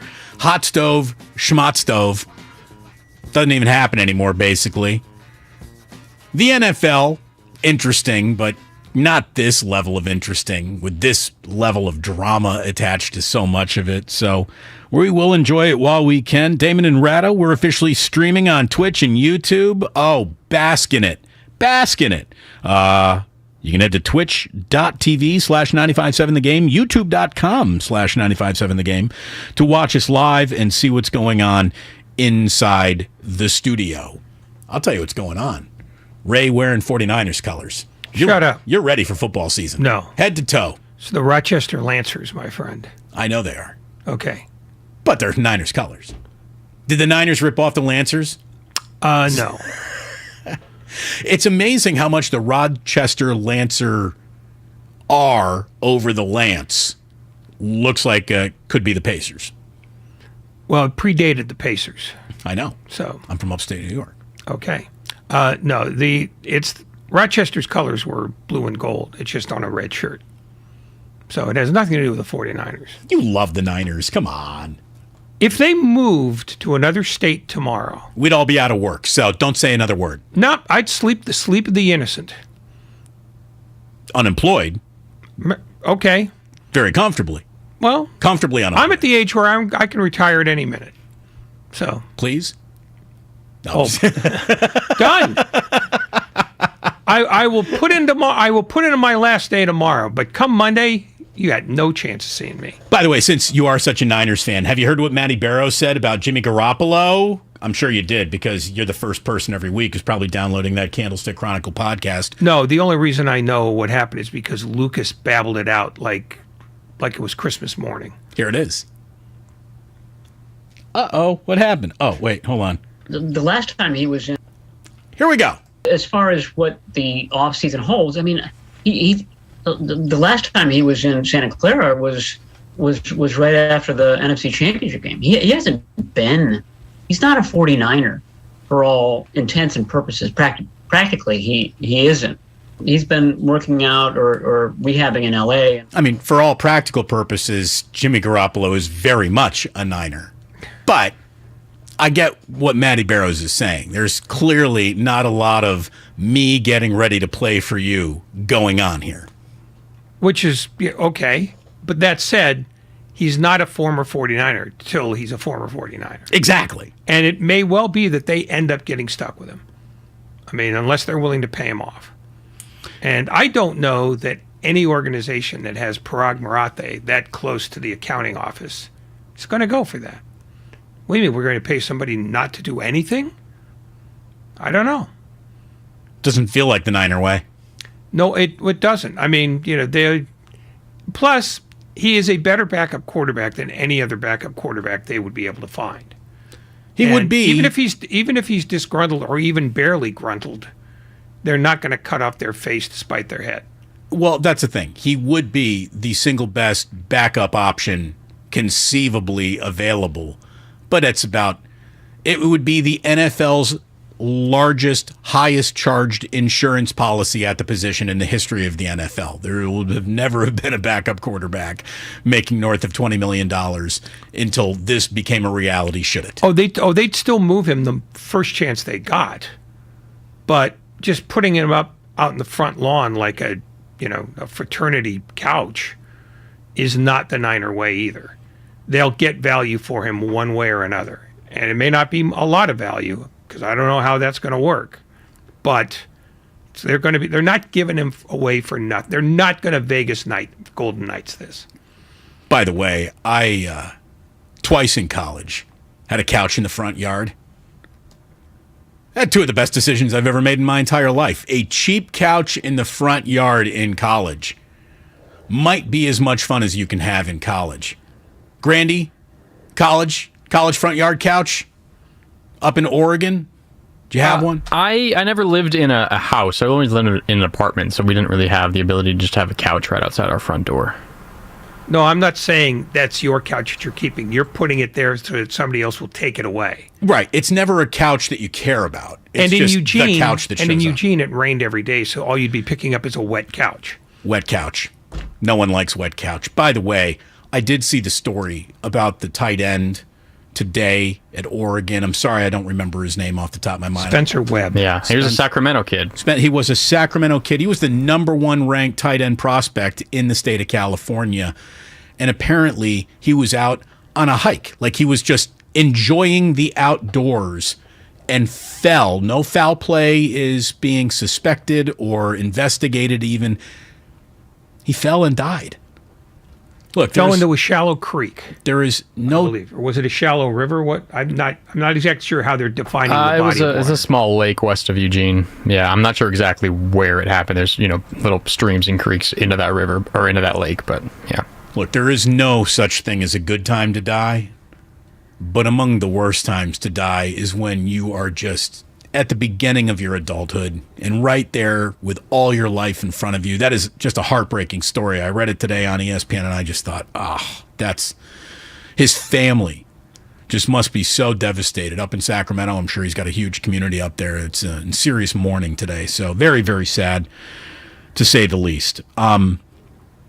How do you change the subject off that? Jeez, I'm sorry we kind of got distracted. Cam Inman, since we were just talking Niners, joined us yesterday to talk a little bit about Trey Lance and the whole theory of arm fatigue that got floated, let's just say, to the old media by the new media. Everything we saw during the offseason program, he looked great, no problem with arm strength. And I thought it was telling yesterday when Brandon Ayuk posted social media video of him catching passes from Trey Lance down in Southern California, saying they shut it off after 3 because of arm fatigue. And he was joking about it, and all the responses from the 49er teammates were telling him that they were laughing because I don't think they think it's a big deal. But it could be a big deal if 2 weeks into camp there's a sign of it. And it brings me back to 2016 when Colin Kaepernick had arm fatigue. I know the last time we heard the term tired arm. He had arm fatigue and had to be shelved for about 2 weeks and was like standing behind Blaine Gabbert, about 5 yards behind the line, behind Gabbert, pantomiming him, and that wasn't a good look. So if that's the case, then I would be concerned. Right now, I'm not concerned. I think Trey Lance is full go towards the QB1 status. And I'll just say this, if there were ever an NFL head coach who was probably responsible for causing a quarterback to have a tired arm, it feels like Jim Harbaugh would have fit that profile, Ray. Oh, he'd have said, you know what's good for a tired arm? Coming and doing yard work at my house. Yeah, he was a worker. Well, not just that he was a worker, he was a lunatic. And he is, in part of the reason why Colin Kaepernick's career was so short. Because he wanted to make him the all-purpose quarterback, the great running quarterback and the pocket quarterback. And the fact is, they didn't have enough players to make either of those things work well.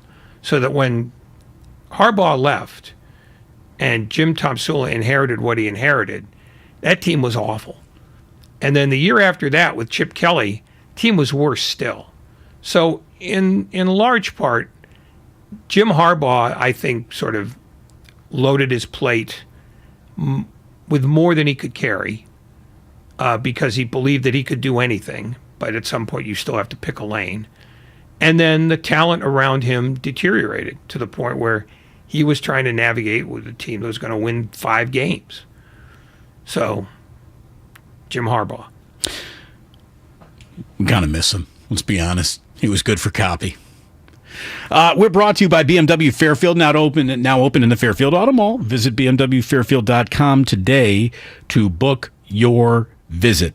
So we're going to have Nick Friedel join us in about 15 minutes here on 95.7 The Game to talk about all the moving pieces going around. I guess Draymond actually called out Nick Friedel on Twitter saying that... I believe it was somebody else, in fact. Zubin Mehenti. Yeah, who was on the air with Friedel at the time. That's what I saw. Well, let me go ahead. Just watch the SportsCenter anchor on SportsCenter with Nick Friedel discuss KD wanting a trade. Oh, and I guess he's saying the anchor called Kevin Durant emotional. Yes. And then Draymond asks, who are you to call someone emotional? What makes you comfortable? Talk basketball. Computers got you overly comfortable. I don't know what computers have to do with that or just talk basketball doing with that. I think that Draymond Green might be the reason why most people look at Kevin Durant as more emotional than Draymond's letting on right here. It was Draymond Green. Correct me if I'm wrong, Ray. Was it Draymond Green who called Kevin Durant a bitch on court twice on national television? Well, Draymond Green will err on the colloquial side more than most. I mean, look, he had to walk back. Is he a bit emotional? What? He had to walk back his comments to Kendrick Perkins because he did, dwell into the vernacular to the point where other people, other black athletes and friends of his were uncomfortable. So Draymond speaks at times before he thinks about what's coming out of his face. So emotional. Okay. Again, but no, it was he went after Zubin Mehenti. I would say that there is probably more of a chance to identify a player's emotions than actual basketball skills to the common person just watching. I mean, emotions usually are worn on the sleeve, and you can see that. So I think that it is totally fair to talk about someone being emotional. Well, I mean, one of Draymond Green's, standard media lines is, you don't know what we do, so you shouldn't get to talk about it. It's not a defensible position. By the way, apparently Draymond was talking about me on his podcast. Let's take a listen. Apparently this was me talking about Wiseman's 2 rebounds.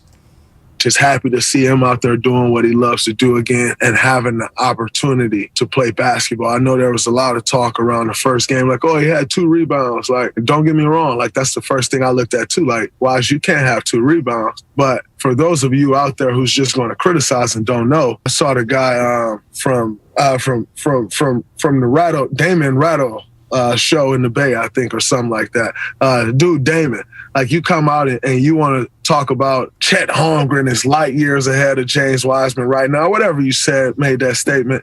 Let me help you out. Rebounding is a timing thing. Rebounding is not just I'm tall, I'm long, I can jump, I'm athletic. Rebounding is timing. And for someone that has not played basketball since 2018, I know you wouldn't understand, but your timing is probably messed up because that's 4 years and some change of not consistently playing basketball. So those that has done this will understand that is 100% a timing thing. Like I said, again, I would never excuse James Wiseman having 2 rebounds, nor do I think James Wiseman will excuse it. But I am also, and as someone who's done this at this level, who continues to do this at this level, I do understand that rebounding is. Obviously, you got to have a knack for the ball. You got to do the proper things in boxing out.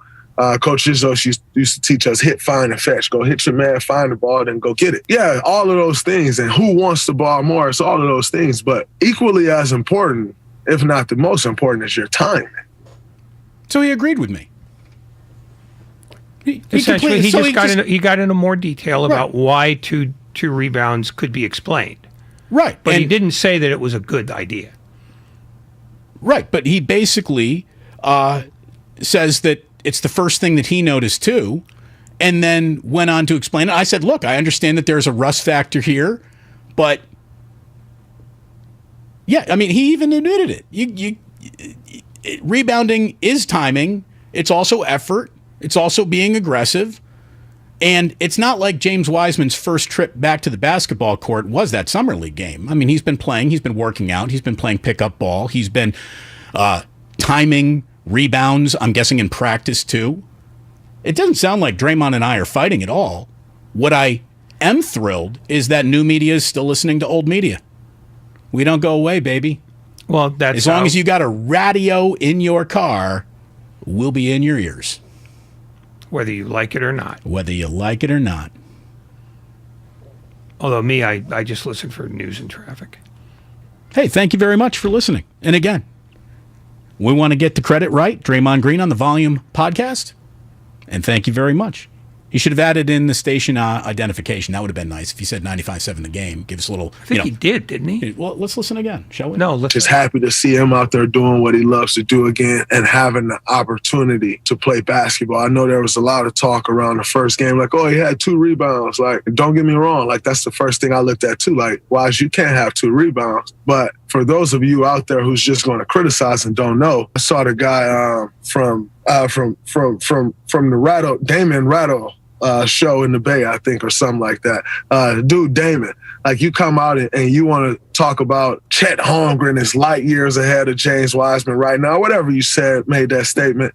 Let me help you out. Rebounding is a timing thing. You know, rebounding is not just I'm tall, I'm long, I can jump, I'm athletic. Rebounding is timing. And for someone that has not played basketball since 2018, I know you wouldn't understand, but your timing is probably messed up. Because that's 4 years and some change of not consistently playing basketball. So those that has done this will understand that that is 100% a timing thing. Like I said, again, I would never excuse James Wiseman having 2 rebounds, nor do I think James Wiseman will excuse it. But I am also, and as someone who's done this at this level, who continues to do this at this level, I do understand that rebounding is. Obviously, you got to have a knack for the ball. You got to do the proper things in boxing out. Coach Izzo used to teach us hit, find, and fetch. Go hit your man, find the ball, then go get it. Yeah, all of those things. And who wants the ball more? It's all of those things. But equally as important, if not the most important, is your time. I agree. I think we're walking away friends on this. This isn't combative. This is not angry Draymond. But he's trying to clear something up for me that I do understand. And I mentioned he's, of course, rusty. But that's not the first time he played basketball. It's just the first time he played basketball at Summer League.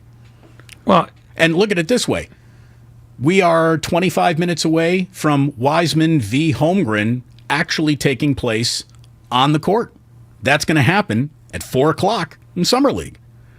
So, Russell Chamberlain, part 2. Here we go again. And we'll see. We'll see.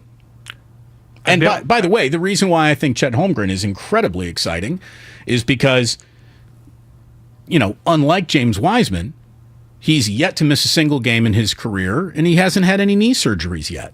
I mean, that's part of my evaluation in it, too, about value. And yes, he's played 100% of the 2 games he's been available. Oh, the game's tomorrow. That's right. It's right. I thought it felt like Friday. It's a beautiful day outside. It felt like a Friday. So it's going to be tomorrow. So we are 24 hours and 25 minutes away from Russell v. Chamberlain. I still think we should be carrying that game on the air so that you and I can go home.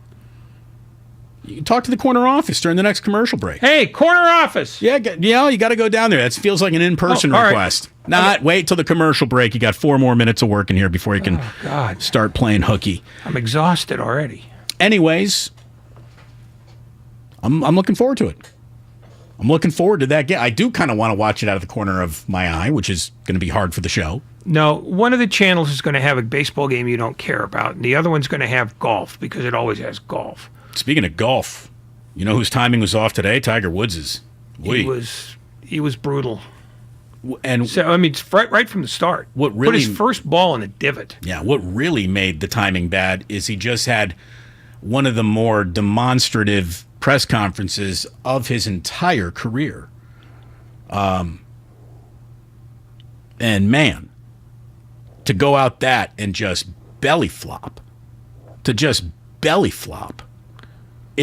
got to be a little bruising even to a guy who, can have a bad major and still say he was a very good golfer. But that had to have been tough for Tiger to swallow today. And look, if you're on the LIV Tour, you're probably back in that clubhouse high-fiving. And maybe you are, but you're still high-fiving at the expense of a guy who is infinitely better than you will ever be. I mean, it's sort of like making fun of Michael Jordan for how he played his last year with the Wizards. Yeah. I mean... Yeah. Kinda. I mean, look, Tiger said he skipped the U.S. Open to totally get ready for the British. So he had played at Augusta, skipped the U.S. Open, and just again he belly flopped spectacularly. He's got to be off the course by now. What is his final total? Do you have it? 78. He shot a 78. Yeah, he was. Ugh. And like guys were going low. Yeah. No, he started with a double bogey, which he never does. I mean, it just and apparently, he was feeling pain by the end. I mean, it's his third tournament of the year. So you wouldn't expect him to thrive at a course that difficult. We got to book Draymond on the show. Lucas, top priority. Priority number 1. Let's see if he wants to come in. Let's make it happen. Lucas, your top priority is get me a bottle of wine and get it to me now. He's in Cabo right now on a beach, but I think this is a close second to a beach in Cabo in our studio. What do you think? Well, Ray's sandy enough. Yeah, same, pretty much. He can have my chair. I'm always open. We'll give him your favorite yellow chair. Oh, he'd hit you with it. He would.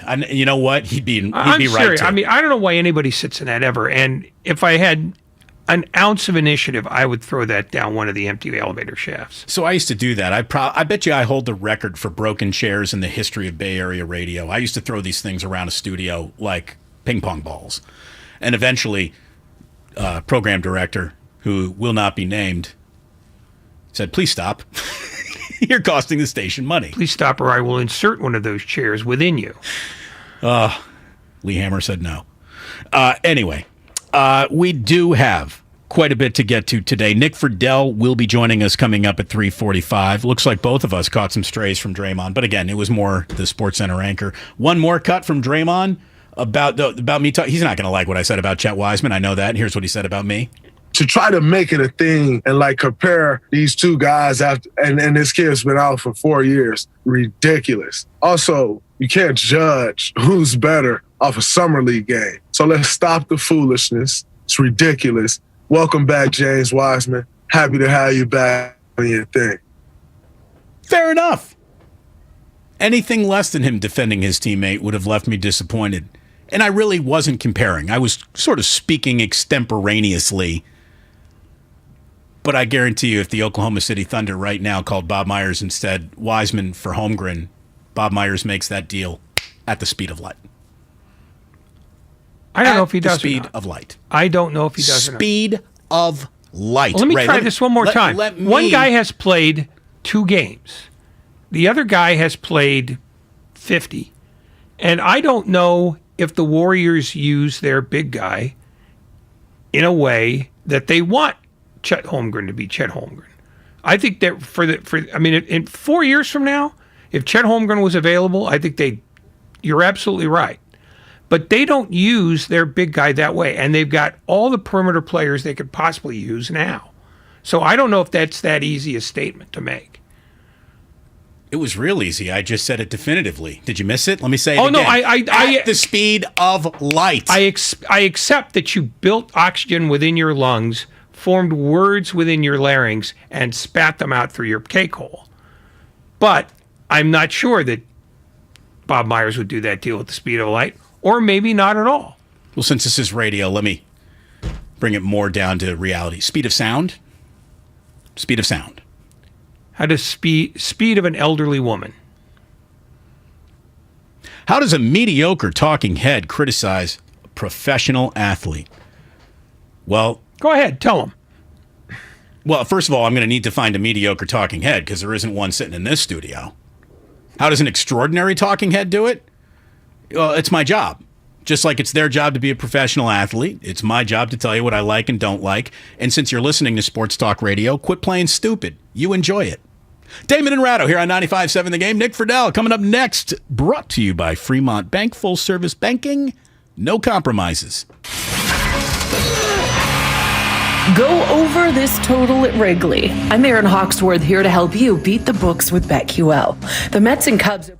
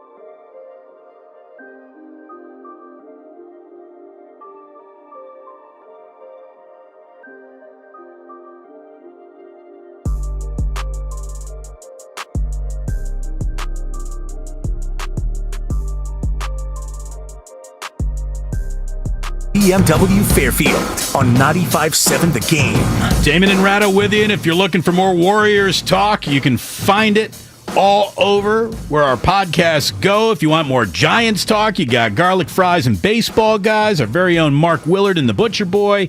Check it out wherever you find your Odyssey apps, as we described earlier today, the internet. That's where you go to find all these things. Thank you for coming here to find Nick Friedel, joining us for the first time in a while. Nick, we always appreciate your time. What are you doing down in L.A.? I'm on the Malika show. Oh, nice. NBA Today. So I'm just hanging here for a couple days, and as we know, with the Kevin situation, it never seems to end. So I think this will be going on for at least a couple more months. So, Damon, hopefully they keep sending me out here. It's fun. Let me ask you, did you think when you got to Brooklyn to cover this team, we would be at this point this early in your tenure covering this team? Hell no. I thought this team had a chance to break up after a little while, but we're talking 6 months here. And that's the craziest part about it. When you're around the Kyrie situation, you realize real quickly that anything is possible, good and bad, because we saw both sides of it in those last few months when he came back. But to think that Kevin, who is signed for 4 more years, would get so frustrated with the situation that after the end of what was just an insane season would ask for a deal with that much time left on his own contract. Damon, even for the Nets, it's still pretty stunning. All right, let's cut to the first of several chases here. Does Joe Tsai want to get rid of Kevin Durant? And would he lower his price to do so, or has he made it clear to Sean Marks that only a north of Rudy Gobert deal will get this done? Ray, they don't want to move Kevin Durant. They don't want to do it. Everything in that organization has revolved around Kevin for 3 years. They respect the hell out of him. They appreciate what he's done when he's been on the floor, and there's a part of all this that he's come into work every day, and he has done what they've asked him to do. And to think that now that they just want to move forward, I don't buy that at all. I don't know, specific to the conversation between Joe Tsai and Sean Marks, I don't know exactly what type of order Marks has been given here, but to me, guys, when you talk to people in the organization, even now, I was just out in Vegas, there is still a huge amount of respect for Kevin, Kyrie, and all the issues, aside from just the vax shot that he brought. That's the real issue. And the question to me becomes, is there any way you could bring Kevin back and still move Kyrie somewhere? And if you move Kyrie, would Kevin still want to stay? And that's what only Kevin knows as he's watching all of this unfold in real time, because the Nets also got caught, and they've got caught in plenty of different breaks. But Ray, there is nothing else going on in sports in a major story fashion. This story has lived at the center of the news cycle for 2 weeks now. And by all accounts, it doesn't seem like it's going to end anytime soon. So that part of this is just waiting for either a Kevin tweet or a podcast appearance or some kind of direction as to where it's all heading. But I don't believe at all that the Nets want to move on from Kevin. Kyrie is a different story. Well, if that's so, why don't they simply announce, we're not entertaining any offers for him? I mean, do they really feel like he can force them into a situation where they have to do the thing they don't want to do? Or, I mean, I guess I'm just wondering, if they don't want to move Durant, why don't they just say, Kev, we're sorry, we're not doing that? The answer here is probably that he has built up enough goodwill, both from Joe Tsai, Sean Marks, on down in the front office, that if he wants a deal, they would try to help find him one. The issue up to this point is that the offers that have been thrown out there just don't seem that appealing to them. And Ray, again, this is where it's really going to come down to Kevin. Because if Kevin comes out and he says at some point here in the next couple months, if this thing still doesn't happen, hey, I do not want to be here, I'm gone, well, then they got a real problem. But if he pulls back a little bit and says, all right, let's see what can happen, I'd be willing to come back, I signed the contract, that's when it still has a chance of them being able to potentially run this thing back. But that's what we're all kind of waiting for at this point, because there was this feeling not only inside the league a little bit, but certainly outside from everybody looking on saying, oh, it's Kevin Durant. There's going to be a ton of different offers, and there's going to be a ton of different options out there. And because they were trying to help Kevin land in the spot or spots that he wanted to be at, the offers just haven't been that appealing. And when you factor in that at the beginning it was, oh, he's got 4 years left on his deal, and now it's become, well, that fourth year, that could get real ugly if he's not able to stay healthy. There are different variables in play here that the organization has to account for. But as far as what the future may hold, over and over and over again, even in the last few days, everybody I've talked to is just like, hang on tight, because this thing could take a long time, potentially even into the season. The familiar voice of Nick Friedel here on 95.7 The Game, and we need to get into what feels like a huge case of organizational incompetence concerning the Suns and what is happening with DeAndre Ayton getting the largest ever offer sheet in NBA history from the Pacers today.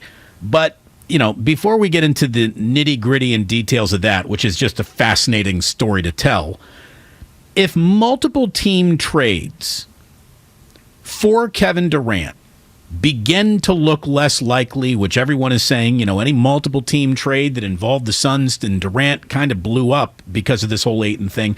If multiple team trades, Nick, start looking less likely, do you think KD to the Warriors grows, or KD remains a net grow?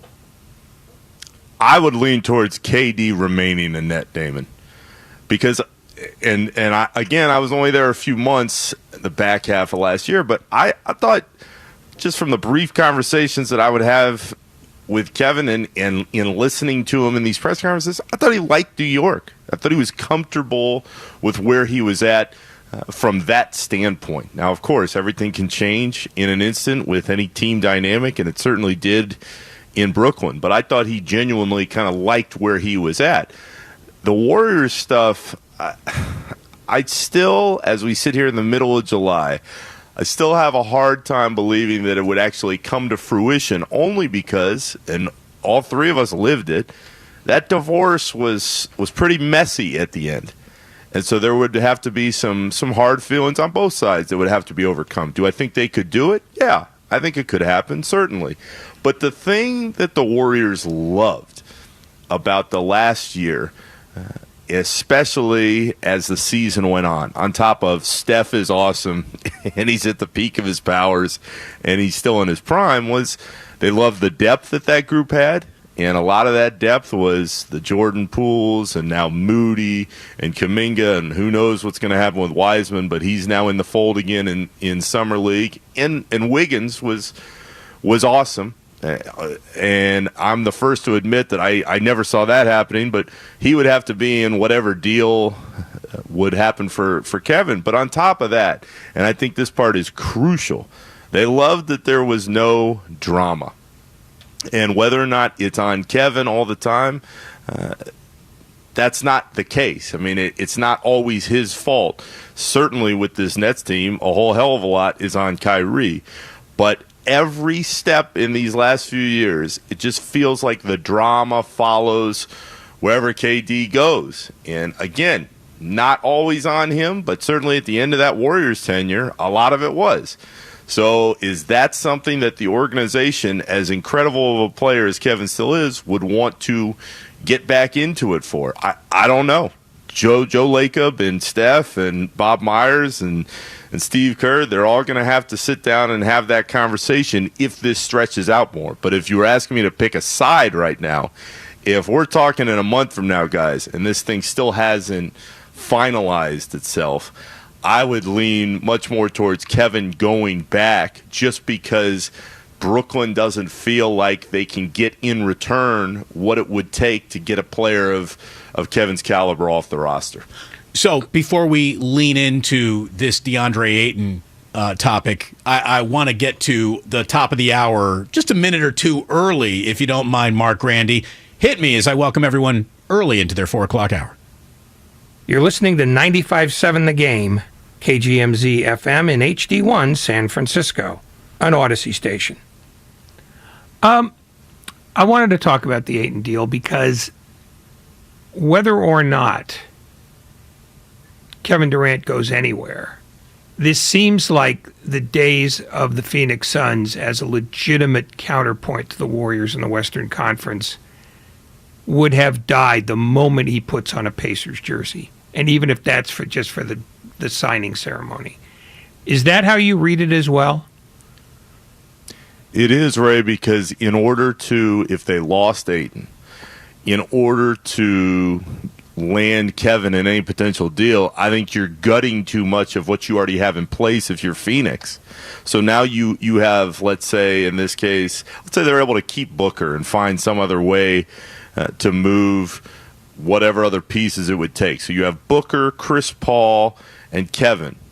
3 very, very nice pieces, and Kevin is still, if not the best player in the game, number 2 for my money behind Giannis. But after that, you don't have much of anything. You want to talk about gutting depth. If Phoenix loses Ayton for nothing, and then they're still trying to get Kevin, which is possible, but you're going to have to move all the other pieces to do that. If you're the Warriors, you're sitting there going, oh, okay, this looks pretty good.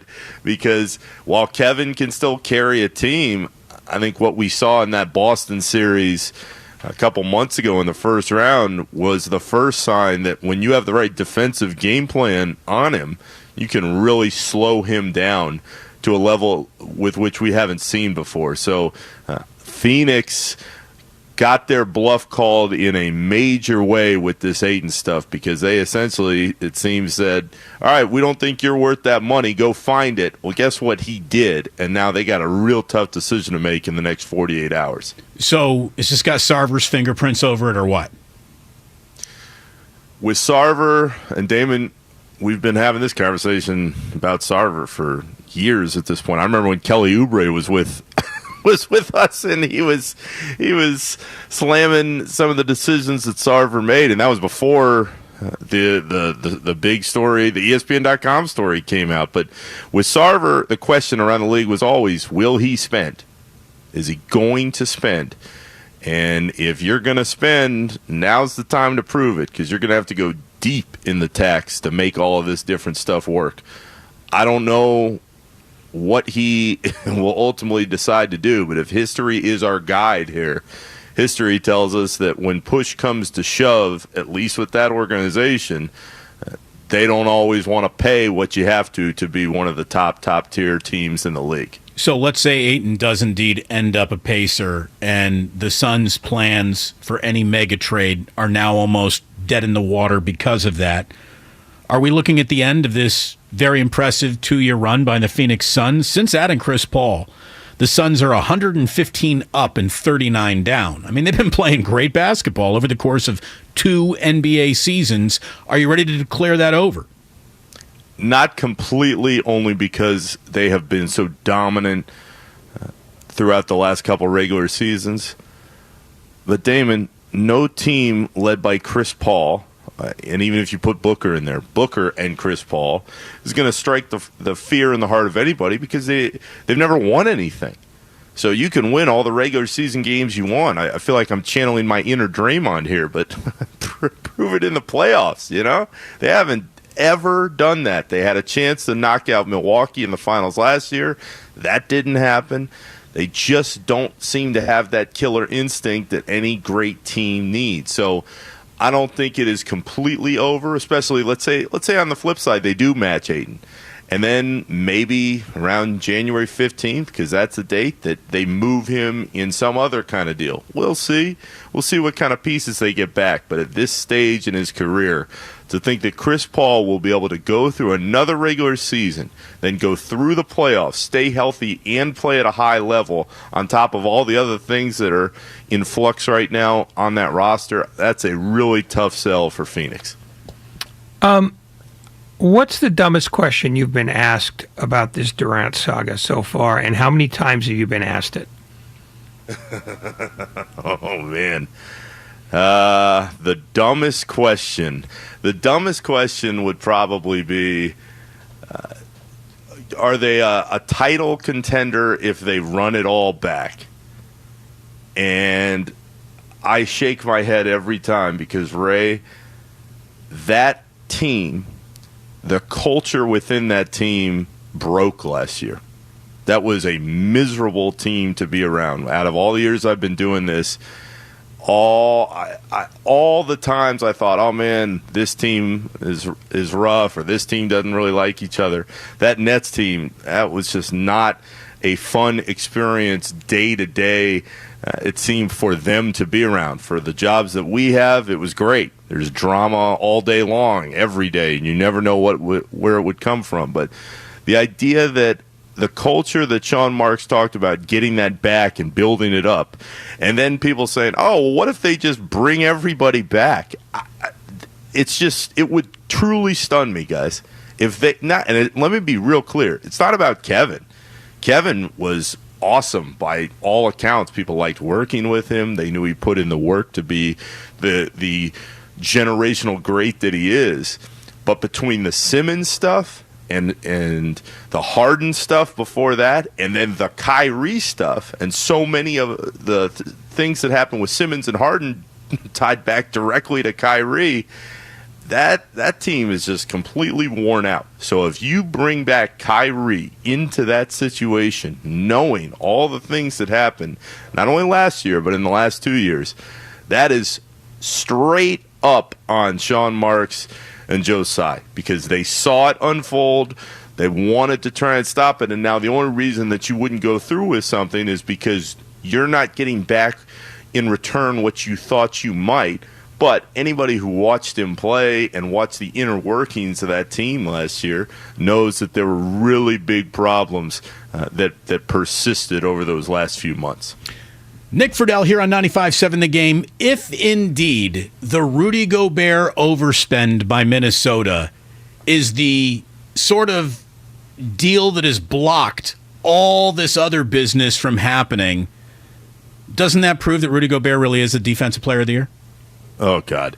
Damon, let me just tell you, that deal, when I saw it immediately, I went, no. For Rudy Gobert? Right. I said the same thing. 5 first-round picks?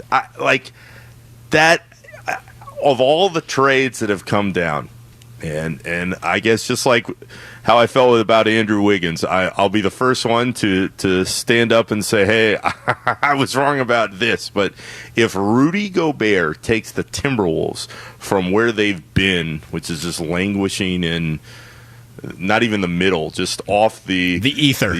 Yeah, they've just been gone for so long. If he takes them from where they've been to some step where we start talking about them as a potential contender in the West, it would just shock me. But on top of Gobert, to re-sign Towns to that max deal and anoint him as the guy still moving forward, people say, well, what choice does Minnesota have? I don't know, but if you're trying to rebuild around those two guys and think you have a legit chance in the West, I flatly don't see it, especially given all the draft capital that went into it to make it happen. What is a landing spot that would make any deal for Donovan Mitchell the most impactful place Mitchell could land? Miami. It's Miami to me. Because, guys, when the Nets got bounced, they sent me down to cover the Heat. I was down there like 6 weeks. That team... Cocoa butter tan, if you don't mind me saying. Oh, it was a beautiful thing. I mean, when you're getting paid to be in Miami for weeks at a time, that's not a rough life there. But when you're talking about Miami and the basketball fit, Damon, when Miami's offense broke in those games, we saw it against the Celtics, we saw it sometimes against the Sixers, there was no other answer besides Jimmy Butler. He was the guy. When you give him somebody to take the pressure off, and Mitchell has his flaws certainly that we've seen in Salt Lake over these last few years, but he is a really solid offensive player. If you give Jimmy Butler that extra guy, I think that is a really strong combo. And if you get Mitchell to play defense a little bit better in that Riley Spoelstra system, as far as a basketball fit, I know people are talking about the Knicks and they have a zillion draft picks. Okay, cool. But Miami, to me, if they got Donovan Mitchell, would be in really good shape trying to get over that hurdle and make that final push in the East. Finally, imagine Brooklyn doing a deal for Durant and the Nets without Durant and the Knicks being the Knicks. How could you live in New York another minute? I don't think I would be. If I'm being honest, Ray, I this is going to shock you, but I've had this conversation in my head for about 2 weeks since this Durant demand, or at least trade conversation came down, and I have the same feeling you do. If Kevin leaves and the Knicks, even if they got Donovan Mitchell, I don't think there is enough star power that my company would have me around either one of those two teams on a regular basis. But it all kind of depends on where he lands, and I'm as curious as anybody else to see where that may be. He covers star power. His name is Nick Friedel. You give him 3 weeks in Miami, and you'd swear he's Cuban. Thank you very much, Nick. Really appreciate you coming on today. Always, guys. I miss you. I'll talk to you soon. You're the man. Talk to you soon, buddy. Damon and Ratto here, 95.7 The Game. And when we do come on back, Ray, if the Giants are going to really turn it around, they got a little set with the Brewers in front of them that could go a long way to proving that. And an entire second half of baseball. So we're going to talk a little baseball coming up, and then we're going to talk about lowering age limits. That's what Adam Silver wants to do in the NBA. Damon and Ratto were brought to you by BMW Fairfield, now open in the Fairfield Auto Mall, a luxurious, all-encompassing experience to address all of your BMW needs. Let me tell you, I needed a BMW, and I got one from BMW Fairfield. Fantastic. You're going to want one too. BMWFairfield.com today to book your visit. That is BMWFairfield.com. Damon Bruce is a staple of Bay Area sports talk. Don't get me wrong, that's the first thing I looked at too. Wise, you can't have 2 rebounds. But from the Damon Ratto show in the Bay, I think, or something like that. Dude, Damon, you come out and you want to talk about Chet Holmgren is light years.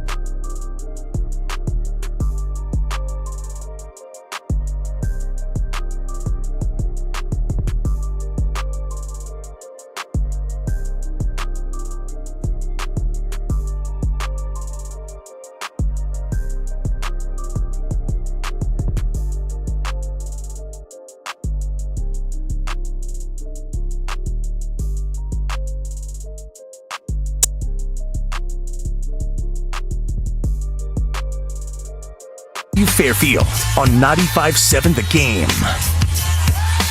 All right. It is good to have you. Damon and Ratto, we are all over your Odyssey.com needs, as is the best Giants content here on 95.7 The Game. Text the word Giants to 20357. You hit subscribe, and everything we do about the Giants will hit your pocket, including this very segment, which we're going to spend just a minute or two on the Giants on, Ray, because they got an opportunity in front of them. You know, is it an opportunity to turn around the entire season in 4 games? No, it's not. But it's an opportunity to measure yourself against a first-place team. It's a 4-game set that will end the first half for the Giants with the Milwaukee Brewers. It's a hell of a pitching matchup. Corbin Burns, who's got a .89 whip against Carlos Rodon, who has got a whip of 106, baby.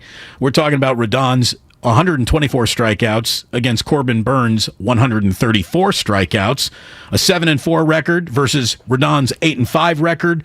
It's as good of a pitching matchup as there is in all of baseball tonight down at 24 Willie Mays Plaza.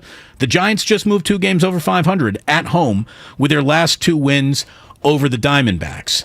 Do you think that a team that is more married to math than it is actual positional major league talent, that there could be a market correction to this math coming their way? Or is this year so much different than last year, even though so many of the pieces are the same? You don't think so? Let me put it this way. They're not going to win the division. We know that. They're not catching the Dodgers. Agreed. So the question is, who are they chasing? Chasing Philadelphia, St. Louis, and Atlanta. Atlanta's probably not catchable at this point. And whatever they do against Milwaukee doesn't affect much of that unless Milwaukee becomes a wild card team, because St. Louis is only 2 games back of them. Right. So that's why this Milwaukee series is a little bit in wild card play. Yeah, it's got a little bit of that. But the first thing that has to happen before you start figuring out, playoff permutations and who they have to beat and what else, they have to put together an entire series where they're not kicking the ball around. Because that's been, of their several downfalls this year, that's been the biggest one. They are not a reliable team when the ball's put in play. And on a pitching staff that, already has a very problematic bullpen and doesn't have a bunch of high strikeout guys other than really Rodon, the ball's going to be in play a lot. So that's the thing they've got to fix before they do anything else. Now, will they be able to close some room on the Padres if they, if they win 3 out of 4? Yeah, conceivably. I mean, the Padres don't look very good right now, and you want to try to close as much ground as you can before Fernando Tatis comes back. But the Giants' first job is to figure out a way to become a defensive team like the one they've been used to having for the last decade, because that was the one thing you could always rely on, even if the pitching wasn't great. If the ball was put in play, it got chased down and it got thrown to the right base at the right amount of time. That hasn't been very true this year. And whatever else happens to the other 4 or 5 teams in the argument, if they don't catch the ball, they're not catching anybody. In charge of catching balls, it's Brandon Crawford. And Brandon Crawford is having a better year in the field than he is at the plate. And that's who he's built to be. I mean, he's a fantastic defensive shortstop. I think a lot of the Giants' infield shortcomings were in games where he wasn't in the game. So he's back. Hopefully that will solve a little bit of the problem. And I really do believe sports, especially a marathon like baseball, look good, feel good, play good. It's all part of it. If the Giants are playing a little bit better right now, that has to make everything sort of, just feel better around this clubhouse. And sports, as the kids say, can be a vibe. Brandon Crawford on the NBC Sports Bay Area postgame show. I mean, losing obviously is never going to be a good vibe, but I think we've done a pretty good job of not worrying too much about the losses and especially the tough close losses that we had, recently. So, I think we've done a good job of kind of taking it one game at a time, and I think the worrying is mostly you guys and the fans. But we know that we can win some games, and we have a good ball club, so we're not worried. Well, I tell you, when you have so much platooning going on, when you have a baseball team that guys who are, Ray's age, my age, a little bit older school, if you will, when you have all this platooning going on, Ray, when it works, I'll tell you, when it works, it looks fantastic. It looks like the entire team is involved. It looks like everyone's having a good year all at the same time. It looks like everybody's pulling on the rope all at the same time. When it doesn't work, it looks even worse than it looks good when it is working. You know what I mean? Like, it looks really bad when you're just throwing, well, this is a matchup that's supposed to work for us, and this is a matchup that the computer and our instincts say is the right matchup, and it's not working. That's when that dauber starts going down. Well, it's because they can't blind you with stardom. That's the start. Right, you better blind me with production then. Yeah, I mean, and the fact is, and I said this last year when everybody was raving about Farhan the Genius, I said, this is not the way he wants to build this team long term. Sorry. Can we get Ray some arsenic? Yes, please, quickly. On ice. He wants guys he can put out there every day. No matter what he's showing you now, that's what he wants. Gosh. And platooning is a sign of weakness. It's not a sign of strength. Here's what I'm going to do. I'm going to play Gabe Kapler talking about how winning this series can help turn things around, and I'd like to make sure we get Ray a beverage. Step in the right direction. Very similar to how we are after a tough loss. I want us to just kind of stay focused on the step right in front of us. And now that the celebration from today's game is over, we've got a tough series with the Brewers coming up. We've got Burns and Woodruff to start the next 2 games for them. So it's going to be a challenge. And we've got some good pitchers on our side as well. So it's good that we were able to win this series. It's a step in the right direction, and we got to get ready for the Brewers. To step in the right direction, hopefully they keep stepping in the right direction. Seriously, Ray, if you need to go get a drink, go get a drink. I used to do 4 hours of radio by myself. Lucas is chasing one down. I can get through 3 minutes without you. Don't tempt me. Yeah, really. Yeah, I'll find Ray at the old saloon, at the old ship. You give him 3 minutes off, he's taking off, going home. Yeah. No, it's. I mean, what I was trying to say was this is not an ideal roster. It's not the way general managers want to operate. They want to be able to plug and play guys every day or close to it, and whatever depth you need, sure, have a guy who can play multiple positions. But you want an everyday first baseman.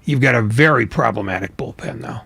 And unless you're going to plan on running your starters out for 7 innings, which is no longer conceivable in the modern day baseball, I don't see that. So one of those problematic bullpen arms, Jake McGee, granted his unconditional release. I mean, something happened. He didn't want to go to the minors. He didn't want to go to the minors, but obviously nobody was coming after him on waivers, Ray. No, they could probably pick him up on a free now, though. True.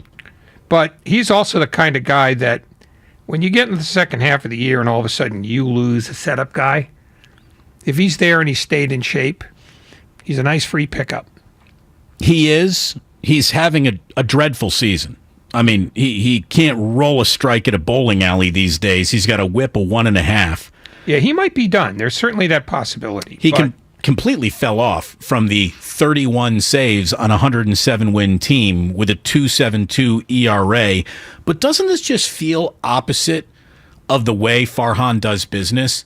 Like, why not trade Jake McGee for a total song? I mean, a cup of coffee for nothing, but at least something coming back would be more than nothing. And it just feels very opposite of how Farhan has done business since coming to the Giants. Letting a guy walk for nothing, again, this kind of brings us back to the old DeAndre Ayton thing in a much different feeling, though. To let a guy go for absolutely nothing, I can't even think in this 4-year stretch, Ray, where that's happened. Connor Joe, maybe. I would suggest that he did make phone calls, and I would suggest that they were not answered. I guess. I mean, just because you never just release a guy with his resume. You never just go, you stink, get out. It feels odd that all of baseball has given up on the concept of him having anything to contribute. They may have only given up, though, on the concept of giving up something to see if he still does. That's why they basically waited the Giants out. I mean, because if you don't get Jake McGee, you'll never notice it. But if you can pick him up without giving up anything whatsoever, you can just go, well, maybe he'll work. Maybe he'll fit this need we've suddenly developed. So, I mean, I get it entirely. I don't think Farhan Zaidi left him on the lawn. I just think nobody was willing to give up anything to get him.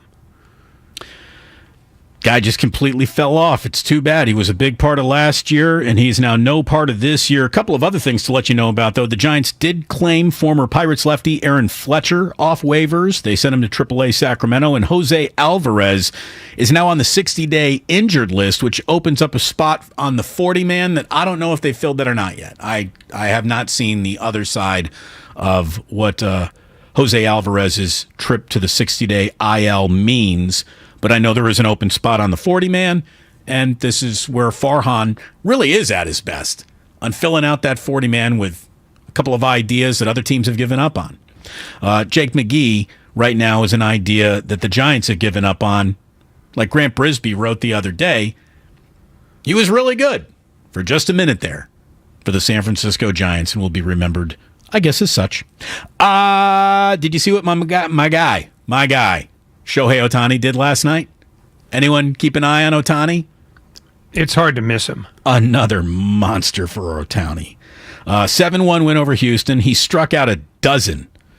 Guy's got 58 strikeouts in his last 39 and 2/3 innings, and he went 2 for 4 at the plate with a 2-run triple as well. He's the best baseball player of all time in our time, happening in front of our eyes. Has he had a 20-year career? Yeah. Look at it this way. Not doing it for 20 years is literally the only thing that could be held against him at this point. And I'm holding it against him. Fair enough. No, he's sensational. I mean, only an idiot would make a counter-argument to that. There's no question about it. But you didn't spend half a show doing it? No, I did not. If you remember what I said, and you don't. I do. I said he's sensational, but for me to call him the best player of all time, he's got to do this more than twice. I mean, maybe in 8 years, and he's done this every year, maybe on a major league team at some point, if he's really lucky. I mean, maybe that's a conversation that is worth having. you'll be willing to revisit this conversation with this production over just 2 or 3 more years. That may be too. Okay. But I got time. Let's put it that way. I think, and I'm not rooting against him. I know you're not. I want to make this clear. I mean, if he does that, then yeah, he's forced his way into the argument. You know, but for me right now, it's still pretty clear that the top 3 players in the history of the game are, and you could pick your order, Willie Mays, Babe Ruth, and Barry Bonds. It's pretty fair. It's pretty fair. How were their ERAs? Again, I didn't look up Ruth's. How were their ERAs? Babe Ruth never pitched like this. Ever. Well, you have no idea. Oh, no, I do. I've looked at the numbers. There is no comparison. There is no comparison point between the quality of pitcher that Ohtani is and Ruth was. None. Other than Babe Ruth pitched. Babe Ruth pitched well. Ohtani pitches in dominant, I'm starting the All-Star game fashion. He's a whole different animal. He is in a group of one. Over the course of human history, there are very few groups of one. He truly has even separated himself from Babe Ruth at this point. We have still an awful lot to get to this afternoon in terms of some sound from Andre Iguodala and some things that Draymond Green said reacting to me when I offered up the criticism of James Wiseman needs more than 2 rebounds. You know, at no point in time did I say, and this guy is 100% state-of-the-art in full rhythm. Of course he isn't. He hasn't played much basketball at all over the course of a few years, but he's played more basketball than you've seen. He's played an awful lot of 3-on-3, 5-on-5. I wonder how much he's really played of that, but pickup games do happen in NBA gyms all the time. James Wiseman has been around the concept of rebounding more than just a few summer league games suggest. Before Draymond tries to call me out on not understanding what I saw, he agrees with me. Just happy to see him out there doing what he loves to do again and having the opportunity to play basketball. I know there was a lot of talk around the first game, like, oh, he had 2 rebounds. Like, don't get me wrong. Like, that's the first thing I looked at too. Like, Wise, you can't have 2 rebounds. But for those of you out there who's just going to criticize and don't know, I saw the guy from the Ratto, Damon Ratto show in the Bay, I think, or something like that. Dude, Damon, like, you come out and you want to talk about Chet Holmgren is light years ahead of James Wiseman right now. Whatever you said, made that statement.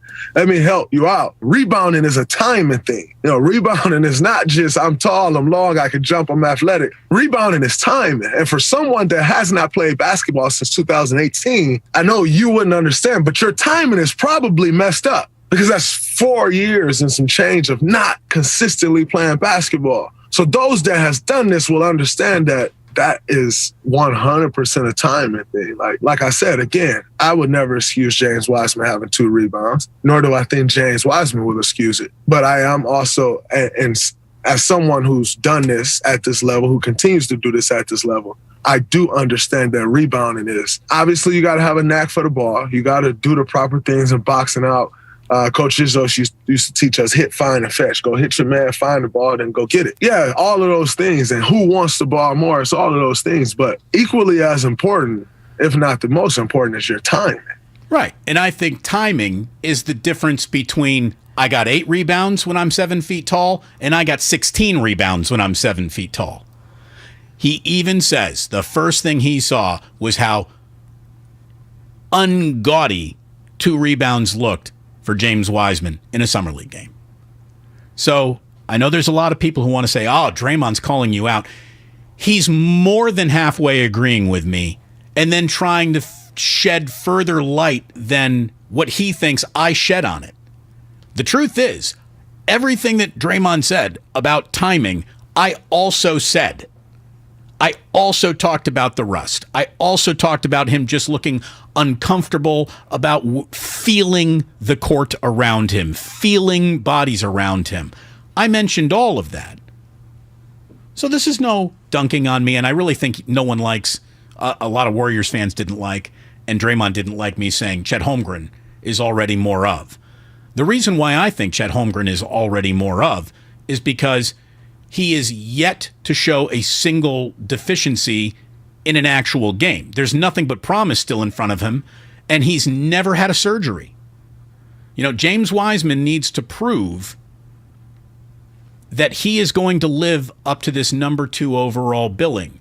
As much as anyone who is the second pick of an NBA draft can use Summer League to justify that draft pick, Chet Holmgren has done that. It's the Summer League. And if Draymond Green were in studio right now, he would have to agree with this following sentence. This is the least amount of talent that James Wiseman will ever play with again in his career, or against in his career. Nicholas Skittish Feely, guy who is like the walking, talking definition of drafted high and didn't make it, dropped 26 a night in Summer League.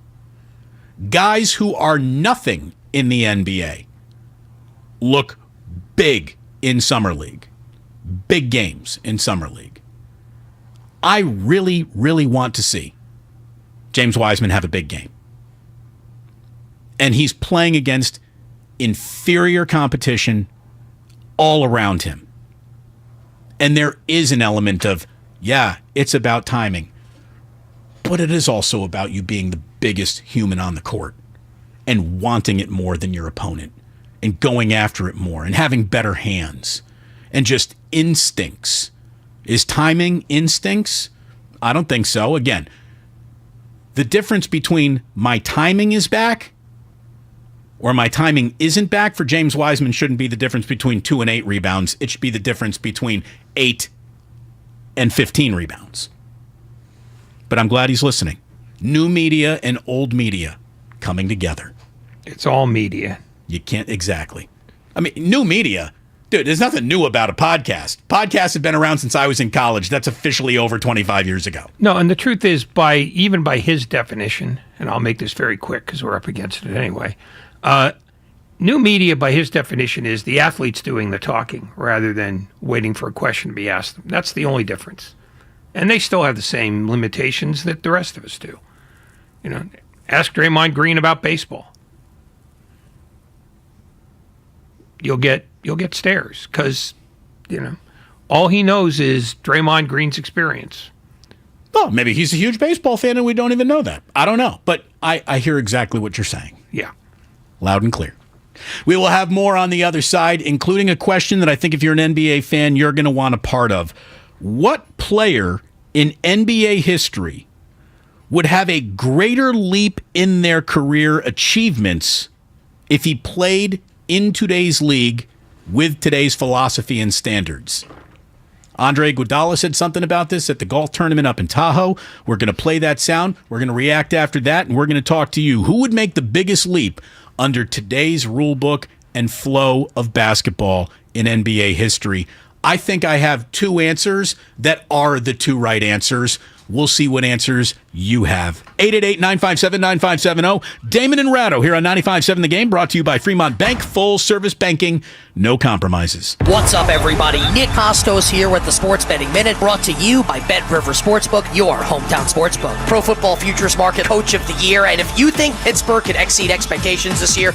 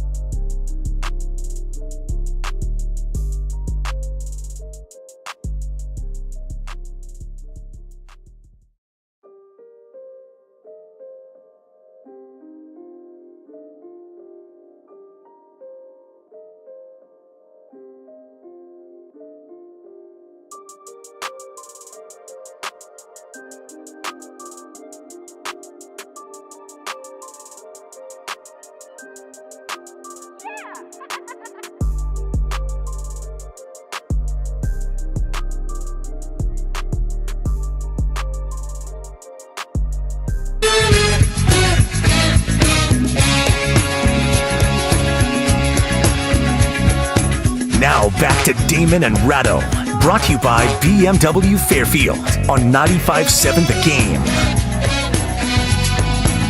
Welcome back. Oh, Ray hates hypothetical conversations, but I got one, and I think it's interesting enough to have. And we'll see. Before I reveal who I think is the number one player whose entire career arc would change if you brought him into today's rule book, from a player whose career is over with, I got to bring you back to the, basically, guy who inspired this topic. And it was Andre Iguodala, who, on the Dan Le Batard show with Stu Gatz, sat down after playing a couple rounds of golf, I believe, up in Tahoe, and was asked who he thought would have a much different career. And here's who Andre Iguodala said. Rasheed Wallace. Yep. Probably could have been top 5 player in the league for a 10-year stretch. He just chose, I'll do my thing over here. Right. He was shooting threes from half court. No, he was shooting half court shots, left-handed and right-handed. Yeah. If Rasheed Wallace played in modern day basketball today, if he played in our league today, he'll be the top 5 player in the league. I don't think he'd be better than Giannis, and I love Giannis. I don't know if he'd be better than Giannis, because Giannis is twice the rebounder and at least twice the assist maker as well. But I understand what he's saying. Now, what I certainly do not want to do is a segment where it sounds like I didn't love Rasheed Wallace. I loved Rasheed Wallace. He was great. But the thing that would prevent Rasheed Wallace from being a top 5 player for a decade is there was never a decade that Rasheed played hard in. Rasheed would play hard when he wanted to. Not even when he needed to, but when he wanted to. Rasheed Wallace dogged it. Rasheed Wallace at one point literally was reduced to jogging in between those three-point lines, and he wasn't going to battle for a rebound, and he wasn't setting up his teammates. And again, for the record, I loved me some Rasheed Wallace. I really did. But Rasheed Wallace, with all the threes that he was taking, left-handed from half court, Andre, Rasheed Wallace never in his career, not once, averaged over 20 points per game. He did average 20 points per game right on the nose in the 2003-04 season after he had been moved from Portland and then to Atlanta before he got traded back to Detroit, or to Detroit, pardon me. He playing, you know what that is? That one... The only time Rasheed Wallace ever averaged 20 points per game is the one game he played for the Atlanta Hawks. That's it. Well, he was open. And that night, Ray, he was. But that's it. Rasheed Wallace, his career scoring average is not even 14.5 points. 14.4 points, 6.7 rebounds, 1.8 assists. Giannis averages 22 points, 9.5 rebounds, and 5 assists. Truthfully, you could put Rasheed Wallace in any era, under any set of circumstances, and I don't think he is in Giannis's camp. Giannis is twice the player Rasheed Wallace is. To me, the amount of disrespect put on Giannis from some of his own contemporaries stuns me. And it feels like the big reason for that is because he doesn't knock down the three. His bag isn't as big as everyone else's. Who cares? He's better when he eliminates what he's not good at and just dominates. He is the most physical entity in basketball today, and he plays like it every minute that he's on the court for the 82 games of the year he's on the court. Rasheed Wallace would give you an honest-to-God effort in, half the games of the year. Half. The games that mattered, though, you did get full-on Rasheed Wallace, and I'm not comparing him to Giannis Antetokounmpo, but he is one of those guys who, if he was playing today, would be a max player. Oh, he'd be maxed. I mean, he was a sensational player. The fact that he was not more than what he was is one of those, well, if only he, imagine what he could have been if. Well, we don't know how to imagine that because nobody can play like he did at his best over and over again. You'd wear out. I mean, there are nights when Giannis takes the night off too. And there are not that many of them, but also back then there wasn't any load management other than whatever load management you would be able to put on your own body. So I don't know how to sort of facet out that argument. But no, Giannis is a better player. Not by a huge amount, but he's a better player. You would take him before you would take Rasheed Wallace, even at Rasheed Wallace's the height of his career, when he was averaging 19 a game in Portland. If we could take a player from his era and plop him into this era, whose career would have the greatest difference? 888-957-9570. I think I got two answers to me stand out above all else. We'll see if anyone in the audience brings them up first. 888-957-9570. This is Chris on 101. Hello, Chris. You're on with Damon and Ratto.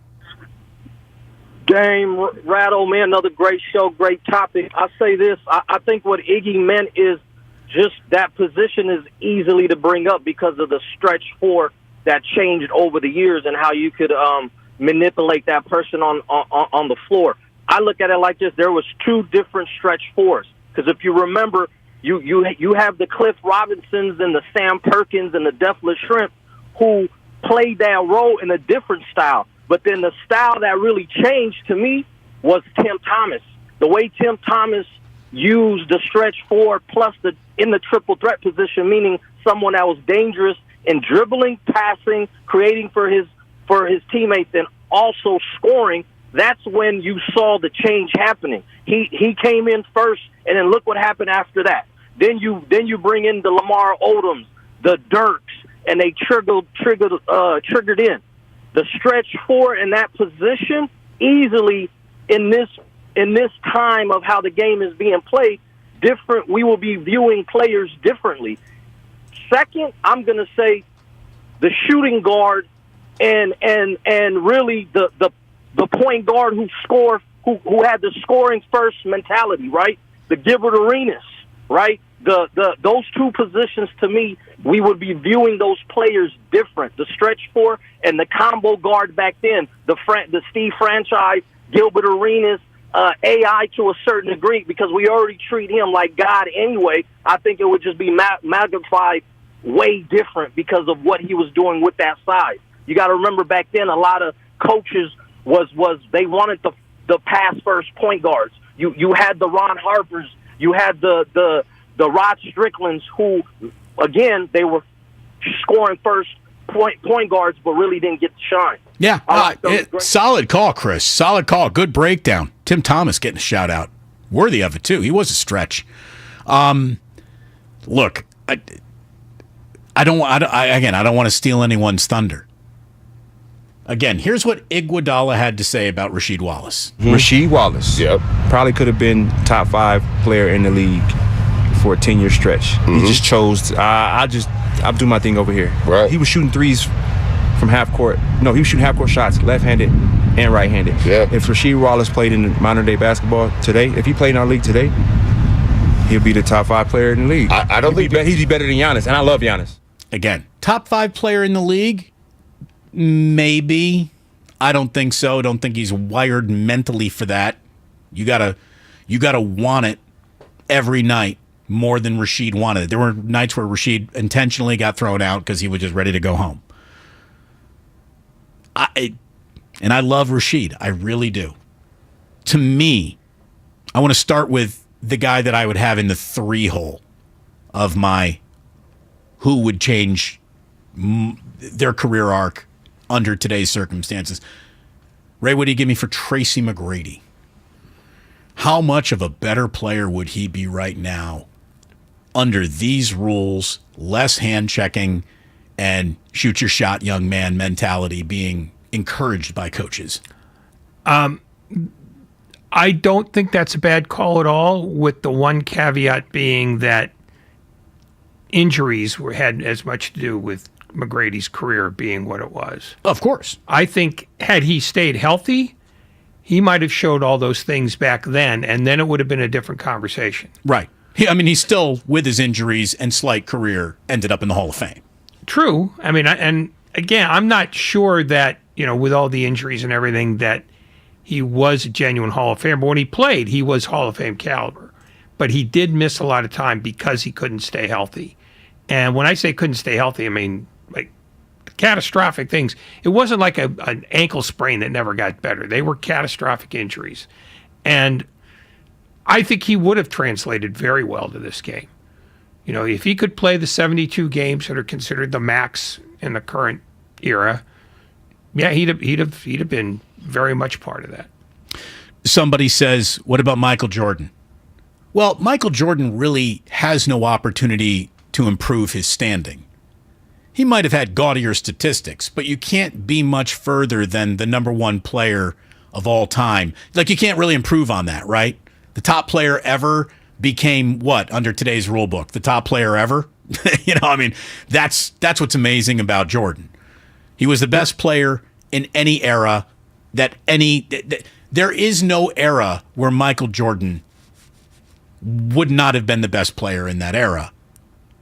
Unless you wanted to say, well, the game was owned by the bigs in the middle in the Russell, Wilt, Kareem era. And then you're picking your, what kind of a player do you like? How would you like your game dominated? Do you like it dominated from the center position or the guard position? Michael Jordan, had he played in the 60s, would have been Oscar Robertson. And Oscar Robertson is one of the 5 best players of that era. So he'd have done fine whenever he played. So it's not even a question of that. But you did bring up a name that I would put on here. He can't improve his standing, but Bill Russell's game would absolutely translate in its entirety to today. Because you don't want a big monolith center if you can possibly get a guy who's mobile, changes shots, blocks shots, is an offensive catalyst. You wouldn't want him to shoot much. What he would be is Kevon Looney with hips and knees. Because the thing when you watched Russell, even when you watched him against Chamberlain, and Chamberlain could bully him, but Chamberlain had a harder time playing against him than anybody else because he was quicker, because he knew how to block shots, because he initiated the fast break, because he was the smartest player on the floor. He could absolutely kill it in this era. Unfortunately, they didn't track block shots when Bill Russell played. No, they didn't. So we don't even know what that number would have been. I was going to sit here and say, well, maybe not, Ray, because Bill Russell wasn't that much of a passer. I was wrong. Bill Russell could pass. He averaged 4 assists per game, which in a league that didn't shoot around him, basically, is something else. Yeah, well, and not only that, all those rebounds that he did get, that they did manage to count, began fast breaks on the first great fast break team in the history of the sport. Bill Russell averaged 22.5 rebounds per game. Yeah. Oh, no, it's just, yeah. Maybe even more than Chamberlain could adapt to today's game. Chamberlain would still be an extraordinary figure, but because the center position, as played by a guy who only goes in the low block, is as much an anachronism now as at any time in the history of the sport. And it would have been tough for him to adapt. We are officially a couple minutes late, welcoming everyone to their 5 o'clock hour. You're listening to 95.7 The Game, KGMZ FM in HD1 San Francisco, an Odyssey station. 888-957-9570. You invented a time machine. You could go grab him from his era, bring him into this era. How much does his career change? Give me another name. Who do you think? Thompson. David Thompson. Before the knee injury that led to the cocaine, one of the best leapers in the history of the sport, an incredibly dynamic offensive player at distance and going to the rim. Played in an era in which, played on a team, I should say, in which defense was only defined by, when you have the ball, you don't have to play defense. He played with those Doug Moe teams in Denver that basically wanted to score 140 a game and didn't care if they gave up 135. So in some ways, it's hard to know if he would have been a great defender, but he'd have thrived in this era. I won't give you my number one, but I'll give you my number two. And it'll kind of I guess it'd be a hint to who number one might be. Number two, changed arc of career, is Larry Bird. Do you realize that Larry Bird is one of the all-time great shooters that basketball has ever known, and at no point in his entire career did Larry Bird average more than 3.5 threes per game? At no point in time in his entire career did a single coach of Larry Bird look at that three-point line, look at how Larry shot from it, and just said, oh, by the way, why don't you take more threes? Like a lot more threes. And it feels like, yes, this is a new way of looking at basketball. It's a new concept. But at the same time, man, what are you doing? Like, who the hell's coaching Larry Bird? Tell that guy to shoot more. And, oh, by the way, the minute they start closing out on the arc, Larry, you'll never see a better passer inside on that closeout than Larry Bird. The year that Bird averaged 3.3 threes a game, the Celtics as a team shot a total of 346 threes. A total for the team. It's insane. But every team was like that. They didn't know how to use the three because A, it was considered an ABA gimmick and you're giving in, to a gimmick when the superior brand of basketball was dump the ball down low. But no, Bird, I don't know that he would have changed his career arc because he would have taken all the shots he took from whenever and he still would have done it as brazenly and as confidently as any player ever. If you want to talk about a guy with stones, he had all of them. His points per game would go up because a lot of those shots that, he would never have taken another long two again because there were a lot of those not threes that, he was as good as a step back shooter as there has ever been. Right. He steps back 1 foot and now he's shooting 8 threes a game. They embraced what is now considered the worst shot in basketball. An entire era embraced the long two. And it's really odd. It's really odd that not a single basketball person in that era had the stones to say, we're going to go against the grain of the culture just a little bit, and we're going to green light guys that we know who can shoot to shoot more because 3 is worth more than 2. You wouldn't have think it would taken you to the late 90s, the early 2000s for even it to occur to people that 3 points is worth more than 2 points. But it did. It did. You wouldn't think you need to bring in a Goodwill Hunting level of Fields mathematician to have figured this out. Especially in Boston, which was so close to Cambridge. Yeah, but the other thing was it wasn't valued in college, so there weren't a lot of guys who took threes. In fact, the 3 didn't exist in college. So it really wasn't, the orthodoxy of the time was, get a good shot. And if you're pulling up from that far away, it's not a good shot. I mean, I'm looking in 1990, which is basically the end of Bird's career. There were only 2 teams that averaged 10 threes a game. And that was a very good Lakers team and a terrible Cavaliers team. It never occurred to people to. But they had was Mark Price on that terrible Cavaliers team? I believe so. I bet you they greenlit Mark Price. They're like, hey, we got a guy. He can shoot it. Yeah, they let him shoot 5 a game. That's a lot. It was a lot then. Yeah. But that's the point. It took way longer for teams to go, yeah, this game has to be played differently. I mean, even that last great Lakers team with Kobe and Shaq, that was still a big-time ball goes down low dominant team. How's Rick Barry doing? put him in the modern game? I don't know if he's fast enough, but he would jack up shots for you. How's Pete Marinovich, Pistol Pete, in the modern game? Maravich? Yeah, Maravich, sorry. Not Todd Marinovich. Not Pete Todd Maravich. Marinovich. I don't know, because there was he was a sensational passer, and he would shoot without any conscience at all. But there were a lot of things about his game that either he didn't value or he wasn't asked to do, defense being about 3 of them. So I don't know how well he would have done. Offensively, he'd have been exemplary, but, he also had his own demons, and one of them, one of the more benign ones, was, I play the way I play.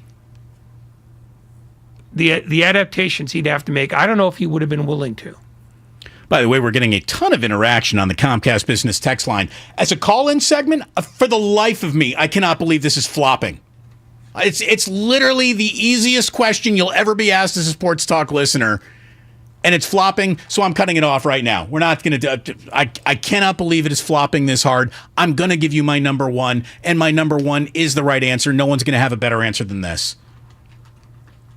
Reggie Miller. Steph Curry is still probably about 4 or 5 years away from being the all-time three-point shooter if they let Reggie Miller throughout his career shoot 3 points like they do now. Boys and girls, I didn't even like Reggie Miller was a player. I would have been one of those guys telling you, well, he takes too many threes and he's soft because he's not going to the rim much. Reggie Miller, in his most I'm shooting it season of all time, topped out at 6.6 threes per game. 6.6 threes per game. That's it. If Reggie Miller were taking 12 threes a night over the course of a 1, 2, 3, 4, 5, 6, 7, 8, 9, 10, 11, 12, 13, 14, 15, 16, 17, 18. Let's just shave off 2 of those years for your new here and your old here. So if over the course of 16 years of Reggie Miller's 18-year-long career, he was taking 10, 11, 12 threes per night, my God, what his career scoring total would be right now is, well, where is Reggie Miller on the all-time career scoring total list? Can someone pull that up for me? I certainly won't ask a caller to do it. No, the only year that he didn't make at least 1/3 of his threes was his last year when he was 39. Reggie Miller as a career three-point percentage shooter was 39.5. Reggie Miller is 22nd all-time right now on the NBA's all-time scoring list. If he were taking 12 threes a night, he is in the top 3. Easily. Oh, my God. It would have been Reggie Miller is the answer. Ray, I think I got it. I think that's the correct answer. Somebody said Allen Iverson. No, Allen Iverson was not efficient enough from the three-point line. He was one of great. the best slashers ever. Ever. But slashers don't get rewarded as much as they should, given what they do. But they're not going to give you 3 points for, you have to get fouled a lot. It shortens your career. Reggie. And I didn't even like him. I didn't like the Pacers. I didn't like Reggie Miller. No one in basketball history would have, I think, a bigger difference in their career if you pulled him out of his era to plop him right on into this one. Adam Silver, Ray, I don't know if you saw this coming out of the Board of Governors meeting, says that he wants to lower the NBA age limit. He is hopeful for this change in the next NBA CBA and would lower the age limit from 19 to 18. I actually think that would be better for college basketball for sure. This one and done thing is just not working out for college basketball the way that it was originally envisioned. If you don't believe me, ask the Kentucky Wildcats. It takes more than a year of playing together for a team to become great. Now, obviously, you've got your incredible standouts. Carmelo at Syracuse 1 year, boom, look what happened. Anthony Davis, Kentucky 1 year, boom, look what happened. But man, It would be better for college basketball. I don't know if it would be better for the NBA.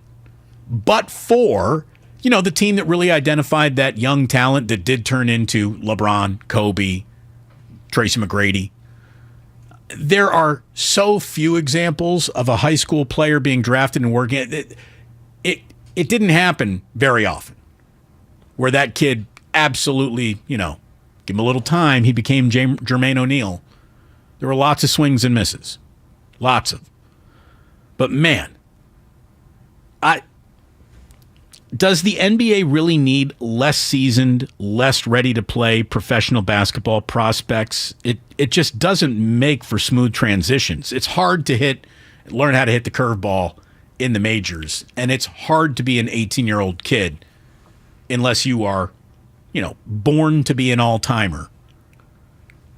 Well, I mean, it's always a low percentage move unless you are like Kyrie Irving, somebody like that. But this is not about anything other than, colleges are now getting to pay their guys, and the sky's the limit there. Let's get in on the ground floor and get guys before they do an NIL deal. Right. And we'll put them in the G League if they don't make the big club, but we get them at our price rather than having to wait 2 years or 3 years for a great player because they're making enough money. That's what this is. This is about economics. This is not about whether an 18-year-old is incrementally less prepared than a 19-year-old. In fact, Adam Silver alluded to that himself when he talked about it the other day. It was, it's an acknowledgement that the economics of college basketball are changing again, so they're changing again. When they first went to the 18-year-old rule, that's because Spencer Haywood had to go to court to get that. And then subsequent players' associations, bargained that away to the point where it was like 20. Then they cut it back down to 19. So you got a bunch of one and dones. Now the NBA is just saying, look, we're done playing around. We're going to scoop up every talented player that there is, and we're not going to wait for the colleges to set the price. You know who would hate it? Current rank and file NBA players. Yeah. But you know what it does? It eliminates a lot of those guys. And that's why the owners love it. Because, do we get the mid-level exception guy, or do we get another young guy who will play on a rookie deal? Yeah, we'll do the rookie deal guy. I'm surprised. Yeah, the guys in the middle class in the NBA are slowly getting squeezed. You know what I think the ask is going to be? I think the ask is going to be, we're going to go ahead and extend an opportunity to come play to 18-year-olds. But we're also going to ask for another year or two to be tacked on to rookie deals for first-rounders. Yeah, and the union will scream bloody murder and refuse. Because they want to get these guys on the big clock as quickly as possible. Of course they do. So, yeah, I think the first ask might be, let's expand the rosters to 17 so that more of the mid-level, NBA's middle class still has jobs to have. Well, I think they need to do it, too, under the guise of load management is killing this league. If you had a bigger roster, you would hopefully have more depth, you'd have better players, and that would mean a night off for one guy doesn't mean this game becomes unwatchable tonight. I also don't understand why they don't do this in the NFL, too, especially having added a regular season game. I just don't get it. Why the arbitrary number? Why not expand it? And I don't want to hear, because these owners don't want to pay 3 more roster spots. You're making billions and billions and billions of dollars. You're right, but you're wrong. And the reason why you're wrong is every owner who owns a football team knows next to nothing about football, but they know everything there is to know about money. And they're saying, why am I paying 3 extra guys? That's the logic. It's not good for the sport, but they're not in it for the sport for the most part. They're in it for the cash. But what is good for the sports grows the pile of cash more often than not. They're growing the pile of cash whether the football stinks or not, because ultimately everybody's buying into football at whatever level it is. And the NFL is the only example that we've got because all the other leagues don't matter because we as consumers, we believe in snob appeal. The NFL owner is going to say, I'm making all the money there is now. I don't need to give away 3 more jobs. Because that's how they think. I was just told we have breaking news.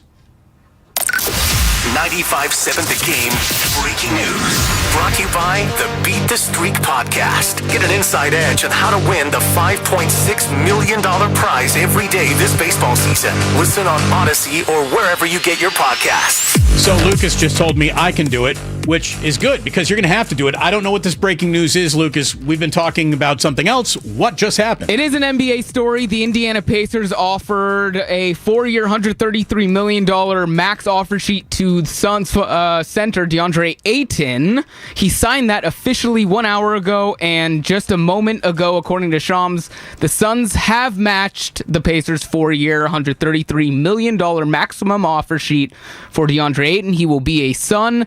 He cannot be traded until January 15th, and then for the entire next year, not only can he not go to the Pacers, DeAndre Ayton can actually veto any trade for the next year. So the Suns have now married themselves to a player who was disgruntled enough with the way things were going and the way that he was being treated that he was ready to be a Pacer. And now he has to be a Phoenix Sun till at least January 15th with no ability to trade him however you want after, because he's going to have a no-trade clause. I still think we are basking in the organizational incompetence of the Phoenix Suns, but this also is the right move for them to make, Ray. Yeah. This is the moment where James Jones went to Bob Sarver and said, we can't not do this. We can't not do this. Unless you want to be the general manager too. Right. I'll resign. I don't know if he said that. Well, I mean, he might have, because at this point, if Bob Sarver says, no, we're not paying this guy, then he is the general manager. And, it's not like James Jones wouldn't get rehired by somebody else. So I think this is one of those moments where the owner wanted to do something daft and got talked down off the ledge. So this does still, though, put all the, it puts the sand in the gears of any Kevin Durant trade this offseason to the Suns, because they're going to have to wait now till January 15th, which, honestly might be when Brooklyn is ready to move on. If that's going to happen, if they're going to say, no, Kevin, we're not going to trade you, we want you back, there might be Kevin is pouty enough to not want to be here till we're around January 15th. Even the Nets admit, okay, we got to do it. And then maybe it comes back into focus then. Maybe, but I think Phoenix was considered one of the most aggressive teams looking for Durant. And the fact that they did this with Ayton suggests to me that they didn't like what the Nets were telling them and decided we can't do this. I think they're out of that entirely. How do you think Monty Williams feels about the center that he didn't want to play down the stretch, coming back on essentially a max extension, which screams, you got to play me whether you want to or not, for an owner as cheap as Sarver? I think what it means is that Monty Williams will do what coaches have to do a lot, is to swallow their pride and, start to work on rebuilding that relationship. And that's not going to be easy, but Monty Williams is a smart guy, and he understands that he has only minimal leverage here because he's not the guy making $133 million. If push came to shove, he'd be fired before DeAndre Ayton would be. So he'll just have to eat a sandwich. I was about to say, he'll be on the first train out of town of Phoenix before DeAndre Ayton will now. Yeah, and the truth is, the only leverage he would have is, but the other players like me. That's not a lot of leverage when you talk about this kind of money. So he's going to have to come to a significant accommodation with DeAndre Ayton. I wonder if Chris Paul needs to do the same now. Chris Paul doesn't make accommodations with anybody. And Chris Paul is going to just go, I don't care how much money you're making. You still don't make as much as I have. And I still run this team. But I do want you to flush those lobbed up pick and rolls down. Well, I mean, it's just that's the one part that if you don't believe that that DeAndre Ayton would try hard, then you've really made a tragic error.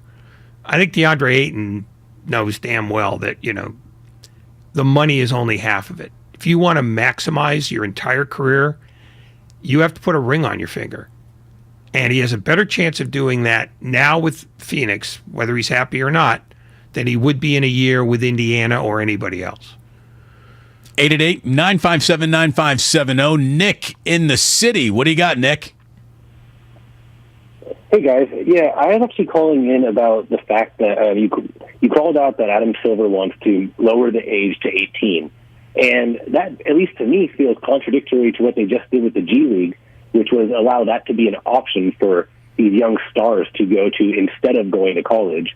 So I'm curious if that's like playing against himself and what you guys think about that. Well, remember, Adam Silver is happy that the G League is there, but he's not the commissioner of the G League. He is the commissioner of the NBA, and that is always the priority in his decision makings. And they are look at it this way: the NBA is definitely willing to leave a G League dollar on the table to make 2 NBA dollars today.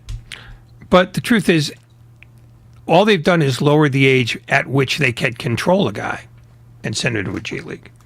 That's all they've done, is they've added a year of potential control to anybody who plays in the G League. So it actually works to their benefit. Having the G League, is one thing. You get the stock teams that, the parent team owns or has a relationship with. All they're saying is, you can now go after 18-year-olds too. And they fold back into our system. Maybe this is naive of me, but what I would want in any CBA that agreed to lower the age limit would come with a caveat. Should 18-year-old throw name into the lottery or throw name into the draft and then not get picked? Nowhere, not first round, not second round. That kid would still have the opportunity to go to college. If that's the path the kid then wanted to choose for himself. I mean, that's an NC2A decision. That's not an NBA decision, because the NBA, if they don't get picked, they're essentially free agents.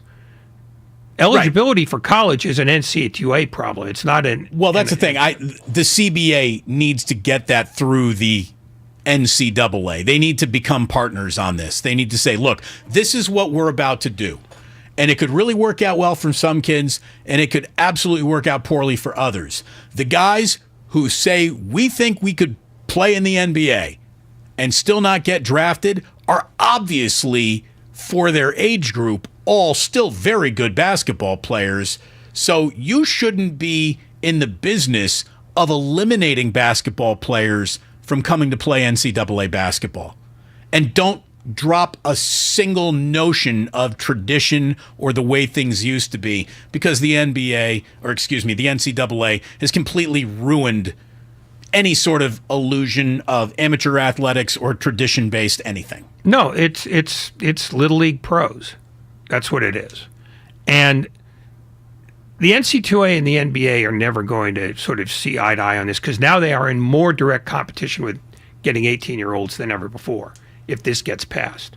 So the NC2A, probably isn't going to be willing to do business with the NBA on this, but the market might force them to do it on their own. Because if they lose enough guys, not only to the NBA, but to Europe, because, look, there's still only like 450 jobs in the NBA. So this is not going to affect a ton of players.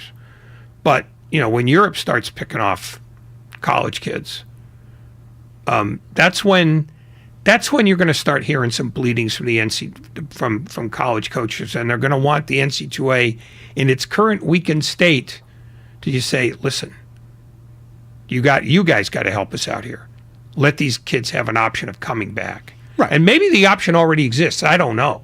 But I don't think so. The NCAA can no longer duck behind the shrubbery that says, we're amateur athletics. No, you ain't. Yeah, no, you're not. You can't play that card anymore. No. Period. Full stop. End of story. Quit it. No, these are all free agents. And the only question here is whether they're willing to let players who don't get picked or signed as free agents come back. And I'm not sure that there's a good rationale for preventing that. Because even if you wanted to play the amateur card, I don't know how you'd be able to do that with a clear conscience, but we're talking about the NC2A here. They haven't taken any pro money yet. If they don't sign with anybody and they weren't drafted by anybody, they haven't seen a dime of anything No. yet. Well, the concept was, you got an agent involved. Now you're a professional. Because you have an agent's phone number in your pocket, you're a professional basketball player now. Yeah, no, the definitions are out the window. So the only question is, do you want to do right by the kid or not? And the NC2A's record on doing right by the kid is not strong either. Well, this is where, there's going to be an opportunity here to maybe get it right. And wouldn't that be great? Good luck on that. By the way, Draymond Green said that I didn't have it right when it came to basically my criticism of James Wiseman only having 2 rebounds after he absolutely admits that 2 rebounds from James Wiseman ain't good enough. Just happy to see him out there doing what he loves to do again and having the opportunity to play basketball. I know there was a lot of talk around the first game, like, he had 2 rebounds. Like, don't get me wrong, like, that's the first thing I looked at too. Like, Wise, you can't have 2 rebounds. But for those of you out there who's just going to criticize and don't know, I saw the guy from the Ratto, Damon Ratto show in the Bay, I think, or something like that. You don't know what my name is. Like, you come out and you want to talk about Chet Holmgren is light years ahead of James Wiseman right now. Whatever you said, made that statement.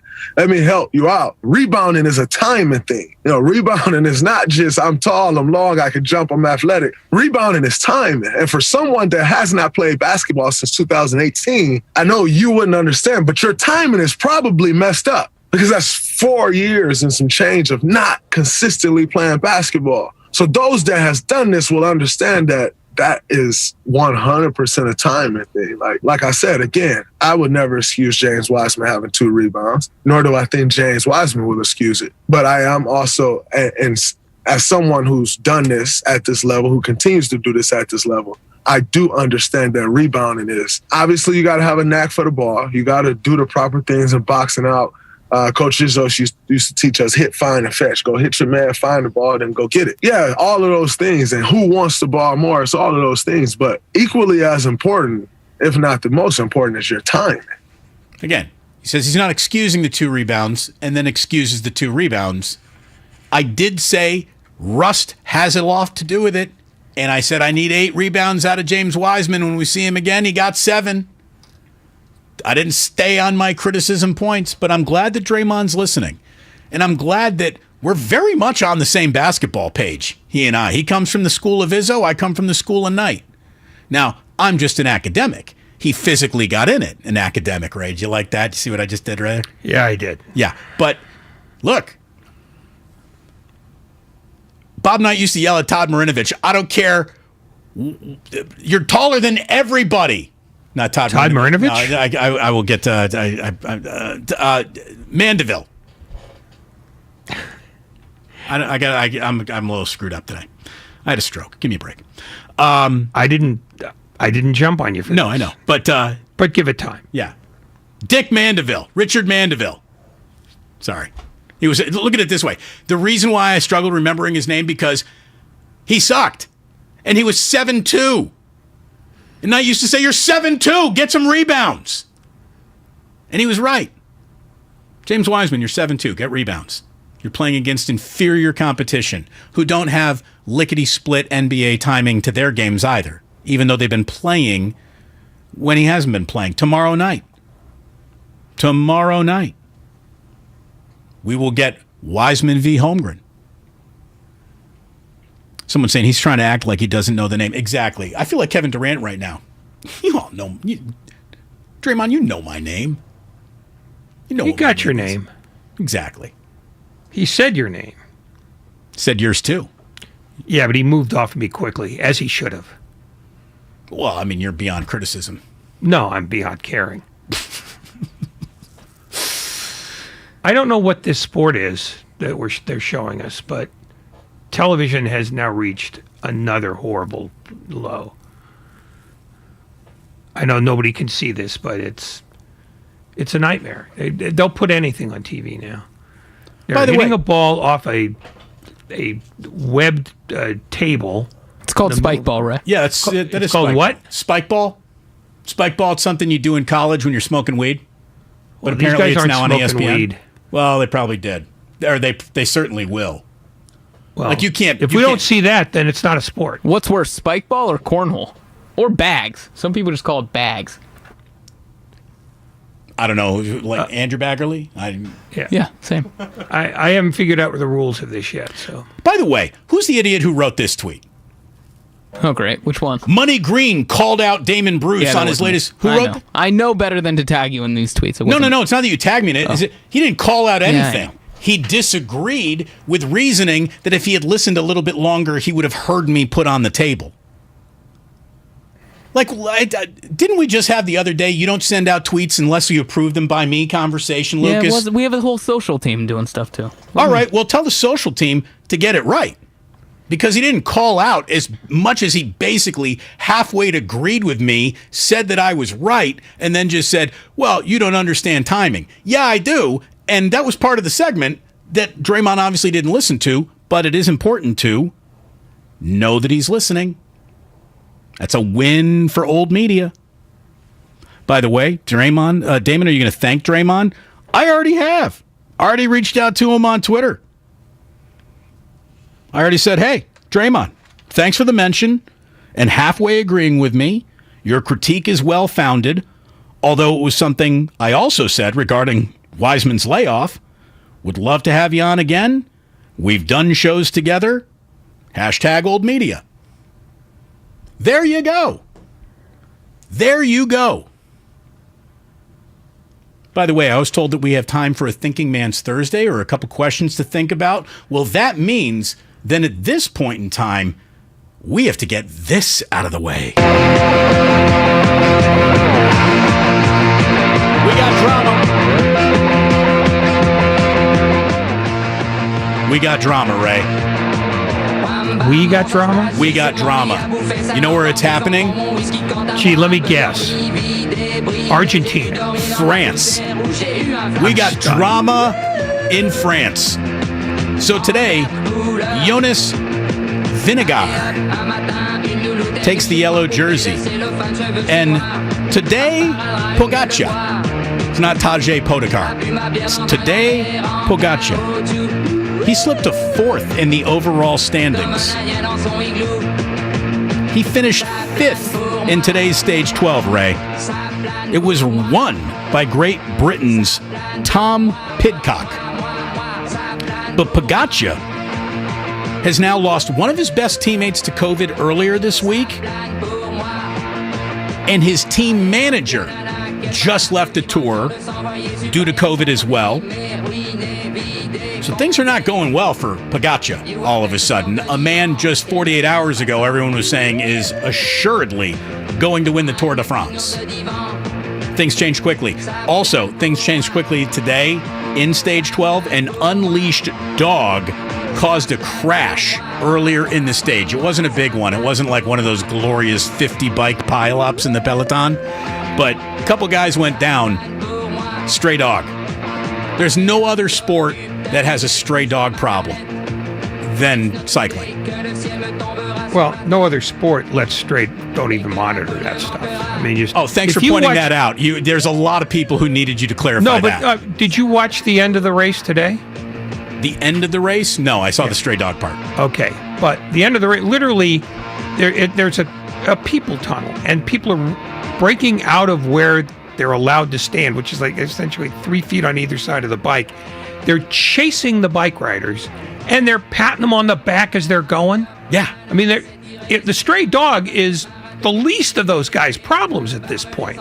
You know, some fully drunk nitwit wearing a bike rider's outfit as though he's actually exercising is chasing these guys through a wall of people. It's nuts. Yeah. I mean, the stray dog is he's just doing dog. Are you doing like Cat Williams material? That tiger didn't go rogue, he went tiger? No, I wasn't doing that. You were totally doing Cat Williams' bit. I don't know what Cat Williams' bit was, so it would be hard for me to do it. More like Dog Williams, am I right? You know, I can't stay mad at you long, Lucas. I want to, because you literally just did something we talked about the other day. Wasn't me. Yes, it was. We have a social team. It was you. It was 1,000% you. I know better than that now. Who did it? Should we get Whitley? And should we ask her if she sent that tweet? I'm guessing she didn't. I'll handle it. Don't worry. It's too late. You can't delete it now. Well, we can. Repost. Yeah. Oh, you're right. The internet doesn't have a long memory. I'm sure it'll all be gone. When you pose that as Damon Bruce gets called out by Draymond Green, you're making me look like a schmuck. What he did was basically agree with me and then offered explanation as to why there were only 2 rebounds, and then circled back to say, and he should always get more than 2 rebounds. Tom Izzo would have whooped them. People need to actually, watch the video, listen to it. Right, and they might do that with a proper setup, not the most inflammatory douchebag grab of all time. But I understand that that's the media world you grow up in. I grew up in a world where there were real journalists like Ray Ratto. Don't drag me into this. No, you're into this. You're part of it. Hey, look at it this way. He thought the show was Ratto and Damon and Rat. You know exactly who I am. Draymond. And I know who you are too, and we'd love to have you on the show. Damon and Ratto here on 95.7 The Game. We're brought to you by Fremont Bank, full service banking, no compromises, and by our friends at Trimark, which has been partnering with independent restaurateurs in Northern California for over 50 years. Trimark brings you innovative product solutions to help your hospitality business thrive. Visit TrimarkWest.com. We warned you, a thinking man's Thursday. Yes, there will be thinking coming up next here on 95.7 The Game. When you say Trey Lance, I say touchdowns, because that's what he will be doing all season long, and throughout his career, he will be scoring touchdowns with his legs, with his arm. Touchdowns, touchdowns, touchdowns. Just call him Touchdown Trey. This is the Bay Area's sports station. Holy cannoli. 95.7 The Game. Is your backyard a mess? Eager to have friends and family over for a barbecue, but are embarrassed about the condition of your yard? It's time to call Mr. Pavers. Mr. Pavers can transform your backyard into your own personal paradise. You can get outside, enjoy the sunshine, fresh air, and nature in your own private sanctuary. From backyard patios to pool decks, outdoor kitchens, and driveways, Mr. Pavers can design and create your dream hardscape, and you'll be surprised at how affordable it is without sacrificing quality. Mr. Pavers is Diamond certified and an ICPI installer. Book a job before the end of the month, and you will receive 20% off and free demolition. Call Mr. Pavers at 833-MR-PAVERS. That's 833-MR-PAVERS, or go to MrPavers.com. Make your outdoor spaces comfortable and stylish as your interior with Mr. Pavers. Call right now, 833-MR-PAVERS, 833-MR-PAVERS, or go to MrPavers.com today. Get out of the house and enjoy all that your beautiful outdoor living space has to offer with Mr. Pavers. The following is an attorney advertisement.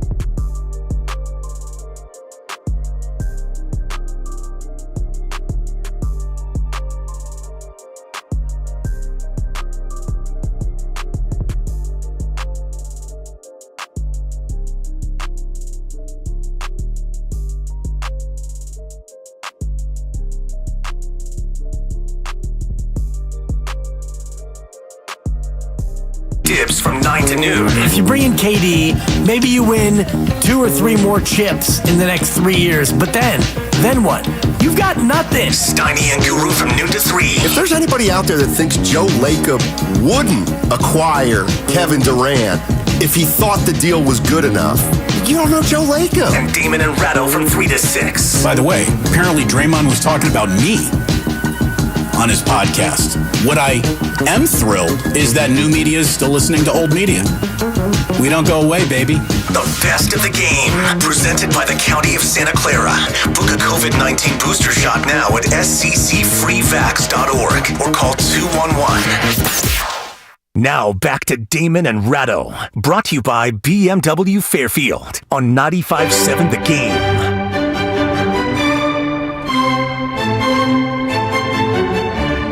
It is time to think. Thinking Man's Thursday starts now with Damon Bruce and Ray Ratto. I mean, it is time we class things up around here, for goodness sakes. Well, that didn't do it. Well, we'll try. All right, Lucas. While you were sitting in your dentist chair yesterday, getting yelled at for not flossing well enough, what'd you come up with? I have 2 things, and you talked about classing this joint up. How about science? How about space? Does that do anything for anybody? I know we talked about this a couple days ago. Earlier in the week, NASA dropped 4 of the most detailed images of our entire universe that we've ever seen. One was a picture that just it looked like the night sky, but instead of stars, they were galaxies for as far as the eye could see. We also got a picture of the Southern Ring Nebula, Stephan's Quintet, and the Carina Nebula. It's impossible to wrap your head around what you're even seeing in these pictures. It's fascinating to me. I love this stuff. What do you think about all that stuff, guys? It's remarkable. We talked about this yesterday. It's absolutely remarkable what they have discovered in outer space.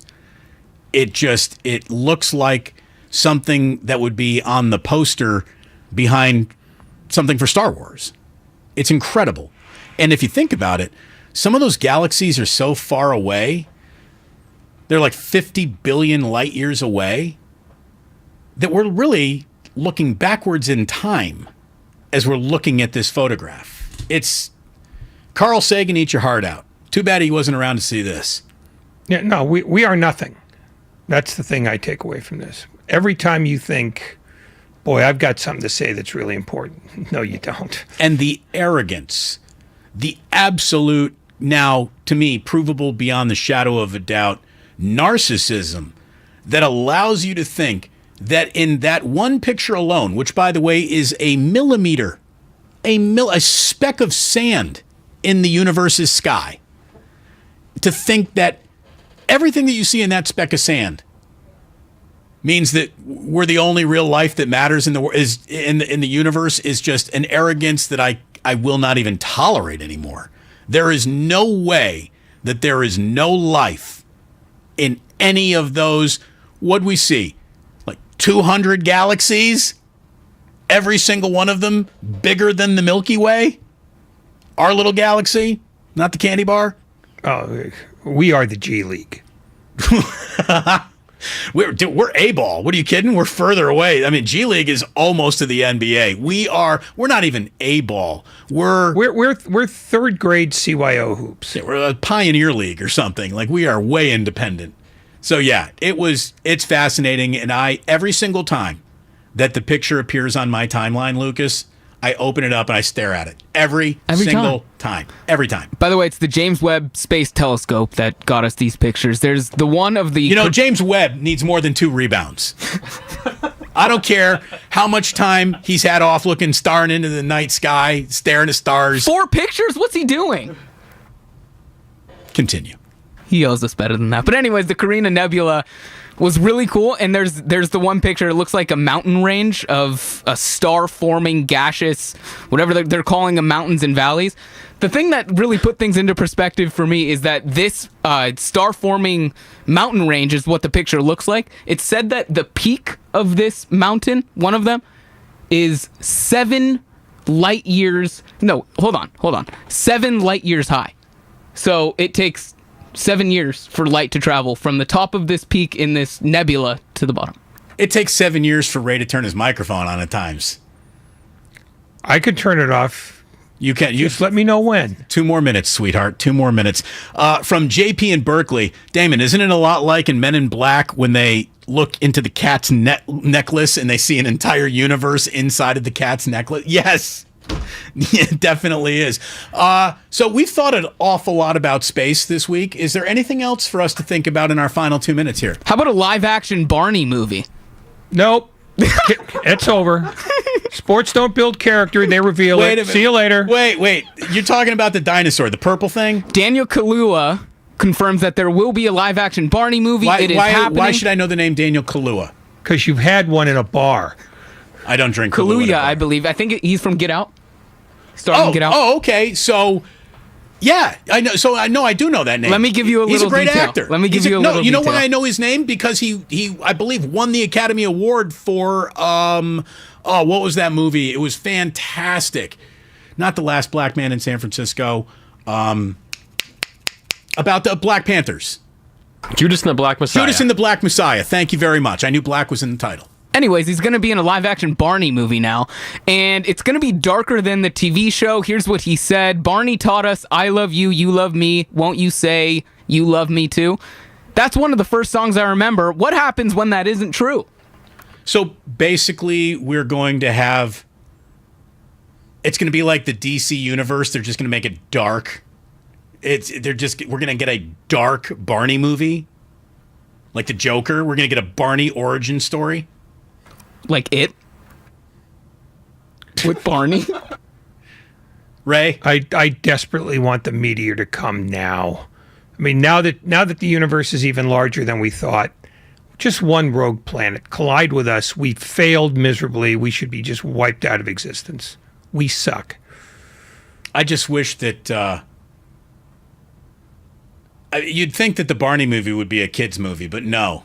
I hope it gets an NC-17 rating, and there's like a serious Barney the Dinosaur sex scene that has just got everybody up in arms. And, you know, what happens when I love you, you love me goes wrong? Like, there it is. Are we going to get a Barney sex scene? Ray? No, stop. Seriously. Sports don't build character, they reveal it. Move on. And like that, he's gone.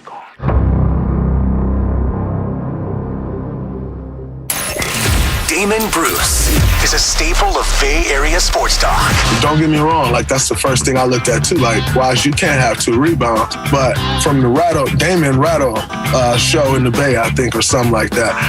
Dude, Damon, like you come out and you want to talk about Chet Holmgren is light years ahead of James Wiseman right now. Whatever you said, made that statement. Let me help you out. Rebounding is a timing thing. Damon and Ratto, weekdays from 3 to 6 on 95.7 The Game. We're all on this planet together, so join Odyssey and find your one thing. Summer means hotter days, so avoid using heat-generating appliances like stoves and dishwashers during the day. Use them during off-peak hours in the evening